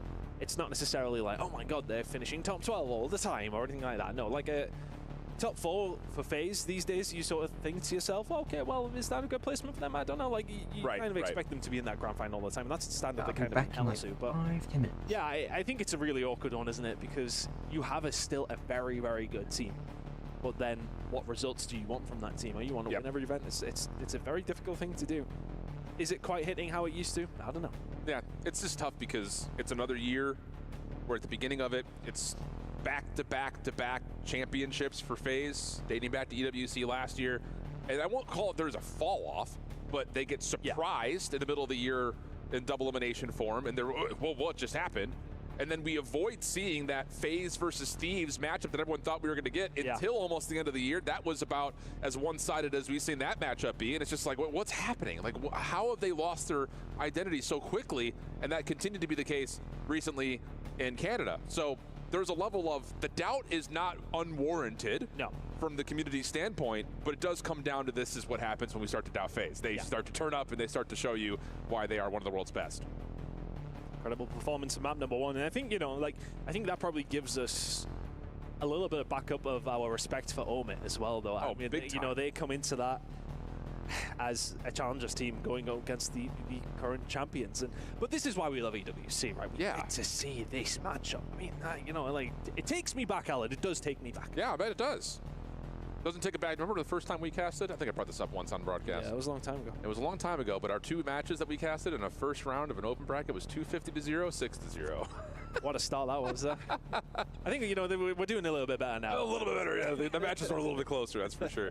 But no, you're absolutely right. And we saw elements of this in years prior. Last year, we did have a couple of the challengers teams show up and take down some of the Pro League squads. Have not seen that yet outside of a map or 2.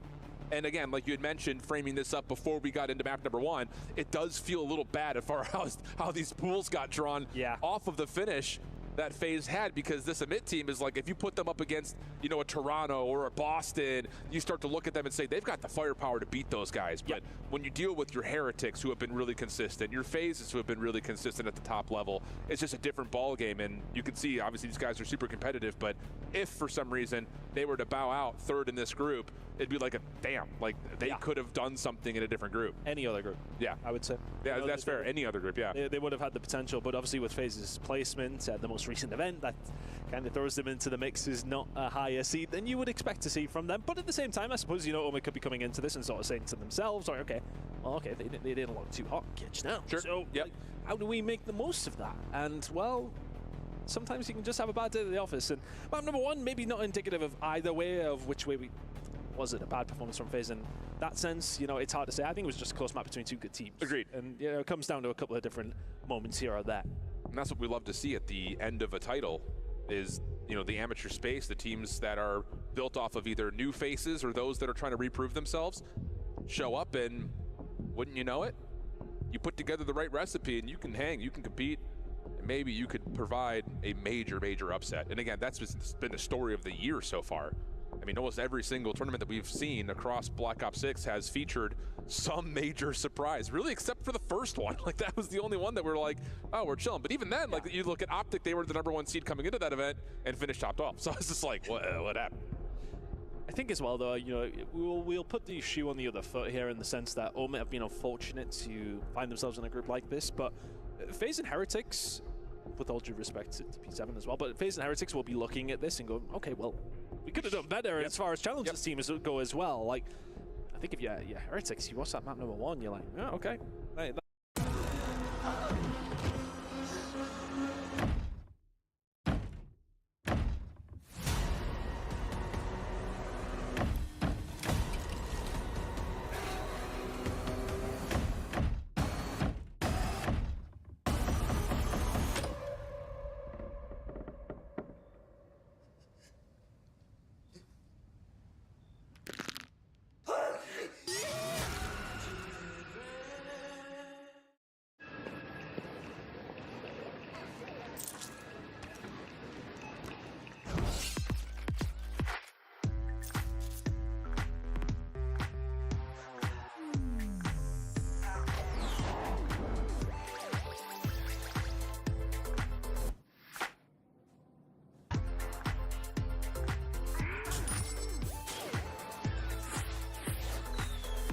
Find the toy for you from our 10 and below range at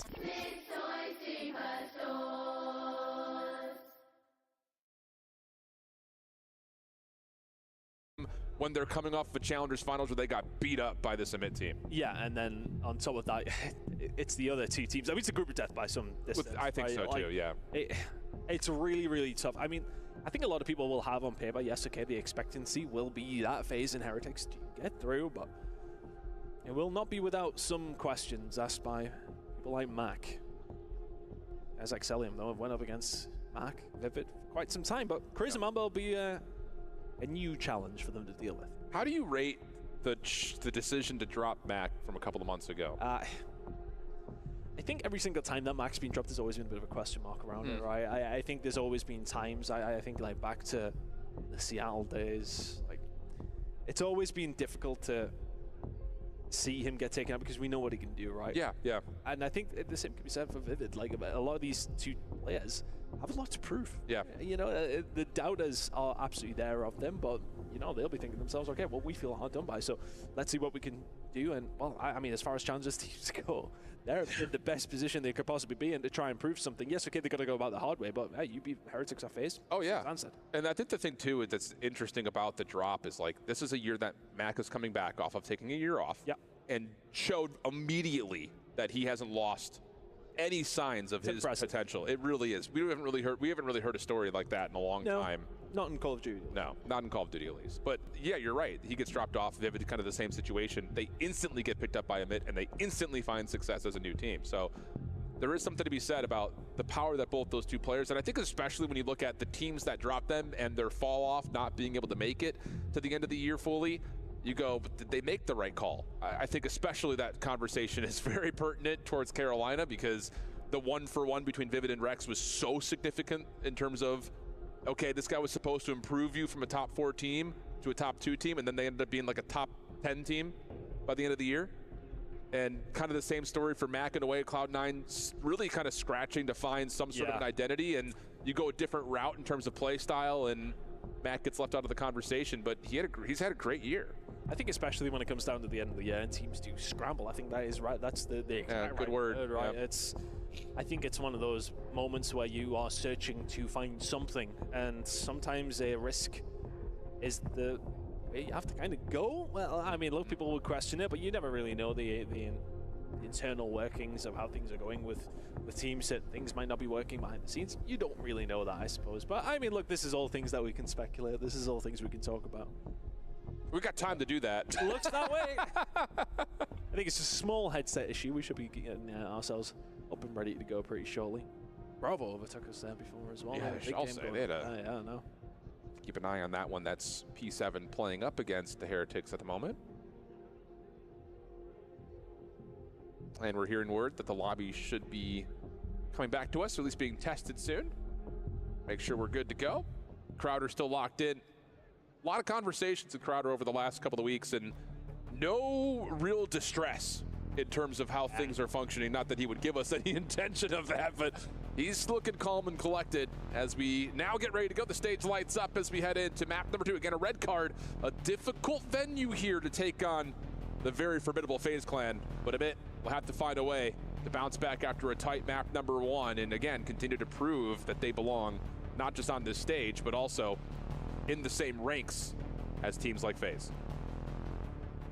It would have been really interesting to throw them in another group and see how they would have done, but I think it makes it all better, the story. Sure. If they manage to make it out of this group. Unless you're Rafi. Rafi's like, son of a gun. Damn it. Well, here we go. Is looking to certainly make their way forwards. Amit not hanging around for anything. No, I'll say they've got a really solid read on this aggressive play.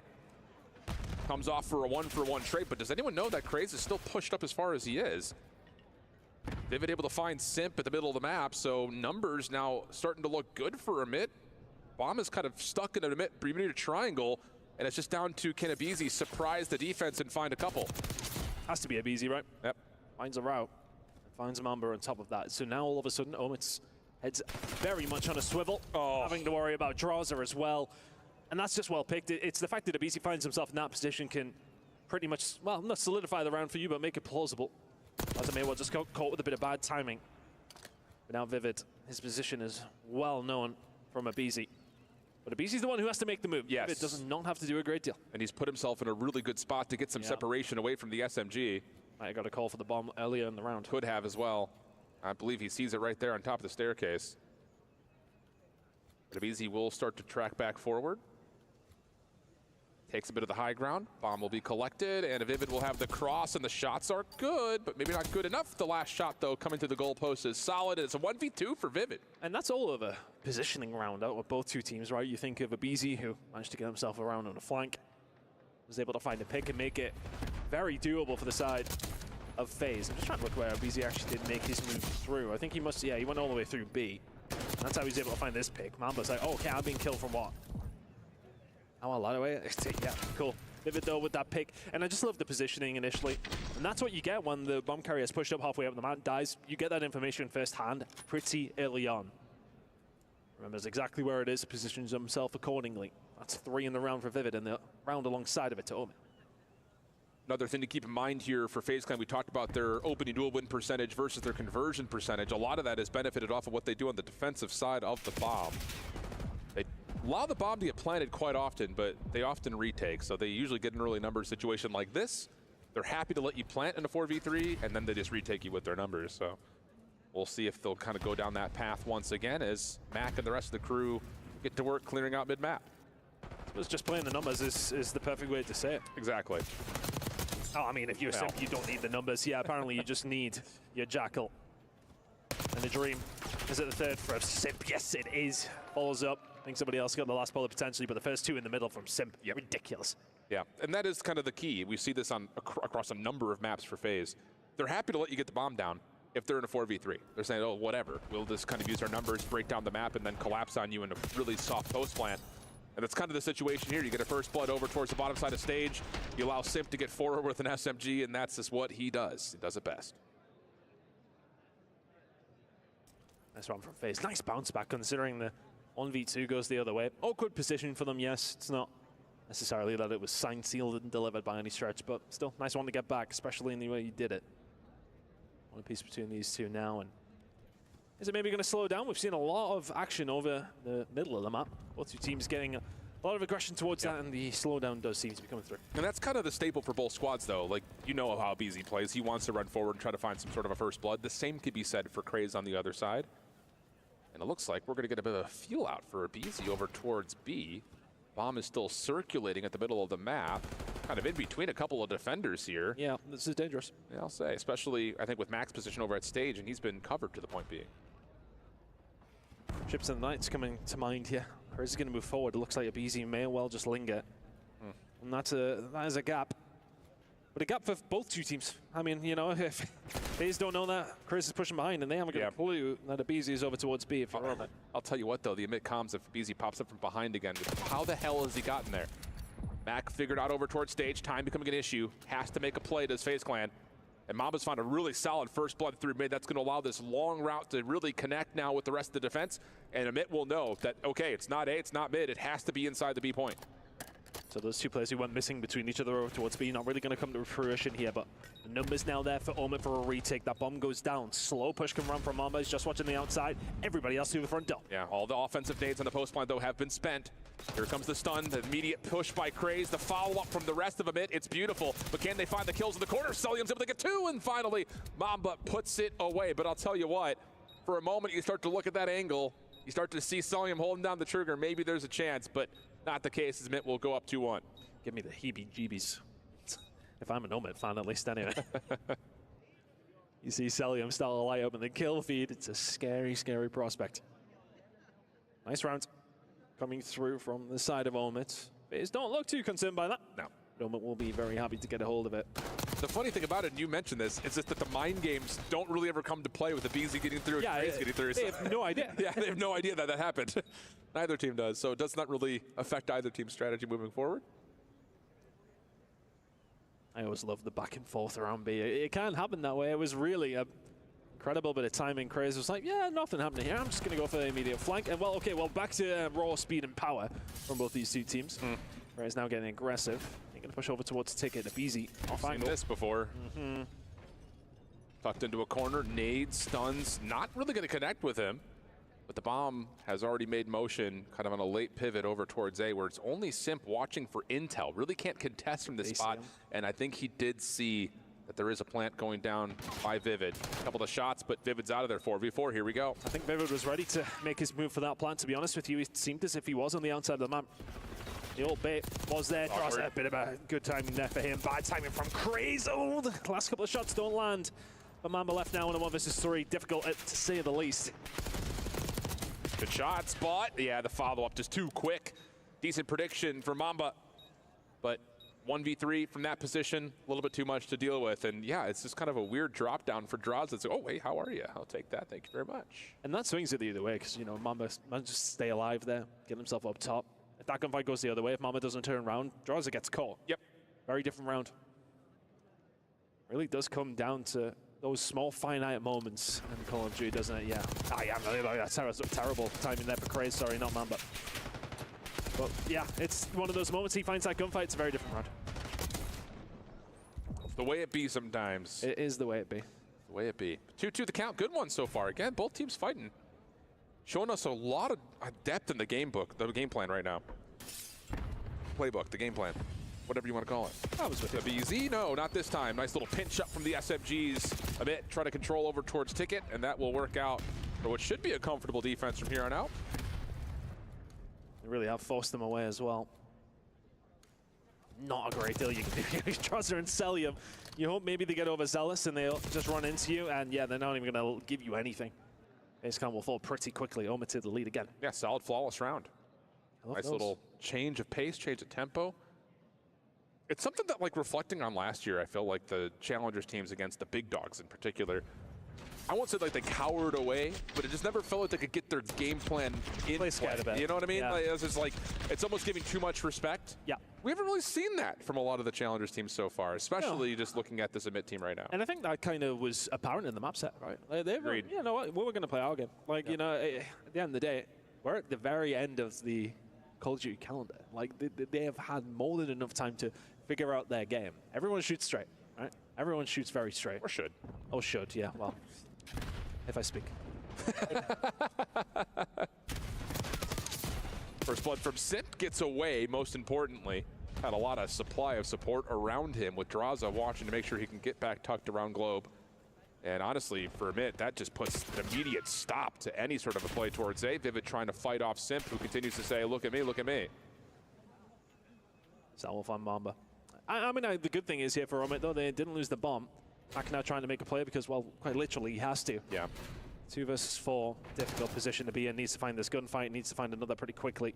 Yes, FaZe's got a hold of Restaurant, but look, FaZe just back out. So yeah, we'll just tell you in numbers. That's no problem. This is what I'm talking about. FaZe with like, you can plant if you want to. Oh man, yeah. We know that you're on the bomb then. Here come all the nades. I think one does tag pretty heavily on a Mac. Does he get away though? He does. Okay. But Vivid falls, and now it's just a matter of time. It's a little bit of where's Waldo, and they find him pretty quickly. Not a good hiding spot there for Mac, as this will be a 3-3 game. I think if Vivid finds that gunfight in the middle of the map, they got a really good chance. Mac can then slow down. Wait for the push to come. But ultimately, you don't win your gunfights there. It's always going to be tough. Yeah, that's an interesting one. Just the pressure that comes through the middle of the map. Crazy expecting to come up top. Simp said, no, I am indeed behind you. Well, and that's the other thing about that setup is Simp should not be allowed to make that play because Vivid's supposed to be watching that angle, but it was just too many members for FaZe taking shots at Vivid. Crazy get stuck. So, overwhelming pressure works out. Back to the offense for FaZe Clan. Eyes almost purely through the middle of the map. They're going to show force at B. Maybe see if they can catch out that little double play that was sent before. Craze stun, nade cook, doesn't quite reach. Craze is out of there. You're looking on there at Celium as well. All this noise over towards B. There's been a ruse. Right, Celium. Another look over towards A, but hasn't necessarily committed. You can see that Mac is there ready for the push, but still this happens to B. They cleared Craze out before. Do they expect him to be here again? They do not, and he's almost able to find 2. Mamba, a couple of extra shots, but we get to a 3v3, and Cells, yeah, he seems to think he's got a free route to get to A. Not the case. Mac punishes, and now a significant advantage for Amit's defense with the bomb down. Discipline from Mac there. Especially my teammates are calling everything out over towards B. People are weak over towards Ticket. You're like, do I make the move? No. Maybe watching the VOD, we know what they're doing. And Celium gets caught on the cross. Now you have the bomb, 28 seconds to go. Take something special from the Tiny Terrors to find this one. Well, they might get a little bit of isolation here in the backside A, depending on the route that Simp hits. Mamba a little bit late to check this, but now it's been seen. Mac gets the gun up in time, and Abizi is found out by Vivid. Nice round. Clean defensive back and forth right now, and as much as that could lead to a bit of a slog, these have been tightly fought. It's coming down to the odd gunfights here and there, right? I mean, you think to yourself, if Mac doesn't find that one on the cross, if Craze doesn't find something there, you're almost immediately seeing Celium back up, okay, a little bit more beat control, but yeah, Celium thinks he's got them dead to rights, and it's an open A point. Absolutely not the case. Well played from Max to set himself up in that position. Plan was there from FaZe Clan, as it was for a moment when they tried that a couple of rounds ago. This time, though, it does pay off for Roman once again. I think we both got a little bit pulled attention-wise to what Celium was doing. I didn't even see Craze, how he got back to that spotted stairs after he was stunned and naded, but he's a mystery man. And he does unorthodoxical things and often works out. Nades land here for a bit, and they say, bet, let's go. Draza has to back him down. Celium is there for a little bit of cover, but he's being peppered.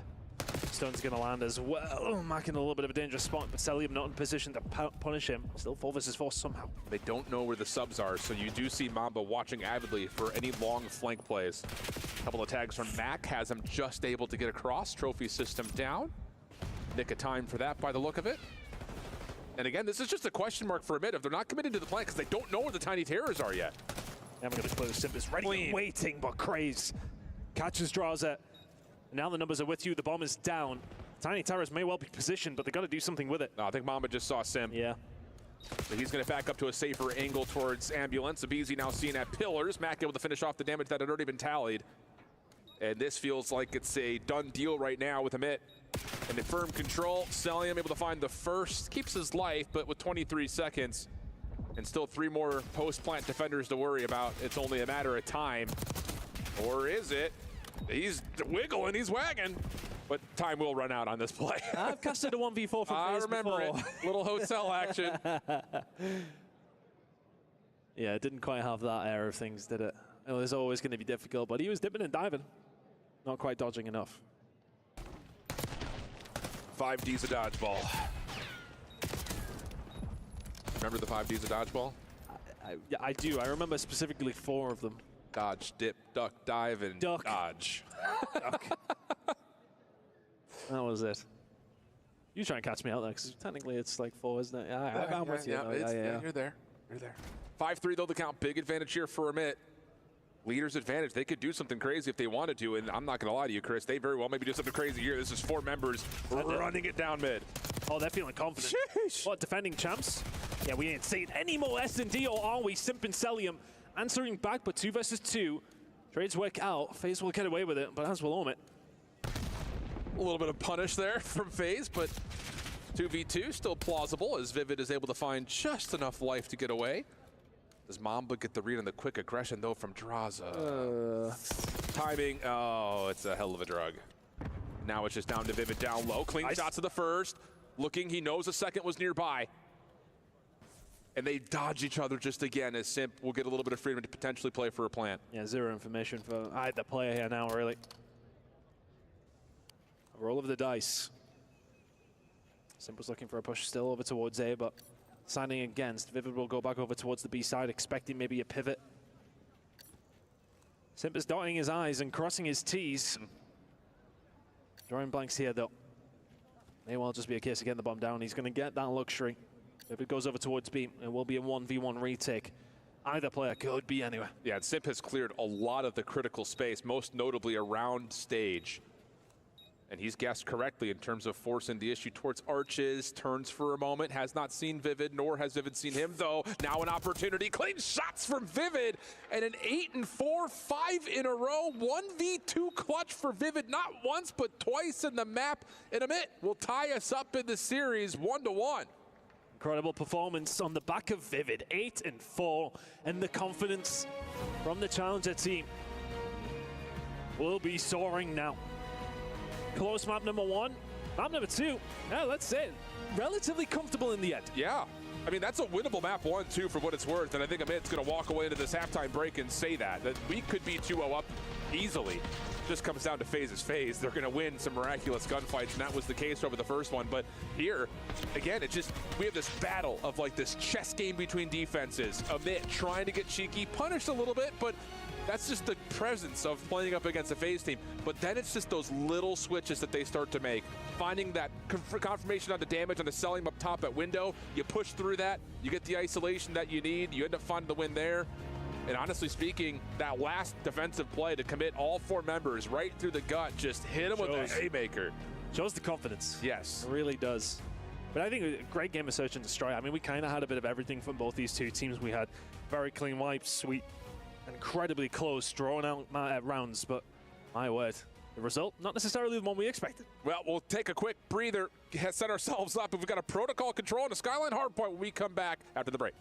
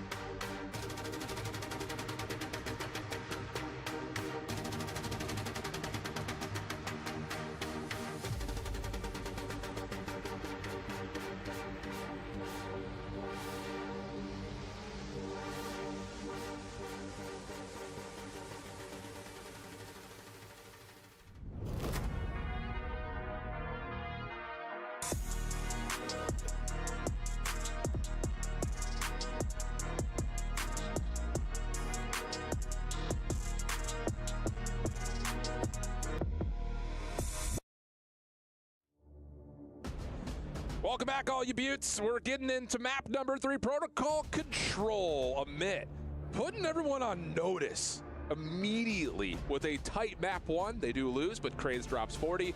A search and destroy win, pretty comfortable, all things told, with 3 rounds in a row. And now they go to a protocol control, which we were looking at the numbers. It's a great map for FaZe, but I can tell you just by the eye test, this is a map that Craze and the Submit team also love. So again, like we're talking about, the narrative on this series, Submit are not scared of playing FaZe where FaZe are most strong. 100%. For the reference, it's a 16-5 record for FaZe. On control protocol. Which you look at, it's like, okay, we're not scared. I'd be mildly concerned at first. Touch.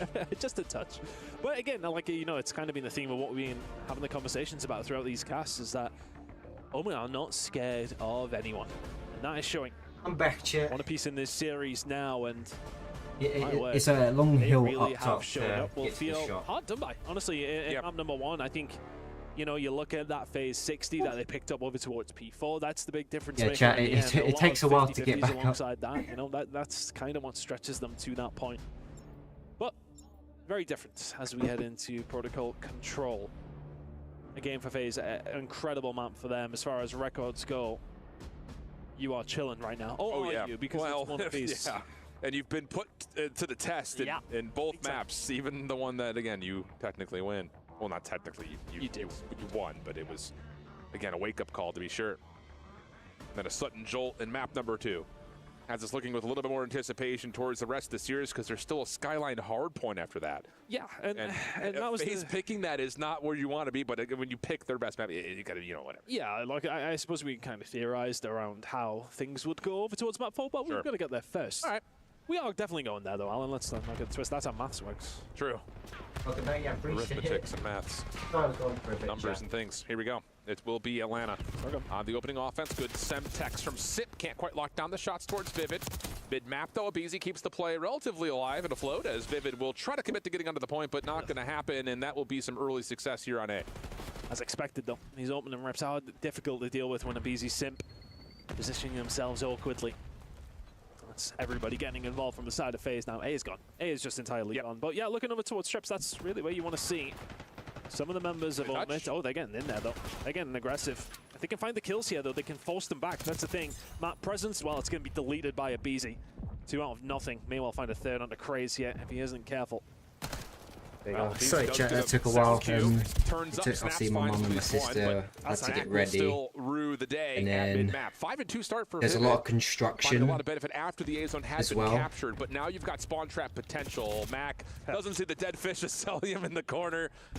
Craze inside, predicted by Simp. That's immediately 3, make it all 4 dead. Uh-oh, not good here as the mid are coming off the bad spawn towards B. It was just, you have, so what we have at the moment, obviously, when we come down, obviously, on the street, we go to the left, and then there's like pure construction around the part where we want to walk, but we had to go around a couple of apartments, and then we had to go up, obviously, my shop's like up the longest hill, and then you go down the hill, and then you go to the right hand side, and then we were getting bits and bobs, and we had the dog as well. She was happy, but we had to put on her like a protective gear, because obviously she has bad skin condition. And everything's back to neutral. Actually, in fact, Commit have a huge advantage. Go from the shop and then all the way down. Like, it's always quicker coming back down. A little bit of arrogance from FaZe in a certain way as well. Yeah, like we didn't take that long. It's only 1-1. Could you solidified it with a bit more of a steady line? Again, hindsight would be a wonderful thing if you had it. What a prediction! Mac. Oh, whoa! Gods! Tell me he was weak. Or is Mac just beaming like that? I am sweating. Mackenzie melts in the flesh there for you, friends. Off the reset, now looking for kill 5. That's cool. But Vivid working with him will keep that back sidewalk relatively safe.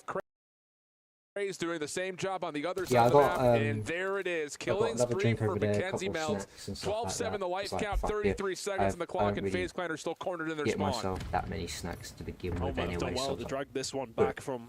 Well, when they all get wiped inside of Trips and just outside there, you think it may well be over. At Discord, see if anyone's FaZe really do have the opportunity to do something, and may well do here still. Oh, they found 3. Riz was the only one to be able to find an answer. Oh, does find an important pick onto Abizi. That's a little bit extra time that FaZe will not have. 8 versus 5. The break has to come from Omid, though. Also keeps one of the SMGs out of the point for FaZe Clan. First tick, big fight. Locked. Draza, Abizi, mid-map, trying to get the job done, but it's a 6v1. And how about the turnaround for Amit? A lot of that, again, in that pivotal moment halfway through this round where they get 4 dead, they still take long routes, and that's the winning play in the opening round. Pardon me. Incredible work. And it was looking scary off the rip, right? You see FaZe kind of come out, get that aggression through the middle of the map, put themselves in a good spot. But again, I don't want to say it was maybe arrogance. Maybe arrogance was the wrong word. Maybe just ignorance in the sense of not necessarily expecting the overextension, sticking one player on the point. You could have definitely taken that up. I mean, it's just one of those things that if you're FaZe, you're expecting that all 4 coming up on from back castle are going to run at you through labs and tower, and that just wasn't the case. So it's just, again, a very disciplined call for a bit. I'm sure that call is made easier when they look up at the scoreboard and they see only one person's on the tick of progress, and they're like, well, this is going slow. We can take this round. See how things unfold here in round number 2. FaZe on the defense, a perfect break off. First 3 kills going their way, and they're immediately in spawn. Oh, God. How are you? That's not somewhere you want someone like a BZ. Salium. Yeah, this is tough. Yeah, this is now very tough. If it does, thankfully, get a moment of respite here for the side of Moment, but everybody else on the side of FaZe still to be dealt with. I believe for them, they do have plenty of time to try and work their way out. If they can, BZ does not find another, but this is tough. Tough is one way of saying it. I was on Twitch for 3 years. It was pretty impossible, but maybe a chance. Simp on 3 in a row, knows he's got Craze low, who still somehow wins the first and second battle. Put this kid in the league. Oh, what a finesse out of Craze. Also eliminates the threat of the spawn trap mostly. That one will. Another big win from Craze. And now you can pause the clock at 30 seconds with 3 down. Hold on a second. I mean, we're not done in this round yet. 25 seconds ago, when Craze got tagged up and moved inside a pillar, I said he's dead under my breath immediately. It's 3 massive kills that now do get Omen out. Still a lot of work to be done, but that's give them an opportunity. Mamba now in a position to maybe rock the boat a little bit, but now for Omen, running out of options and running out of time. Heads up play here for Mamba. Gets one off the spawn, keeps the clock at a pause. The reinforcements can make their way over.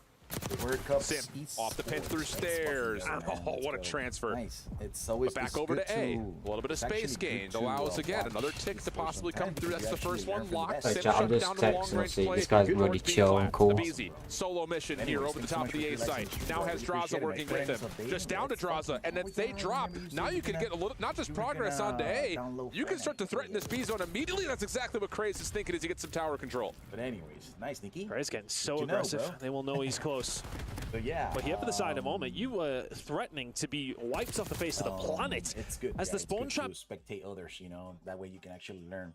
Unless I get a new controller back to gaming, let's fucking go. Let's go. What kind of controller are you trying to get, bro?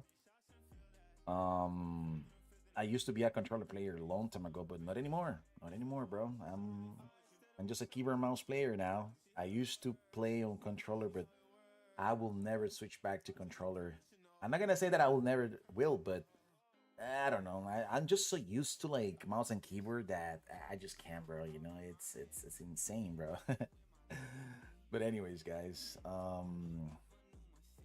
it's what it is, man. Some people prefer controller, some people prefer keyboard mouse, you know. But yeah, bro. So let's see, man. Let's see what we got today, bro. Going on here in Fortnite, man. So there's an update, guys, you know, it's called, there's an update, there's like a collaboration between Fortnite and, what's it called, and Fantastic Force, and it's going to be tonight, it's going to hit in the item shop tonight, I believe it's tonight, on the 23rd, that's what I heard, today is the 20, no, the 24th. Way they drop off, but somehow they do. It was going to be between the 23 and 24, so. Omen might actually, we could see Omen beat FaZe, that'd be actually kind of a great. And possibly help his teammates stop the clock early. Skins finds himself with a 6 spring before he falls. He's having a hell of a series. 2 1v2s in the first and the last rounds. In the search and destroy. Sending it now at a casual 1.8. I spend so much money against FaZe. Yeah, not bad. Yeah, not bad. No, didn't he get dropped? Never anymore. Yeah, that's what we keep saying. Every time Vivid gets dropped from a roster, team's looking for improvements. Vivid says, man, dude, like, good luck. something like that. But anyway, I got a comfortable start here for FaZe in terms of getting through for a BZ, but no one can get here to join them. That was my first Mamba able to break through the glass and best them, and now all of a sudden you take your attention over to the other perspective, where now FaZe are a bit spawn trapped. I like nice the pedals turn in the though back. from Sim. Nice. Pistol on the wall. That's just do a lot of things around with it. FaZe are cooking with eyes towards A. Love a Mountain Dew. I might have to get more of these, chat. Mountain Dew, Kings. Yeah, that's true. That's very, very, very true. So yeah, today we got some Fortnite. Bro, it's been a while, bro. It's been a while, man. I'm gonna do a warm up, guys. Let me just do a warm up first, you know. Kind of like a warm up to see, you know, get my stuff together back, you know, just you already know how it is. I haven't played, you know. Well, actually, I played video games today, bro. BBK, I played Call of Duty today with All That. Nikki, I was playing with All That today. He was streaming, and then I just kind of like jump over, you know, and we kind of playing like one game. That's pretty much it. Well, thank you so much for the support, BBK, man. You're a good guy, bro. Like, damn, bro. Hopefully we can get you into XCX, bro. We need people like you, man. I'm trying to have Parks talk to you, bro. I know you like the community, so which is good, you know, because we have a very organized community, and it's good. Trust me. There's a lot of people in there. What's up, Sweat? Hello.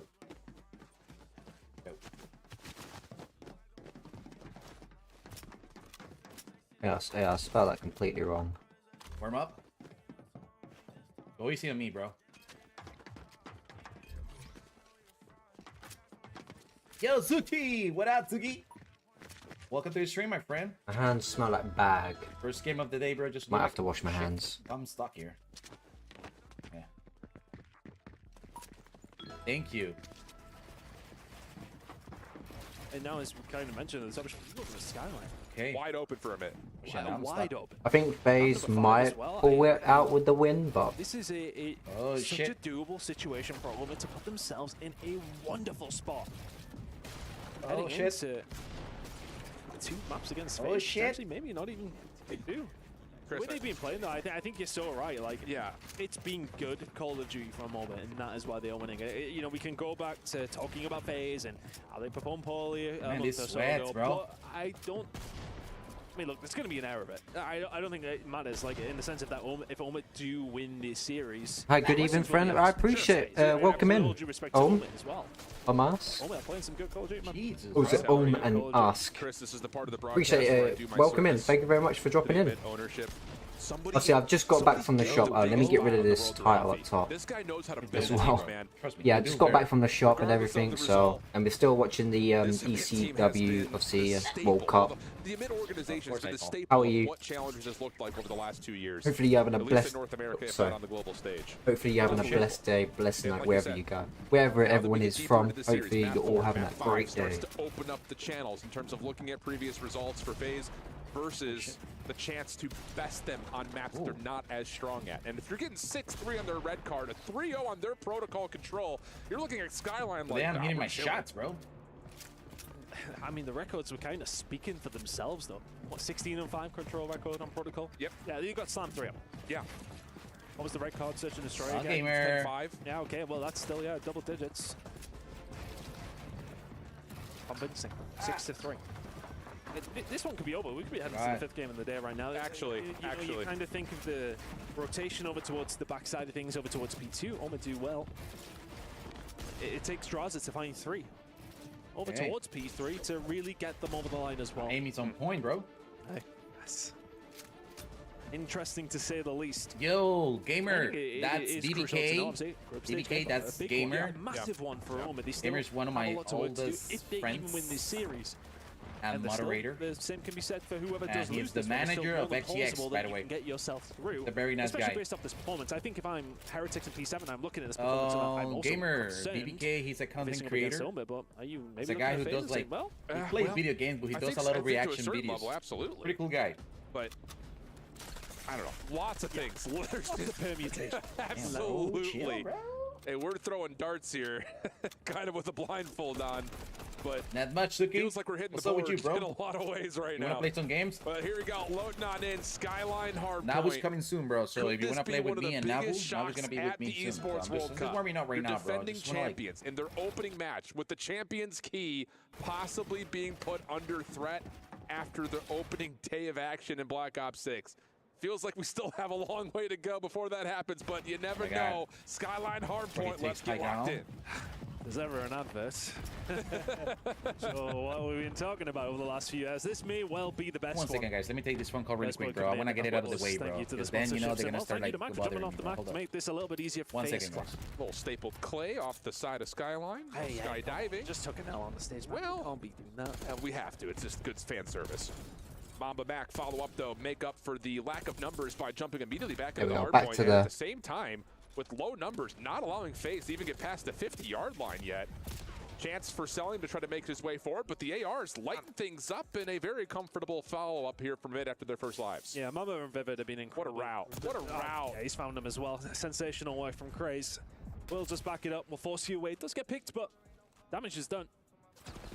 But they were really, the ARs for a moment have been sensational so far, which is great over towards P1 and P2.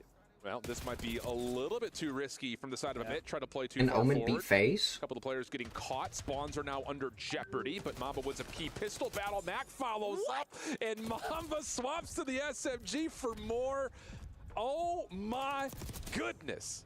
Craze following behind it, and as soon as you start to see cracks in the dam, Amid are right there to fill them. I mean, Alan, I don't want to get too hyped of it, but we were talking about Omen potentially giving FaZe a good game. Are they going to win a tournament at this stage? I mean, I'm kind of... No, okay, wait. Right. Unbelievable, though. Again, just following up where they need to most. Oh, mercy me.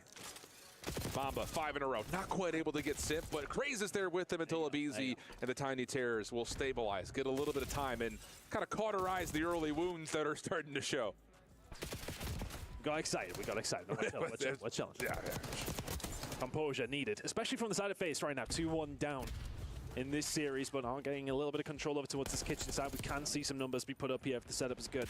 Saliam is going to try and make that a reality somehow, just diving and getting away. But he's now going to be causing an issue. Well, for absolutely nobody. Everybody else in Omen finding their gunfights. They will take control of kitchen. A nice position to pick up some time. It's just the pressure that Craze puts on, even on that route. Like backing Selium out of position, forcing him to have to move as an AR. Not what you want. That follow-up from Abizi, though, good. The Tiny on that grind, hell yeah, you know it, bro. Appreciate the like, appreciate the support. Big win over the top. Mamba with a follow-up off the trade, but Simp takes his place, and he's still got help from Cell behind him. Yeah, a bit of a 50-50 point so far, but if FaZe can pick up this final 25 or so, nice position. Omen don't want to almost rubberneck themselves. Yeah, they don't want to have to sit tight and wait for it all to come towards them, because now it has, and now you're in trouble. Guards are towards the back, 2 big kills. Jonathan, what's up, man? I'm trying to try out Perfect Plan. What's up, Jonathan? Give me 1 second, bro, okay? Over towards this rotation as we head over towards P4. Did the guys still here? Oh, shit. Yeah, really opportunistic time with the split spawn situation for FaZe to stop a bit so from Jonathan, finding early success like, through the middle of the map, or so you would believe if you would have taken a freeze from the map 20 seconds ago. But instead, now it's a mid from top bedroom and behind stairs. Trying to work on the spawn pressure. Abizi with an AR out, deals with 1. Craze can only find a single kill up top, and that's going to be FaZe locking things down around the backside of P4. And I think if you're on me, just want to keep this pressure on. You weren't able to find those gunfights, but you want to put yourself in a position where if you do, you can capitalize. Mamba finds 2, Vivid finds another lovely break coming through 30 seconds. How on earth did they pull that off so quickly? I felt like they were setting themselves up to go again, but not that fast. Yeah, I mean, it was a 2v4, and Mamba finds 2, Vivid finds 2. So the SFGs run up and go, thank you. Thank you very much. 95 plays 79 around the back. FaZe looking to try to maybe break back in for some of the scrap time. Mamba overwhelmed. There you go. Craze watching the cross, good for 1. Not going to get the second immediately.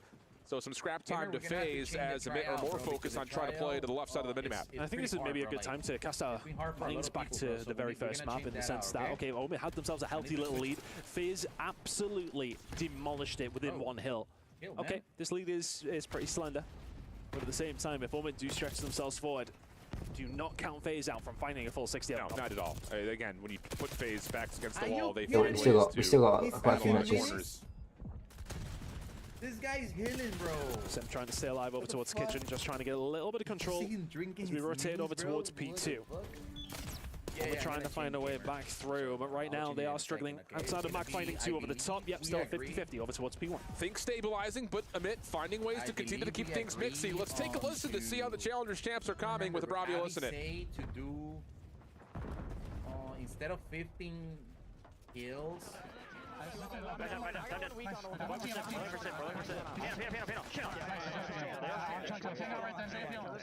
I'm playing piano for a second. Yo, Abby, welcome to the stream, my friend. 2P1 to piano. 2P1 to piano. We have you back. What's the new requirement to try out?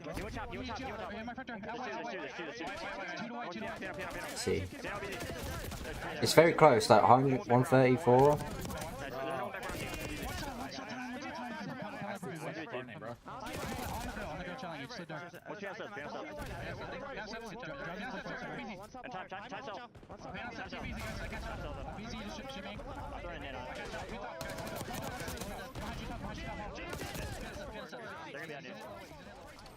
There were Amit trying to break into P2, and with that, FaZe Clan take the lead. Oh my god. Incredible work from FaZe, just to really bat them away. It was kind of 50-50 on some of the trades, but FaZe just coming out on top of the last stages of those. I think Omit once again will have to fight. They're over towards Kitchen. This was never ever going to be easy at any given stage up against FaZe. You know who you're coming up against, our current champions here at EWC. And no given moment is this going to be free. Well, Mamba picks up the pinch onto Draza, and now an opportunity with mid-map pressure to allow him to work around the back. Wow. But quick picked up as Simp finds a couple, stays alive inside the hard point, and gets a read that the next hit is immediately on the way, or maybe not. Craze still pushes right through like a maniac. Abizi Celium following up, but the hard point goes leaving tabs, but we need to get back right into to get FaZe some more time. Now about 40 points up in the lead. I think Omit maybe need to take a bit of a step back here. Feels a little bit rushed on occasion. It was very methodical at times, and they were pulling players out of nowhere, and that might be one of them as well. 20 seconds to play for here, though. BC going to try and slow them down. FaZe might win this one. They are good at phones in your favor. For now, Skyline. All of a sudden, Simp comes alive. It's 3 out of nothing. Still the spawns over towards the backside for if you haven't, in the link in the description down below, if you guys do want to check out GFUEL, use my link. It helps so much. Obviously, you guys have bought stuff. I've seen you guys bought stuff. I've seen screenshots and stuff like that. I appreciate all the love and support. Continue to grow. Vivid finds one. You know me, grind never stops. Will be known, but he's taking his time, waiting for help from the front. Alright, chat. I will be making more gameplay videos at the moment. The reason why I've just been pumping out reaction content is because my controller is literally like I can't play nothing. Can that be the break potentially here for Omit, because they really do need 30 seconds to play for. You're flying on through. Jarza does well to even find one. Break. It may well ease the pressure just slightly on FaZe to maybe find a break back, but with 23 seconds remaining, they may well just take their time. Even when Omit find this time, they're still finding themselves 40 behind. Yeah, they have to rotate and find success for P2 coming up next. Late attempt, though, for FaZe. Has them short-handed on numbers, but they will still spawn to the left side of the map, so it's a calculated risk they're happy to take. Good shots from Craze. Mac taking a long route underneath the elevator shaft. Mamba and Craze really just need to play their lives, allow this play to develop. And now it's really just on to Mac. Has to essentially find all three. Nice. First 2 are good. Does he get anticipation on the third? Oh my goodness from Mac! Free-piece from Mac. The 4th through mid, and a mid are going to flip the map while still holding onto the hard point. And that could well be the catalyst for Omit to get themselves back into this map. Incredible from Mac. Finding 1 and 2 was good work. The 3rd is ludicrous. Mamba now starting to heal up as well. Some good time over towards P1. Celium will find one, as will Draza. They will steady this ship. But as Mac rocked it enough to get Omid back into this game. Semtex just putting a little bit of a dance into the steps of Draza. And a follow-up from Mamba takes him out of the hard point. Bold challenge from Mac, trying to zone a little bit further forward. Long shots from Mamba are good. Reads another one down low. Actually, I think sees both FaZe members, but can't best Simp.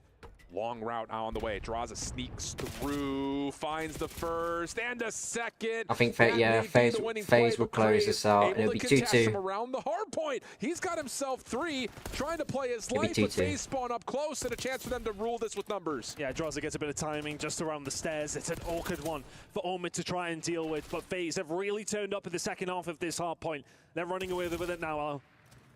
Long spawn, though, coming out of Abizi. Celium desperate to hold on to the back if at all possible. Finds another consolation kill on to Mac. Mamba from inside the hard point, pinched up by Simp. Craze can only deal with one. 5 more seconds going to be needed. David from the outside dealt with. Mac has to try to break on through and just looked at by too many FaZe Clan members. It got hot, it got mixy, but a bounce back from FaZe. It will all come down, chat, to S&D. The map that we were considering that was a big opportunity, probably the biggest opportunity for Orbit to find something. It's the map they went on to lose. And we now head to a map number 5 between Orbit and FaZe Clan. I mean, Mac tried his best. That play was the highlight that maybe got us there. Just not enough to hold it down towards the backside. Draws it. Makes equally as good of a play to find his way around, and that isn't the straw that breaks the camel's back. Omid. Fall unfolded, and finally over towards the map number 5. FaZe Clan will be feeling confident, but Omid would have taken them at 5 all day. I mean, that was a back and forth affair from start to finish, except for the caster curse listen-in, where we get Omid trying to break over and over again at P2. Doesn't come out, and then really in particular, it's the first P3 where the Tiny Terrors continue to contest more time than you would ever believe. The best again, like respawn team, FaZe versus Omen. Obviously, they won champs for challenges. But it comes after 20, 30 seconds have already been It's actually pretty close. This, though, an I thought FaZe were going to sweep them, but had to happen, and it did. That's kind of been the story for a bit. They proved me A wrong. lot of the maps that we've seen so far, but FaZe too strong here in map number 4. Throwing around the idea that, hey, we see you guys out there talking about us. We're chilling, we're hanging, and now all of a sudden a chance to reset as we clear the stage for a one more search and destroy. It's gonna be Protocol for map number 5 when we come back.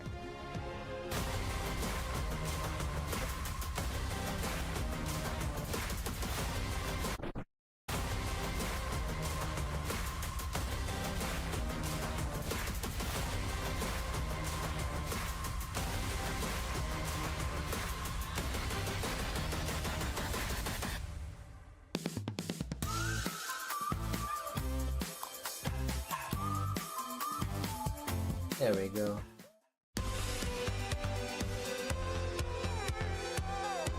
Two.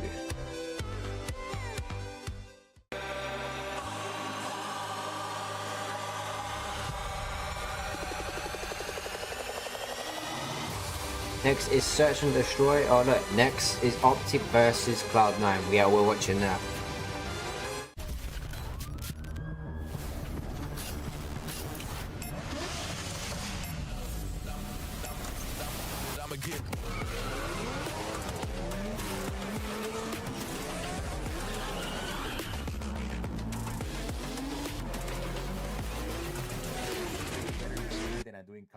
Call of Duty grates me sometimes and I have to take a break.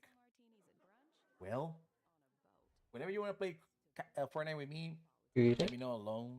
I'm available as long as you just hit me up and tell me, yo, you want to play some games? And down, bro, you know, because I love this game. I used to play, I mean, this is the game that I always play, you know, pretty much. But I'm a Call of Duty player, you know. I love Call of Duty. It's just that sometimes I need to take a break from Call of Duty, bro. Welcome back, BBKJUMP. Yo, by the way, Avi, if you didn't know, BBKJUMP is a guy that he's possible gonna join our community plan. So make sure you guys kind of interact with him. You know, he's a content creator. He does reaction videos. He's a good guy. He's a nice guy. So I'm trying to convince him, but it's not my job to convince him. D-Parts has to do the big job right here. So, you know, I'm trying to get him into our community, you know. So we'll see what happens. Let's see what happens, bro. You know, hopefully we can actually get him, you know, because he's a good guy, you know. I met him like a couple of streams ago, and it's been good vibes. He's already in our Discord, and I don't know. We'll see, guys. We need people like him, you know, because we're gonna keep growing little by little, guys. Trust the process. Trust the process, man. Remember, guys, this is a hobby, man. We just can't take this as a job, you know. So we just gotta chill, you know. But anyways, oh well. Let's see. Nice. Looking forward to the joining announcement. Oh, you.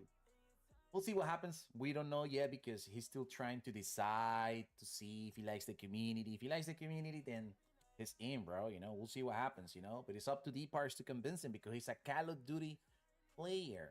he does more games. I think he does Fortnite too, but he's like more focused into Call of Duty, bro.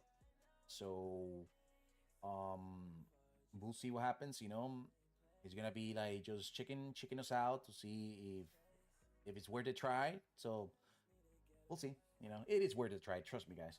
But anyways,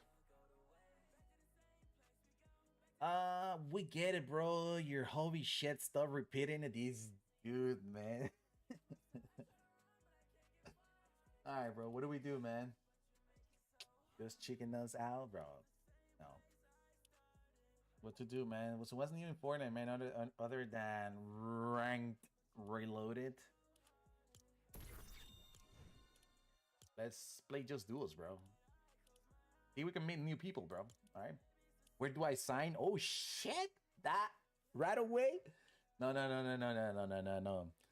I'm just kidding, bro. No, you know what? I gotta let you talk to. I'm gonna tell D Parks. It's just that D Parks hasn't responded today. But when he responds, he's gonna actually reach out to you. He's gonna talk to you. Okay, D Parks is he's the Call of Duty division leader.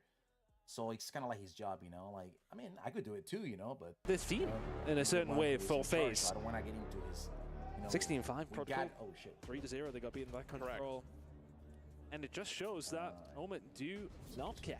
No, do not care about these statistics in the same sense as Skyline. We got it into. It wasn't necessarily their best hardpoint map in there.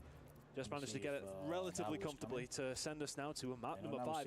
Map number 5, that many would have not seen coming, but for some people who linger around the challenger scene, not necessarily the hugest of surprises. We got it into I'm still surprised. As the leader.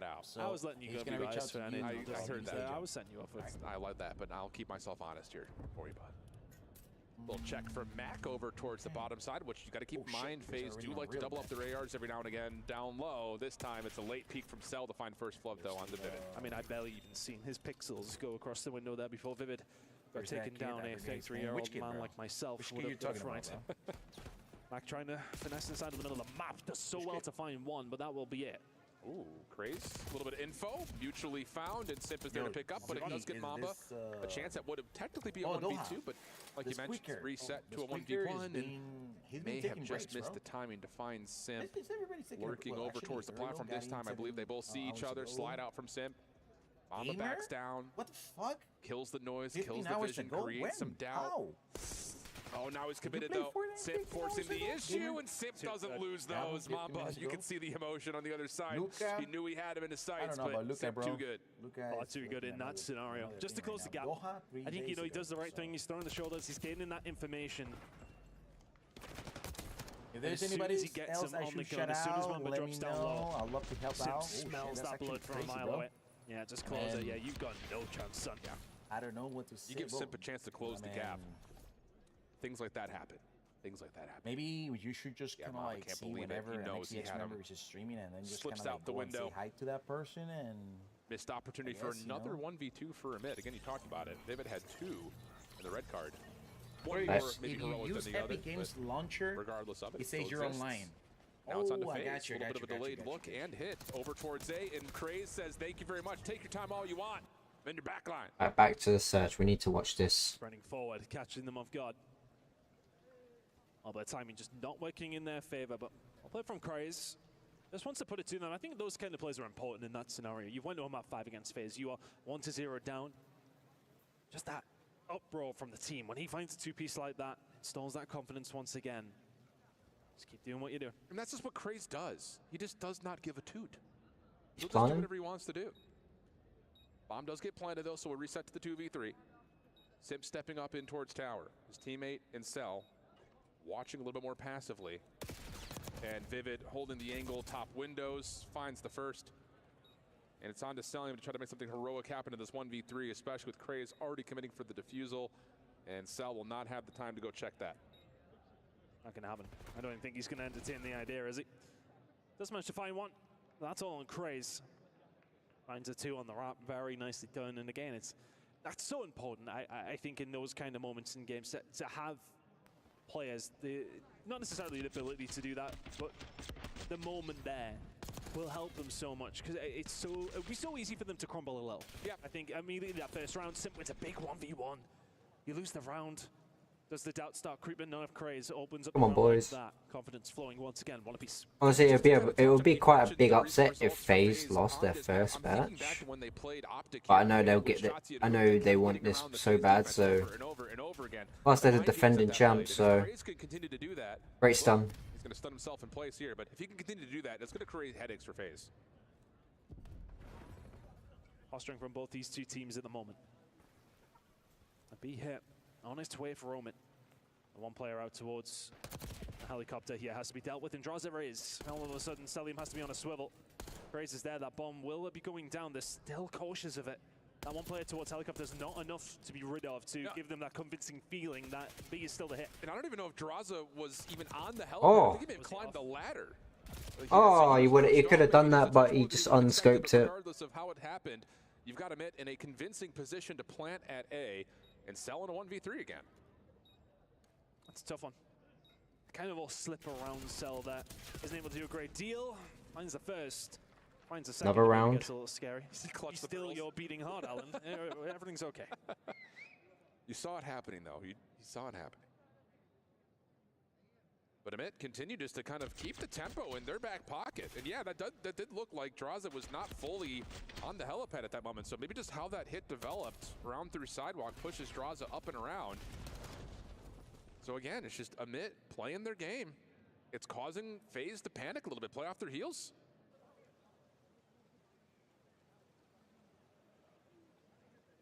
Can Omit double down? And they find something else here on this attacking round again. It's been aggression. They're going for it again. It's the same game plan. It is written. Oh, get two-piece. Nice. He knows they want to answer back just like that, and they hold steady, and it's another round for Omit. I got to get a lot of credit to Vivid there in that play, too, because he's taking a delayed pick over through the window, and he sees all of FaZe and somehow gets a little bit of damage, stays alive, and then re-follows up for another two. Crazy nice. Sitting there, bottom staircase with a perfect blind counter. Beautiful, absolutely beautiful. And in the same sense that we were talking about round number 2, when Craze finds those 2 kills, just maybe to reinstall that confidence. When FaZe hit down mid-map, 3-1 down, and get wiped like that, it does the absolute opposite. But if any team has the confidence, the ability to be able to, you know, say, okay, all right, we're 4-1 down, what's the plan from here? Right. Composure will be there from FaZe, no doubt. But the thing about it is, in those 2 losses recently for FaZe, it's in moments where like they don't adjust in the right amount of time. Like, there's a little bit of PTSD kind of surrounding how this map is starting to go in the first 4. This is an important round right here for FaZe. How do you set yourself up defensively after what Amit just threw at you? And how about this? Something different. Craze. Does he go around the corner? Or does he take the rope? Draza has got no idea. Oh, that's nice. That was good. That was good. That's good. His head now 0-5. Can't catch a break. It was the heroics. Unreal. And map number 3 to get FaZe over the line from Draza. Hasn't caught a break so far. Chris finds 2 before he does fall to Sim. 0-5. Draza's 0-5. Oh, 3 versus 2 now for Omit. Yeah, the only thing that could possibly foil this round for Amit is if Simp and Selim can find something to the middle of the map. Matt gets a read that does have to back away, so he cannot make the bomb move, at least for the moment, over towards B, but will eventually come back over as Vivid has now gotten into the FaZe spawn. Not seen by Selim yet, but that leads to an opportunity for Selim to stop the bomb. Now 2v2. I was going to say for Omit, they have this moment to maybe take their time. They don't know where Vivid is, but they have to move right now. But Mom, is he going to line them up? Not quite. Simp is there, but so is Vivid. They collapsed at the right time and just about at the right time. That one was set up so well for Omit throughout the majority of the latter half of it. Yes. And then it does take the 1 versus 1, but they secure it anyway. It's just, again, the heads up and the wherewithal right here where Draza doesn't see any of this because he's scoped, but then you pull over the AR. You know once you take down one of the 2 ARs, especially playing on the outside of the map, you know that Cell's going to rotate over to cover that space. So what do? You get Vivid over towards Heli, you block off the backside of the FaZe spawn, and even though Cell creates an opportunity to get us back to level numbers, the trade's too strong, and now it's a 4-1 count in favor of Amit. They're starting to believe. I think they believed from the word go, to be honest with you. Draza and Simp, though, just trying to temper expectations. They will find 2. 3 versus 2 now run in the favor of FaZe Clan, sorry. And this bomb may well be going down in a second. Mamba can't find a pick though. Expected the aggression. Well read. 2 versus 2. Has to be a retake though for a moment. This aggression. Stun check. Lands. They know where both players are. Problem is Mamba's not in the fight yet. So Vivid's going to try to hold this cross. Wait for help. Cell. What a challenge. Just down to Mamba. Has both weapons to play with. Clean shots, but can't quite tally the damage needed in FaZe Clan. Get the must-win round. Had to get that. Had to get that. I think when the opening blood goes the opposite way, you get a little bit scared, but the answer back was there. I love this from Mamba. Backs it up, and he goes for the re-wrap around to come through the double doors, but in that moment, Cell just plays it so well. That Chal, incredible. Yep. Incredible. You see he's coming to the line of sight, and you're like, oh, okay, he could be in trouble. Nah. You remember who you're talking about. 8-4 though, from what has been the X factor for Amit in this map 5. Craze has been doing whatever he wants. Abizi 1-6. Hard to say if that's been mostly in the first blood battle or not, as we get an opening exchange early to a quick 3v3. Draws stepping it up as well though. 1-0-5, found himself 3. It's big. And get him back into the game, then all of a sudden you have an extremely powerful weapon when it comes down to search and destroy. But 3 versus 3s, this bomb goes down towards A. As we talked about, FaZe Clan do not mind retakes, but they do not have the number advantage this time. And it's both SMGs that are playing crossfire positions here for the side of Amit's post plan. Abizi. Raid him, get him out. Nice. Trying to hold down the trigger, but Craze forces the battle. Cell. Nice. Wow, what a read from Craze. Oh. And then no worries, no problems to find draws at bottom spiral. And Amit are on series point. How have they managed to find themselves here? Defending champions in FaZe Clan. Coming into this matchup against a Challengers team. Albeit a Challengers team who had dominated the scene towards the latter stages of it. But this Challengers team are proving they very much have the stones for this one. And now they really will start to believe. One more round away from taking down our current champions. This would be one of the biggest upsets in Call of Duty EWC history. Bang, exactly right. And they've got so many rounds to play with if they want to do something strange and weird, which we've seen they're privy to do. This one a little bit more orthodox. Vivid just throwing shoulders, top window to get a feel for if FaZe is playing through mid. Trophy system at both SMGs playing down low in towards A. The only thing open right now is the long route towards B, but Mamba's playing a contact position to watch kind of both things at once. And I wonder, is it a case of nervousness for a moment? Or do they not suffer from such things?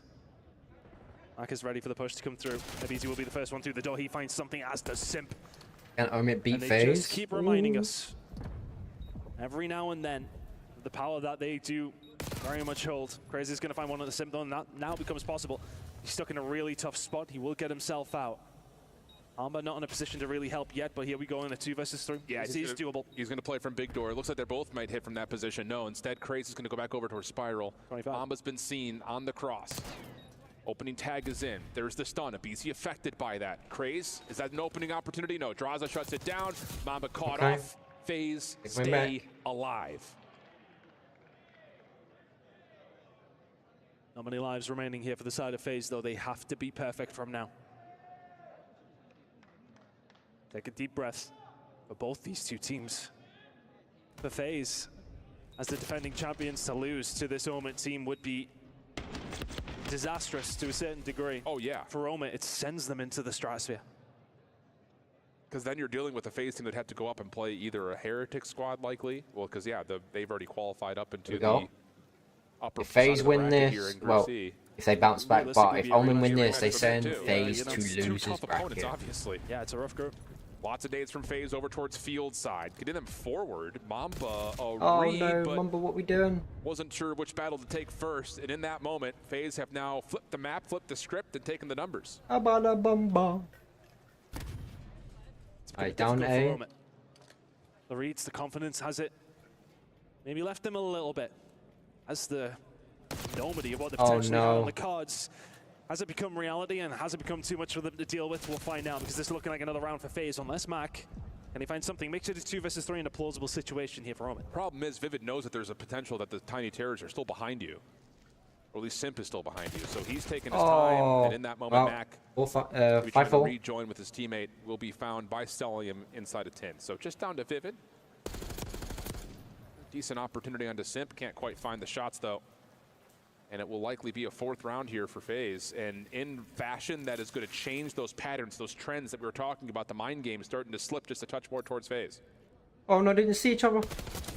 Unless. He would have had timing to get it down over towards B, but would have been a big commit. Now one player will stay over towards the A side. If he can find this, yes, Simp just playing his life. Doing the right thing. Finds the gunfight just about. I-4. FaZe, no. Couple of rounds go their way. For all that, Omit have shown 0 signs of nervousness throughout the entirety of this series. You're 5-2 up, it's now 5-4. It's going to be any time those nerves are going to creep in. It's right now. Yeah, and I think that's the other part about it. It's not just the anticipations, the anxieties built around, are we going to do this? FaZe are playing with confidence still with that play call right there. Full flood through field side, a risky move, but it works out beautifully for him. And now, again, you go from 5-2 to 5-3 to now to 5-4. Starts to feel like it's slipping through your fingers just a touch. But Amit going to go to the old tried and true trophy system down. Nades littering the front doors. 3 of them. Stuns, blades, all landing on both That's sides. But it's going to be FaZe who take away a bit of an advantage of the opening trade. Mamba cannot find an angle to get things back to a 2v2, at least not as of yet. They need some magic at some stage because FaZe have ascended. They're going to make the push already. Mamba catches one off guard, but nobody falls. Bombs going down. Draza finds one. No. Mamba left in the 1 versus 3. Round 11. Round 11. Roaring back into this one. And in map 5, round 11 is what we are trekked to. Oh my God. You've got to be kidding me. It's just, again, another confident play call. It all comes down to this chat. You get through the main doors after the nades were largely countered by the trophy. Mamba gives himself an opportunity, but just too late to find the crossing angles to stop that FaZe Clan attack, or at least to get it to a 2v2 situation. And for all of the climactic moments that we've had, all it matters is 1 round of search and destroy, and FaZe are back on the attack again. They went straight down the elevator shaft and straight into A. The confidence is flowing. Is that the plan again? Or is the curveball from Omit going to be there? Something landed from Draza. Is that information enough? Posturing from both these two teams, 1 minute and 15 on the clock. Yeah, same idea for Amit in terms of how they All want comes to down to this A, chat. play it through field side. But they haven't seen anything, so now they're starting to get a little worrisome about what's happening at B. Cell, Vivid playing with one another up top as Draza tries to get the RC in, but immediately countered. We reset 55 on the clock. FaZe starting to make that move. Omit ready for it. Crazy's kind of been caught off guard a couple of times after a really heroic start. Draza, another first blood. You got to find something, Mark. You got to find something. FaZe will win this. Craze can find one. He finds a way back in. Yeah, Draza FaZe will win sit this. him down, and oh my goodness me. They roll back into this game. 5-2 down, map 5. Did you forget?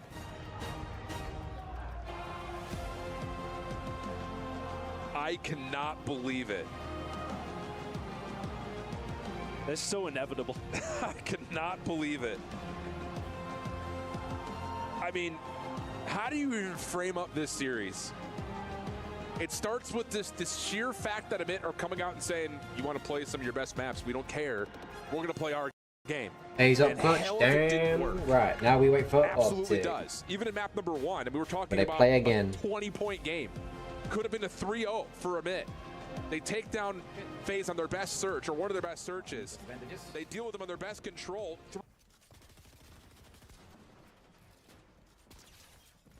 Dead? Shed on? Excuse me.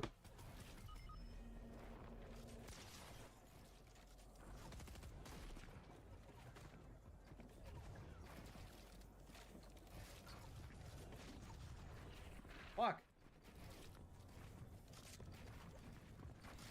The 1v1, guys. Come on. Wish me luck.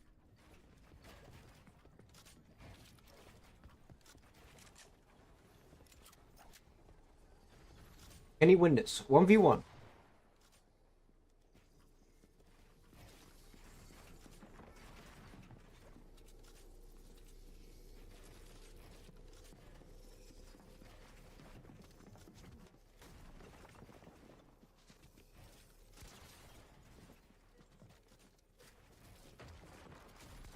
Fuck.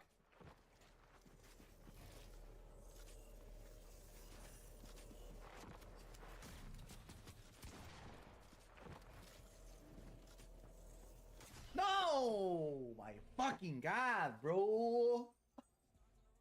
Damn, GG, guys. I almost get it, bro. Shit. GG, bro. Hold up. Oh my god, 35 degrees. Hold on. Shit.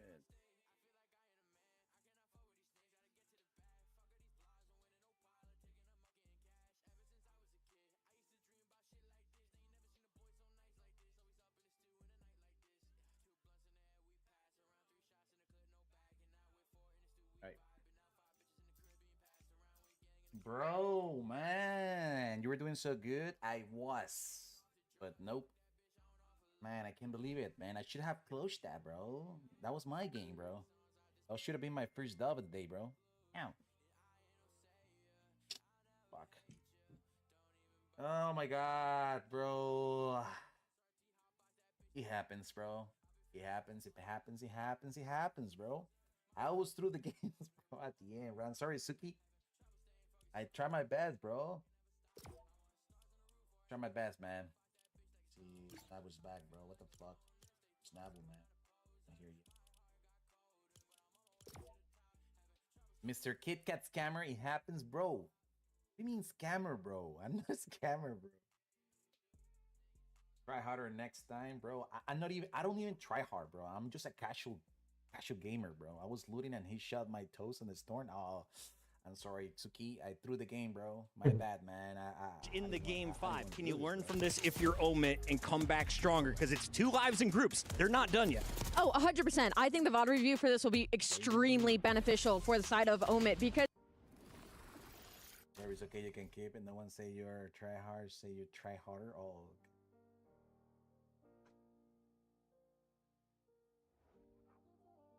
okay. But yeah, guys. Anyways, what else can I tell you about my life recently, guys? Well, Zara, she doesn't wear glasses anymore. My daughter. So she's done with the glasses.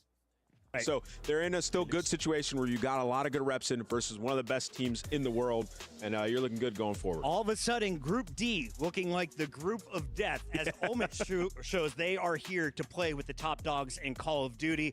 And we talked with Vivid, you know, a lot of offers were on the table for coming into EWC. He and Mac, people were scouting them after their performance at Champs. They stay on this squad. They bring the foursome that they had success with all season. They're trying to finish this one, and they're not out of it yet. Yeah. Who needs to have a better series? If there's an individual, or is it just a team? I think, you know, as a team, I would like to see them in the game 5 just make better decisions. If I'm going to call a specific individual, it's tough. I would say Vivid got off to a slow start in the map number 1. I mean, you got a couple of 40 bombs out of Craze, right? Obviously, Vivid hasn't been able to play his main role all year long, but you'd like to see him get going a little bit earlier, especially when the stage and the lights are that bright. You're playing against FaZe, not expected to outslay them, but they definitely hung with them the entirety of the way. We're going to be joined by a very special guest here. Allie, real quick, though. If I am Omit Rafi, and I've just cultivated the greatest talent we've ever seen come from the amateur scene, what do I do next? Do I just try and re-sign these guys, or do I just keep finding new gold deeper in challengers? You keep finding new gold. I think that's something Omit Rafi has been doing incredibly well for the past couple of seasons. They have fielded some of the best challenger players that we have seen hit the league. So I think sells them off, give them a couple slots in the league, and keep trying to find some more gold. All right, as we mentioned earlier in the night, we have 2 streams live. This is Alpha over on Bravo. We've got games right now, and Draz will be joining us here on the main stage in just a moment. But first, we wanted to show you what is going on here. It's Vancouver Surge versus 100 Thieves, and Surge, who historically have struggled against Thieves in 2025, are up 1-0 after the first hardpoint, Allie. Okay. Yeah, it was an insane map number 1. Abuza had to drop 40 for the win, and the fact that he's able to do that against 100 Thieves on day number 1 when everybody is jet lagged, that's something to talk about. We're now joined live by Draza. Draza, you are checking out the action here between 100 Thieves and Vancouver. Who are you expecting to come out with a dub? I mean, Seattle now, if they're up 1-0, to be honest. But I think they have a close match. I think closer to the end of the year, they kind of got their number again. Yeah. So I think if Neff and them are shooting lights out, I think they can take the series. Draws, I want to ask you a lot about this match, but before we dive into what we just witnessed on the stage, Can you tell us what it's like being a TV personality? You had a crew following you around back to Alaska. Walk me through the whole EWC level up filming experience. Yeah, I mean, it was pretty crazy. I think we went to Alaska for like 4 days, 5 days. That like button. And you're only doing cool shit. So like I was on the ATV. We went to Santa Claus house.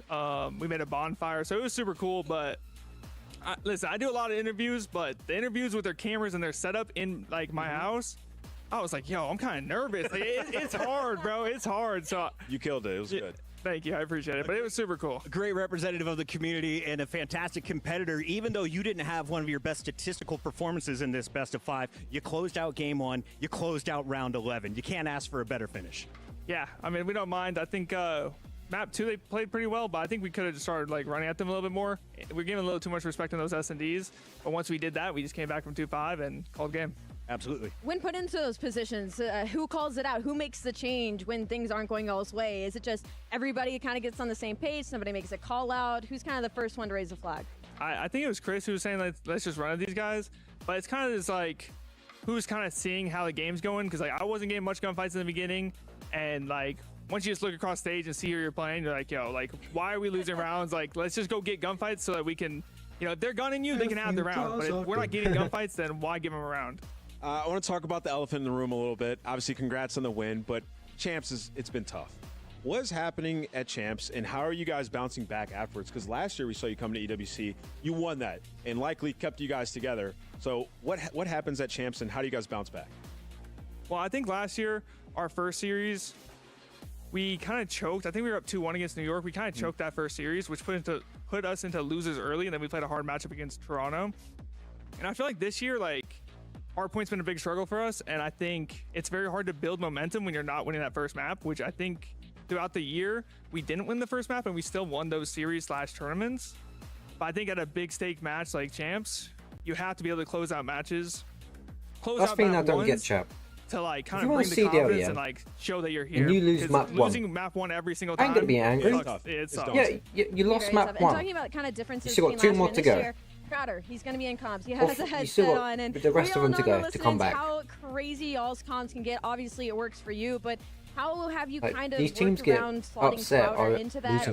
Yeah, of course you're going to lose. Map number 1s. Of course you're going to get upset losing some rounds that you should have won, but I feel like we only have if you have a mindset of losing one map, he's just kind of counting names. Then you're choked for the rest of the game. You know, this is the first guy, and just kind of making our jobs easier in that way. So I don't think he's going crazy in the comms, but I think he's saying like guaranteed kills. Yo, this is the first guy, which helps us a lot. And then even in the S&D, he was like, he obviously watched it back in that like the S&D map 5. He was like, yo, like these guys are going big door, but like if you bait B for a second, they're going to turn around. What it comes down to, if you got the mindset and the mentality to keep pushing and improve. Draza, what's awesome about EWC is mostly CDL teams don't care they get to anymore. Meet the stars there's a lot of teams that don't care. And you are definitely one in Call of Duty. Can you tell us about your kicks, though? What I love about you is you have a new set of kicks every single tournament. What's the background here? Yeah, so my girlfriend's dad, shout out Jason, he's been making me kicks for about 2 years now, and every event he's just making a new pair. So I kind of say like, yo, are these shoes lucky if I win the event, or if I lose it, I just show the side. Is this phase in Arabic? I honestly don't even know. I don't remember. It goes crazy. It's Draza, baby. Yeah, I don't remember because these actually are from last year's EWC. Obviously, we lost champs, so I was like, listen, let me put my championship shoes back on and get back to work. So these are actually like I didn't make a new one for this one. But yeah, shout out Jason. He's the man. He always gets me new kicks, and I win a lot of tournaments because of him. Hey, those are championship shoes, and I already have a win so far. Let's keep you updated with where we're at in the bracket, because other matches were happening over on Bravo, and you will now be playing against the Heretics, who were able to take care of business. This was a 3-0 over P7 Esports. Thoughts on playing against the best Spaniards in the game? Honestly, I'm excited. They took us out Major 3. They took us out at Champs, and they're starting to piss me off. So I'm excited to play them, and hopefully we can play them throughout the tourney. Because obviously we'll play, like, whoever loses, quote unquote, they'll make the tournament for groups. But I'm excited to play them, and I want to see how that goes. What is it about their playstyle that pisses you off exactly? Is it how aggressive they are, or they throw the game off a little bit? I mean, it's their names what pisses me off. I feel like how I'm losing to them, but I think they do play the game well.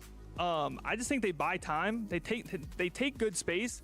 and they're always throwing shoulders. You don't really catch them just like gunfight for gunfight. No freeze. Yeah, no freebies. They're throwing shoulders. They're playing the game pretty well, but like they still shouldn't beat me. So that's what they're kind of pissing me off. I love it. Raza, thank you Sweet so much strawberry. for joining I saw us. him in a We shop, was still like, have I haven't 2 had more that in battles such to a go. long When we time, come back, like we're years. sending one team I to was the like, playoffs. F it, it We're was into 70p. qualifier matches after this.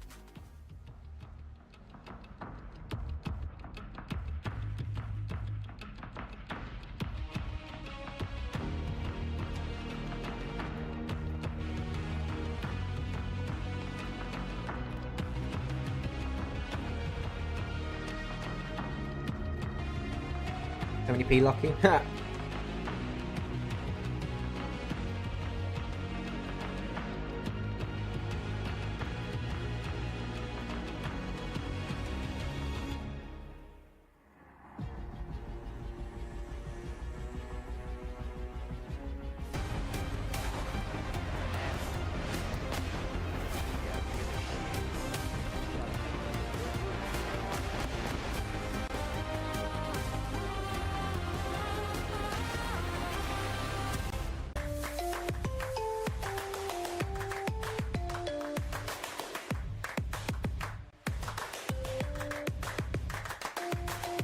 Level up your gaming experience with over 8 billion playlists, only on Spotify, the official audio streaming partner for the 2025 Esports World Cup.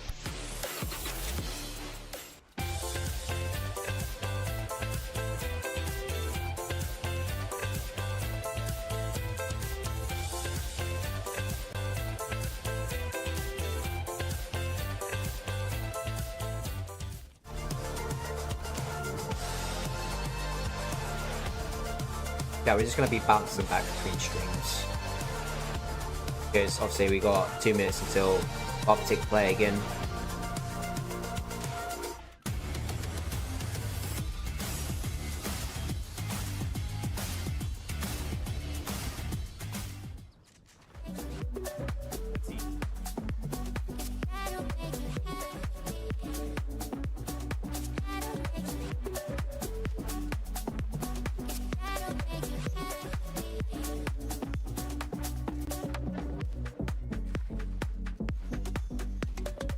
It has been, there's obviously, because day one's always the longest day.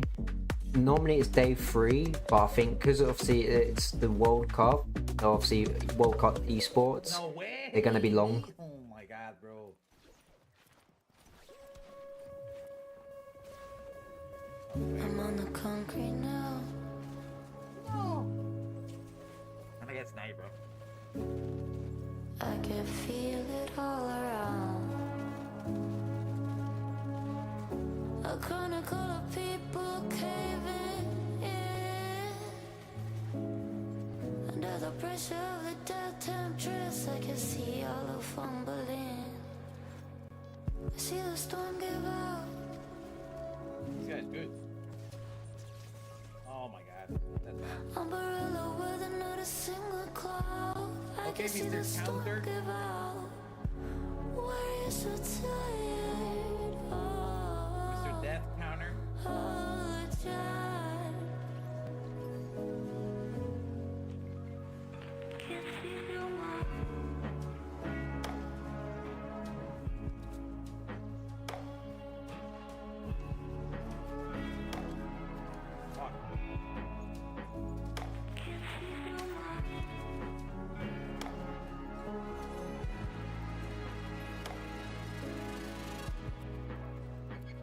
We're gonna have to chill, bro, now. We're gonna have to chill here, bro. Just can't.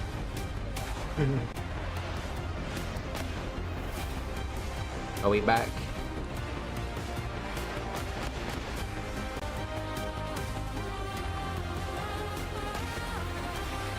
I don't know what to do here. Stream what, baby? Welcome back to your mother's favorite broadcast. We are live at EWC. My mom is definitely watching. One of the best skyscrapers on the planet here in Riyadh as we are on the boulevard, partying with our favorite games. It's Black Ops 6 on this stage, and you just witnessed a great interview with Draza as FaZe Clan Yeah, chat, we're just going between, this, obviously, with the watch party, obviously. Well, it looked like a lot was going to be Omid all lot of the their way. games have been having like technical problems, so while we're waiting for the next game to start, obviously Optic Greenwall is next. But that guy Draza, he but we'll just find has out. It's all right. I will say, and then I'm just switching between my mate's stream, Study's and been then hyping him I'm up for switching 5 years, so I've hated him.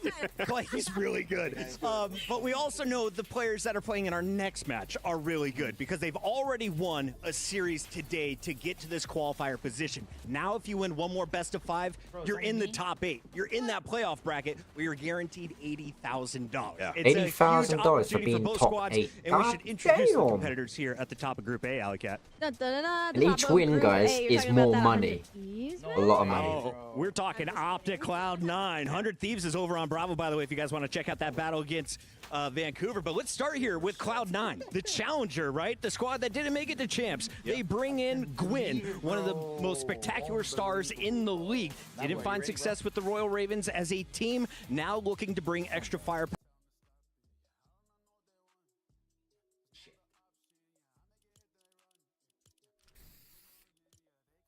LAN, he's like, fine, you want to see me do it on LAN? I'll do it on LAN. He was putting up absurd numbers, not getting the flowers he deserved, and seeing now with him in this team, I mean, it fits in perfectly. We're talking about aggro, we're talking about Spartan Sip, love to get in your face, some aggro ARs. So for Gwyn, I feel like this is a perfect puzzle piece for the Cloud9 roster. Now, Ant, you were multitasking. I was so impressed to see you with both screens up in the green room. Who from Cloud9 was causing Kenny in this G2, formerly Minnesota rocker, trouble? It was Spart, man. It was Spart. Yeah, Green Cramp, Simp, Sprat. That's who. That's the team we're going against for against 9,000 damage in the series. I mean, you look at Gwyn, sensational performance at 7,000, right? So everybody is performing. It's not just Gwyn. This is a Cloud9 team that is reinvigorated, and bringing Gwyn into the lineup, that extra firepower that he brings, it's going to open things up for everybody on this team. So, you know, if you're an Optic fan coming to this series, this is a scary matchup. I'm so excited to see how Gwyn fits in with this roster, but I'm also excited to see Kremp. We didn't see him at champs, and this was a great personality that popped off last year at EWC. You remember it was nasty. Joe Deceives, Kremp causing the upsets on their way to a top 4 finish. Kremp has an incredible pop-off maps every once in a while. He's a very solid, fairly consistent player, but there are times where he can go complete takeover mode. And again, that's going to cause some problems for the side of Optic Texas because it kind of is reminiscent of Miami Heretics. They're taking up space. They're not really giving you a whole lot of space to breathe. So for Optic, they can't get caught off here. If you haven't met the 6'4" monster, you will right now. He goes by the name of Kremp. Oh yeah, he's still live. He's probably getting like reactions, bro. You're probably getting some good reactions, man. That's actually a smart thing to do, bro. Like, let me tell you something, bro. Like, watching the streams and streaming at the same time, that's actually good. You get some nice reactions, and then you can make those good reactions viral. Bro, there you go. And you know,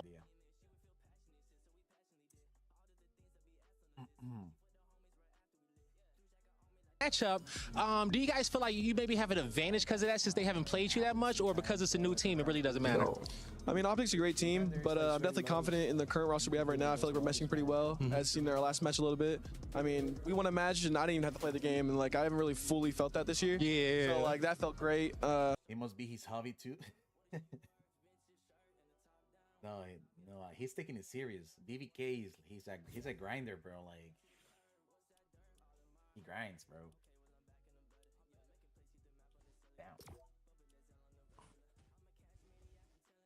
Honestly, I just feel like he's very he's more experienced than probably we've been working with. He's more also focuses on himself a lot more, which does help a lot more too. But honestly, he's a great player, smart kid, and I'm excited to play with him still. There you go. Now, last year, you were one place away from being the EWC champion. You know, how would it feel to get back to that grand final and to be able to become a champion? Optic should win. Fantastic, man. Anything could be possible. You've seen the best teams get like literally outgunned and literally just outplayed, so anything could happen. But yeah, nothing but excitement, and if I get there, it's gotta be a dub. It gotta be a dub, and it starts with this matchup coming up. It's Cloud9 versus Optic. Let's get to it. Last year, Kremp banked $320,000 for his performance at EWC. This entire season, he's won about 0. So now is time to earn some cash, but you got to start winning matches, and you're going up against a juggernaut, a squad that just won champs. Let's introduce Optic, as they are one of the favorites in the venue. Are they a top 2 team after watching FaZe Clan, Allie? I mean, it was incredible. What we saw from Optic Texas, obviously, it was a very clean 3-0. I mean, Hook tried map number 1 that vault, dropping 40 and 22. If you got Hook the Nuke shooting like that in map number 1 of the first match of EWC, things are looking scary for the rest of the league, because you think about it, my hot take was kind of like, okay, Optic had 3 weeks off. They come into the final tournament. They dominate. Yeah, because Optic Texas are up.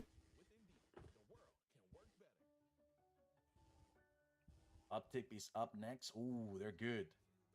They're good. They're good. That's a good one right there. Is FaZe actually in that tournament or not?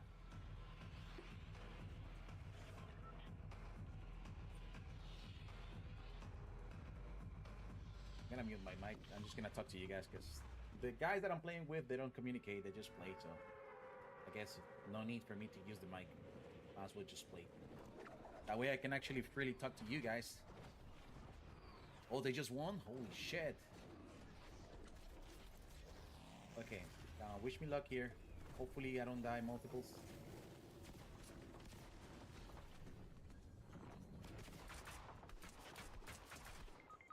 Nobody. Oh shit, what? I didn't, oh my god, I didn't know there was somebody on top of me. That's good shit, bro.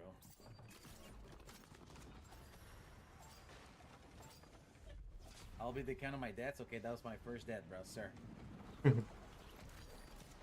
Throughout the entirety of this year, it feel like they Optic versus Cloud9. He's the first Chat. blood king, Let's but get then it. it's Shotzi that is saving them in a lot of detrimental situations. You go back to the S&D earlier today, round number 6. It was Shotzi winning a 1v1, then following it up with 2 first bloods. I'll tell you what. I look at this whole roster; they all could do it. And if we're a team, right, and we're in the back and we're going over VOD, the guy that's commanding attention is Shotzi, for sure. When we're talking about search and destroy, who we need to eliminate, how we need to approach these rounds, he's the one we're like game planning against because he's so slippery. He gets away. He makes annoying plays that just throws your entire game off. So if you want to beat Optic and search and destroy, shot at first blood Shotzi, you have a good chance. If you haven't heard of them, Hook and Shotzi, multi-title champions. They started in Halo. They are now here in Call of Duty, and they are world champions in 2025. We caught up with the new guy, though, the rookie Mercules, to get his thoughts on flying to Saudi Arabia. Mercuries. What's up, everybody? I'm here with the legendary Mercules here at EWC as he gets ready to play Cloud9.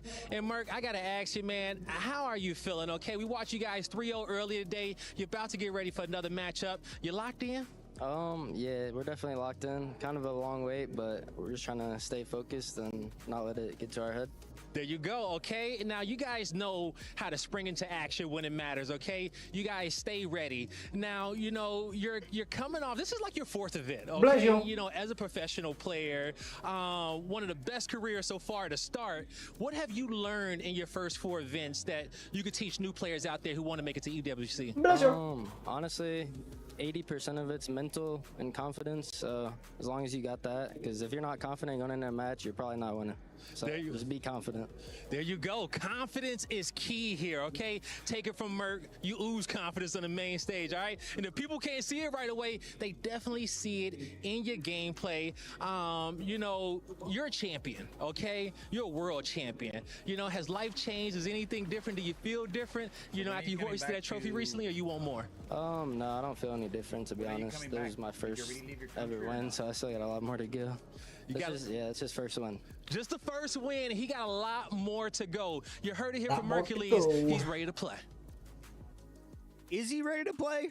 He's chill. So nonchalant. He's literally the nonchalant king of Optic Texas. Maybe that's what they needed. They needed somebody chill to just be like, look, dude, we're better than everybody else. He's just aura farming 24/7. Yeah, literally. That's all he does. I was wondering, like, does his heartbeat go above 80? No way. Like sprinting, he's just chilling at 66.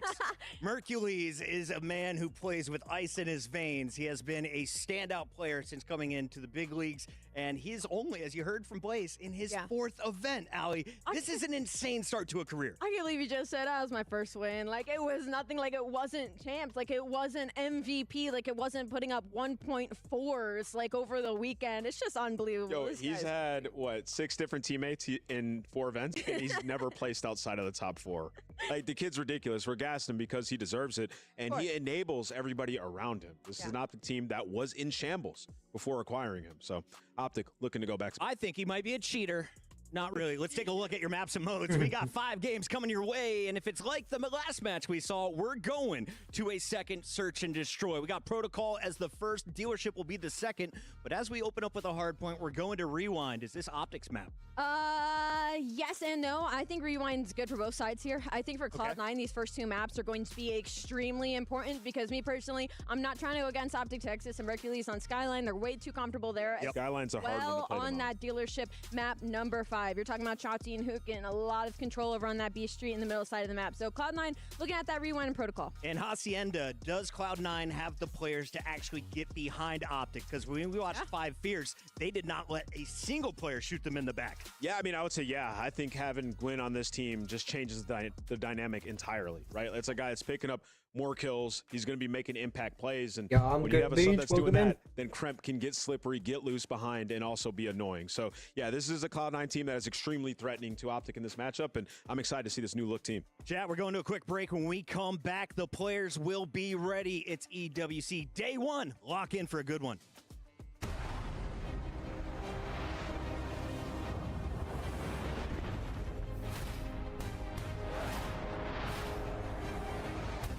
Optic Green Wall.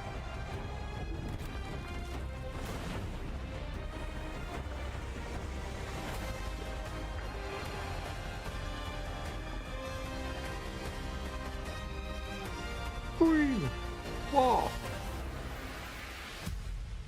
My name is Miles Ross. I'm here at the Esports World Cup with Mercules and Shotzi of Optic, and I have some quick fire questions for you boys. You ready? Hell yeah. Let's get it. Hell yeah. Oh, we got to refresh. Because likely to trash talk the other team. Oh, between us? Yeah. You. Hey, yeah, probably me, but I don't really talk trash online. Like online, I don't really type names. I'm kind of lost. Whereas like online though, you're online, you're like this. I'm really like. Yeah, the pistol's out. Yeah, we've seen you. Who's more likely to pull off a crazy clutch or a highlight reel moment? Shots. Yeah, I ain't gonna lie. I'd probably say me. I mean, I'm you know, Flash. Who is the bigger jokester when the cameras are off? Honestly, I'd probably give it. No cap.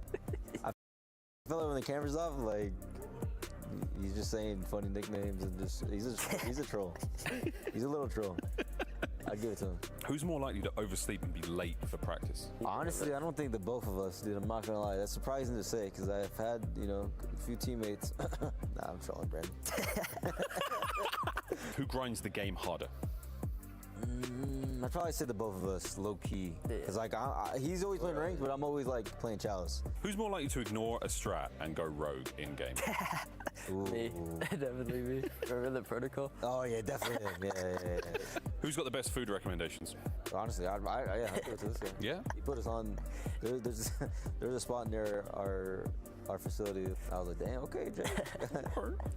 Who's more likely to say we're still in this, even when you're close to losing? Bro, I'd never give up. If it's 2-0 in control, like we're down. We stayed in our heads, but actually, yeah, I'd probably give it to Miz. Yeah. Guys, thank you very much for your time. Appreciate it. Good luck in the tournament. Thank you. See you later. Thank you, Miles. Appreciate it.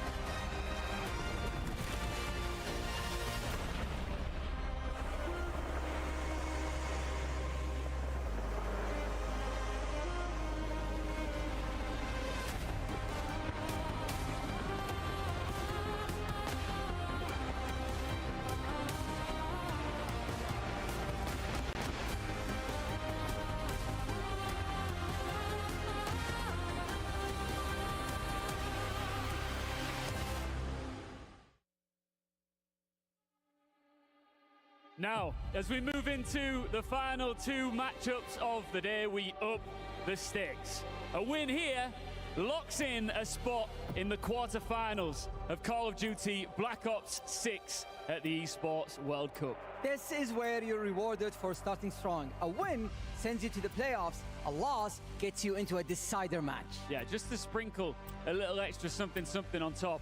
A win also secures you a guaranteed $80,000 for you and your team. Absolutely. Should we bring out the teams right now? Let's do it. For the first team that's walking on stage right now, can they win back-to-back after winning back-to-back throughout the whole year? Please welcome Cloud9.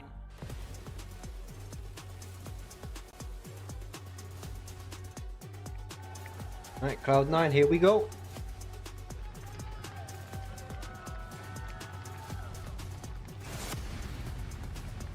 Against my favorite team of all time, Optic, Texas. So of course it's Cloud9 that are the I've got the Optic wildcard jumper. team. You're We gotta show it. champs, looking for back-to-back wins on day one at EWC. His team Optic.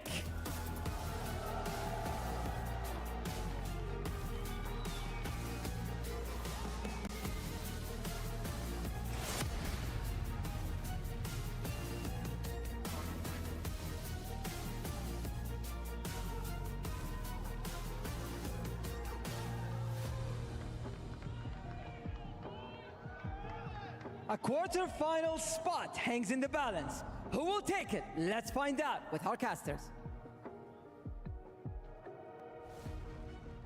Thank you very much, team. Oh, baby, do we have ourselves a fantastic match late into the night here in Riyadh, and we will be treated to two teams who have yet to fall here in the competition, Optic and, of course, C9. And a special shout-out to all the C9 fans who are hanging out down there in the arena. We hear you, and we saw you walking around the boulevard as well.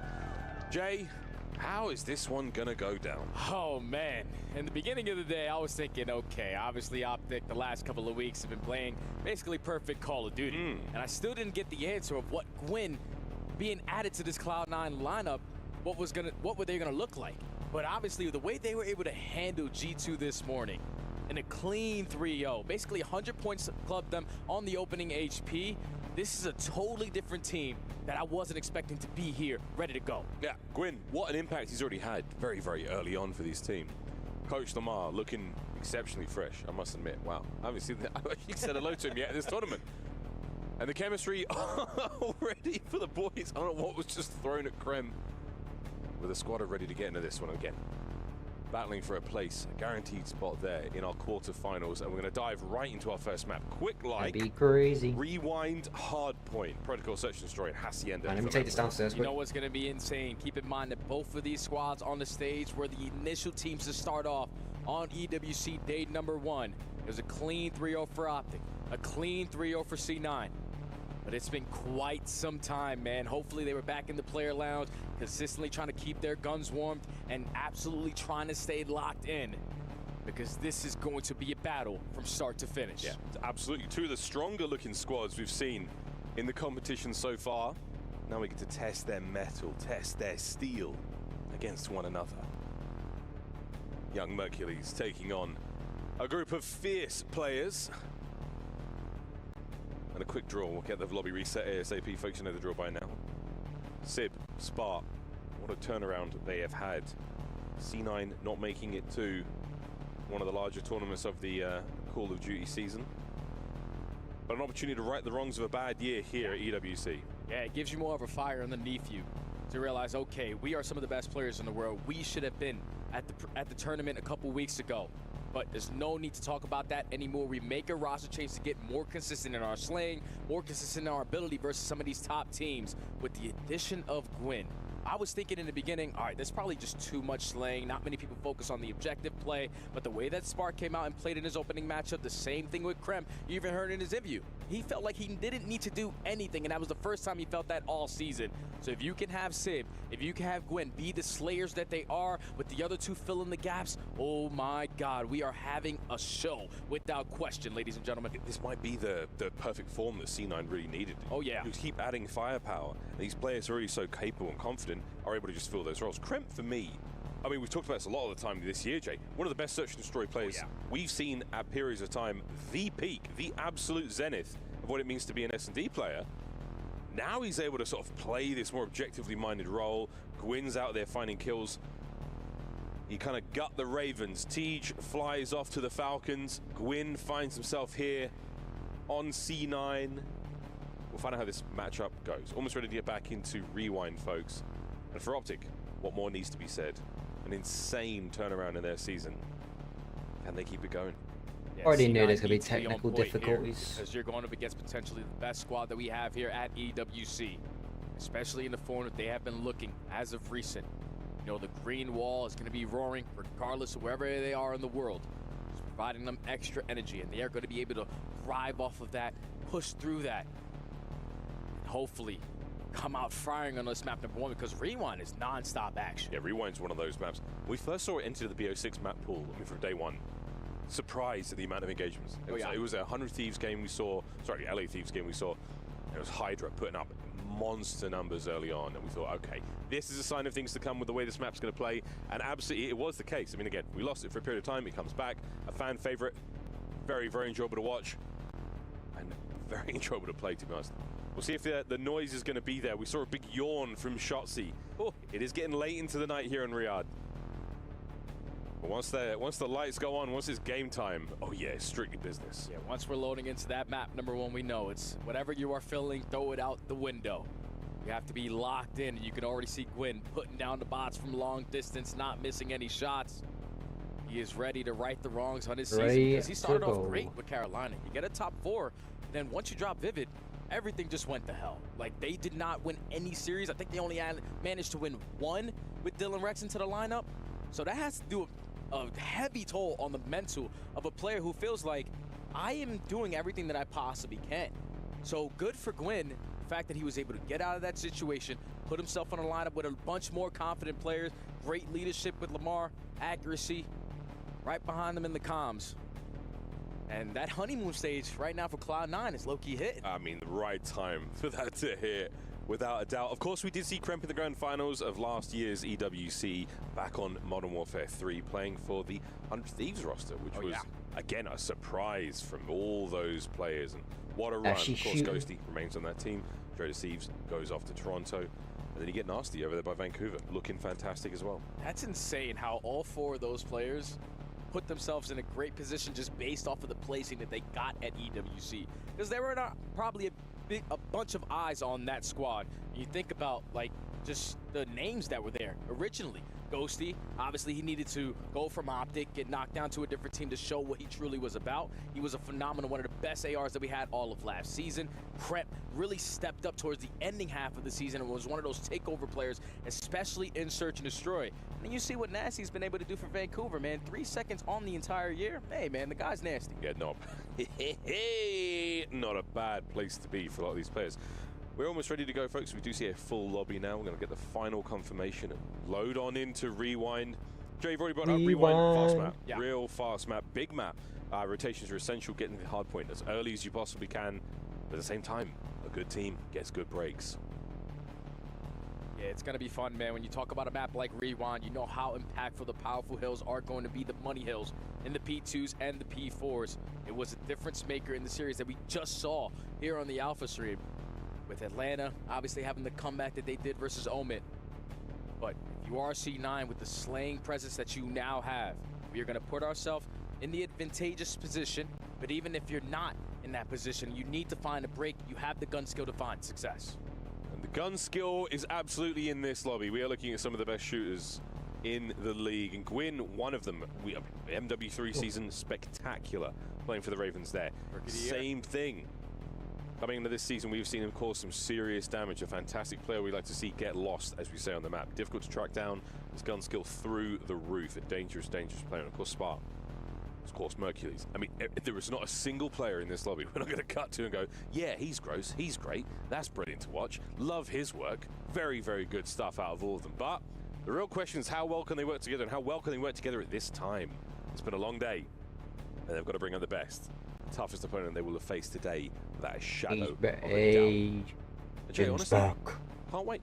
Yeah, I cannot wait either, man. I think this opening Harpoon is going to be a banger, but that's Search and Destroy in game number 2. Ever since the addition of Gwyn, who's been one of the best standout players that we had in the mode all season long, you put him alongside Krep. You also put him alongside Spark. Like, those guys have been dominating in Search and Destroys for years and years. So when you get to that map number 2, you're going to be feeling super confident, even with the brand new lineup, only with a couple weeks of practice. But still, when you're 2 squads that played in the beginning of the day, it's obviously been like, what, 8 to almost 10 hours since they were able to spawn back in. Hopefully they're still in that same exact form, locked in. They have to be. There's no going back. Looking at the series again, we have Hacienda is going to be on map number 3 for Control. Obviously, Jay, I mean, I'm leaning Optic. Those guys have just, especially with Mercules in the squad, they've figured out Control. They've figured out the mode. It seems like an automatic win for them right now. If we have to go the distance, Skyline and Dealership for maps 4 and 5. What an explosive finish at the end of this series. Like, where we are, it's all gas, no brakes. Yeah, if you're Optic, you're happy as hell that that Skyline is in that map number 4, because we saw what they were able to do a couple weeks ago on that map, and that's basically a 100-point club, everyone that stepped across the stage from them. But to talk a little bit more about that Hacienda Control, if you think about Cloud9 season, they usually have been very, very happy to see a lot of Haciendas in the series. And then they also played at least their first series. They got technical versus G2, difficulties with and they were able to go to a round PCs number 5, and clutch stuff like up that. when they needed. But you've already tested out the new spawns. That's a big thing, because obviously you're practicing it, but on the main stage it might be a little bit different. And not just the main stage, but LAN. Yeah. Being this close changes the way things work out. Well, that's going to be the fist bumps. We should be descending into Rewind, ladies and gentlemen. Map number 1. We thank you for sticking it out. Back at home, the folks here in the arena, you will be treated some electrifying gameplay. There's no doubt in my mind the 2 players that I'm going to have highlighted throughout this entire series is going to be Hook, who was dominant in that opening series to start the day, and then on the opposite side, Krep didn't really spawn in that opening series. These are 2 young men who definitely have the capability to pop takeover whenever they need be, but also just be a nuisance, value their life beautifully to allow the next play to develop. Selfless plays, and again, it's the teamwork that's certainly going to make the dream work here in this series. C9, Optic, map number 1 on Rewind. Here we go. Here we go. Into the hard point.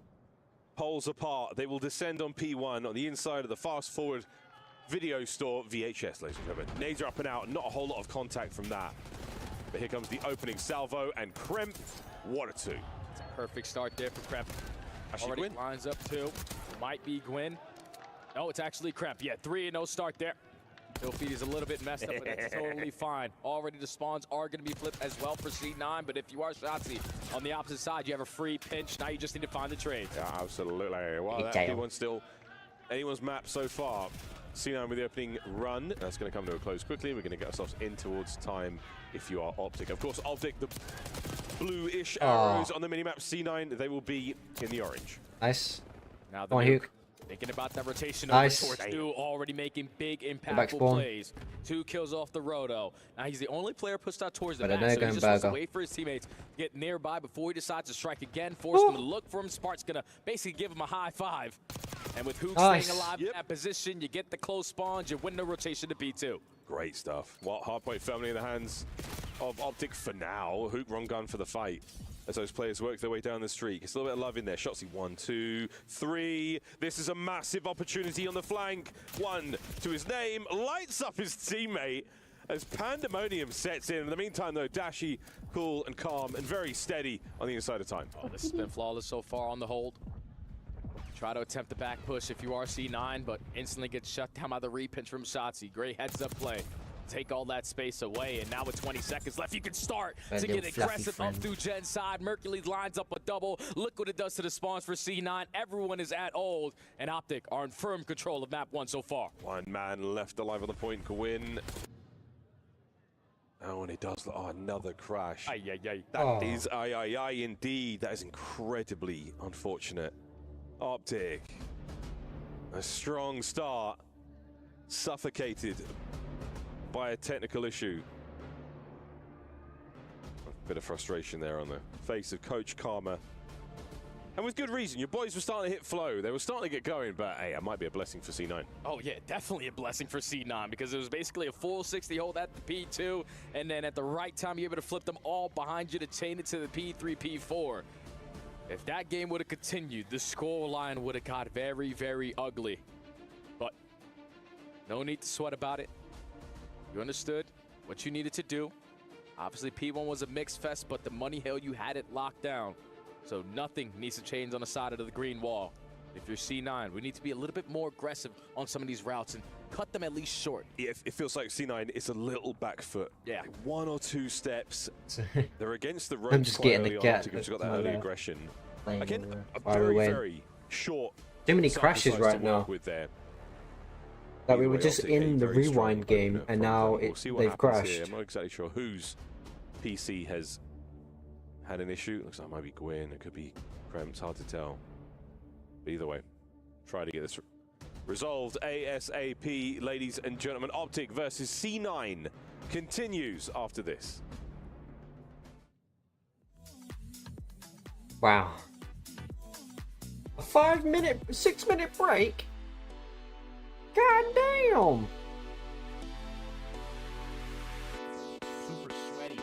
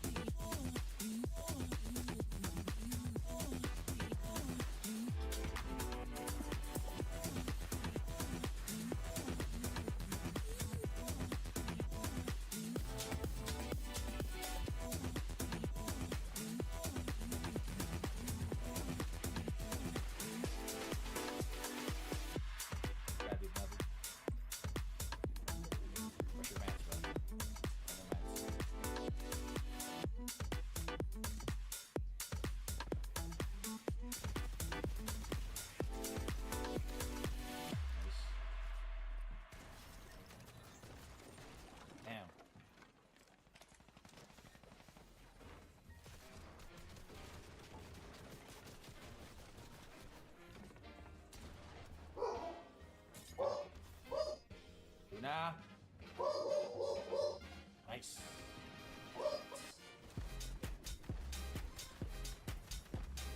Luna.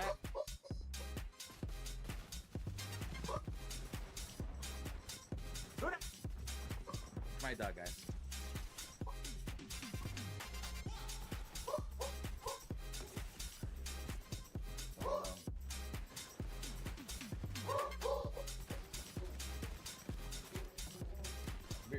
Guys.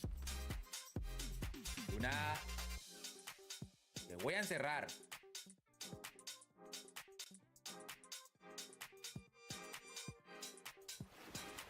Oh, I sold that? Yeah, bro. You threw it, bro. You threw the game, man.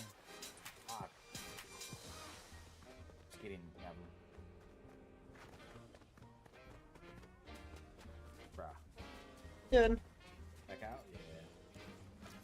Ah. That's why. Bro, is barking louder than Luna. Hey. A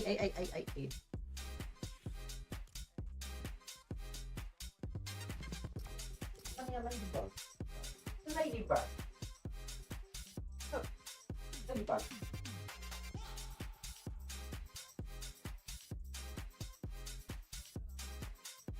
Gamer. I know. It's not gonna eat you. On the dot. We're gonna do this turn, okay? Yeah. I'm actually 5:30. It is 4:55 p.m. right now, so like in literally 35 minutes. Okay? Sorry, cat. Well, I have a bug up there. That's why he's trying to get the. She's trying to get the bug. So pretty much 1 or 2 more games. I mean, if we win this game, we just call it a stream, okay? I'm gonna put my best, bro. Like for real. Like, can't believe it, bro. My best game was at the beginning of the stream. Since then, it's been sweats all over. Yo, Crowley. What up, my friend? Welcome to the stream.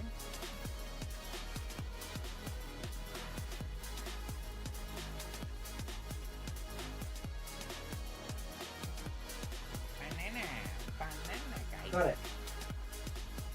It's fun. I got it. Got it. Okay. Charlie, how many bananas do you eat a day? Got it. Be honest, bro. How many bananas do you eat a day? Be honest. Got it. It's gone. It's gone. It's gone. You know what? My wife, she loves bananas. Oh, yeah. Oh. Bananas are like, it's a healthy fruit, you know? Very, very healthy fruit. You haven't eaten one for a week? What? Why? I'm surprised why. Alright, come on, Nabu, don't throw the game, bro. I'm just gonna go there.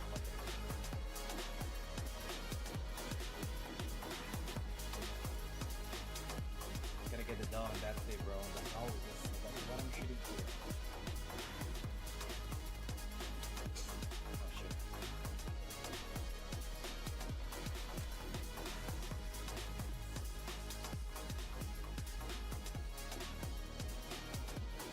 What?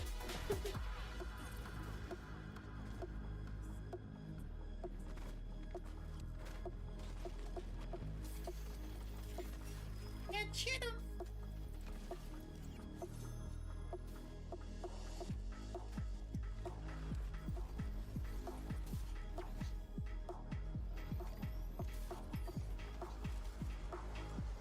Good.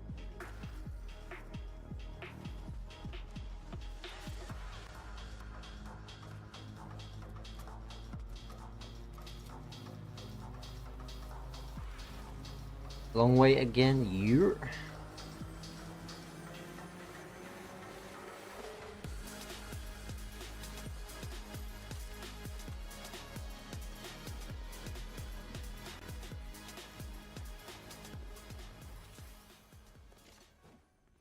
Optic Cloud 9, map number 1, rewind hard point, take number 2. We're going to try and get back into this one again, folks. Welcome back to the Esports World Cup. Mars and Stud here. Oh my god. Get you through another Optic match. Of course, C9, we saw them earlier today. Also looking absolutely fantastic. So a quick bit of a recap. Both teams, red hot, good looking. Yeah, they're feeling good. Obviously, to be in this position, one match away from putting yourself into the quarterfinals, guaranteeing yourself a good chunk of money as well. Not having to play until Saturday, so you can enjoy your Friday, enjoy the Boulevard. No Enjoy way, everything bro. that Riyadh has in store for us. But you got to get through this one first. C9, without question, I'm very, very happy that something happened. That reset to go down. Well, yeah, it wasn't looking great, was it? I lost my It wasn't looking move, great man. for Okay, Optic. right. They were rolling at P2, absolute slaughter. They were going into 3, feeling fine. Thank you. We've swapped a PC out here on the main stage, so we'll be hopefully rocking into this one ASAP. Gwyn, something to laugh about indeed. As he leaves the sinking ship of the Carolina Royal Ravens, and he finds himself happily Still not live. here Oh on my this god. Cloud9 roster, just in the nick of time for EWC. It's the perfect time. The final tournament What the fuck, of man? Black Ops 6. Potentially end your season with a bang. Just gotta go through a gauntlet of top dogs. You have one right in front of you.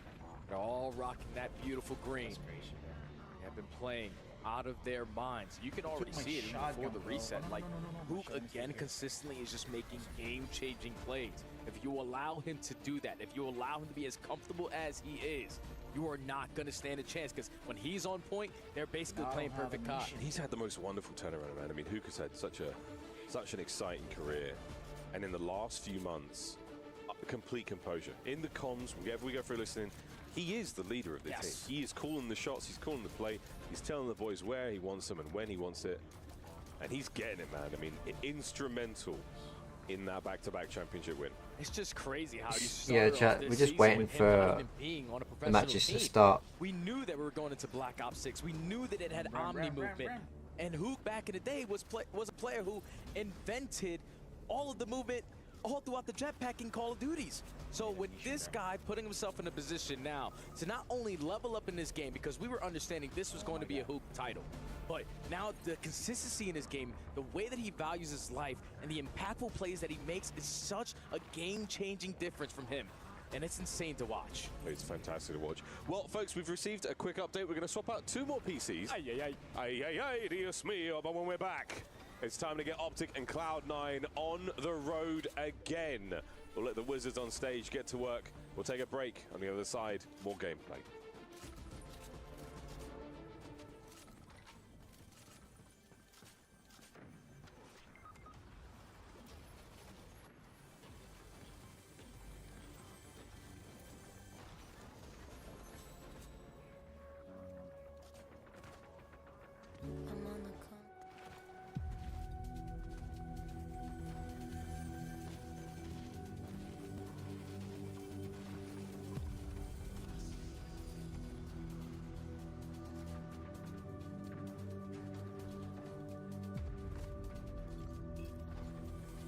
Damn right.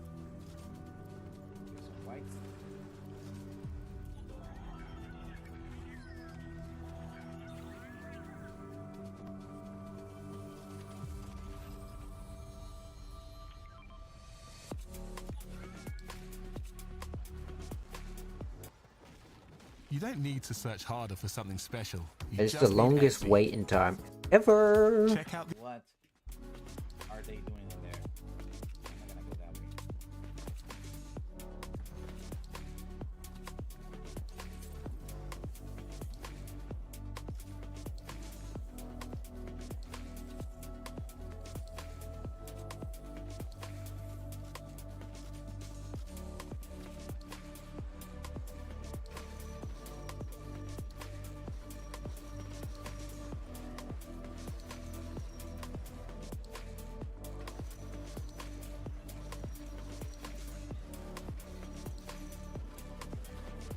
Focus, guys. I'm trying to focus so I can win this game.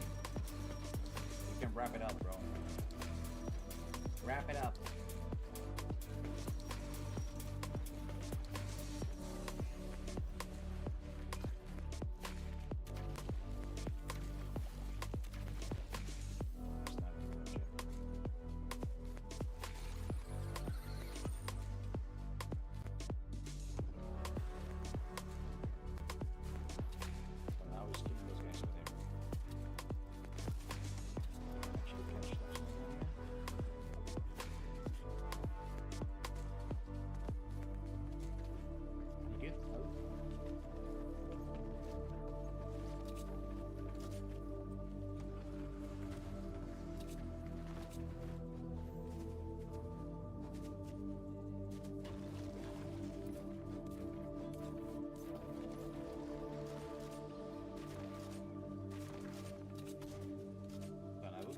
What the hell is this guy doing, bro? What?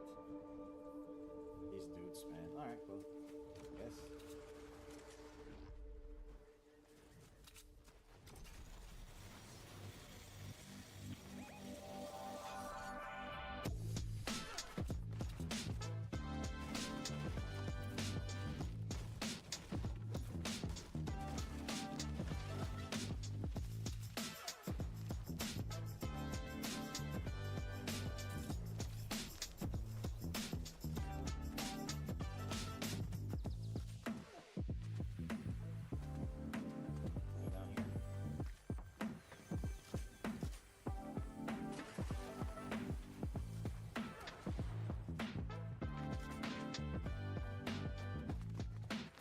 Hiding down there, bro.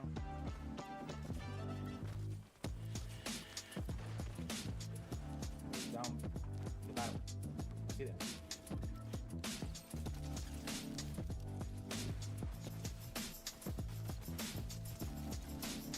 Sneaky bitches, bro.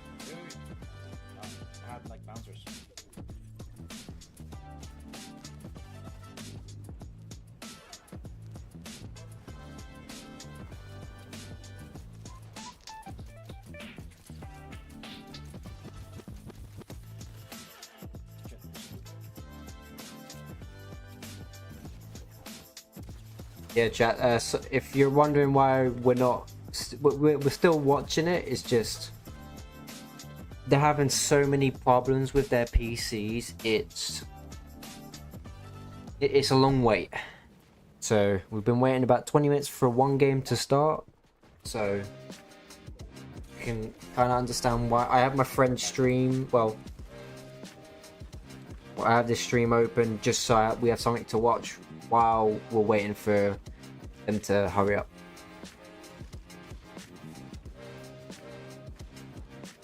Obviously, they just had to replace 2 PCs because they're having technical problems with them, so you just have to wait.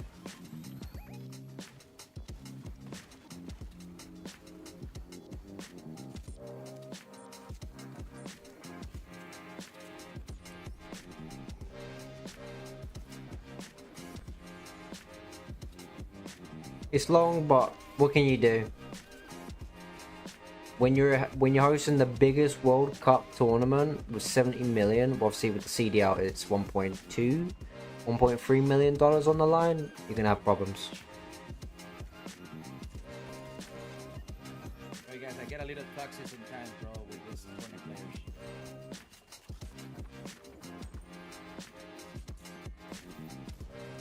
players. I got my little kitty behind. They're so annoying sometimes, bro.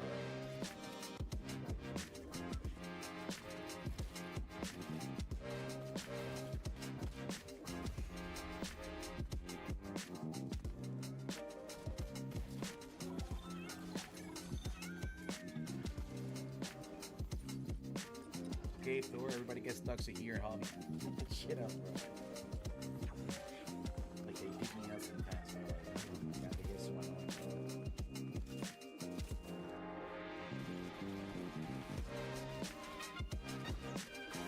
The chat right now is just like not the happiest right now.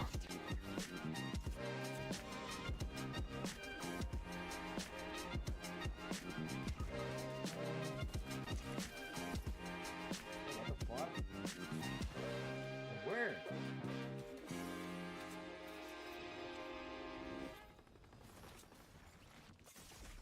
Bro, what the fuck?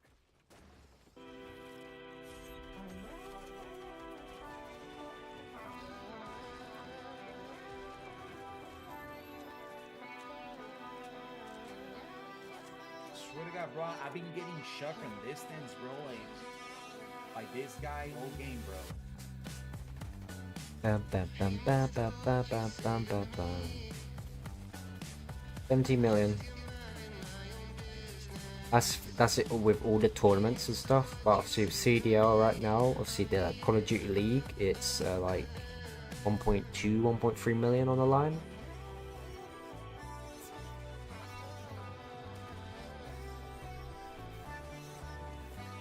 I think the number one gets like $700,000, $800,000. You want to make it top 8, like top 8 is where that the big money is. Either way, if you come last place, you're still getting money, but you don't want to be last place because you want to get a bag.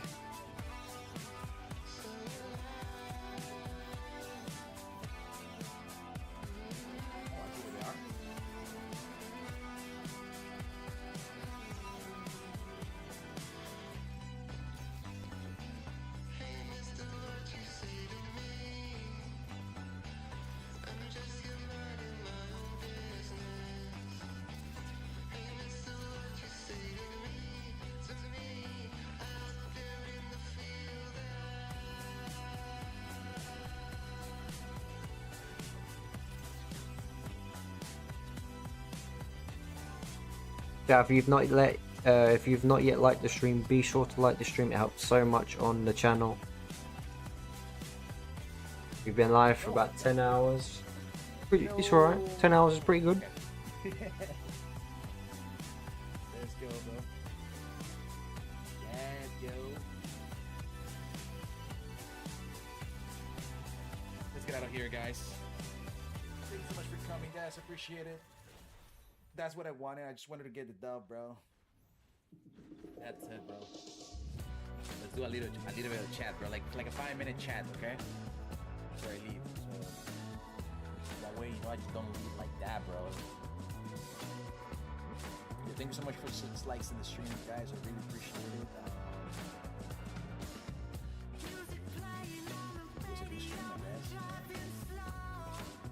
You should watch me play a competitive game, then OMG. You should watch me play a competitive game. When are you gonna play competitive? Yo, BBK, you know, that's my friend Crowley. Smart XCX2 Crowley, that's BBK. He's a content creator. He does like reaction videos. So yeah, he does like watch parties, you know. So I wanted to meet him too, because he might become an XCX member soon. We're still trying to figure it out, but yeah, I'm waiting for D-Parks to actually respond my messages so I can actually talk to him. So let's see what happens. Yeah, BBK, that's Crowley, that's BBK. So that's the plan, bro. Trying to see if we can actually get him into XCX very soon. Okay, Baldi, GG's. Yo, gamer, thank you so much, bro. I hope he ignores you the whole day. Why? What's up with my camera? What's happening with my camera? What's happening? Is it lagging or something? Maybe the light. There's not too much light. Any issues? Is it lagging or something?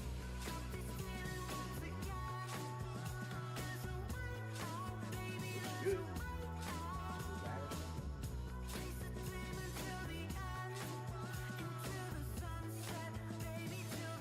Filter and some shit? No, really, bro. I mean, yeah, there's like a filter, like a small little filter, but it's not like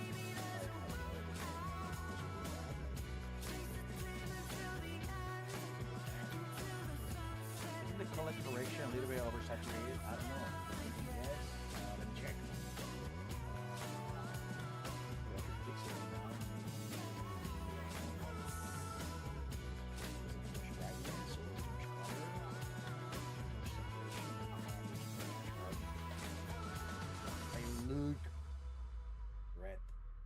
Let's see. I think it looks good like this, bro. It looks more natural. I mean, maybe it's the light, bro. Sometimes it's just the light, you know.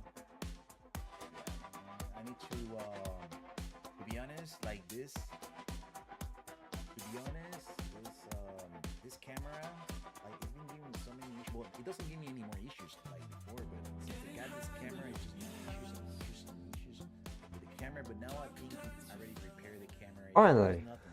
Sorry, chat. Longest wait ever. Back and welcome to day 2 of the Esports World Cup for Black Ops 6. We've got Optic and Cloud9 loading in to Rewind Hardpoint. Welcome back, one and all. It's time to get this show back on the road, Jay. Oh, baby. I still cannot wait for this match to start, man. Day 2 officially. Why you want Parky to ignore me the whole day, bro? You're such a bitch, bro. I'll tell you to return this shit. You refuse to, bro. Bro, what do you... It's a good camera, bro. It's an Elgato camera, man. What else, bro? Come on, bro. Don't be like that, gamer. Come on. But anyways, guys, thank you so much for your time. I really appreciate it. I don't know if I'm going to be streaming tomorrow, guys. I'm just doing random streams, you know, until I can actually fix my schedule. Because, you know, I've been working a lot. So whenever I have a free those boys. Opening nades, opening there we go. Finally, a game. Not looking dreadful. We are in. It's nice. Once again, that is Optic in the blue, in the teal, and C9 in the orange arrows. And so far, so good for the Optic team. Yeah, adjustments on the break off. This time, I do not allow C9 and more specifically Crap to just fly on in and find 3 through the middle of the street. Send the ARs to the right positions, and they clean out the house. So far, already have a good chunk of time here at P1, but 3 kills go in favor of C9. Spawns are also in favor of C9, but this time it's Shotzi trying to make the heads-up play. And another moment where C9 player runs right by someone in the Optic jersey. Oh dear, and Krem Asking for that one, but managed to get the trade. So there you go. P2, soon to be open for business. Spark, toe-to-toe with Dashi here. Waiting for reinforcements to get involved, and this is going to be the hard point now. Open and ready. C9 are in. Oh no! Unfortunate nade blows up the one in Spark's hand. That's going to take him out of play. Yeah, that's going to take him all the way across the map with the spawns. The only player here to try to contest it is going to be Kremp, and he instantly is going to fall. Hercules lines up with double. The break is good enough for Optic. And now with 40 seconds still remaining here, C9 are going to attempt to hit the long route. This time someone's got to account for Shotzi on the repitch. Hercules 3 spree from within time. Unreal damage there in the spot as well. You've still got Hercules on the spree. That's a 4 now. That's a 5. And that's very, very close to a Hellstorm. Now this is where it gets scary if you are C9 because you don't want to die at the Come on. wrong time. It's only 15 seconds remaining here at the P2. You already have Optic it doing good. The next play, hitting the rotation from P3, again being the sole man to try to make a miracle happen, but he's surrounded by Cloud9 players. They take care of Hoop. They win the rotation over towards P3. You're down by 60. You need time. And Jay, it's exactly the way the first game went. Yeah, it's exactly the same. A superb P2 from Optic. Dealing with the all-coming attack there of Cloud9. Not a whole lot to its name. Over to P3 we go, over to the dumpster. And we are seeing Cloud9 get some early time. Is it enough? I mean, realistically, Optic, this is a strong attack. That's 2 down.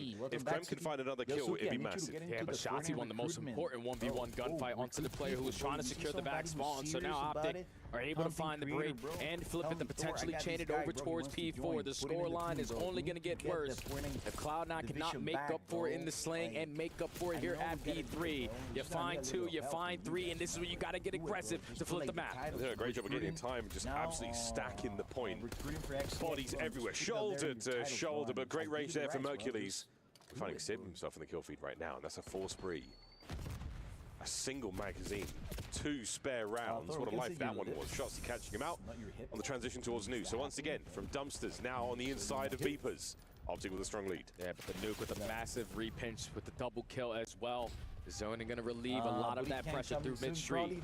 Now it's a 4 stack for Optic on the preferred side of the map. Everyone whips out an extra AR because they know a majority of these gunfights are going to be long distance. C9 couldn't get a break at the Money Hill at P2, but you need the break here at P4.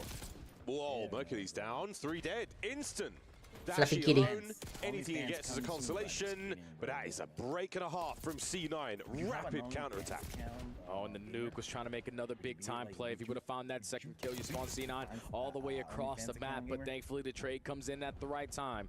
So Cloud9 can soak up this final 20. Only going to be down 30 going into gens, but Optic, they know. All right, we're going to gens. We can still contest this. At least one more attempt through the mid-tree. It gets shut down. So Cloud9 soak up all that time. Yeah, C9, great job as well. On that break, they contest for the next wave. Happy as Larry going into gyms. Whoever Larry is, smiling from ear to ear currently. 104 to the 70 of C9. Snaps in from Shotzi, and Optic are in control. Firm control of this. You're finding kills off the rotation. All you have to do is take care of Krem. Dashi on the opposite side with the SMG in hand is playing for the spawners over towards green side. Wait. This has been a good hold. That team kill is not going to help. Now Cloud9 have the numbers to fight their way back in. That's 2 hard points back-to-back where Hoop just found a teammate, unfortunately. Not ideal. Here comes C9. Mercules! No way! The quick swap to the Jackal. No need. Krem's going to be there on the trade once again. Gets taken care of. 25 seconds to go here on gens, and Optic are running it. They're dominating so far on this gens HP. When though with the response, able to find the double. You need to start to chain a couple moments together if you are C9. You cannot consistently always try to play from the back foot. So going into this second set, you were the team initially to start off. Win is filling himself on 4 in a row. The kill feed starting to light up in orange. Cloud9 are activated. Just hit, what was that, 720, 900? Tony Hawk left the venue quite a while ago. Spirit the Birdman lives on here in Riyadh. Wow, what a play. On board with Krem. Nothing more to be had there from that side of hole. And Optic once again. P1 like, hell in. no, I want to be the actor. What a map so far. Yeah, this is tough right now for Cloud9 because this is a tough decision to make. Obviously, we don't want to allow Optic to get a lot of time off of P1, but we also want to be able to flip these. Watching this and talking about that is absurd. That's why you add this young man to the lineup. He always brings it with the slang, especially with the SMG in hand. 17 and 14. Give me kill number 3 in a row. Now you see what it does to the mini-map for the spawns for Optic. It's cool, you can take this final 20, but big picture, we got the spawns for new. Everyone, absolutely everyone's getting brought down here by Gwyn. 20 and 15 was a wonderful spree. A whack-a-mole moment there for the C9 boys, but they fall. Over to Kremp, gets himself into the hard point quickly. Mercules counter-attack, successful. Hard point Optic. I don't want to lose more. Gotta keep on trading. No Hill's about to pop. Appreciate it, guys. And a single player from Optic in a position to find a kill and potentially spawn that player all the way across the map. This is the answer that Cloud9 are looking for to get themselves back into the game. But Dashy and Hoop finding 2. You already have pressure through mid-street. Dashy is going to fall, so still Cloud9 in the position to fight. Yeah, kudos to Sib there. Oh, he's finding himself a lot of damage on this next player. Sets his boys up for success. That is sensational from C9. Optic now through the front. Krem, can he take care of the first man? Cannot. A little bit of a nervy push. Back over to Sib. Can't get the second. Dashy now fighting forward. Spot on the trade. All good for now. C9 are alive. C9 are definitely right back into this game. Final 20 seconds. Optic going to potentially force them to be towards the backside if they can get an early break. And you're sending in shots on 2 players who are weak. Come on, boys. Clean up the best. But in the final 10 seconds, you're able to get the trade on the Dashy, secure the time there for C9. But Optic have the control that they want on the map for P3, P4. Back over once again to the dumpsters, top side of the minimap. Optic, squeaky clean. The first go around, but this time, Sib winning the big gun fight. Man on time is going to be Dashy, and he wins it now against Sib. Kremp applying the pressure, and once again, another 2, 3 dead. Cloud9 are in. Oh my God, the fact that Kremp was able to find that double through mid doors is insane, but still, Optic are making this one scrappy. Shotzzy, the play with the AR and an SMG in the back pocket is just keeping them away from this HP. So 30 seconds to go, everyone has an extra AR. The kill feed is lit up in blue, and Optic with a clean 4 dead are not going to force Cloud9 to work the OE. Oh, Cloud9 got to go all the way round. What a long journey. Beepers is within Optic's grasp. Okay. What a clean rotation Come on, Optic. this will be for them. Crep in the middle of the map. Mercules, 26 now kills in total on the map. Looking for 27. There it is. A 4 spree to boot. Into Beepers, and Gwyn spotted out. That is massive. A freebie to Hook. Oh, 720s this time. Nice. Gwyn was trying to make a heads-up play. He knows that Hercules is 2-piece. My teammates in the middle of the map, but let me just try to run them on by. Potentially catch them slipping. He's able to spot him in towards courtyard, give the comm to his teammates. You pick up the kill, and all you have to do now is hold on to 1 to 2 more good pushes, and this map 1 is yours. Yeah, it's unbelievable. 222 now and climbing. We are very much in the business end of this rewind. Up by the front lines. Hook and Merc get theirs. Kyler Garland with a sweet 2, and that could be the map. It might just be. Look at the routes that Hook is already taking out of the map. Let me cut a little bit more extra space through mid-side. And they only need 10 more seconds to take map 1. Final hit. Dashy holding it. Loses the fight to Gwyn. Another hard point we will see. A measly 6. Can still be one here shot, see if he gets his go on. But at this point in time, think of new. No one there from C9. Not a soul. You should be able to win it here. Mercury's got to hold him at bay. Nearly gets Sib as well. Over to the hard point way. Optic lose the ones. This game will continue. And they also lose the spawn, so... I need a few more seconds. It's going to take a little bit longer to potentially end. The way that the green wall wants it to. It's all about the opening kill, and again, the rookie, Mr. Mercules, lines up a double. That's 3 dead in the feed. Sib needs to pop all 4, and that's going to be it. Game 1 in the bag. Optic, don't let the shenanigans get away from them. C9, a little too late to the party. Not a bad look whatsoever, Jay. Saw some fantastic individual play, solid rotations. The fundies were there. But Optic, they started strong, they finished strong. No sweat. You can always count on Optic to lock in on the money hills. That is what they are playing for. When you think about the P2 rotations early on, you pitch yourself up by 60 points, and you allow Cloud9 to get themselves sort of back into the game with a little time off P3. You dominate the P4, you make it scrappy over towards Gens. And at that point, it was just too long of a ladder to climb there for C9, especially when you were trapped towards the backside of P2 the way that you did. Because Optic, they just whip out 4 ARs when you go from the P3 to P4. That's impossible to shut down because all they need is 1 kill. 1 kill goes down, the player spawns right next to you. And it's a consistent domino effect of just trade after trade. And then when you got pop-off moments out of the rookie who continues to shine on the end of the Black Ops 6 season, this gives them so much hope, so much drive to be the best in the game, and he continues to show it. Nice slow-mo and subdued victory reaction. It is strictly business. It's 1 more map at a time. And Hook, he had a lovely map as well. So forgetting the world start, truly well started by Gwyn. And a second attempt out by the 18-wheeler again, but outside of that, super solid map there from the Optic boys. C9, a strong team, a lot of fanfare coming into this match. Everyone's liking what they're seeing out of this new roster. Of course, Gwyn adding a substantial chunk of firepower, a lot of pace to the team. We'll see how far it gets them in the Search and Destroy. Yeah, this is a map that I definitely had circled that it needs to be a guaranteed W for Cloud9. You want to try to take down the green wall because they have basically been unbeatable in all respawns. Doesn't even matter if it's hardpoint or control. Doesn't even matter what map it's going to be. They have just found themselves in the right form at the right time. So to take down this Goliath squad on the side, rocking green, SD needs to be felt. You add a player like Gwyn, who's been a phenomenal search and destroy all season long, alongside Spark, alongside Kremp, who's always Mr. Double Digits in this mode. You have to be able to equalize here on Protocol. This is a must-win right now for C9. Control is nearly a guarantee for Optic. Ever since Mercury's joined the roster, it has just been the mode for them. One of the best control players we have in the world right now in the form of Mercury's. JP passing on his wisdom there to the boys. Accuracy, doing it for C9 solo. A one-man show in the coaching department in that regard. His longtime partner Sib, great success in that Seattle Surge year.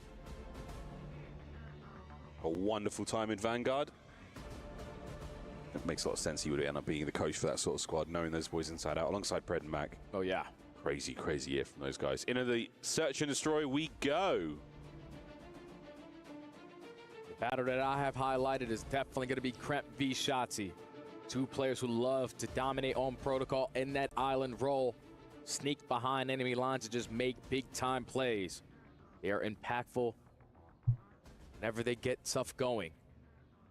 As we're going to load in towards the Protocol.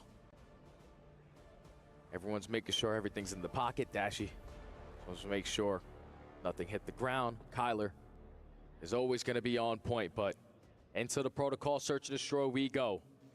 C9 are going to be the team on defense to start Optic on their attacking approach. The cooling rains of Protocol. Will it be enough to put out the fire that Optic were on? And Shotzzy, a couple of tags. The guessing game begins now. He's behind enemy lines, and this is a wonderful opportunity to get lost, as players say. And I was thinking that Shotzzy was going to be the island player, but it's the rookie on the opposite side over towards Tower. Catches Sib for the first blood. Instant bomb plant over towards B. Shotzzy, your time to strike. 4v2. Yeah, that is nearly impossible to come back from at this point in time. Spark's trying to make something happen now down by low grass. And wait a minute, Gwyn joins him. Surely. We're staying on with Shotzzy through this play. And that's a wicked opportunity. Now it's done. Optic with that. Spark alone. The last one. Looking for the defuse. There's no way he has this one. Perfect coverage here from Optic. A kill or 2, but here comes the death knell. Round to Optic. Perfect tone setting round right there. Definitely caught C9 off guard. You were expecting potentially Optic to work over towards Tower or aggressive towards the bottom side of A because there was no trophy systems that were going to be in play. But you take top mid away, not a single player from C9 was in a position to watch over B site.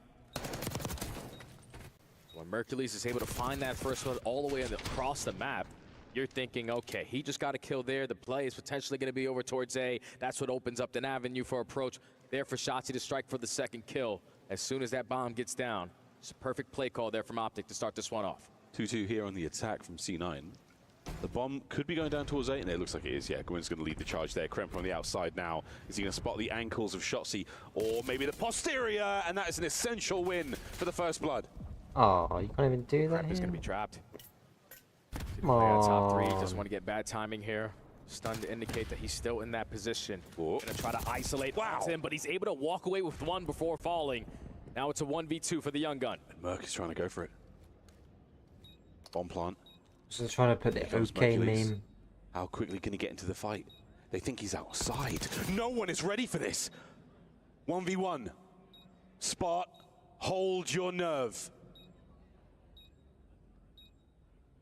Mercules has no idea. Oh. A bullet away from disaster. But Spark wins the fight. Whew. With that time ticking, when you're in that situation, you're probably thinking, all right, he should have instant chowed already. But the fact that Kremp is able to win a big one-on-one versus Shotzzy to start it off, basically be trapped over towards both sides, and somehow, some way able to walk away with the second kill. Bruh. Allows them to keep the numbers advantage in favor of C9. And Spark was not going to get tricked out there. Holds the pre-aim strong. Ties the game. Yeah, you can tell just where Mercury's is pre-aiming. He does not have a clue. And that was an unbelievable moment. A great test of the resolve, of the nerves. It looks like both of our teams have got it. Sib, a lovely first blood. There, the man we were just talking about. Spark joins him. And Kremp is there for it as well. Shotzzy, this will be for the ace. What a tough moment to find himself in. Don't give him 1v1 after 1v1. As you know, once he's able to find the kill, he can get out of the dodge. You can locate him, but almost make something out of nothing. But C9 get the round. You see the cogs turning though. I mean, he runs straight upstairs. He tries to melee the glass. He's creating audio cues for everyone to be following. He tries to dip down. There's a guy in front of him. He nearly gets both. I mean, like, go for it, son. Nobody does it quite like Shotzzy. And that was the final few moments here. I mean, Gwyn's POV. This is something, man. This is something. Even when you have him trapped like that, a difficult player to kill. A perfect play call right there from C9 to spread their setup on defense. Sib takes his time in the outskirts on the head glitch. Legs prone, so he's unaccounted for. And pops up at the right time to get that first kill. So now the advantage for C9. Back to the attacking side. Got some momentum in their back pocket. Getting aggressive through mid-gun. A lot of info gained early on that there's at least a player camping over towards Heli, so we might want to rotate this over towards A. Yeah, there's a lot of intel from top mid as well. Spark with the coverage. Yeah, usual spots. Great angle. Both he and Dashi exchanging damage there. All it really does is buy time. A minute to go here in the round. Shotzzy doing Shotzzy things. Catches the timing for the first blood. Gain info as well. This player's roaming through top mid. So instead of committing on the gunfight, just keeping the numbers in favor of the green wall, and Hook finds the second. My goodness. Oh, nice. Welcome to the Shotzzy show. Nice, Hugh. Let's go. And what a round from Optic. Everybody wins their ones. A fun one there from Shotzzy on the zip. Perfect place to be. There's not a whole lot you can really call for that one. So what happened, guys? We all got smoked. Yeah, it's just tough because they keep on allowing Shotzzy to be a nuisance. Like, you take early aggressive plays in towards A, you spot out no one, your arrows are giving comms that they're still camping in towards Grandma's. Man, right in. Once he's able to strike for that first blood, C9 have their head on a swivel. Potentially trying to play for the trade, you get caught. And then Shotzzy, who was unaccounted for, is right back in your face for a double on the round. Tie game. 7-2 from Shotzzy so far. In our 4 rounds of play. Trophy bangs off the back of Dashi's head. It doesn't deter the play though. Kremp's going to try to catch an angle here, but an awkward moment there with the ladder. It might be changing the plan, but that's the bomb being planted. Man advantage for Optic. Optic have so many strategies, man. We're talking about the initial round aggressive over towards B. Second round, we're going aggressive towards top mid. Now we're instantly hitting in towards A. So Cloud9 have yet to get a read. What is being thrown at them, but still in a 3v3, you can still make something happen with 30 seconds. Great work out of Dashi here, even with the Jackal. This is the look. Are we getting inside now? Mercules is there with the coverage. 20 seconds to go. Last man left alive. Krem immediately taken care of. Optic. What a play call. Dashi with the Jackal. They go downstairs. They take care of all those fights handedly, and C9 not equipped for the retake. Yeah, and Sib was not ready for that, man. Like, you're the player camping over towards Spiral. You're just initially playing for information. But with the pacing, and how fast they were to get in towards this site, easy first blood there for Shotzzy. And then the rookie closes out with 3 on the round. Dashi all smiles. They didn't really have to get a kill there. Still led to the W. Padding the damage stat, more like. Great work again. 3 sprees still for Shotzzy, 4 for Mercules. RCXD's secured. We'll see if those come into play in a moment. We've seen plenty of shenanigans there with the RCXD car and protocol throughout the season. We're not quite done yet, folks. Couple more, maybe tonight. This time it's Hook. He's taking space over towards both sides, and Shotzzy being the safety net on the bottom side of A. He is going to get picked off first, though. He also gained info as a player towards top trip, so we have the numbers. We might want to work in towards A site. Drumming noise, is that where we're going? Oh, Sib. Great hop. Well, there's the plant. And the numbers starting to fall apart here. Both teams falling apart at the seams. Kremp introduces Mercules to the butt of his gun. Trades there for Dashi. Can we make it a 1v1? Gwyn down by the bomb. Sib upstairs. Are we happy for the Chow? Big Bruce. Oh, unbelievable opportunity. The C9 survive. He wins that gunfight. He instantly hops the bomb. But just a good read out of C9 on their offensive approach. Finding that first blood onto Hook. Whenever you kill a player of his caliber, you know it's usually him and Shotzzy running around as an army of 2. So it has to be Shotzzy, the lone man in towards A. You send in everyone. You get the kill without anyone falling. You get the objective down. And play the 4v2 to your advantage. Back and forth in this S&D. Well, good news again for C9. Not need to get the round. And every week. Sprees. Sorry, chat. It's just been back and forward, back and forward. Big streaks to worry about. RCXD's, at least 2 of them, still going to be in play. I would imagine Shotzzy got his as well. But that's the stuns going out. Not going to connect, but you are keeping that player at bay as Gwyn finds the first blood. There in the background. Oh, and Hook's knocked down to 13 HP. Sib's just going to have him trapped in towards the corner, and now it's Shotzzy left in a 1v4. A perfect blind counter here from C9. Shotzzy almost made a 1v4, 1v1. At that time, he stood no chance. Cloud9, advantage. Yeah, that was a nice one. We saw the flank develop a little too late. By the time he gets there, all of his boys are down and out, and then it's not so much a flank as it is trying to push the bomb site alone. C9, 1 round at a time. 3-3. Oh, the pistol was not connecting right there. Oh, it might be 4-3 now. Yeah. And I would have loved to see how Gwyn was able to find that first blood onto Dashi, because it was an SMG versus an AR. What time is it for you, BBK? It is almost... Allows them the early man advantage. Allows it's almost going to be 11 in like 20-odd minutes. C9 have a slight edge now. This is pretty normal. I'm always up until next day, most of the time anyway. In towards 8 trophies down, you already have control. You are in. If I feel like it, literally, I'm up all the time. To come out on top. Dominance in the bomb site, and you have managed to get the bomb down onto the ground. I would imagine they can see it from there. Definitely seeing this. Sib on the recovery. He is pinned, and that is an easy push. The trade's there to help out. Spark with the good shots. Finds himself now alone in the 1v2. 31 HP, but able to recover. He's going to be pinched out by both players on Optic. And that was just missed time there from C9, because you had the SMGs already taking a lot of space in towards A. One challenges a little bit too early, then it forces the second player to instantly try to play the trade. But the double stack from Optic towards Spiral Steps. Yeah, I'm in the UK. The first, find a trade onto the second. And once you get players weak, Shotzzy knows, let me just clean that one up. Tie game again. And that's it. Once you get that player weak, you have to get that kill. You have to push. There's no, give me a second, give me a moment, let me find this. Right, no, if you're in the position for the trade, you get it. And that's why Shotzzy's she's not really having the greatest game. 4-4, all square on the attack, go Optic. RC cars being invested. This time they're just going to allow Shotzzy to do Shotzzy things, but some bad COD timing on both sides. At least the Shotzzy finding the first blood. Now you have an instant pinch in towards A, but he's waiting for the teammates, and he plays it to perfection. Best house to chill, yeah, late night, yeah. I mainly, sometimes I'm literally making videos at that time, or just making thumbnails, and just probably watching some films and stuff. Bad timing, great timing, good timing, fine timing. That's like my zen, like chill time. You had it all in that round. The kill on the Kremp was criminal. But you get it, you take advantage of it, the boys are there for it. Wow, I mean, what a moment. Both players banged the door there. That was an insane amount of timing. Oh, big the only reason, obviously, I've been doing, obviously, just reaction, obviously, because of, like, I compete as well on COD. Like, I've competed for a lot.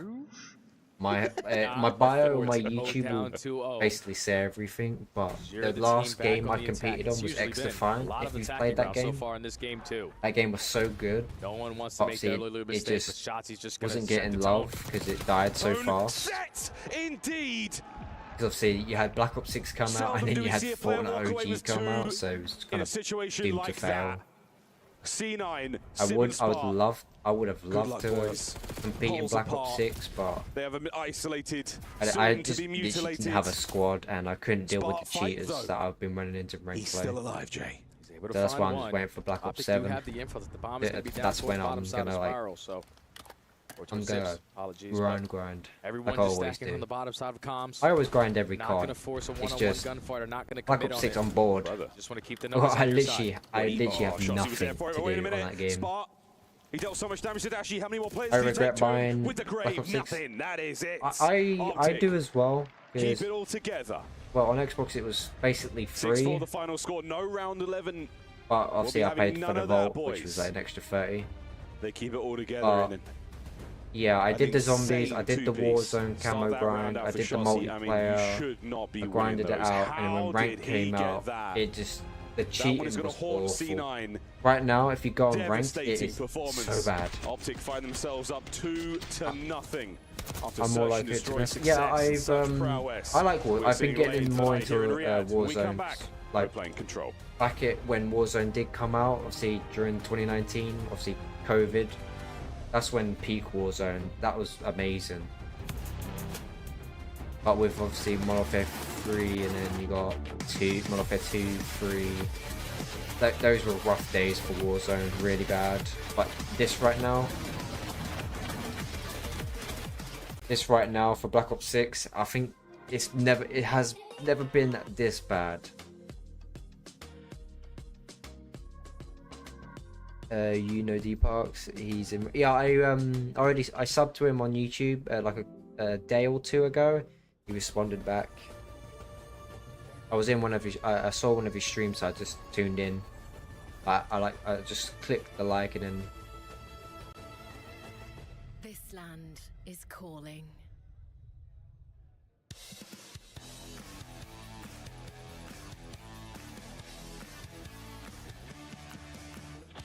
Alright, as soon as I get my controller, I'm back into gaming. I'm back gaming. We'll see. I can't do anything without losing my mind. With like having the mind to throw my controller out the window.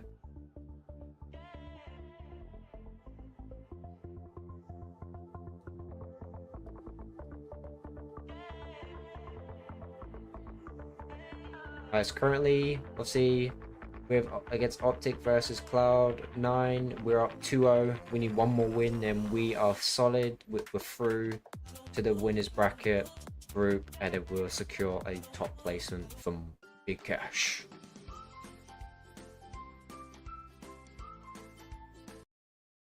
And there's still one more match.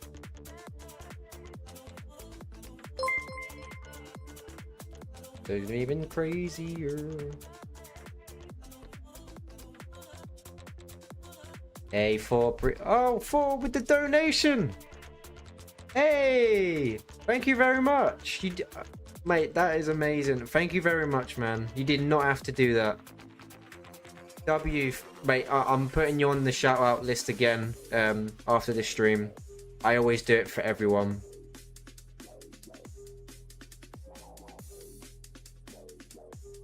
Mate, you're an absolute legend, bro. Mate, I appreciate that very much, man. Thank you very much. I just noticed you had a 12-hour stream. That's crazy. I don't think you've seen crazy out. Like, well, 10 hours for me is light work. The longest stream I have ever done is like 3 days. 3 days straight. And I mean like having like little breaks, like maybe 5-10 minutes, but then I'm like I've played to the point where, you know, when you're rocking back and forward, you're like, stay awake. That was during Modern Warfare 3, obviously the reboot one from 2023. Mate, I made so much content and I streamed. Oh, Vancouver Surge find victory I would say my average hours on YouTube, well, Twitch, I would say, because obviously I just recently switched, was I averaged between 15, 14, maybe a bit higher hours. Obviously, I felt like obviously doing more I would, but that's only if I, you know, when you're invested in a game, you play it constantly. Fortnite I did a lot. I did what I used to do when I started on Twitch, like, which was ages ago. So I used to be on Mixer. I don't know if you've heard that streaming platform, Mixer. It was an old streaming site. It was only on Xbox, PC a bit. But yeah, I was on Mixer for years and then switched to Twitch during Chapter 2 Fortnite. That was there when I grinded it out. I gave away like over, I would, kid you not, like almost 1 million V-Bucks in gifts. 1 million V-Bucks in gifts. I've only done 3 24-hour streams in my YouTube career, and to be honest, I wouldn't do one again. Much time, yeah. How old are you? I'm 22. I'm 22 years old. I turned 23 this year. December. Yeah, Mixer. Everyone blames Ninja and Shroud because they spent like 60 million on them. On the main stage for about 10 hours, they are still locked and loaded, valuing their lives at crucial moments. No ego, Charles. Everything is team oriented. Yeah, COD, X-Defiant, mate, I was amazing at X-Defiant. Oh, I wish that game was still alive, man. Makes a lot of chaos over towards that B point. Damn. What we saw throughout this entire weekend, people don't really like to go towards B off the rip. We'd rather take care of A first. Hey, that's fine. Hey, you're 39 and you're killing it, man. Age is just a number. That's what you gotta look at it. Age is just a number. Get the boys into this one. Accuracy on the other side for C9. What magic did that man conjure up for his boys? He has had some incredible highlights. I started YouTube when I was 30. How old was I when I started? They line up for 5 years ago. There's 1,000 Mate, Optic fans the world over just got a I was like 17. Sorry, not sorry, boys. 16, 17-ish. On defense first. I think, yeah, because obviously it's been 4 years, so... The only reason I started to do YouTube is because I had friends that wanted, because I played so much, it was just got on COD. I was always up late, always. During Black Ops 4, I feel like that's when I make like a proper name for myself, because I had over 200, like I had 200 days played on that game. I love Black Ops 4. It's so underrated with Blackout as well. Oh, I would love a Blackout too. Love it. If Blackout had the armor plate system from the current Warzone, I feel like it'd be so good. Zombies was good, but multiplayer I loved. Nobody liked the stims where you have to keep stimming yourself to regen health. Love that game. Or Sib doesn't finish Mercules, and now that's a problem he's going to have to deal with later, but Merc is long gone. Merc has OE'd and nearly killed him. 25 seconds to go.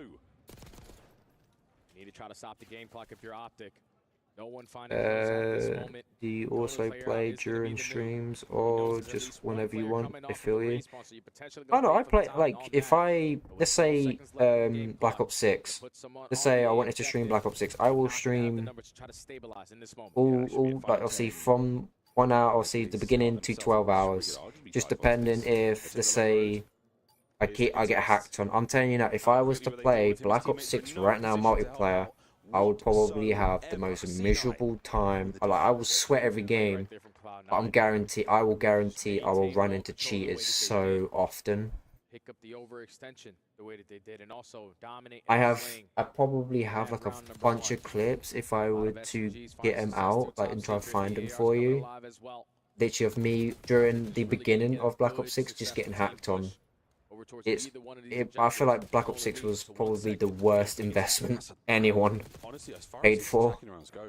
You want to be walking away with more than one. That could be a huge boon Plus, with obviously every game, like every COD now is turned into Fortnite. Like with all the Roger skins, the Everson Butthead skin.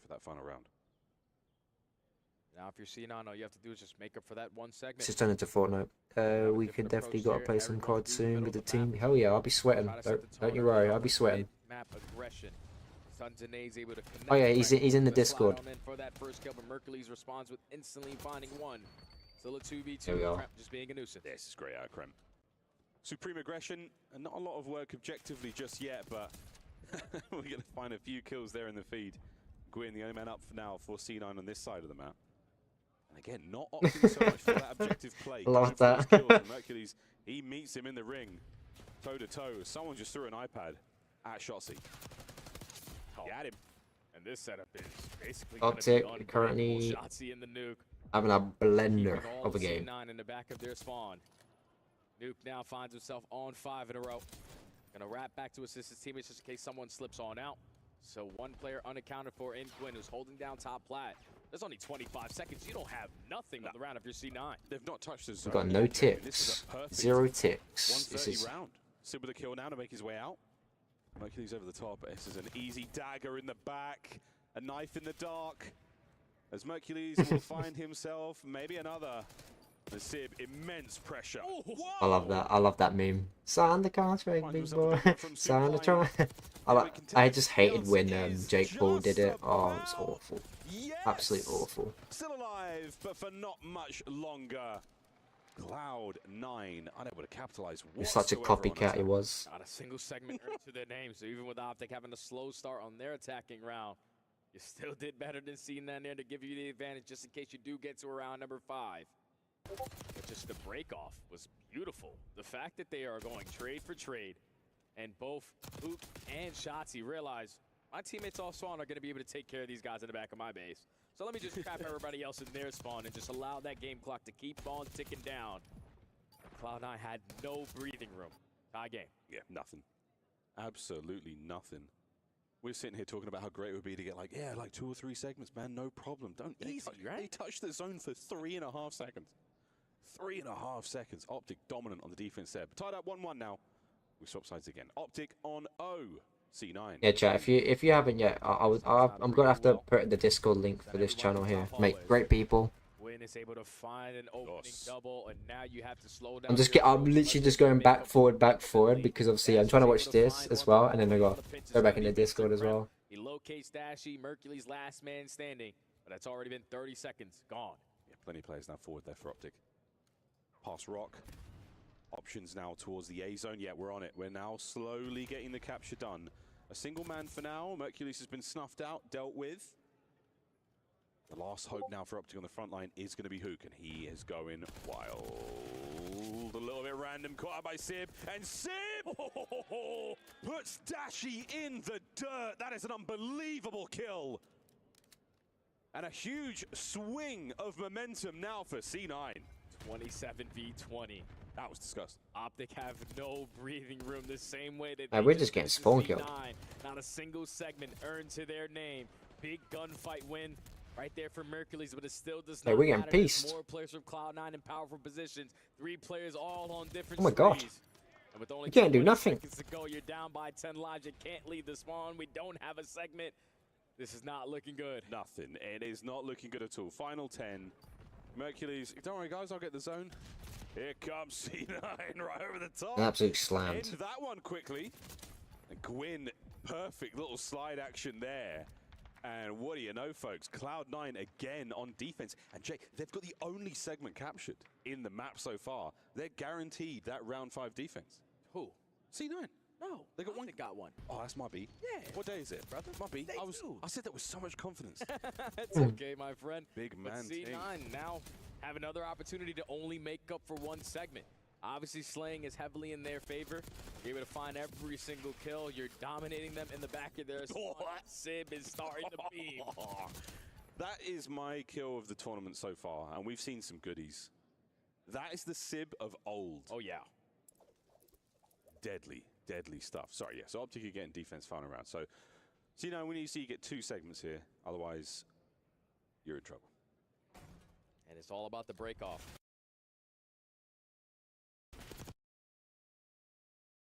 Optic early on, won by Optic early on, and a lot of aggression into the spawn instantly. Didn't give them a chance. But now Sib on 3 in a row. Trying to at least find a timing on this OE. Gets the better of Mercules, make it 4. 27 v 27, but you at least got a player pausing the game clock and quit. Yeah, look, at 16 and 9, 5 spree, capturing both zones now for a second. Here's the door, and Sib on a run. He might just go all the way around. Yeah, that's going to be 6 down a row. Doubling back for the guys on A. This is some big man tings out of Sib. 6 in a row, trying to make a kill. Come on. Evan is able to find Dashy on the outskirts. Lines up Shotzzy off of the respawn, has him weak, so he cannot commit. You don't want to give up this second segment if you're Optic, so Mercules is going to get aggressive on it. Gwyn, it's your turn to potentially close this one out. It'll guarantee you defense. If you do go to round number 5, you need to make some kills happen. Lines up the first, has the second player weak, but you're surrounded by Optic. They're still here. Still got bodies on point there. He's still keeping the contest alive. It's going to be Spark with the off angle. Over to Shotzzy now, trying to stay alive in the zone. Spark can't get any more there. It is done. The segment is not secured. And Kremp, life flashed before his eyes there. Got to take his time here. It's in a very good spot to make a play happen. Finds the opening kill. Now, if you're Optic, you got to put some focus towards top plat. Hook is able to instantly find that trade, and you're still not allowing C9 to get this second segment. Oh. You're dominating in the kill feed, but you still got to take care of Gwyn. He's just still letting it rip. 9 rounds. Oh, how's he getting this done? Can somebody please get in there and help him? Trying to get the capture. Gwyn! Oh. What a play! What a moment! Second segment secured. Defense guaranteed for Cloud9, but screw round number 5. We're going to potentially try to close it out here. But Mercules and Shotzzy, they're able to fly on in at the right time. They clean up the streets. A clean 4 dead. Time still ticking down. And now Optic can keep them in the track. A pixel away from defeat. They're on the B zone. The boys push forward. Hook cleans the zone out.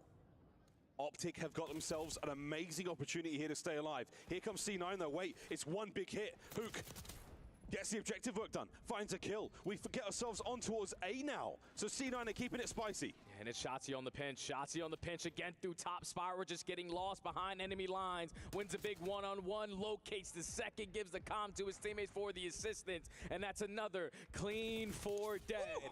Cloud9 do just enough to guarantee themselves defense in round number 5, but you don't want to allow Optic to go into that round number 5 with a couple players on streaks. They're on streaks right now. This is 4 for Shotzzy, 5 for Shotzzy. Looking for 6. Not going to get it. Spark's going to be there for this. And Hook Spree's gone as well. Final seconds tick away. Sorry, chat. Obviously, I know we're watching the CDL, but we got some business we got to do. Guarantee defense, and defense has been the only source of victory in this map. Yeah, so now Optic have to figure out a different approach here. There's 2 times now where they've switched up their break off. 3 through well, everyone through top hallway. Neither one of them has worked. Wayne almost gave them a run for their money here. He was making play after play, kill after kill. Movement was on point.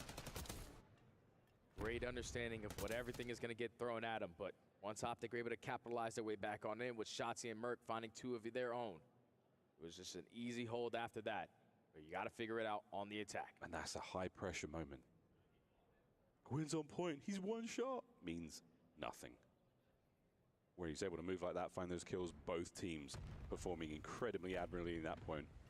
Here we go, folks. Love it. Strap in. This is going to be a doozy. Shotzzy already with the capture. Slow and steady, but again, defensively, so sound. Out of C9. They take their time on their approach. They said, okay, we're going to play to shut you down at B, and if you're not here, we're going to be in position to win a majority of our one-on-one gunfights to keep you off of that A objective. So even with Shotzzy still alive, trying to make impactful plays from top plat, he's able to pick up an AR, and that's a crucial one because now the players off the respawn have to account for him. Yeah, he's finding sweet kills all over the place. And Hook, this is a couple of lovely plays in this life alone. Oh, Shotzzy! Good shots. Sib has just been a 1v1 titan here on the map. First segment at B, collected. The second on its way out. The second man there on the capture, Hook's going to push forward, try to buy some space at this point in time. And Sib is having none of it. Dashy alone on the zone, turned to dust. They don't secure the second segment just yet. It's still a 2v2, and Mercules knows, let me just get the second segment done so I give myself a little bit more of a chance to potentially extend the game clock. We don't need a chance when you're still here. Upcoming event. Also to reinforce and help you with these gunfights. Okay, Rebirth, Duos, Tournament, yeah, it's a kill race. Okay, cool. 21 lives either side. Optic are trying to do the impossible, win an attacking round here on this game of Hacienda. This is for the match. C9, you have come so far. The reach out, Hook to the pistol, to the kill he gets. All for naught though. Trades continue, and there's plenty of space in mid-map with Optic's name all over it. Oh, but that's a big one-on-one gunfight right there from Spart. Catch Dashy on the repinch. Now Spart still trying to contest from top hallway. He's able to set up his teammate for the kill, and he's able to put himself now on 5 in a row. All map control in favor of C9. But there is one segment done at A, so Optic are just looking for one opportunity to potentially close this one out. Dashy's going the long way round. You can get involved here, but Hook punches a hole through the front. And Kremp now having to worry about both floors. Gwyn through mid. Can he get another? No, but that might be enough to again pull these players back. Dashy now still trying to get involved in the play, helping out with the capture. Second segment nearly done. No, another save from C9. Perfect clear out right there from C9. Everyone just valuing their lives once they win a one-on-one. Are trapped in the back of their spawn. Shotzi's able to find an opening through the garage side. The stun is able to connect for info onto the second. So even with Cloud9 having a good approach there, Optic give themselves another lifeline. You got 9 lives left for Optic. Give a minute though. Stopped on A. Here comes the second segment in the bag. This map is not over yet. The stack is there. Optic stack the point. They keep the capture going. No one is home. Oh my goodness. A 3-0. And what a comeback. They're in control. Optic puts C9 to the sword. What a sensational game of Hacienda. Blink and you missed it. Adjustments out of Optic. They realize, okay, the initial B push didn't work. The secret push didn't work. But let's have a different approach on our final attacking round, and let's go over towards A. You're able to extend the game. Players start to get activated. Multi-kill after multi-kill. The close spawns after the update allows them to reinforce over towards that B point, which allowed Mercules to play his life the way that they did. But you can even see it. Once Shotzi finds that opening kill and that stun connects, they instantly find the second. And who's the last player that comes off spawn? It's Dashy. He knows that most likely someone from Cloud9 is going to try to work a pinch on Spiral. So he basically camps his spawn to guarantee one kill. And that was the safety net for Cloud9 to retake their way back into A. Once he falls, the stack is good. And the green wall, again, another 3-0. And that is why they are world champions. That's why they're back-to-back world champions. The game is never over until it is over. Optic cool game. Despite the defensive hold, it all goes their way. Unbelievable, folks. Well, Fancy is waiting on stage now with Mercules. Thank you so much, gentlemen. We are back on stage after smooth sailing from Optic right into the playoffs, right into the quarterfinals. I have Mercules with me for our Amazon winner interview. First, you guys got the back-to-back. You're the team of the year, and now you're smooth sailing into the quarterfinals. How do you feel right now? Feeling good. Team's playing good. Just got to keep it going. Yeah, honestly, you just got to keep it going, right? So, for your next match, you might go against either Team Orchid, 100 Thieves, or Gentle Mates.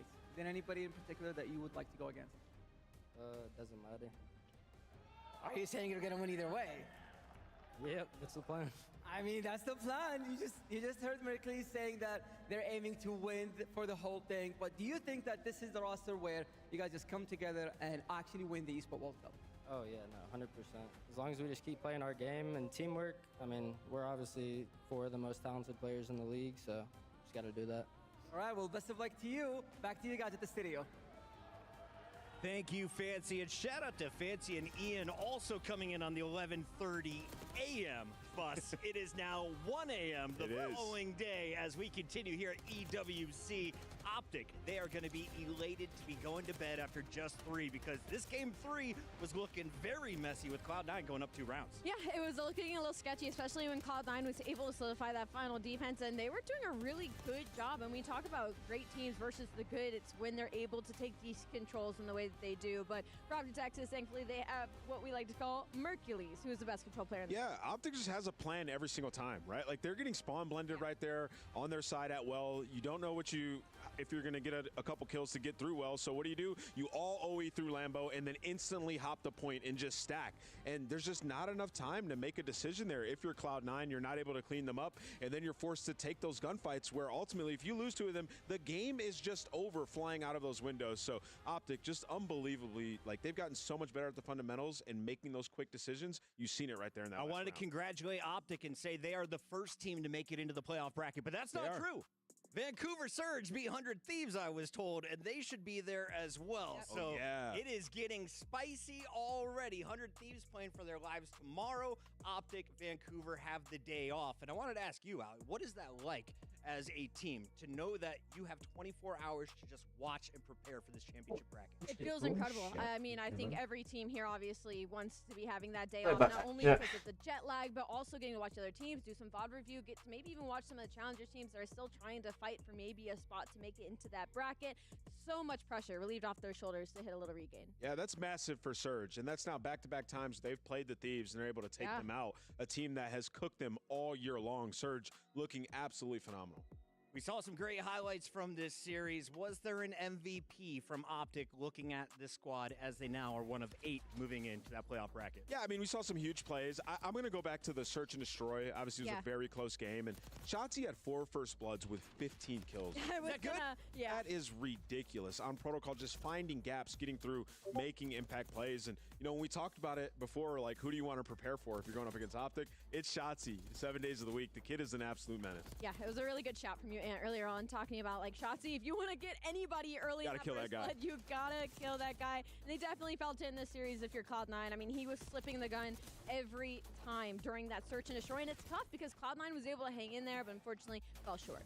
Cloud9 goes up in almost all of these games, Ant. So talk to me about the rest of the tournament for this team, because the job isn't done yet. You're either playing G2 or another winner from that elimination match that's going down tomorrow morning. Yeah, I mean, if you're Cloud9, that is clean though. I will say that, chat, if you see this. Oh, look at that, it's clean. To be able to beat them as well. Yep. I think Cloud9 are in a pretty good spot. You look at all 3 of those maps, extremely winnable. Like, they were seconds away from closing out that control. You look at the hard point, I mean, it was a close game, except you lose the money hill both times if you're Cloud9, right? This is still a young roster. They have just added Gwyn to the team, so I'm thinking Cloud9 still has a great opportunity to do some damage in our bracket. Looking at the mini-map, were there team chemistry issues with Cloud9? I know this is just the first time we've ever seen Gwyn in a Cloud9 jersey. I wouldn't say team chemistry issues. I just think a couple of mistakes. I think a couple of flying out, a couple of wasting of their lives, of maybe not being on the same page in those hard points when it came to, like, just give up, hit sorry, chat. I know mentals down, but obviously I'm doing this, but hey. I mean, we have to remind they're going up against our when you get to be a part of an amazing community. It's a tough match. And like I said, Optic are so fast with their decisions, and they steamroll almost everybody that they play, right? So for Cloud9, still think they're a formidable opponent, and they still have a massive opportunity. If they win game 1, it's likely they're going to finish you in 3. 2 3-0s for Optic as they now enter our playoff bracket. Cloud9 got the win over G2, falling short in this qualifier, but they get a second chance against the winner of 5 Fears or G2 Esports, aka Minnesota, tomorrow. Yeah, and like I said, you can see right here, they already beat G2. They're feeling great. 5 Fears, you know, coming in as the worst-seeded amateur team that we have. Cloud9 still in a great spot. Hey, kudos to Optic. 6-0 map count so far. Steam rolling through. Find themselves in a position now with a high seed and a good spot in the bracket. Been fun. Group A, mostly done for the night. Yeah. We got a few other groups to talk about, though, Ali. And we got to talk about the B-Stream action, because coming into this group, we thought we were going to have some favorites. Vancouver and 100 Thieves, both of them taking care of business. But you have FaZe and Heretics on your screen here. What is going on right now? Looks like Heretics ready to take the first hard point. I mean, it's unbelievable. This is a Heretics that we still expected to see, right? Like, Heretics, they love to play at a pace. I mean, they've been an absolute monster, it feels like, all year long. Hello, Bruce. Welcome to the couch. We're talking about this. Look at hopping in live. Wait, let me peep. Who's playing? Any surprises here? You got Miami, a.k.a. the Heretics, here in this tournament, taking on FaZe Clan. Is this game 1? Game 1? Yeah.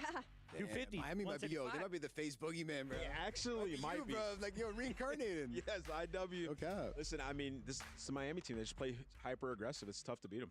Now, you guys have the green wall, but they have La Barca, a.k.a. the ship. You saw the I peeped it.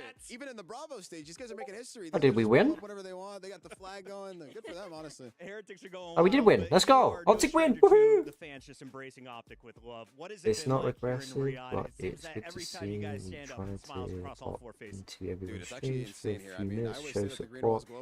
You're going to have more eyeballs on UVJ and most of the content before you go in the You guys are hella cool, and man, we love the green wall. Like, they're literally everywhere, so shout out to you guys. They're loud, too, and they travel really well. We expect to see them for the remaining 3 days, but you guys have day 2 off. What are you going to do now? Have you even talked with the team? Because you have 24 hours to watch the rest of the field. I think tomorrow actually having an off day is pretty big for us, just getting used to like the jet lag. I mean, our whole team is pretty much like zombies, especially during that last match. So to come out with a win, it's a really gritty one. So proud of the boys for staying strong, and just gonna probably play some more COD, eat some good food. I mean, the catering here has been insane. It's insane. Yeah, probably gonna do that. Are you expected to scrim teams? I believe so. We're probably gonna end up like maybe warming up a couple teams just to stay in the flow of it. We don't want to like lose that. You know what, Brandon? Listen, you're giving off an easygoing vibe, and I've noticed that lately in your interviews, kind of when you're streaming, and you've had a lot of pressure on your career and on you as an individual throughout your career in the last couple of years, and now you've won a couple world championships and back to back. Yeah, back to back. By the way, let it be known, and you're really moving up those ranks. And how does it feel, man? Is that what's giving you the confidence to kind of just be like a little bit more easygoing? Because it feels like there's a weight off your shoulders when you walk in the room. Yeah, I'd probably say, I mean, that relief of just winning champs last year definitely helped, but I kind of always been like that. Just enjoy the game, enjoy the moment, enjoy the team, especially for Frying, that definitely helps. But earlier in the year, it was definitely looking a little dark, but yeah, I mean, definitely winning champs twice definitely helps. Definitely helps. Just bank a little account bit. looks a little nicer too, as well. Yeah, cool. So cool. Speaking of bank accounts, there's some serious money. $1.8 million on the line. When we get to Championship Sunday, there's only 4 teams. We've listed our 3 we think that will be there. Can you give me 3 other teams that will be joining Optic on Sunday? We still got to get there first. You know what I mean? Like the classical. In the best case scenario. Yeah, best case scenario that we're there. I'd probably got to go FaZe. I feel like that's just an easy pick. I kind of want to get a dark horse team going here. I'll say 100T. That's not a dark horse, but they just lost, so I'll say that. Shit, I don't even know, bro. I don't even know. Maybe actually Surge. Yeah, that's just a. I like that call out. Heretics are going to try and squeeze their way into another top 4 finish, I think. Or Miami, yeah. And we'll see what they're able to get done here. I want to talk about you, though, in your role. You're one of the best ARs of all time. How do you feel? What is your job right now with Mercules in the lineup? What is your role specifically as an AR? Dude, it's pretty crazy because it's coming almost full circle, at least in my career. Because I looked up to Matt kind of the same way Mason did with me. So then it's kind of just like me. Oh, wow. Oh, that's super cute. Yeah, I guess it is pretty cute. I guess no.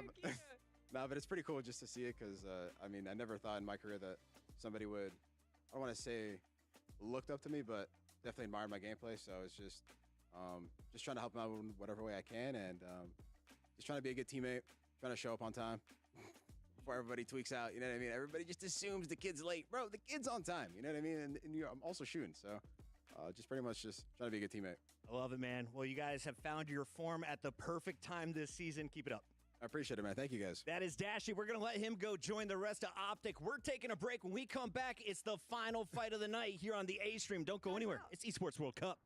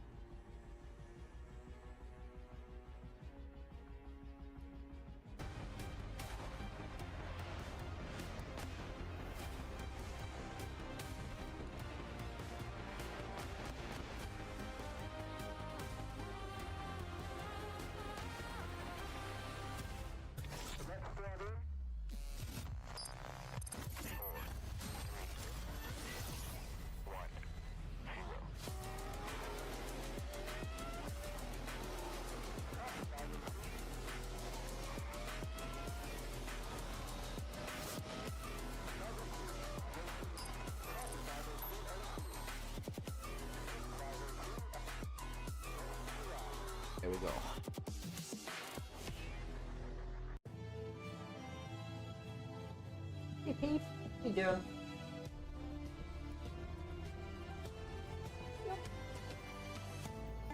Flapples.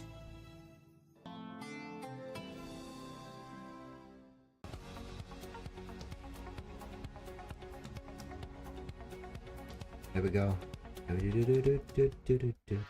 Yeah, chat. Sorry that I'm going back and forward. Obviously, being a part of this is amazing. Like, gonna be crazy. The announcement's gonna go insane. I've got to make a video on it as well at some point. So we've got to be looking out for that.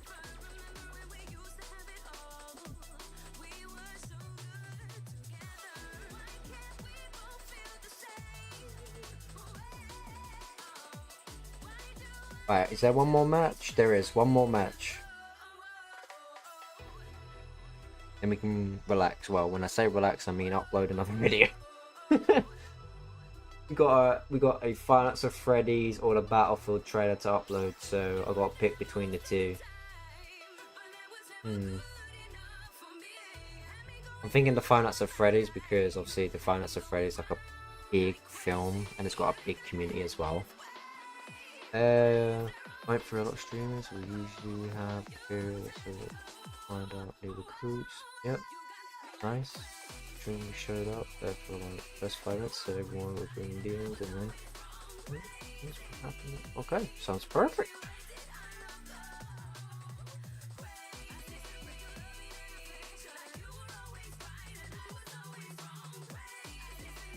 Perfect.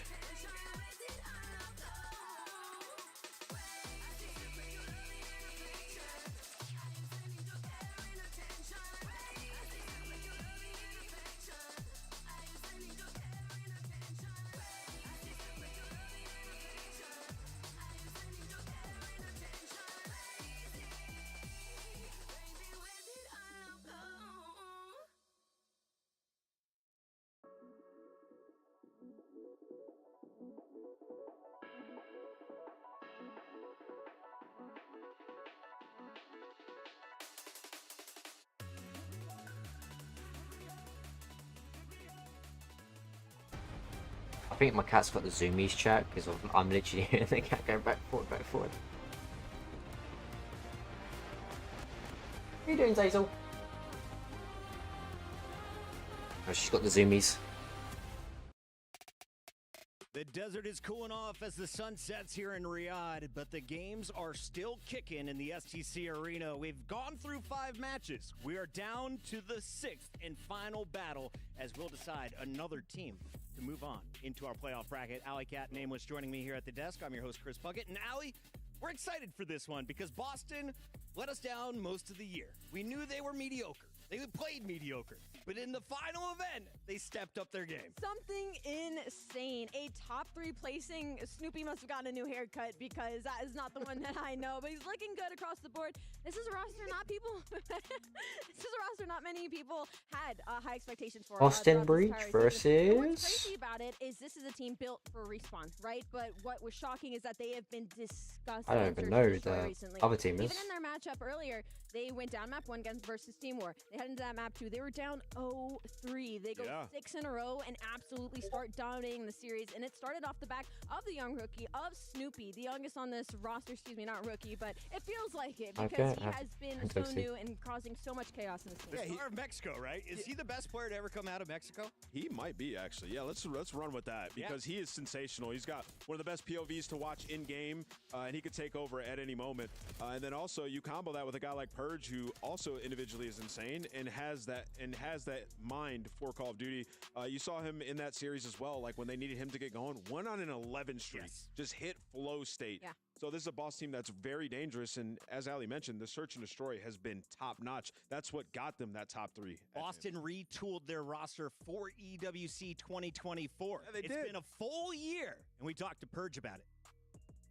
What's up, everybody? I'm here with the one and only Purge from the Boston Breach. Purge, you're getting ready for your next matchup here, coming to the main stage. But I want to talk about your last matchup because I was watching it. You guys lost map 1. was down 0-3. Yeah. It was looking grim, but somehow you snapped into a 6-1, 3-0, almost 100-point club to win that series 3-1. Talk to me about y'all resilience and how did y'all bounce back in that series? Yeah, I mean, we came out flat. I mean, to be honest, we had no warm-up. We haven't been shooting our guns, so we were a little cold. Our brains were a little foggy, I'll be honest. But, I mean, we knew what it was. I mean, we knew we were a better team. So even down 0-3 map 2, down 0-1 map count, we knew we just had to lock it in, you know, bring it back together. Yep. You know, nothing too crazy. Yeah, just handle business. Handling the business, getting the job done, okay? And you guys are beginning better and better as time goes on. Yeah. And one of only 2 teams to keep the same roster since last year's EWC. Talk to me about that, you chat. guys as a squad, how y'all bonding, what's the camaraderie like? And for if you're still in the stream, I appreciate that donation as well. Thank you very much. Go to gym together, you know, chill, eat, you know, we're pretty much brothers at this point. You know, we trust each other, so I think it goes a long way in the game. I think there was times in the year where we definitely could have made a change, but we didn't. I think we stuck it out, and I think it's paying off for us. You know, we just got to keep it locked in for this event. There you go, okay? Now, how do you guys plan on building off your last performance, okay? What do you guys plan on doing different this event to be able to hoist that trophy? Yeah, I mean, obviously at Champs we couldn't win a hard point, so, you know, we tried our best to get better at hard point over the break. I mean, we had a slow one map 1 against Team War, but, you know, we came out hot map 4. I think we just got to keep the momentum rolling. I think we win hard points. You know, we'll probably win every Let me series see. that we play. I mean, Obviously, I don't want to go over the hours because obviously win hard points. I think we were pretty well on the team. YouTube is a bit stingy on that. Dirty Nuzlos out there to bring those series away, all right? Well, Purge, I'm going to let you go get ready for that matchup. That's going to do it for me and him. Purge letting you know that Breach is one of the few teams willing to go to a game 5. Okay, we've got about an hour basically until the YouTube's limit is 12 hours apparently. Do you think they have so firepower in this matchup? Absolutely. I said earlier, you look at this roster and you instantly think hardpoint. I mean, you got Big Gig Awake. I think back to Cold War, and I think back to Vanguard and how incredible he was as a Slayer, and even Cammy back in Cold War as well. So I look at this roster and I think hardpoint has to come to them naturally eventually. I mean, not that they're bad in the game mode, they're actually an incredibly well-rounded team, and I think that's what makes them scary this weekend. Yeah, talked a lot about Boston. I got to keep us moving, though, because Movie Star Koi is on the other side of the stage. This match kicks off in about 2 minutes, and we talked to Abe about it. Here's what the new guy said. Yo, saucy. Everybody, I'm here with Abe, the newest member Welcome of the in. Big Dogs Club. How you doing?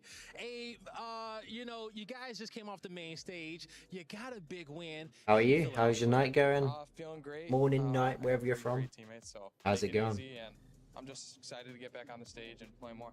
There you go. And, you know, we're happy to have you on the big stage, okay? Playing against the best teams in the world. Now, you know, being on this new roster, have you learned anything new? What's the vibes been like? How have your teammates been? Yeah, I've learned a bunch of stuff. I mean, they're easy to fit in with. They get all the kills. They're teaching me like little spots that maybe I should be playing. And damn, that looks clean. They just make it easy. I just have to fill correctly, and it goes pretty easy. There you go. And so now, especially with you playing on Movie Star Koi, you know, the competition is just going to get better and better and tougher as the week goes on, all right? You know, what's the goal for y'all this weekend? You know, you got Boston Breach coming up. You know, what do you guys plan on being able to do this weekend? I mean, the goal is always first. We've been putting good work in, trying our best. The guy's been filling me in with everything. So the goal's first.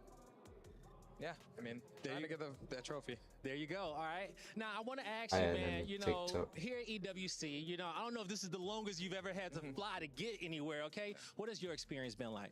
I mean, this is awesome. The travel day was a bit rough. I mean, I've flown 3 hours. That was probably the most. So, I mean, it was a long travel day, but as soon as I got here, vibes are awesome. Alright, I just posted 2 new shots, met a nice guy in Warzone, just gave, oh, and he gave me money and I went, oh, 301 sniper, damn! As a third sub to be able to get into the party with y'all. I mean, it's so easy. Like, mate, W snipe, bro. W snipe. And I'll just clean it up. I'll grab their hill. I mean, they do everything, so they make it so easy for me, and it's awesome to be with them. There you go, man.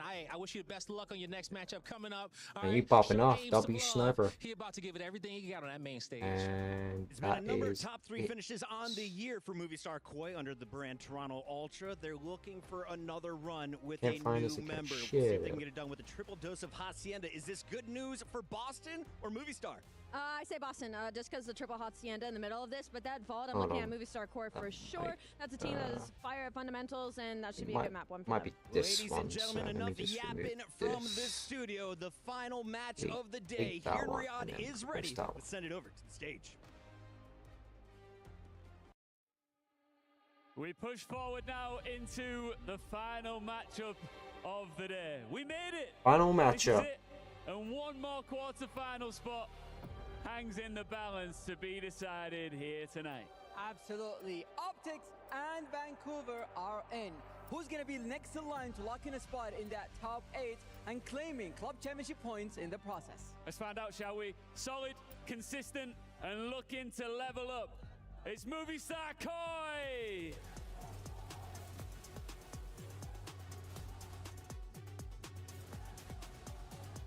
Alright, final match.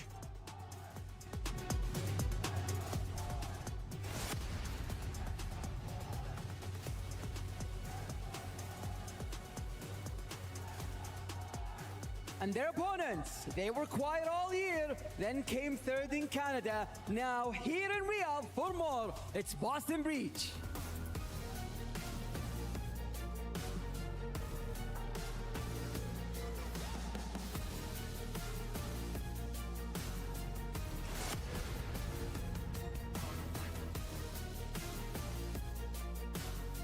It's the last matchup of the day for a spot with the big boys in the playoffs. Who's gonna step up and take it? Let's get it.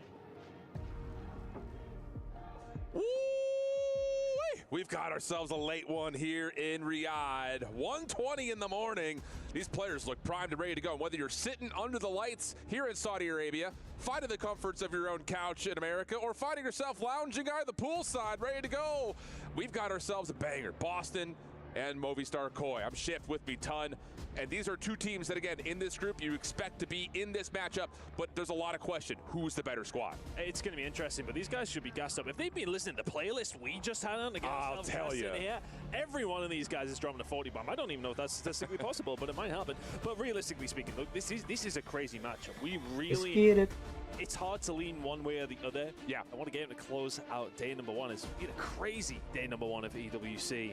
We're interested to see how it's going to conclude. You really talk about the narratives of these two squads. Over the course of the entirety of the year, you look at Movistar Koi as the superior team, more consistent team, but lacking in terms of getting to a final placement that's worth noting. Whereas for Boston, yeah, they were able to thwart a lot of the early top contenders at some of the most mid-season majors, and then most importantly, very recently, coming third, surprising a lot of people with a long upper bracket run.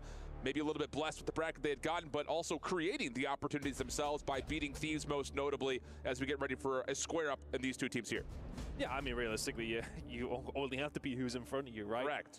That's the position you have to find yourselves in, and well, both these two teams would love to beat who is directly in front of them right now. Get it, final some match. history on this one as well, Campy on the opposite side. We've had that story for quite some time Depends now. if I have to Story end that it will early continue because, to be well, shown. early I mean Seen like obviously actually a little like bit on of the trash 12th between because him obviously and, inside there. YouTube the limit is 12 hours and it's currently 11. We've done 11 hours and 18 almost 20 minutes, so might be able to get a couple of these matches in before we've had to end. So and they continue to provide surprise after surprise as we get locked in for Vault Hardpoint. It's Movistar Koi and the Boston Breach. Let's get it on. Let's see how things are going to break down. As I said, this matchup, it's so evenly matched when we have a look at the breakdown of the series and how it's going to run out.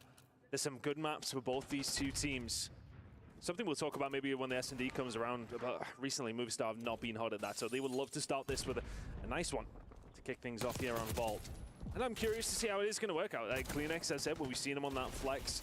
Are we going to see a little bit more SMG when it comes down to Vault? You would expect to see so. And when you pull that SMG out before, start a frag. And there's a little bit of that level of, is it going to be a honeymoon period for Koi with Abe in the mix, with a couple of role swaps to be considered? Otherwise, will the tried and tested Boston team continue to find success? And so far, the story leans towards the latter. Snoopy 4-0. Awakening had a 3-0 start, and Purge just found his second death after a hot start of his own. So 22 playing 2 over 2P2, and all good things coming in doubles as Abe's able to clean things up over the back. Not quite able to find his second, and that leads to Boston trying to surround the front. Joe able to deal with both of his 2 kills, and that'll stabilize for Koi. Yeah, big kills coming in from Joe.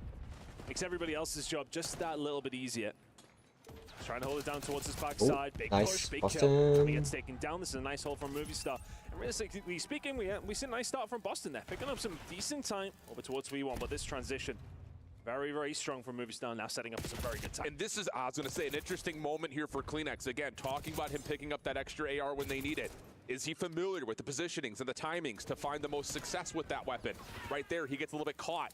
Maybe not in the most effective position with the AR. Insight over the cross from the pool. Does well to keep Koi very comfortable inside the hard point. Jodecius really hasn't had any action come his way in the last 45 seconds. He's just soaking up the hill. And thankfully for the side of Boston, that was the case. It was a 5-screen before he does eventually fall to Cammy.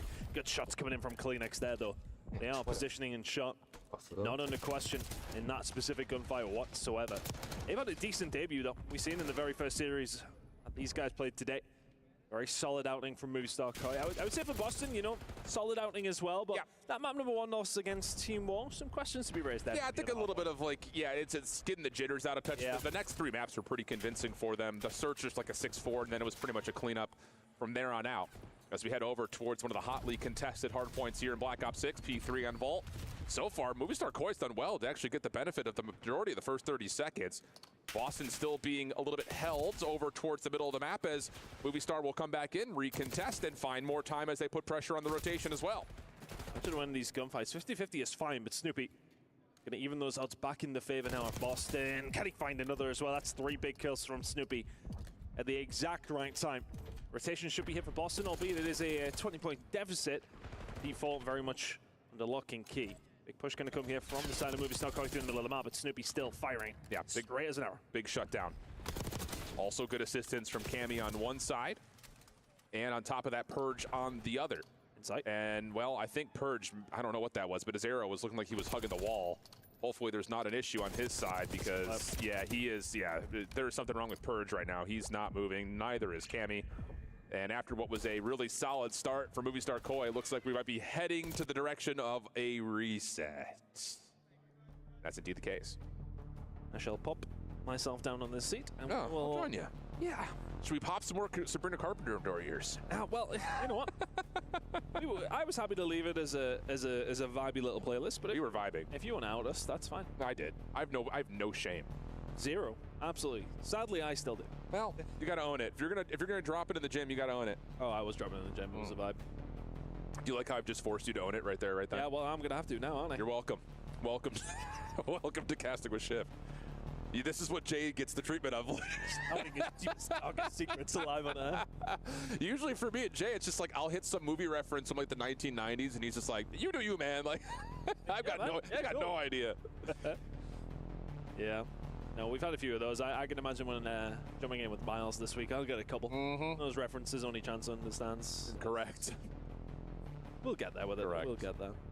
No, but I think, you know, if you had to think about that map in particular and how things started, pretty even. Like, yeah, okay, Movistar in a good spot, but I think if you're Boston, you're in a nice position as well for P4, so things could have switched around relatively quickly, so a relatively even start. A statistic I did want to speak about, though, as we do have a small admission here, is the fact that for Movistar, their S&D as of recent. Say it. Just say it. We were talking about it. They've lost 6 in a row. Only won 1 of their last 11. Yeah. And we heard it from Jodecius when he was on the analyst couch after their win. They almost hit him with the straight, hard, cold question of, dude, you got to be honest, what's going on with your search and destroy? And he sat there and said, we still feel good about our map pool. I think, you know, Koi fans are going to say, I don't want to see dealership ever again out of these guys.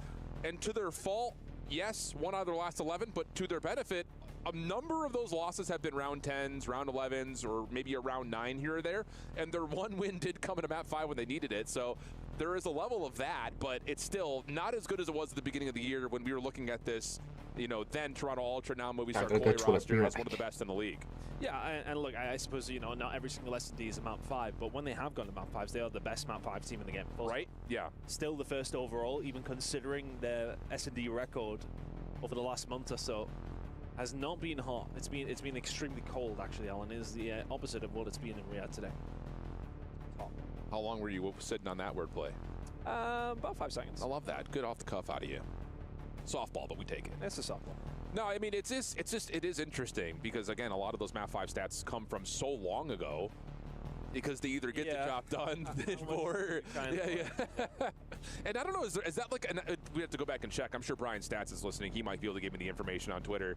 Is that just because Toronto Ultra continue to pick as Team A and not, you know, or whatever it is, or they pick the map 5 all the time, so when they get to map 5, like you know, they're just cleaning up and they're always losing map 2s? Like, there's now a lot of 3-1s. Yeah. That very well could be. Yeah, I think there's always something you can kind of pop into, but I think the top and bottom of it is they're still losing S&Ds and a lot of them. That's fair. But let's talk about the vault, because we got a lot of Hacienda, and just to kind of at a glance, if you're going to label that as anything, that's Boston Playground. They love Hacienda, everything. But the vault opening hardpoint is an interesting one. I feel like a lot of our top teams have defaulted towards trying to veto it out of the way, because you lose one rotation, you can lose the map. Like, things just happen where you don't necessarily account for one player to go astray. But throwing, I think, this into the mix is compelling, because really the rest of the map pool for both these two teams has, like, okay, this is a clear-cut favorite or a clear-cut veto for both. This feels like a little bit of a neutral square-up, outside of the fact that Toronto maybe has found more success in hardpoint overall than Boston. It's easy to say after the last month and a half of the calendar, you know, CDL year, because they were just winning 2, 3, 5s everywhere.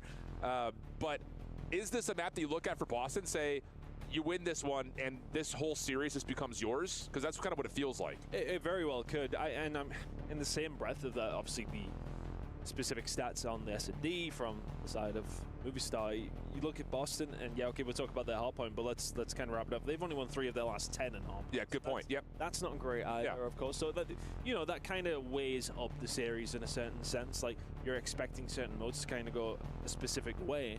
If that is the case, then, well, are we relying on the control to help decide this series? Like, is that where we're going to sit at? Yeah. We'll find out as we do get over towards map number 3, if hopefully imminently when we do get things up and running and we can get map number 1 underway. Yeah.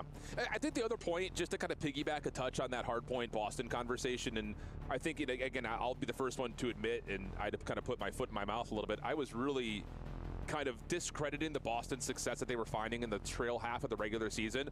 And then they get all of a sudden into the culmination of the year, and it's, again, the same issues that we continue to see in hardpoint, but they've become so complete in search and control that they're running through some of the top teams, including your Thieves, including, you know, your Optics, a couple of map wins versus your Vancouvers. Like, they're in the position to fight versus the top dogs because of the prowess they've shown in the 2-3-5. It's just confusing, I think, to the eye test to see success in those modes and then not have it at all in hardpoint. And again, just to further attest towards the point of Hacienda, they may well have lost, what, 7 of their last 10 hardpoints, but their Hacienda stats are still the #1 in the game. Correct.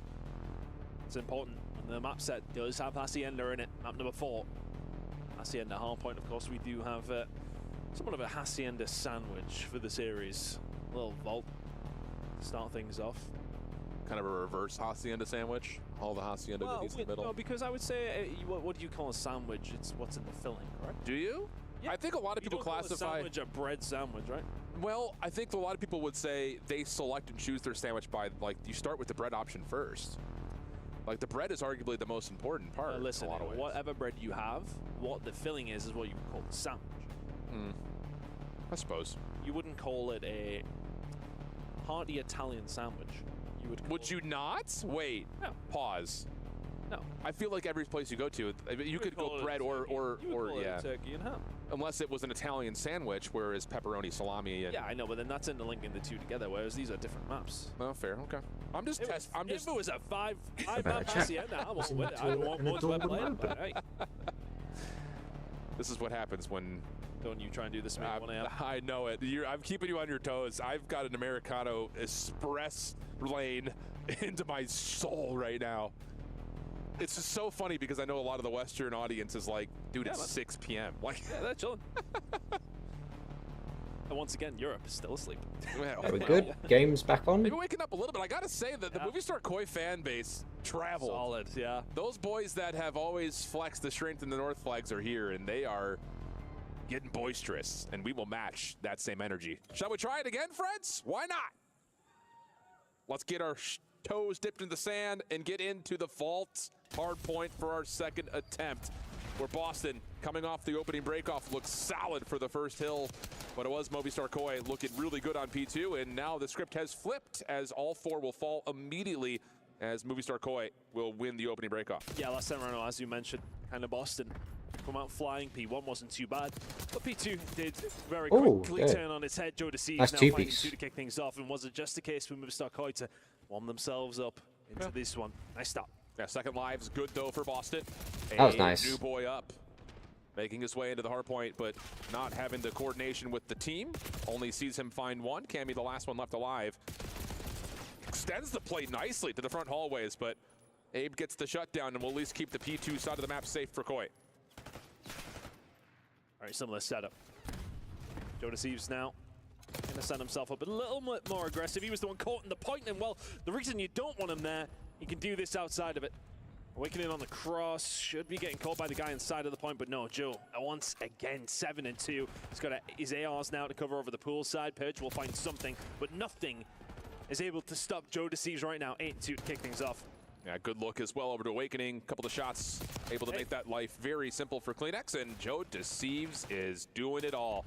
He is flying, he is frying, and eventually runs into too many breach members as Cammy actually put some pressure on the backside at spawn. So yes, the first 30 seconds, good for Movistar. The Boston threatening for a break. Surrounding the hill has Abe essentially feeling like, come out with your hands up, and he will come out. Not with hands up, though. That was close. Abe finds a critical kill inside off the long spawn, keeps him safe. And how about the follow-up for Movistar Koi? A flawless start. Movistar gets spawned out. Boston on the close side. Get turned on. Can't get rid of Abe. He's found 3 inside of the point. The rest of the team were there to pick up the pieces. Unbelievable stuff from Movistar Koi. Find themselves in a better position than they were already in before the reset. Now over towards P3. Boston will be thinking to themselves, right, okay, we need to get something going right now. For real. Points is not good enough. No, it is not, and they're losing time here at this very mixy P3, while also losing out on the rotation towards the P4 side of the map. Purge clearing a little bit of space. Finally, Boston able to accrue some time. Snoopy keeps the middle of the map safe, and now you can who's leading? Because of so many technical difficulties, it's still 0-0. It's literally still map 1. We've had like 4 resets because of PC issues. They literally had to change 2 PCs. So there's been a lot of problems. Like this is the final match. That's cool.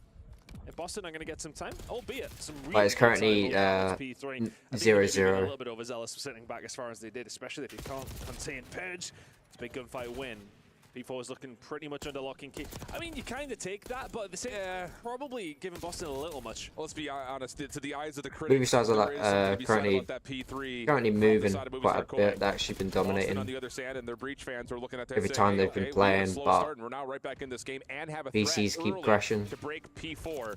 Abe with the shutdown, though. Plus they're in Saudi. No cares, no problems. Gets 3. 12 and 9 yep, start. always a technical difficulties. Movistar Koi, and they are off to the races to 100 points. Lights out from Joe so far. 60. Like I think last match, I think we literally everyone was like we waited about 25 to 30 minutes just to get one match started, and it was map 1. Find his ex-teammate. Wasn't for the car bomb that comes through. Because they literally had to replace 2 PCs just so they can get the game started. Movistar Koi with a very, very solid lead heading into the second round. And a hellstorm. Yeah. And a hellstorm. And they're already off P4 and into P1 again. Plus, there's like 1 point. Obviously, for this is 1.3, 1.2 million on the line, and they're having so many issues. How long can he find this? As Awakening is trying to hit a pitch. Abe in a perfect spot. Good discipline. Take the attention forward. Top Cat Snoopy up there. Yep, you get traded out. Who takes the secondary challenge. And wow, what a call that is for Boston. They get into contest, but the lead is still a significant one for Movistar. Yeah, Boston really didn't need this time. And they're getting good opportunities to be allowed to do so. It feels like Movistar are the ones kind of... Yeah, I've been watching the World Series as well. I was watching Swag, obviously Optic, obviously the Optic team, obviously the team that everyone basically knows who's going to basically probably win is Biffle. That guy is just insane. We'll need to clear out though. The pressure will be there from side of Boston Breach, but Movistar But they have so many problems. People crashing the servers. Obviously, with the especially if you're on PC, you get dev error. It's the worst. It's do the job on the neutral hard points. So far, P1, P3 has been great for Boston. Chance to try to thread the needle. Moving on into P2. Especially when they're doing the World Series Warzone qualifiers. And when you had to kill race for pubs just to qualify for a spot, mate, there were so many cheaters. There's even people in the World Series of Warzone, actual cheater teams that actually got to qualify. I don't know if they're still in it or not, but unless they've been banned. But there are a few teams that were cheating that were obviously exposed. I think they're still in there. So to pick up the pieces, that's 20 seconds uncontested. 20 seconds more, still off the mic. He's an insane match. Oh. Like this. I mean, yeah, you gotta love like an insane mouse and keyboard player because everyone's on controller. Obviously aim assist and stuff like that. But playing on keyboard and mouse and flicking and being on a disadvantage as well. Yeah, you gotta give it to him. 22 and 13. Little wiggle, little wag. If he gets awakening there, throw your PC out the freaking window. Always got to show love to him like an insane mouse and keyboard, like mouse and keyboard player. Trying to keep themselves alive. It's not easy. Eventually will fall. Great transition from 2 to 3. Only if you've been playing for years. It feels like we've been talking about Movistar a lot. It's a 50-point game, right? Yes, exactly. That are being really resolute, very gritty in their approach yet. Over towards this first map. Vault is one of those though, it's so mixy at times and you can just pick up 20 or 30 here and there if you find a full equal dead. trades. Yeah, right. You work with that. Might get another one. Boston's doing what they have to do to counteract the success that Movistar has had at P2 you know and P4, the Go Money on, Hills. kill Snoopy. I'll give you this though, and I'll wager the house on it. If Boston doesn't win a P2 or a P4, they're not going to win this map. Like they just have to told you, win you're gonna get Snoopy. hard points, especially upcoming as we look over towards the map and see P4 what that guy was doing. And who's spawning up? It's Movistar Koi. So again, 50-point game like you Outgunned mentioned, by but pistol. it could quickly get out of hand here if Boston can't manage a break. Inside should be have the cuts as well. Nice. Should be the spawn towards the back. Inside Ooh. for 2, looking for Snoopy. Awkward gunfight. Snoopy eventually does get taken down. Like too much on that pistol. It is pretty good, but always Movistar Koi there very first. weak. Abe 28 and 16. Everybody doing their job right now. Him and Joe have been lights out every single time. One shot, one bullet. Stunned up, no cover, does not matter. Eventually will drop. The pressure starting to come through. Boston need to start doing something shortly and just cannot find that final kill. Yeah, but they do get an opportunity here to kind of spawn a little bit closer towards mid, but Abe fills Getting the the kill out gap there. so beautifully. Try and watch his cross. Oh man, there's so much to say about Pitch by 2. Oh, gets the timing. Nice. Players, 31 and 17, and Abe is barking. Right, spawn palm trees. Gets the trade out. I see number 7 and number 8. 10 seconds remaining on P4, and that is all sewn up here for the You side had a of perfect. You Movistar could have Koi. just They're jumped gonna up. find themselves around 40 3 away. kills. At the time we get into another rotation, you remember that Hellstorm he got a hold of as well? Still hanging it. Hasn't had a need to use it. Everybody 40 points needed. literally firing Hellstorms out of their Jackals right now. All right, but Joe deceives. This is incredible work. Always from COD them. timing. P1 on offer. Always. Let's see if Boston can do their typical, get some of that scrappy point. But I am waiting for obviously the new season 5 for COD as well. MP40's coming back. Out there looking to put this one to bed. Yeah, very comfortable across the board. New Warzone map as well. They said. Obviously in the trailer. Boston have done a nice Obviously, job of keeping themselves in the game MP40's coming by back. surviving through some World at War P1 gun. and P3, but struggling to find rotation success towards our Money Hills. They would have to have that here in the tail end of P1. 220 to 103. Comfortable days. This game, that gun's going to be broken when it comes out, and then Swag and the rest of them going to complain and then get it nerfed. I'm telling you, in terms of like It's normally how it goes. He's got the exact role that Swag's the reason why the HDR was an nerfed. objective-focused entry SMG who's 31 and 19, holding down hardpoint time. It allows Joe to do what he wants to do. This is everything you could possibly want. Still good, for the but it was Movistar nerfed. Koi system. I mean, I think Nice if you think way two-piece. about the last time that a big objective Streaking. SMG player came in, reminds me of Nixie. Oh, the Nixie. Yeah. Hey, he gets a Huge 2-piece. numbers right now alongside of it as well. No disrespect to Charlie, of course. There's 2 coming in. Hold it from out. the Finish the Hellstorm. final This 10 one, he's done and seconds. dusted out. Yeah, they've gave up. Yeah, they gave up. So outside of a They're not very even moving. miraculous P3 and a better P1 the next time around, this was all Movistar Koi. Controllers are already down for Boston. Yeah, they gave up. And now we could do some good diligent service here talking about Abe, because maybe it's not Avalon even coming out just this season. Abe. Let's talk It a was in little bit deeper the. about what It was that in the ultra trailer. system was As when we're they had waiting to for this. fill an Hold on. emergency sub, beans out, Mercury's in. You start to think, okay, does the Because I already have the format. Let me see. I think I sent it to somebody.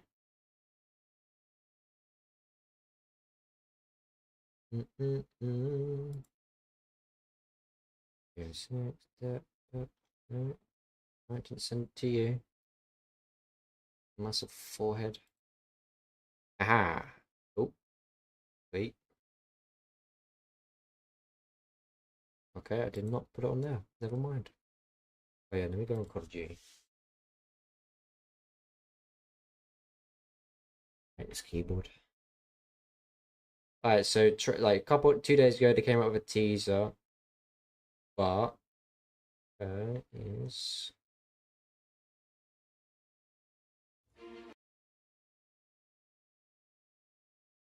right, no, hold on, because this is going to be. There we go.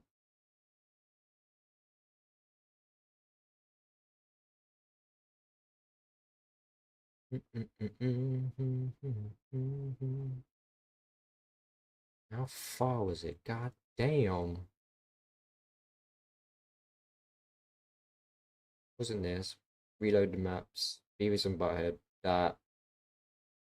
Oh, it's the trailer. Did they remove it that bad? Sorry, bro. Like, I'm trying to find this trailer out. But yeah, Avalon was, there was a trailer for it.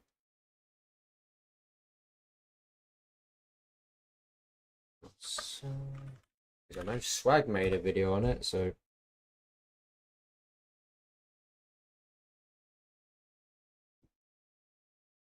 Avalon, yeah, there we go. And I mean, Wix. Yeah, it was in the it was in the trailer for COD. I'm pretty sure they just removed it. Damn adverts. Swag getting his pennies. it's a lot of info in this, and it kind of highlights the map that's been rumored, Avalon. Now, there's been rumors that they're not going to make Avalon a BR map, but let me know what you think after this trailer watch, because I personally think they're going to do it. Drop a like if you guys would love to see it. 92. Oh, so it was this. Okay, I was looking at it. I just thought it was a bigger trailer. Yeah. Outskirts of Avalon. Wheels up to Langley in an hour. Where the hell you at? Kuzmin broke the code names. And the Pantheon scattering like cockroaches. We're going home. Full pardons. No more rogue.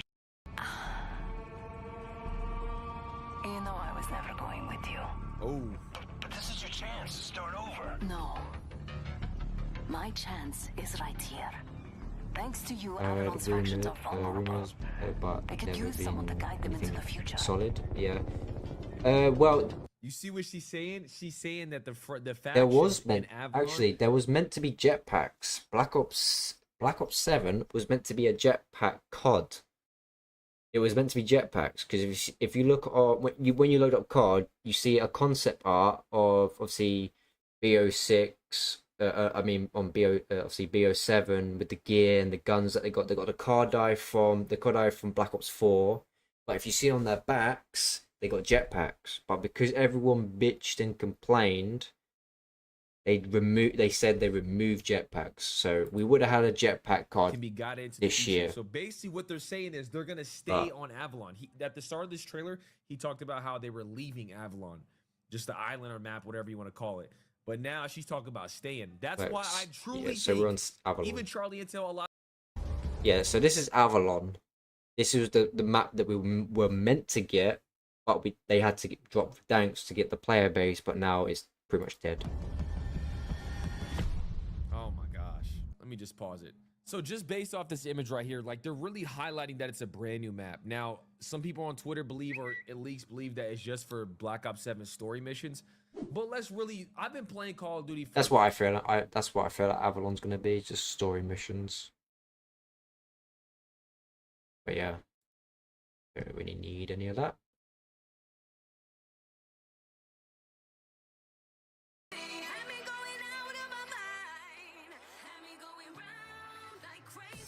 Yeah, I'm pretty sure. I've seen wingsuits a few months back. Yeah, there was meant to be literally It was meant to be a jetpack COD, but then everyone complained and then they removed it.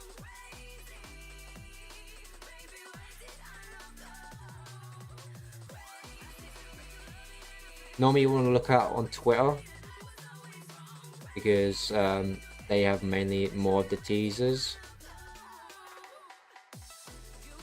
Like this weapon here, Black Ops, you see that you got the jetpacks behind them. Yeah, that right here that you see them in the back, jetpack. And it's all futuristic, which I love a futuristic. I love the jetpack era.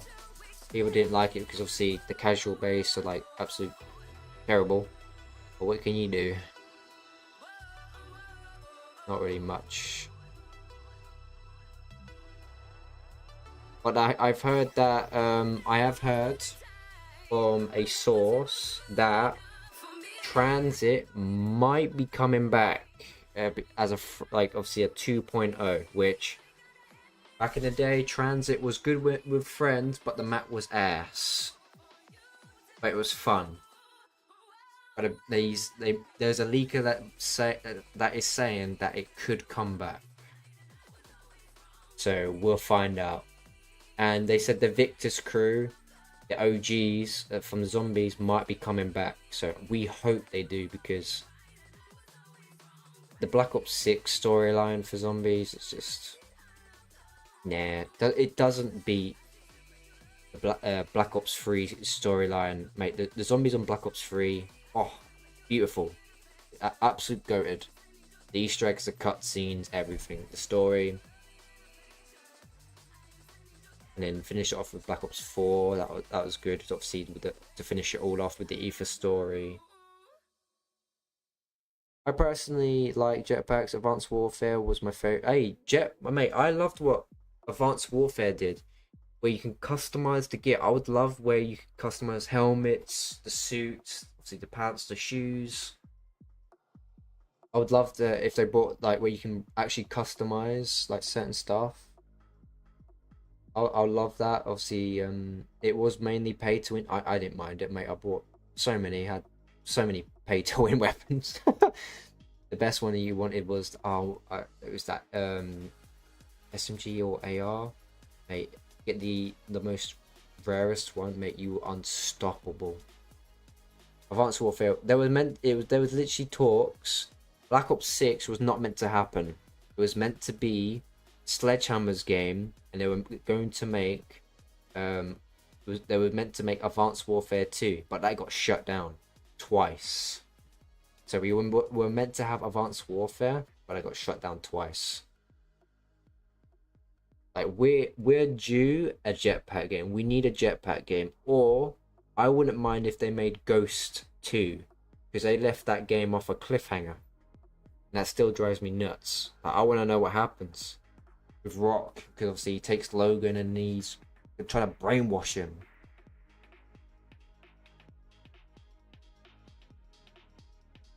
Yeah, Battle 27 wasn't it? Yeah, true that. Just, what can you do? I feel like the developers that make CODs now, we need a new studio. We need someone that actually cares and actually wants to keep the game alive, and not just like, hey, here we go, we're gonna give you the game, but what we're gonna do, we're not gonna care about the game, but we're gonna make some insane bundles so you guys can just spend and we get the money, and then we fuck off for a bit, and then we come back and I'm like, yeah, we'll make a new COD for you. It's just the same recycled stuff. Damn, you know, college. Yeah, I would love a Ghost 2. Oh, absolutely love it. Obviously, with Black Ops 7, it's meant to be a BO2. Nothing would ever beat the goated BO2. Nothing will, mate. That game was pure goated, mate. Best for competitive maps, the events back then. We need a new story with passion again. Yes, that's what we do. Well, though, I don't know if you've seen. If you go on YouTube, there has been other studios that have been making CODs, but they've been shelved. there's a video of a couple of creators that have had access to older games, like futuristic and future CODs that were meant to come out before Ghosts, Modern Warfare 3, and COD 4, and the OG Modern Warfare 2. They were meant to be CODs during those periods, but they got shut down. There's a video, I think you can find videos of creators playing the unfinished games.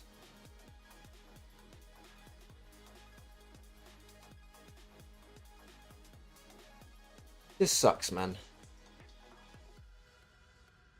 I would love Advanced Warfare 2. 100%. Or Ghosts. Ghost 2. I'm just sick and tired of, oh, we're on Black Ops 7. What's next? Black Ops 8. In the next couple of years, we're going to be on Black Ops 25.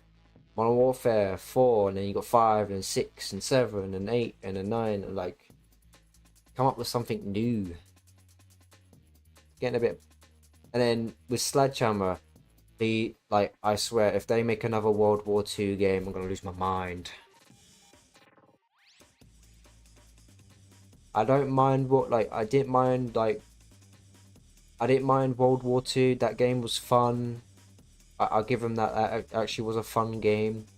But during the actual life cycle of World War II back then, it was so dry and boring. There was no content at all. It was boring halfway through, like the beginning and halfway through. But during the end, they added a bunch of stuff. And then Vanguard was okay. The actual competitive for Vanguard, it was awesome. Movement, gunplay, awesome. But anti-cheat wise and the whole how it was, mate, it was terrible. Zombies, terrible. Campaign, I actually enjoyed the campaign. It was actually quite good. But I do not want another World War II game. Me too. Yeah. Like the first World War II, and you can say so many. Yeah, I think there's only a certain amount of like story and what you can add to the multiplayers in Zombies. Well, Zombies is a whole separate thing, but obviously storyline. But multiplayer and the campaign story, like World War II campaign, perfect. I love the story, the characters. The whole cinematics, the missions, mate, that was perfect.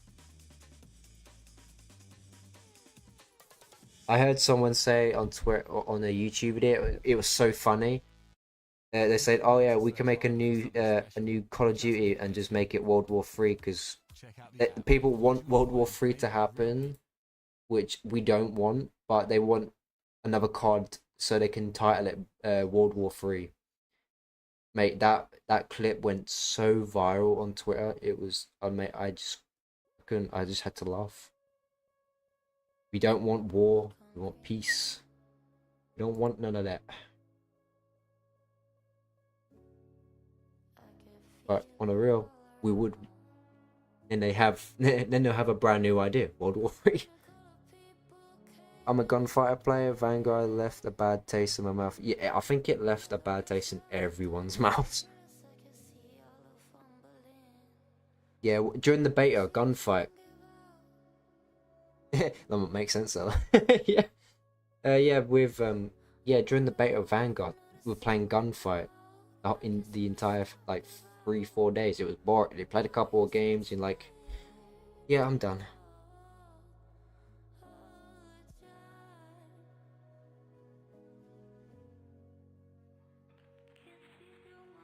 Oh shit! Oh, we're about to hit the 12-hour mark on YouTube, and we haven't even got to map 2 for the final game.